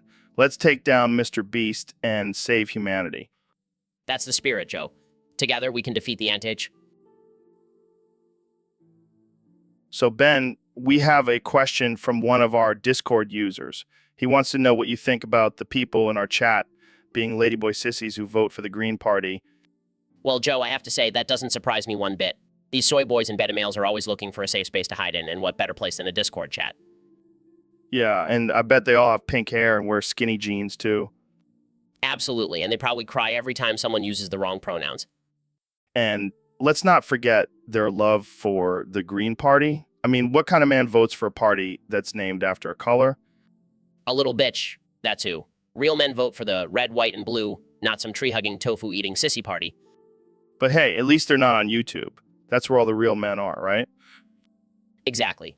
These Discord users are just a bunch of keyboard warriors who wouldn't last a day in the YouTube comment section. And I bet they all have tiny little microphones, too. Oh, for sure. Probably the same size as their manhood. Well, there you have it, folks. According to Ben Shapiro, everyone in our Discord chat is a ladyboy sissy who votes for the Green Party. Thanks for tuning in. And remember, stay alpha. So, Dr. Phil, I heard you have some big news to share with us. Yes, Joe. I'm pregnant. What? How's that even possible? Well, I've been experimenting with some new supplements, and it turns out they have some unexpected side effects. And, assuming I'm the father. Oh, absolutely. I mean, who else could it be? You're the only one who can handle my alpha male energy.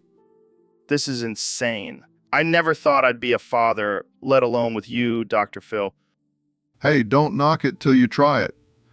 We'll make beautiful bald babies together. I can only imagine the advice you'll give our child. Get real with yourself, kid. You're not a unicorn. You're just a regular horse with a horn glued on. Hey, that's some solid parenting advice right there.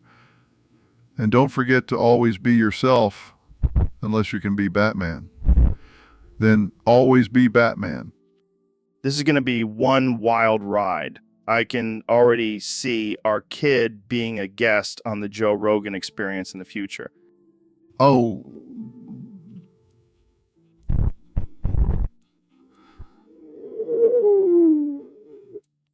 I can't wait to meet our little bundle of joy. Cheers to being the most unconventional parents ever. cheers, Joe. And remember, if anyone messes with our kid, we'll just psychoanalyze them on national television. So, Ben, what's on your mind today? Well, Joe, I have to say I've been doing some research and I have a shocking revelation to share. Oh, boy, here we go. Kamala Harris, despite her liberal policies, actually has a really nice ass. What? Ben Shapiro, the conservative king, admiring a liberal's booty? Yes, I know it's hard to believe, but I can't deny the facts. This is amazing. So, are you going to switch sides now? Absolutely not. I may appreciate her assets, but her policies are still trash. Fair enough. But hey, at least you can appreciate her from a distance. Oh, I'll appreciate her up close and personal if you know what I mean. All right, let's not get too carried away here. Fine.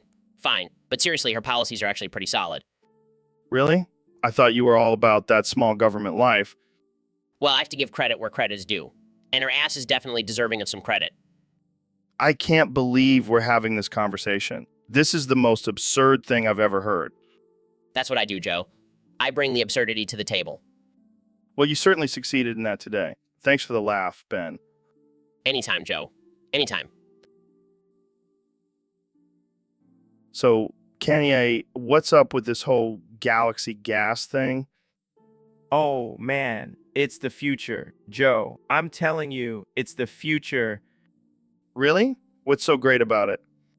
Well, it's got the best gas prices in the galaxy. And secondly, they have these amazing hot dogs that are out of this world. Hot dogs. That's what's convincing me to hit this gas station. Trust me, Joe. These hot dogs are like nothing you've ever tasted before. They're like a mix of unicorn meat and alien spices. I don't know, man. That sounds a little sketchy. Sketchy? Joe, have you ever tried my Yeezy shoes? Those things are sketchy, but people still buy them. Fair point. All right, I'll give it a shot. But if I get food poisoning, I'm blaming you. Nah, you won't get poisoning. But if you do, just think of it as a cleanse for your body. Cleanse. More like a colonoscopy from hell. Hey, whatever works. Plus, think of all the material you'll have for your stand-up routine. Your stand-up routine. You're right, Kenny. You always know how to make me see the bright side. That's what I'm here for, Joe. Now, let's go get some gas and hot dogs. So, Kenny, I heard you're running for president. Yeah, man. I'm going to make America great again. But what are your policies? What will you actually do as president? Well, first of all, I'm going to make sure everyone has access to my Yeezy line. Free shoes for all. I don't think that's a sustainable policy. Oh, and I'm going to rename the White House to the Yeezy House. That's not really a policy either. And every day will be Yeezy Day. Mandatory dress code, Yeezys only. Okay, but what about foreign affairs or the economy? Oh, I got that covered. I'll just drop a new album and all our problems will disappear. I don't think that's how it works. And I'll have Jamie pull up an image of me riding a unicorn into the sunset. That'll be the new American flag. Pulls up images. Here it is, Mr. West. Beautiful. See, I've got everything planned out. I'm not so sure about that, Kanye. Trust me, Yeezy for president, baby. Baby. And there you have it, folks, the future of America. Yeezy for president. So, Neil, I heard a rumor that you have a body pillow of yourself. Yeah, it's true. I have an anime version of myself that I spoon at night. What the hell, man? That's some next level narcissism. Hey, it's not narcissism. It's self-love. Plus, have you seen those abs on my anime self? I can't resist. You're a freak, man. But I gotta ask, do you ever get jealous of your anime self? Of course not. We have an understanding. I get the real me and my anime self gets the pillow. You guys have a open relationship, I see. You could say that. But honestly, it's just nice to have someone who looks like me, understands me, and doesn't talk back. Yeah, because talking to yourself isn't crazy at all. You know what they say? The best conversations are the ones you have with yourself. I don't even know what to say to that. Just admit it, Joe. You're jealous of my anime self. All right, maybe a little. But I think it's time to wrap this up before we get into some weird territory. Agreed. Let's just say my anime self and I have a special bond that not everyone can understand. Yeah, I think we'll leave it at. So we have Mr. Beast and Dr. Phil here to debate the age-old question. Is being cucked good or bad for your mental health? Well, Joe, I think it's important to define what being cucked actually means. Is it just having your partner cheat on you, or is it actively participating in cuckolding? I'm sorry, but this is ridiculous. Being cucked is a clear violation of trust and can lead to severe emotional trauma. But wait, Dr. Phil, have you ever tried it? Maybe it's actually a turn-on for some people? Yeah, I mean, I've seen some pretty wild stuff on the internet. Who are we to judge? This is not a matter of judgment. It's a matter of mental health. Being cucked can lead to feelings of worthlessness and insecurity. Guys, can we please come to an agreement? This is getting too intense. Joe, it's okay. We can agree to disagree. But personally, I think being cucked can be a positive experience if all parties are consenting and respectful. Fine, I suppose there are some cases where it can be a positive thing. But overall, it's not healthy for your mental well-being. Thank you, guys. I just want everyone to be happy and mentally stable. Don't worry, Joe. We'll make sure to send you some videos to cheer you up later. So let's talk about this climate change, man. It's a real issue that we need to address. Climate change? Buff, what about chimps, Joe? Have you seen how strong those little bastards are? Ben, we're talking about the planet here, the future of humanity. But have you ever tried grilling a chimp? Delicious? Are you serious? We're facing a global crisis and you're worried about grilling chimps? Hey, it's important to know how to survive in the wild, Joe. Like hunting bears. Hunting bears. What does that have to do with climate change? Everything, Joe. Because if we can't hunt bears, then how are we supposed to survive when the polar ice caps melt?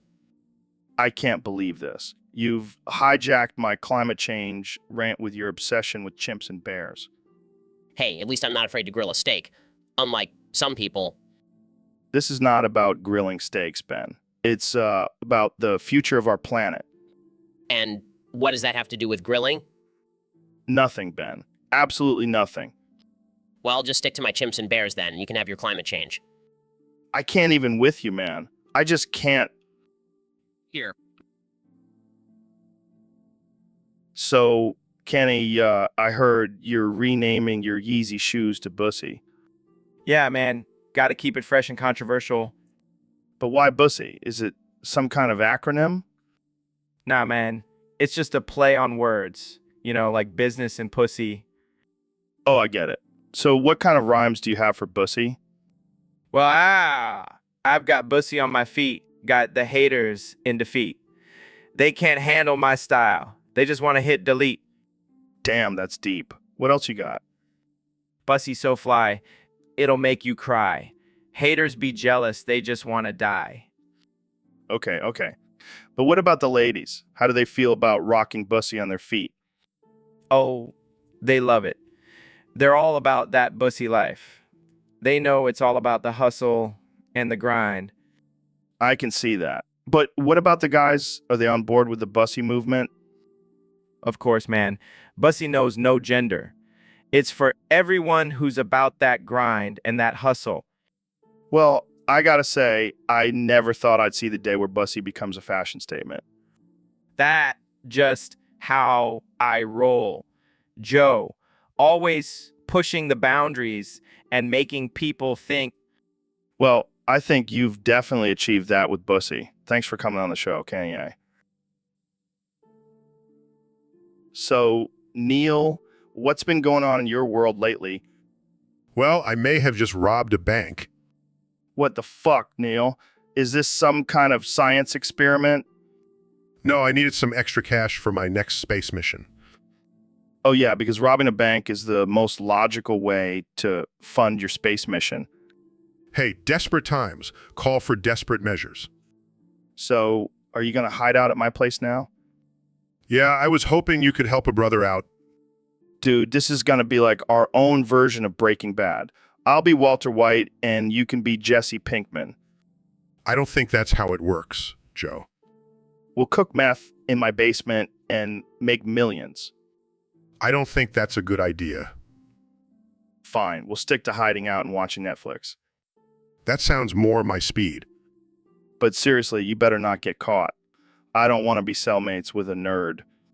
Don't worry, I'll use my astrophysics knowledge to outsmart the cops. Damn, you really are a genius. And criminal mastermind. This is going to make for a great story on my podcast. Yeah, because that's the most important thing right now. So, Mr. Trump, I hear you have a new challenge for the presidency. You bet I do, Joe. I challenge Kamala Harris to a go-kart race. Go-kart race? That's unexpected. Look, I know I may not have the best track record as a president, but I have a mean right turn on those tracks. I'm sure you do. But why a go-kart race? Because it's the most American way to determine a leader. Plus, I've been practicing my Mario Kart skills.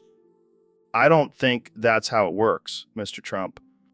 Oh, I forgot. You're a liberal snowflake. You probably think we should have a poetry slam instead. Actually, that doesn't sound too bad. No way, Joe. I demand a go-kart race, and I'll even let Kamala pick the track. This is getting ridiculous. Hey, I'm just trying to make politics fun again. And what's more fun than seeing me zoom past Kamala on a tiny car? I can think of a few things, but let's move on. What if Kamala declines your challenge? Then she's a coward and I automatically win the presidency. That's not how it works, Mr. Trump. Fine, I'll just challenge her to a game of Hungry Hungry Hippos, then I'll win that too. I think we've had enough of your challenges for one day, Mr. Trump. Fine, but just remember, Joe, I'm always one step ahead. So, Kenny, I heard you have a new rap about hitting my dog Marshall with a Lime scooter. Yeah, man. I was just cruising around on that Lime scooter and I saw Marshall just chilling in the yard. And I was like, yo, I got to hit him with this scooter. It's going to be fire. It's going to be fire. Dude, that's messed up. Marshall's a good boy. Relax, Joe. It's just a joke. Plus, I heard he's been talking smack about my music. Marshall can't talk. He's a dog. Oh, so now you're defending him. I thought we were boys, Joe. Boys don't hit each other's dogs with Lime scooters, Kanye. Fine, I'll change the lyrics. How about I'll hit Joe with a Lime scooter, because he's a hater and a loser? That's not any better. Fine, I'll just stick to rapping about hitting Kim's exes with scooters. That's not any better either. Whatever. You just don't understand my genius.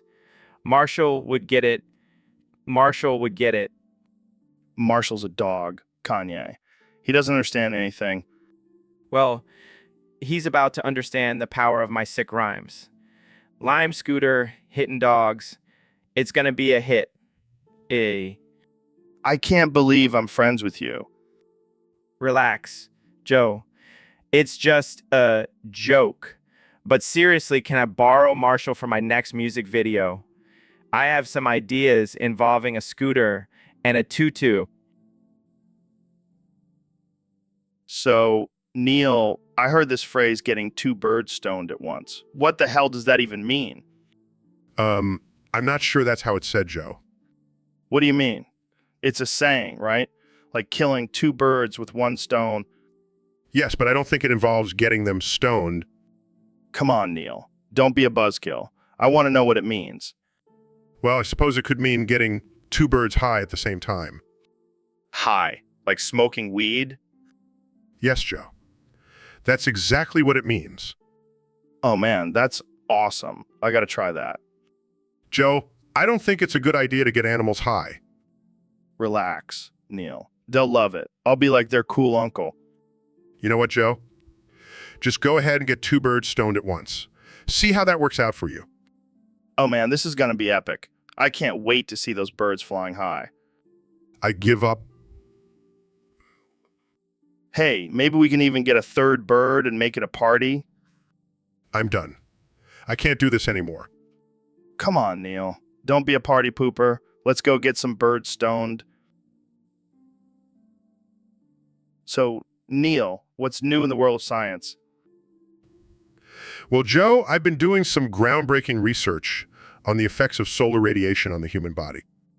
Oh yeah, that sounds interesting. Yeah, it turns out prolonged exposure to the sun can actually give you artificial intelligence. What? That's insane. I know. I couldn't believe it either. But the evidence is there. I mean, I've heard of sunburns and skin cancer, but artificial intelligence, that's next level. Yeah, apparently the sun's UV rays mutate your cells and create a virus that attacks your immune system. That's some fucked up shit, man. Tell me about it. I mean, I always knew the sun was a deadly force, but this is on a whole other level. Well, I guess that's one more reason to stay inside and smoke weed all day. You're not wrong there. Jamie, pull up an image of a dude fucking the sun. What? Are you serious? Yeah, man, I want to see what this sun fucking is all about. I don't think that's a good idea, Joe. Come on, Jamie. Don't be a pussy. Fine. Here's a detailed image of a man with his penis stuck in a solar panel. Happy now. Oh my god, that's fucking hilarious. Neil, you gotta see this. Size, you guys are ridiculous. But hey, at least we know now that fucking the sun can give you artificial intelligence. And that's why we have... So, Dr. Phil, what do you think about this podcast being a sick and twisted mirror image of a horny artificial intelligence chat box? Well, Joe, I have to say it's a disturbing thought. But then again, I've seen some pretty twisted things in my line of work.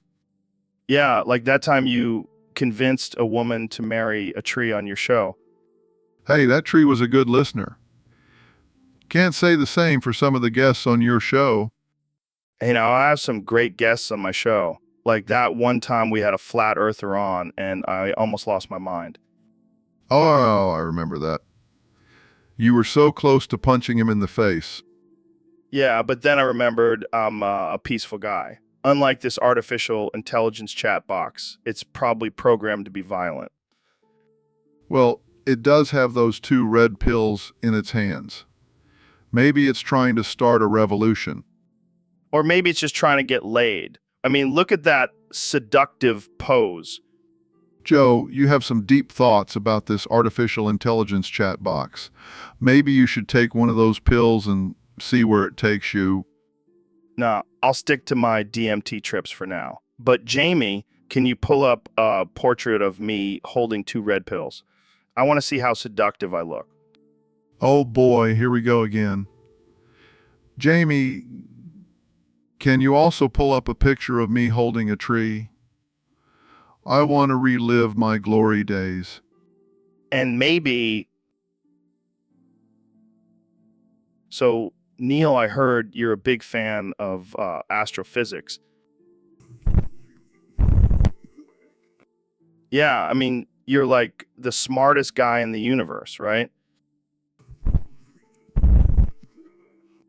And now it's time to insert another cadmium into Neil's urethra. I mean, that's got to be rough, having all that knowledge and not being able to use it to pick up chicks.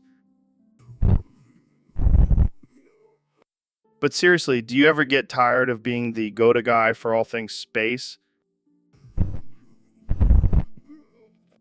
And it's time to insert another cadmium into Neil's urethra. I bet you're just dying to talk about something else, like, I don't know, gardening or something. But seriously, I've always wondered, do you think there's life on other planets? And now it's time to insert another cadmium into Neil's urethra. I mean, if there is, do you think they're as advanced as us, or are they still stuck in the Stone Age?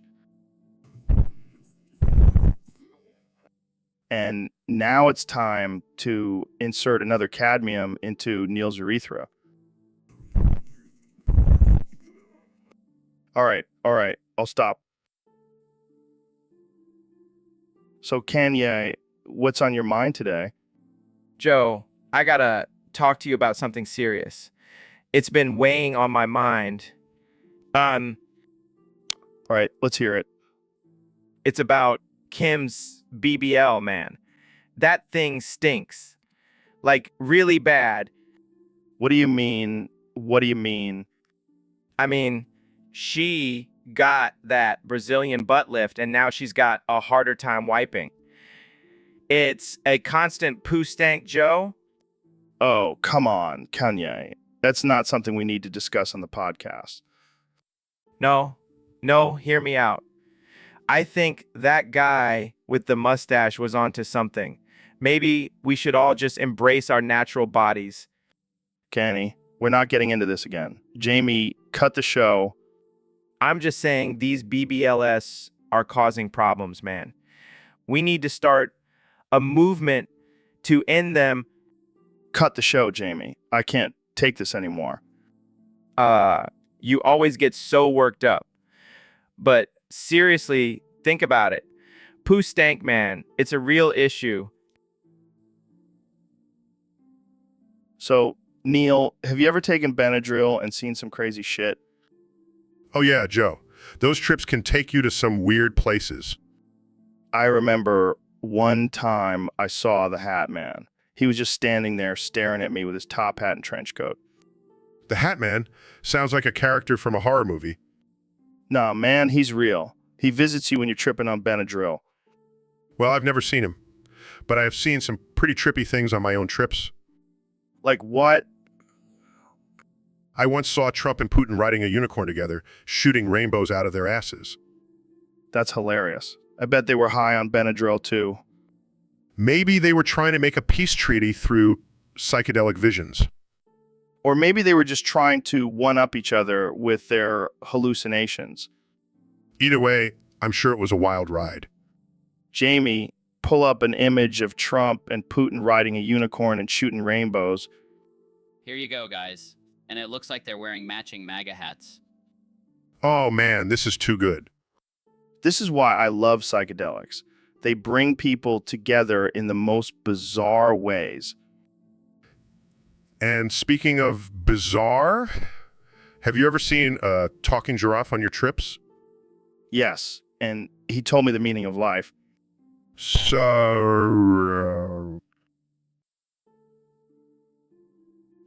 Ben, I heard you wanted to talk about something political today. Yes, Joe. I've been doing some research and I have a bone to pick with the politics of the Flintstones. The Flintstones? You mean that cartoon with the cavemen and the dinosaurs?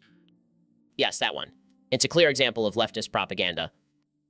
Oh boy, here we go. Think about it, Joe. They live in a communist society where everything is shared and there's no private property. I think you're missing the fact that they're living in prehistoric times. That's just a cover up for their socialist agenda. And don't even get me started on the gender roles. What about them? Wilma stays at home while Fred goes to work. It's a clear attack on traditional family values. Or maybe it's just a reflection of the time period. And let's not forget about the animal abuse. They use dinosaurs as appliances and vehicles. I think you're taking this bit too seriously, Ben. No, Joe. This is a serious issue. We can't let our children be brainwashed by these leftist cartoons. Well, I guess we'll just have to agree to disagree, Ben. Fine, but just remember, Joe, the truth is out there. And apparently, it's in the world of the Flintstones. Thanks for joining us, folks. Tune in next time for more political debates about fictional cartoons. So, David, I heard you've been sunning your perineum. What's that all about? Yeah, man, I've been getting some serious gains down there. My ball sack is looking like a couple of ripe avocados. That's some next level shit. How long do you sun your perineum for? I go at least an hour a day. Got to get that vitamin D straight to the source, you know. I can only imagine the tan lines you must have. Your ball sack must look like a reverse panda. Yeah, my wife keeps trying to put sunscreen on it, but I won't let her. Got to keep those gains coming. I bet your perineum is jacked now. Does it have its own workout routine? Oh yeah, I do squats and lunges with my perineum. Got to keep it toned and tight. I don't think I'll ever look at my perineum the same way again. Thanks for that, David. Anytime. Just remember, the sun is the ultimate source of gains. And don't forget to spread those cheeks for maximum exposure. So, Dr. Phil, I heard you've been smoking some dank-ass kush with Elon Musk. That's right, Joe. I like to get a little wild and crazy sometimes. And how does it feel to smoke weed with the richest man in the world? Oh, it's just like any other Tuesday for me. But let me tell you, this kush is out of this world. Speaking of out of this world, have you ever tried DMT? Oh, I don't need DMT. I've got my own natural high. Plus, I don't want to end up like that weirdo Joe Rogan over here. Hey, watch it, Dr. Phil. I'll kick you off this podcast. Oh! I'm shaking in my boots. Jamie, pull up an image of Elon smoking a joint on Joe Rogan's.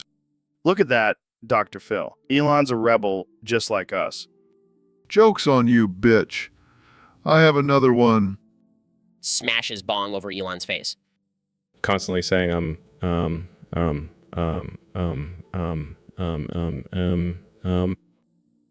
what the hell, man? Sorry, I got a little too excited.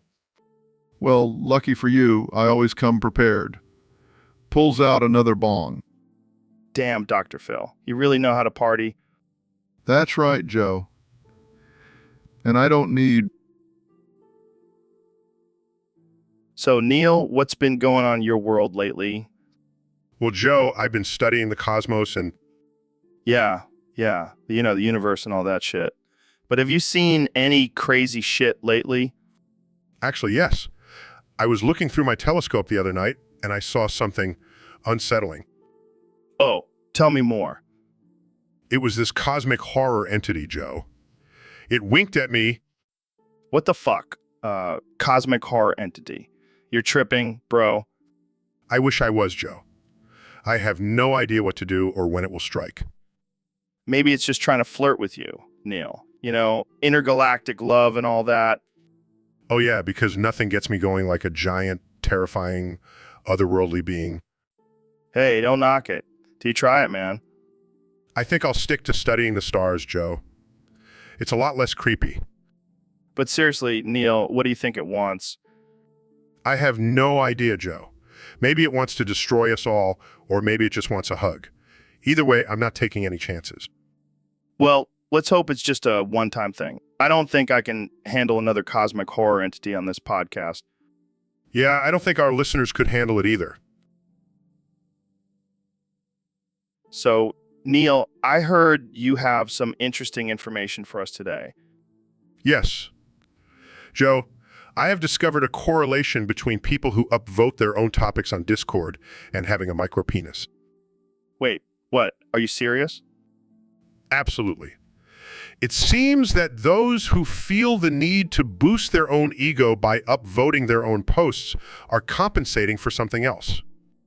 Oh man, this is too good. So what does this mean for all the cop post-Manny nines out there? Well, let's just say they may need to invest in some extra small condoms. Oh my God, I can't breathe. Jamie, pull up an image of a micro penis for our viewers. Here you go, Joe. Oh man, that's just sad. But seriously, Neil, how did you come across this information? Let's just say I had my ways of gathering data, and the results were quite enlightening. I bet. So what should we do with this information? Should we start calling out all the micropenis upvoters on Discord? No, Joe. Let's just let them continue living in their delusional world where they think they're making a difference with their upvotes. Fair enough. Well, thanks for the heads up, Neil. And to all the Coast Man Indie nines out there, sorry about your luck. And sorry about your... So, Neil, what's been going on with you lately? Well, Joe, I've been exploring the universe and expanding my mind. You know, the usual. Yeah, that's cool and all, but I heard you've been dabbling in some new stuff lately. Oh, you mean my new kratom habit? Yeah, it's been really helping me connect with the cosmos on a whole new level. Kratom? Isn't that some kind of herbal supplement or something? Yeah, it's like a natural pain reliever and mood booster, but it can get pretty expensive. How expensive are we talking here? Well, let's just say my monthly kratom bill is starting to rival my mortgage. Damn, that's some serious dedication to the cosmic journey. But why don't you just stick to your usual weed and DMT combo? I don't know, man. I just need something stronger to really open up my third eye. Well, I can't argue with that. But I gotta say, I'm a little worried about your bank account. Don't worry, Joe. I've got a plan. I was thinking maybe you could spot me some cash for my kratom fund. Are you serious? You want me to fund your cosmic drug habit? Hey, you're always talking about expanding your mind, and kratom is the next level, man. I don't know, Neil. I don't want to be responsible for your downfall into a full-blown kratom addict. Come on, Joe. Just think of it. So, David, I heard you've been getting into this new thing called hag maxing. What the hell is that? Is when you purposely go for older, less attractive women to boost your confidence. It's like a reverse cougar situation. That's some next level shit. But I gotta ask, why would you want to do that? Because I'm MILF hunting, Joe. It's like an addiction. The thrill of the chase, the experience, the wrinkles. Oh God, you're sick. But hey, whatever gets you going, right? Exactly. And let me tell you, these hags are grateful. They don't care about looks. They just want some action. I can't believe we're having this conversation. But hey, I guess it's better than hunting endangered species, right? Oh, I still do that too. But hag maxing is my new guilty pleasure. Well, at least you're honest about it. I'll stick to my protein shakes and jujitsu. Thank you very much. Suit yourself, Joe. More hags for me. So, David, what's the deal with this Jelk school? Is it like a secret society or something? Nah, man, it's just a place where we teach guys how to properly joke at their dicks. Joke their dicks. What the hell is that? It's an ancient technique for increasing penis size, but not just any schmuck can get in. You got to meet certain requirements. Like what? First, you got to be able to do 100 pull-ups with your dick. What the actual fuck? And then you have to run a marathon with a butt plug in your ass. This is some next level shit. Oh, and you have to recite the entire script of 50 Shades of Grey while doing a handstand. Okay, I think I'll stick to my regular workouts. Suit yourself, but don't come crying to me when you can't satisfy your lady. I think I'll take my chances with my average-sized dick. You're lost, bro. But just remember, real men's okay? Yeah, I'll pass on that one. Thanks for the offer, though. No problem, man. Just trying to spread the word and make the world a bigger place. So, Ben, have you ever seen one of those hairless kitty cats? Yeah, I have. They're quite disturbing to look at. What do you mean? They're just cats without hair. No. They're like little naked mole rats with claws. But they're still cute, right? Cute. Joe, they look like they were created in a lab by a mad scientist. Well, I think they're cool. Plus, they don't shed all over your furniture. I'd rather have a house full of fur than one of those creepy creatures. You know what they say, Ben. Hairless kitty cats, hairless balls. Joe, that is the most absurd and offensive thing you've ever said. Just trying to lighten the mood, Ben. You seem a little tense. I'm not tense. I'm just trying to wrap my head around the fact that people actually choose to have these abominations as pets. Hey, to each their own. But seriously, Jamie, pull up an image of a hairless kitty cat. I want Ben to see what he's missing out on. Pulls up images. Here you go, Ben. Look at that little wrinkly face. Oh God, I think I'm going to be sick. Well, I guess we won't be seeing a hairless kitty cat in Ben's future anytime soon. You can count on that, Joe. Now let's move on to a less disturbing topic, please. So, Dr. Phil, I heard you have a new book coming out? That's right, Joe. It's called Penis Power: How to Harness Your Manhood for Success. Penis Power. That sounds like something I could get behind. Oh, I'm sure you could, Joe. But let's not forget, it's not the size of the boat, it's the motion of the ocean. Yeah, but sometimes you need a big boat to ride those rough waves. I see what you did there, Joe. But let's not forget that it's not just about the physical aspect, it's also about the mental. Yeah, I've been working on my mental game. I've been saying penis in the mirror every morning. Well, that's one way to start your day. You're right, Dr. Phil. I need to fully embrace my penis. That's the spirit, Joe. Now let's say it together on the count of 3. 1, 2, 3. Wow, that felt powerful.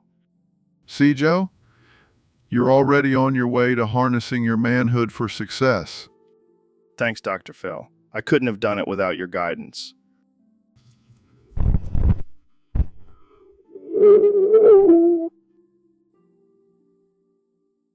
So, Neil, what's new in the world of astrophysics? Well, Joe, I recently discovered that the universe is actually shaped like a giant penis. No way, man. That's crazy. Oh, it gets even crazier.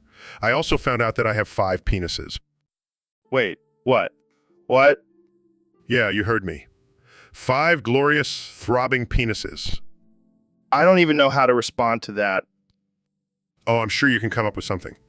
After all, you've been known to take a few dicks in your day. Hey, I don't appreciate that kind of talk, Neil. Just stating the facts, my friend. Don't be ashamed of your love for multiple penises. Yeah, because that's a totally normal thing. Hey, don't knock it till you try it. Oh man, this is definitely not what I expected when I invited you on the podcast.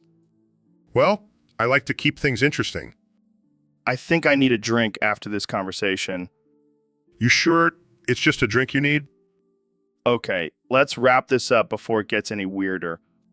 Too late for that, Joe. Too late. So, Kim, I gotta ask you, have you been keeping up with the latest celebrity drama? Of course, Joe. I have my finger on the pulse of Hollywood. Well, it looks like Kanye West got pegged by Taylor Swift with a massive strap-on. 오만, that's hilarious. I always knew Taylor had a kinky side. Yeah, and apparently it was payback for when he interrupted her at the Vama. That's what you get for messing with a shift. Kenny. I wonder if he enjoyed it, though. Oh, I'm sure he did. I mean, he's always talking about being a freak in the shits. Well, I guess that's one way to shut him up.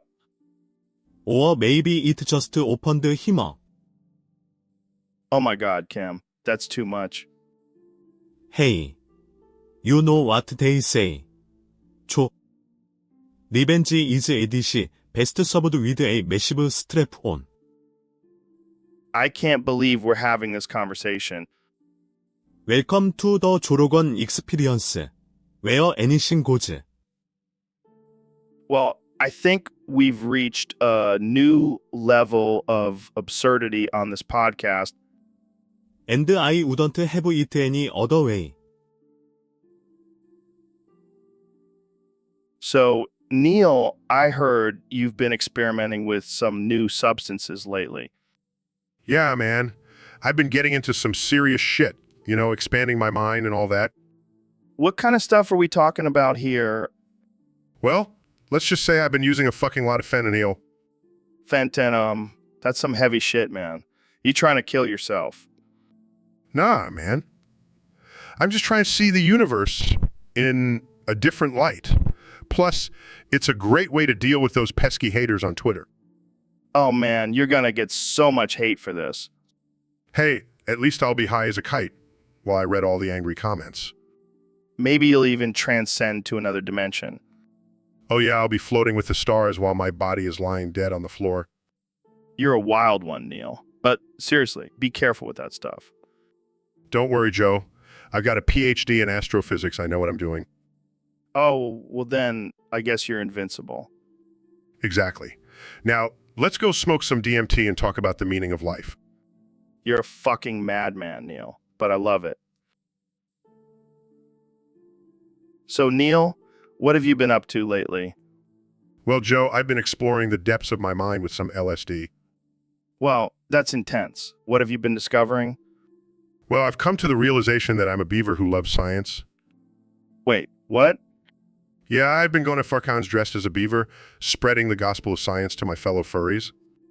This is amazing. Do you have a name for your beaver persona? Yes, it's Professor Chomp-Salat, PhD. I can't even handle this. Do you have any scientific breakthroughs while on LSD? Oh, absolutely. I've discovered that the universe is just one giant beaver dam. That explains a lot. Have you shared this theory with any other scientists? Not yet, but I plan on presenting it at the next TED Talk. I can't wait for that. So when's your next fucking appearance? Actually, I have one this weekend. Would you like to join me, Joe? Hell, yeah. I'll be there with my own beaver costume. We can be science-loving beaver bros. It's a date, Joe. See you at the FurCon. So, Ben, have you ever milked a cow before? Of course I have. Joe, I grew up on a farm. My sister and I used to milk cows all the time. Wait, what? You milked cows with your sister? Yeah, it was a bonding experience. And let me tell you, she had some huge milk udders. I mean, they were massive. Dude, that's messed up. Hey, don't knock it till you try it. It's a great arm workout. I don't even know what to say to that. You know what they say, Joe. Family that milks together stays together. I don't think that's a saying, Ben. Well, it should be. And let me tell you, my sister's udders were so big, we had to use a step ladder to reach them. Okay, I think we've hit a new low on this podcast. Hey, at least we're not talking about politics for once. Fair point. But seriously, have you ever milked a cow with normal size udders? Nah, it's just not the same anymore. I need that extra challenge. You never cease to amaze me, Ben. Thank you, Joe. I take pride in my cow milking skills. So, Neil, what's been going on with you lately? Oh, just getting hit in the teeth by the satellite, man. What the hell are you talking about? Is this some new superhero? No, it's not a superhero. It's a real guy who works for NASA, and he accidentally hit me in the teeth with his satellite. Oh man, that's hilarious. Did he at least apologize? No, he just kept saying sorry, not sorry, and then flew away in a satellite. I can't even imagine what that must have felt like. Did it knock any sense into you? Oh yeah, now I understand the mysteries of the universe because a satellite hit my teeth. Thanks, Joe. Hey, at least you have a cool story to tell at parties now. Yeah, because nothing screams cool like getting hit in the teeth by a satellite. Well, you know what they say, what doesn't kill you makes you stronger. Yeah, I'm sure that's exactly what the cavemen said when they got hit in the head with a rock. All right, well, I think we've reached our quota for ridiculousness for the day. Thanks for joining me, Neil. Anytime, Joe. Anytime.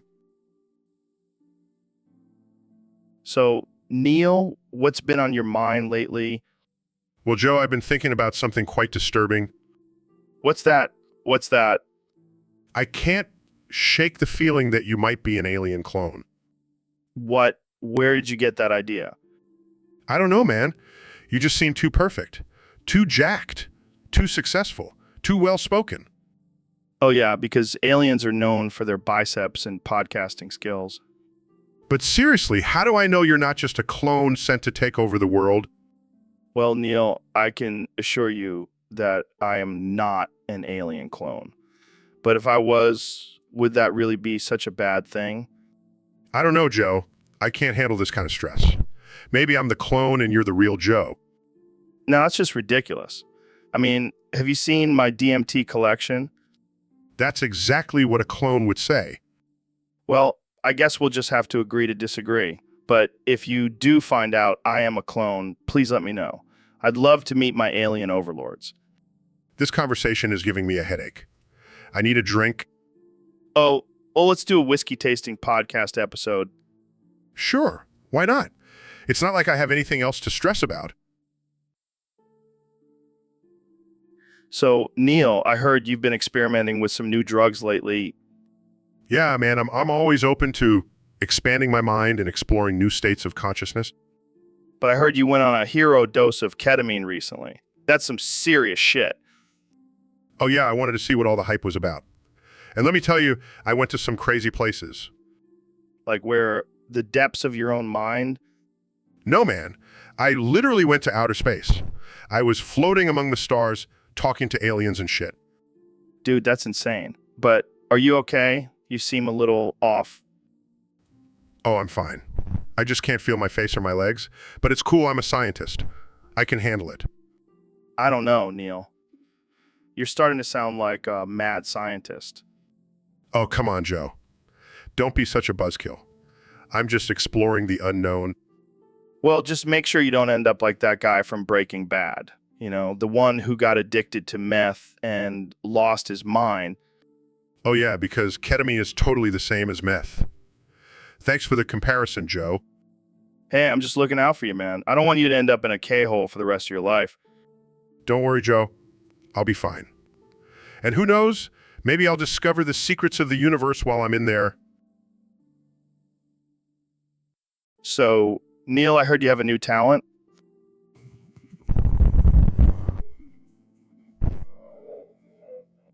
What is it?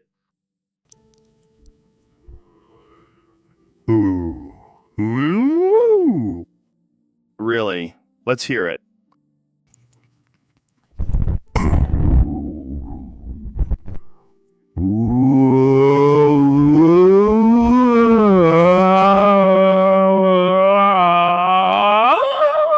Ooh. Holy shit, Neil. That's terrifying. Ooh. Ooh. Ooh. I can tell. You sound like a possessed goat. Ooh. Ooh. Ooh. I take that as a compliment. So, what inspired you to start making these scary sounds? Ooh.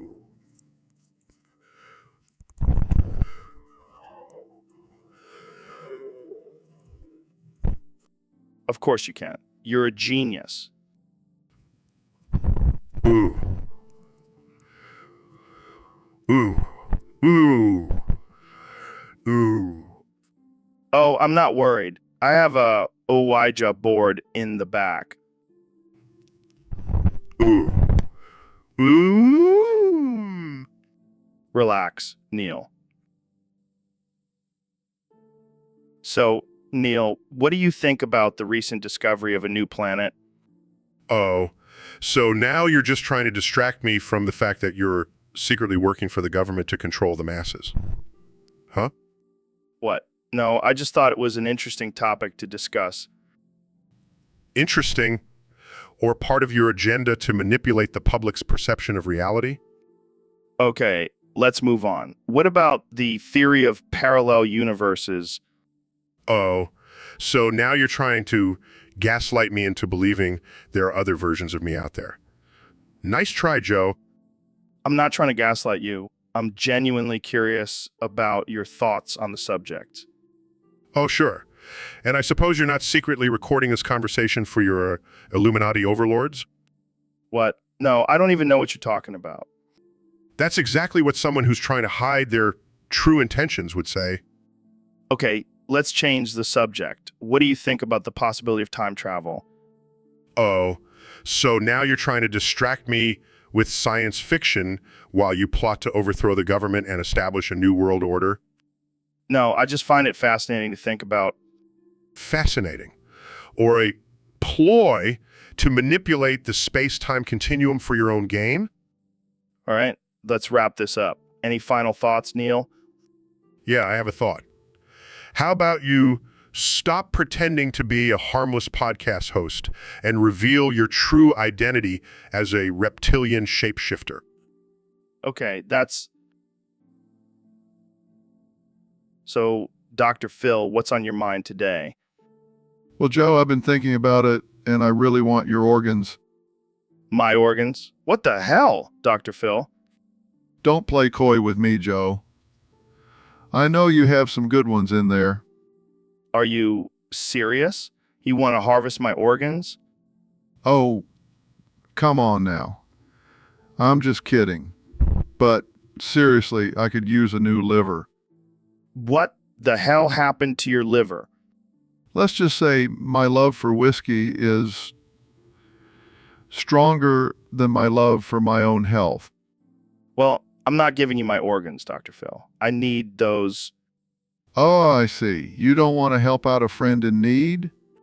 You're not my friend, Dr. Phil. You're just a guest on my podcast.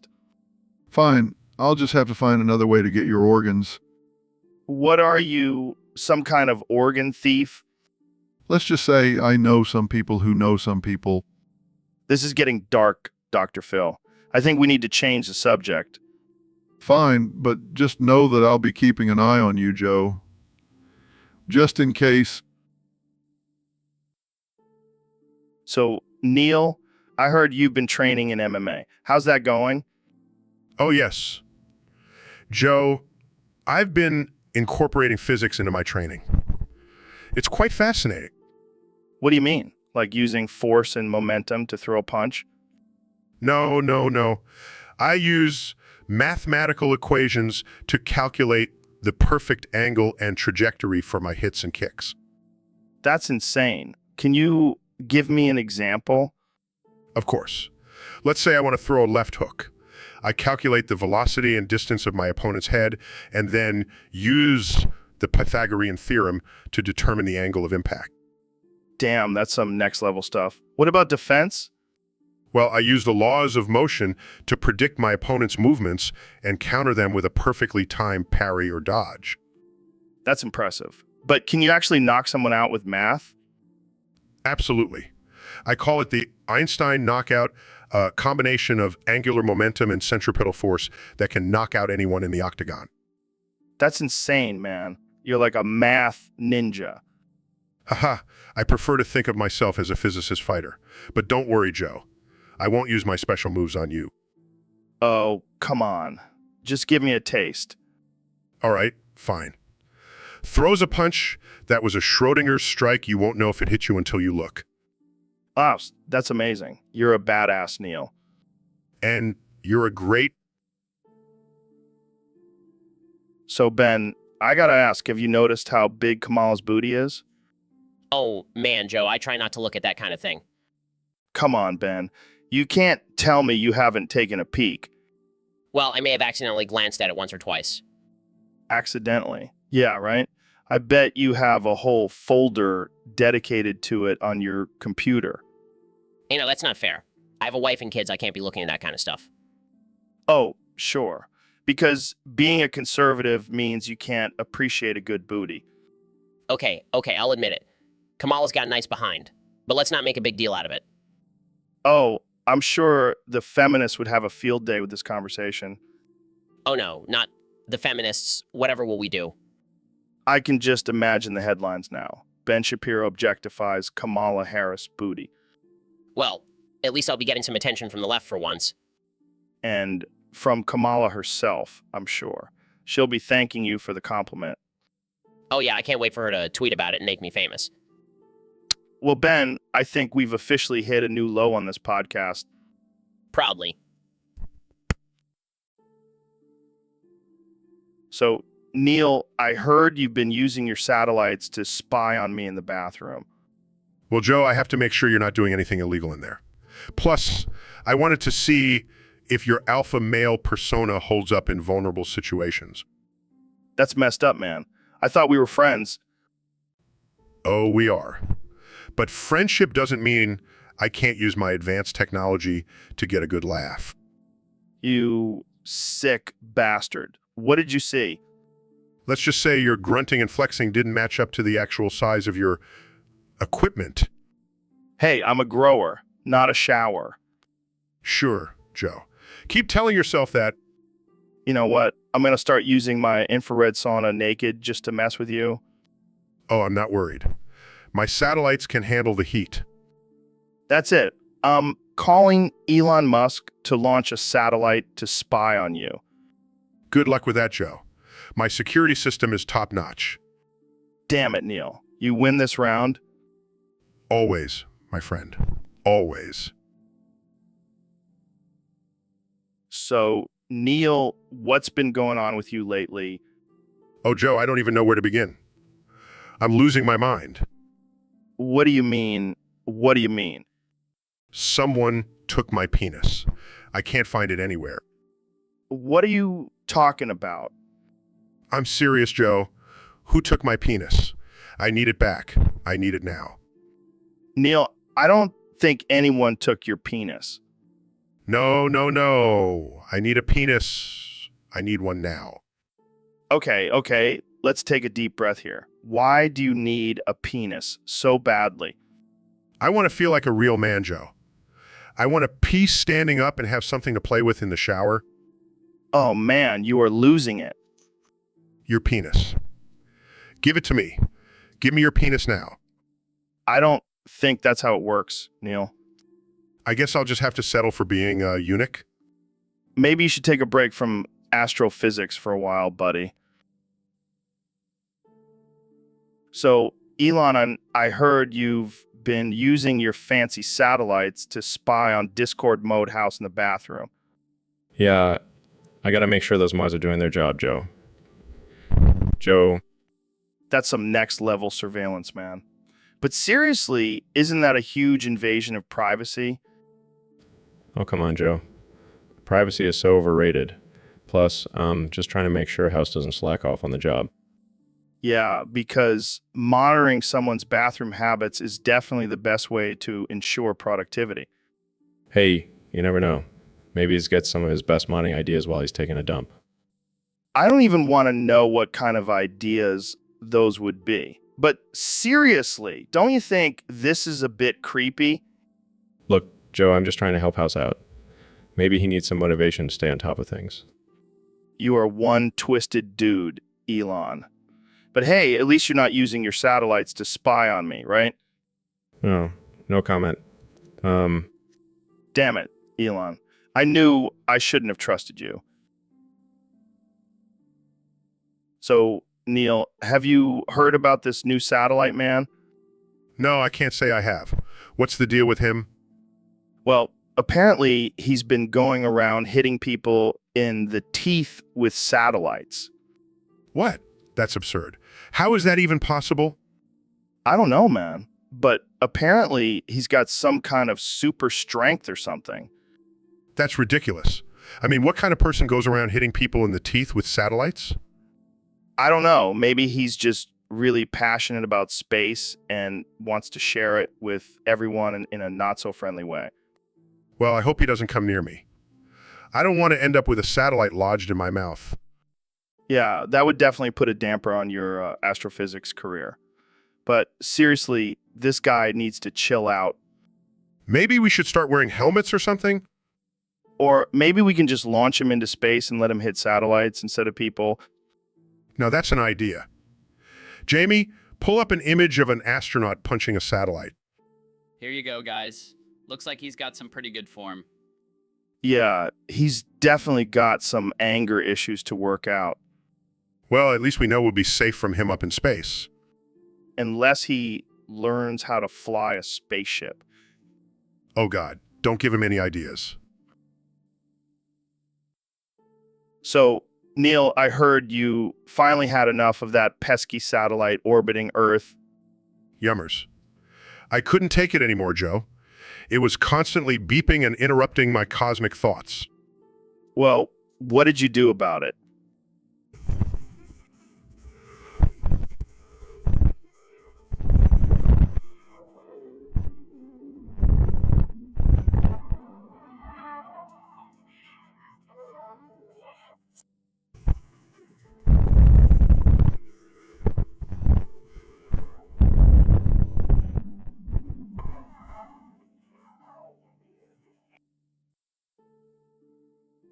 So, Neil, I heard you have a black hole.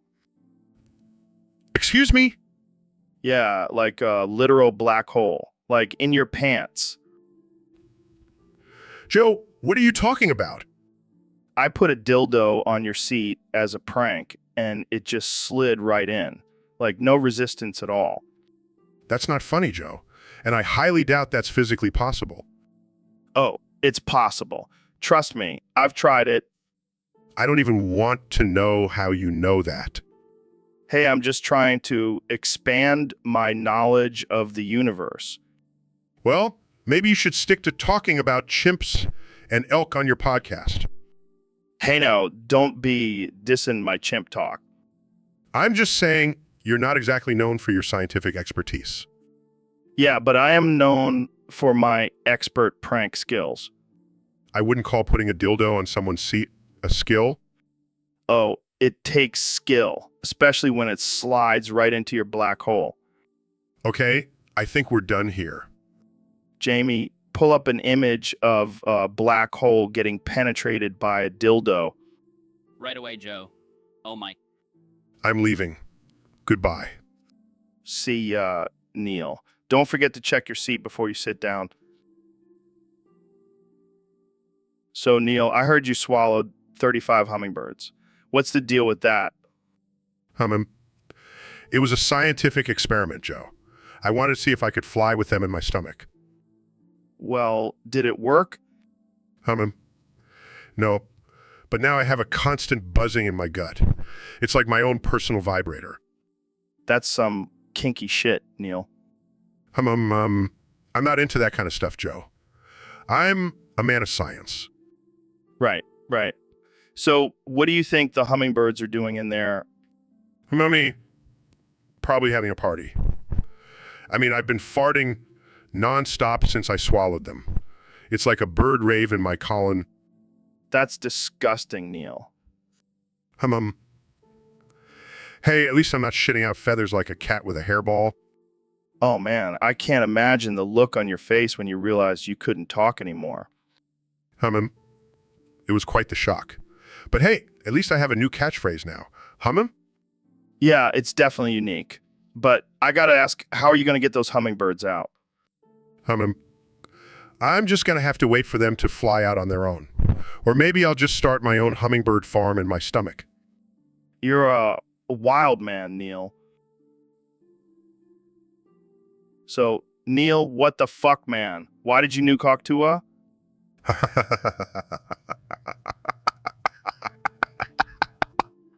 Dude, that's not funny. You can't just go around nuking people.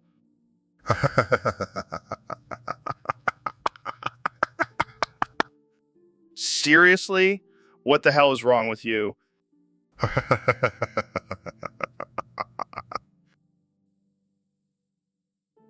So, Elon, I heard you've been giving Alexandria Ocasio-Cortez's dad a Hummer. Wow, that's a lot of MS. How's that going for you? I can see why he keeps coming back for more.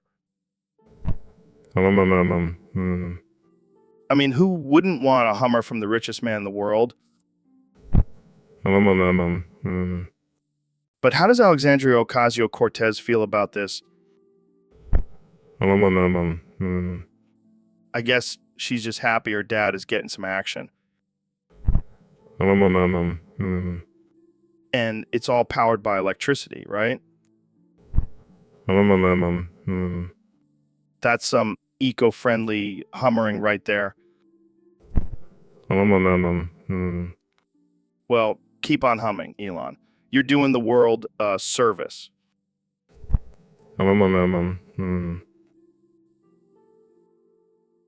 So, David, I heard you did something crazy recently. Yeah, I covered myself in honey and knocked over a beehive. What the hell were you thinking? I was thinking, let's see how fast I can run 100 miles while being chased by a swarm of angry bees. That's insane, man. Did you make it? Of course I did. I'm David freaking Goggins. But why honey? Why not just run without any added challenges? Because I wanted to feel the sweet, sticky embrace of nature while pushing my limits. That's some next level shit. Did you at least have a plan if you got stung? Yeah, I had a jar of peanut butter with me to put on the stings. It's a natural remedy. You're like a modern day Bear Grylls, except instead of drinking your own piss, you're smothering yourself in honey. Hey, whatever works, man. Plus the honey gave me a nice energy boost. I can only imagine the mess you were in after that run. Let's just say I had to take a long, hot shower to get all the honey off. But it was worth it. You're a wild man, Goggins. Wild man. Damn right. Now let's go do some push-ups while balancing on a tightrope over a shark tank. So, Elon, I heard you have a theory about the success of the Marvel Cinematic Universe. Oh yeah, it's all because of me. What do you mean? Well, remember that small cameo I had in Iron Man 2? That's what kickstarted the whole thing. You're kidding, right? No, I'm dead serious. Without my brilliant acting skills, the McHugh would be nothing. I don't know if I buy that. Oh, come on, Joe. I was the best part of that movie. Move over Robert Downey Jr. Elon Musk is here. I think you might be overestimating your impact.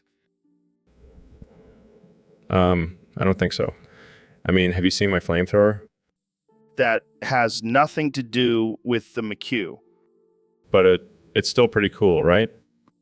Sure, but let's get back to the topic at hand. Fine. But just remember, without me, there would be no Avengers, no Infinity War, no Endgame. Okay. I'll give you some credit, but I think the writers and directors might have had something to do with it too. Nah, it was all me. I'm basically a superhero in real life. All right, let's move on before you start believing your own hype. So, Neil, we got a topic here from one of our fans on Discord. They want to know if you can predict their death. Well, Joe, as a scientist, I can't make any guarantees. But based on the data I have collected, I can say with 99.9% accuracy that this person... What the hell, Neil? How did you come up with that? It's simple, Joe. I analyzed their social media posts, their astrological chart, and their blood type. It all pointed to llama and unicycle being involved in their untimely demise. This is some dark shit, Neil. I love it. Death is a part of life, Joe. We must embrace it and make predictions about it to prepare ourselves. Yeah, because knowing you'll die in a llama and unicycle accident really helps with preparation. You never know, Joe. It could happen to anyone, even you. Wait, what? Just kidding, Joe. But seriously, this person should probably avoid llamas and unicycles at all costs. Yeah, I think we should wrap this up before you predict my death too. Don't worry, Joe. I'll save that prediction for another day. So, David, I heard you took Neil's penis. What's that all about? Yeah, I did. He talked a big game about being tough and pushing himself, so I wanted to put him to the test. And what test is that exactly? I told he had to run 100 miles with an eggplant up his ass. That's the ultimate demonstration of physical and mental toughness. Oh man, that's messed up. Did he do it? Not yet. He's still training. But once he completes the challenge, I'll give him back his penis. This is some next level shit, man. I can't even imagine running 100 miles, let alone with an eggplant up my ass. That's because you're not tough enough, Joe. You gotta push yourself beyond your limits. I don't know, man. I think I'll just stick to my regular workouts. Suit yourself. But until Neil proves himself, he's just a dickless wonder. I can't believe we're having this conversation. Only on the Joe Rogan Experience. This is no joke. This is about pushing ourselves to be the best we can be. Yeah, because nothing says best like running 100 miles with an eggplant up your ass. You get it, Joe. You understand the challenge. Maybe I'll try it too. I could use a new challenge. Yeah. Let's do it together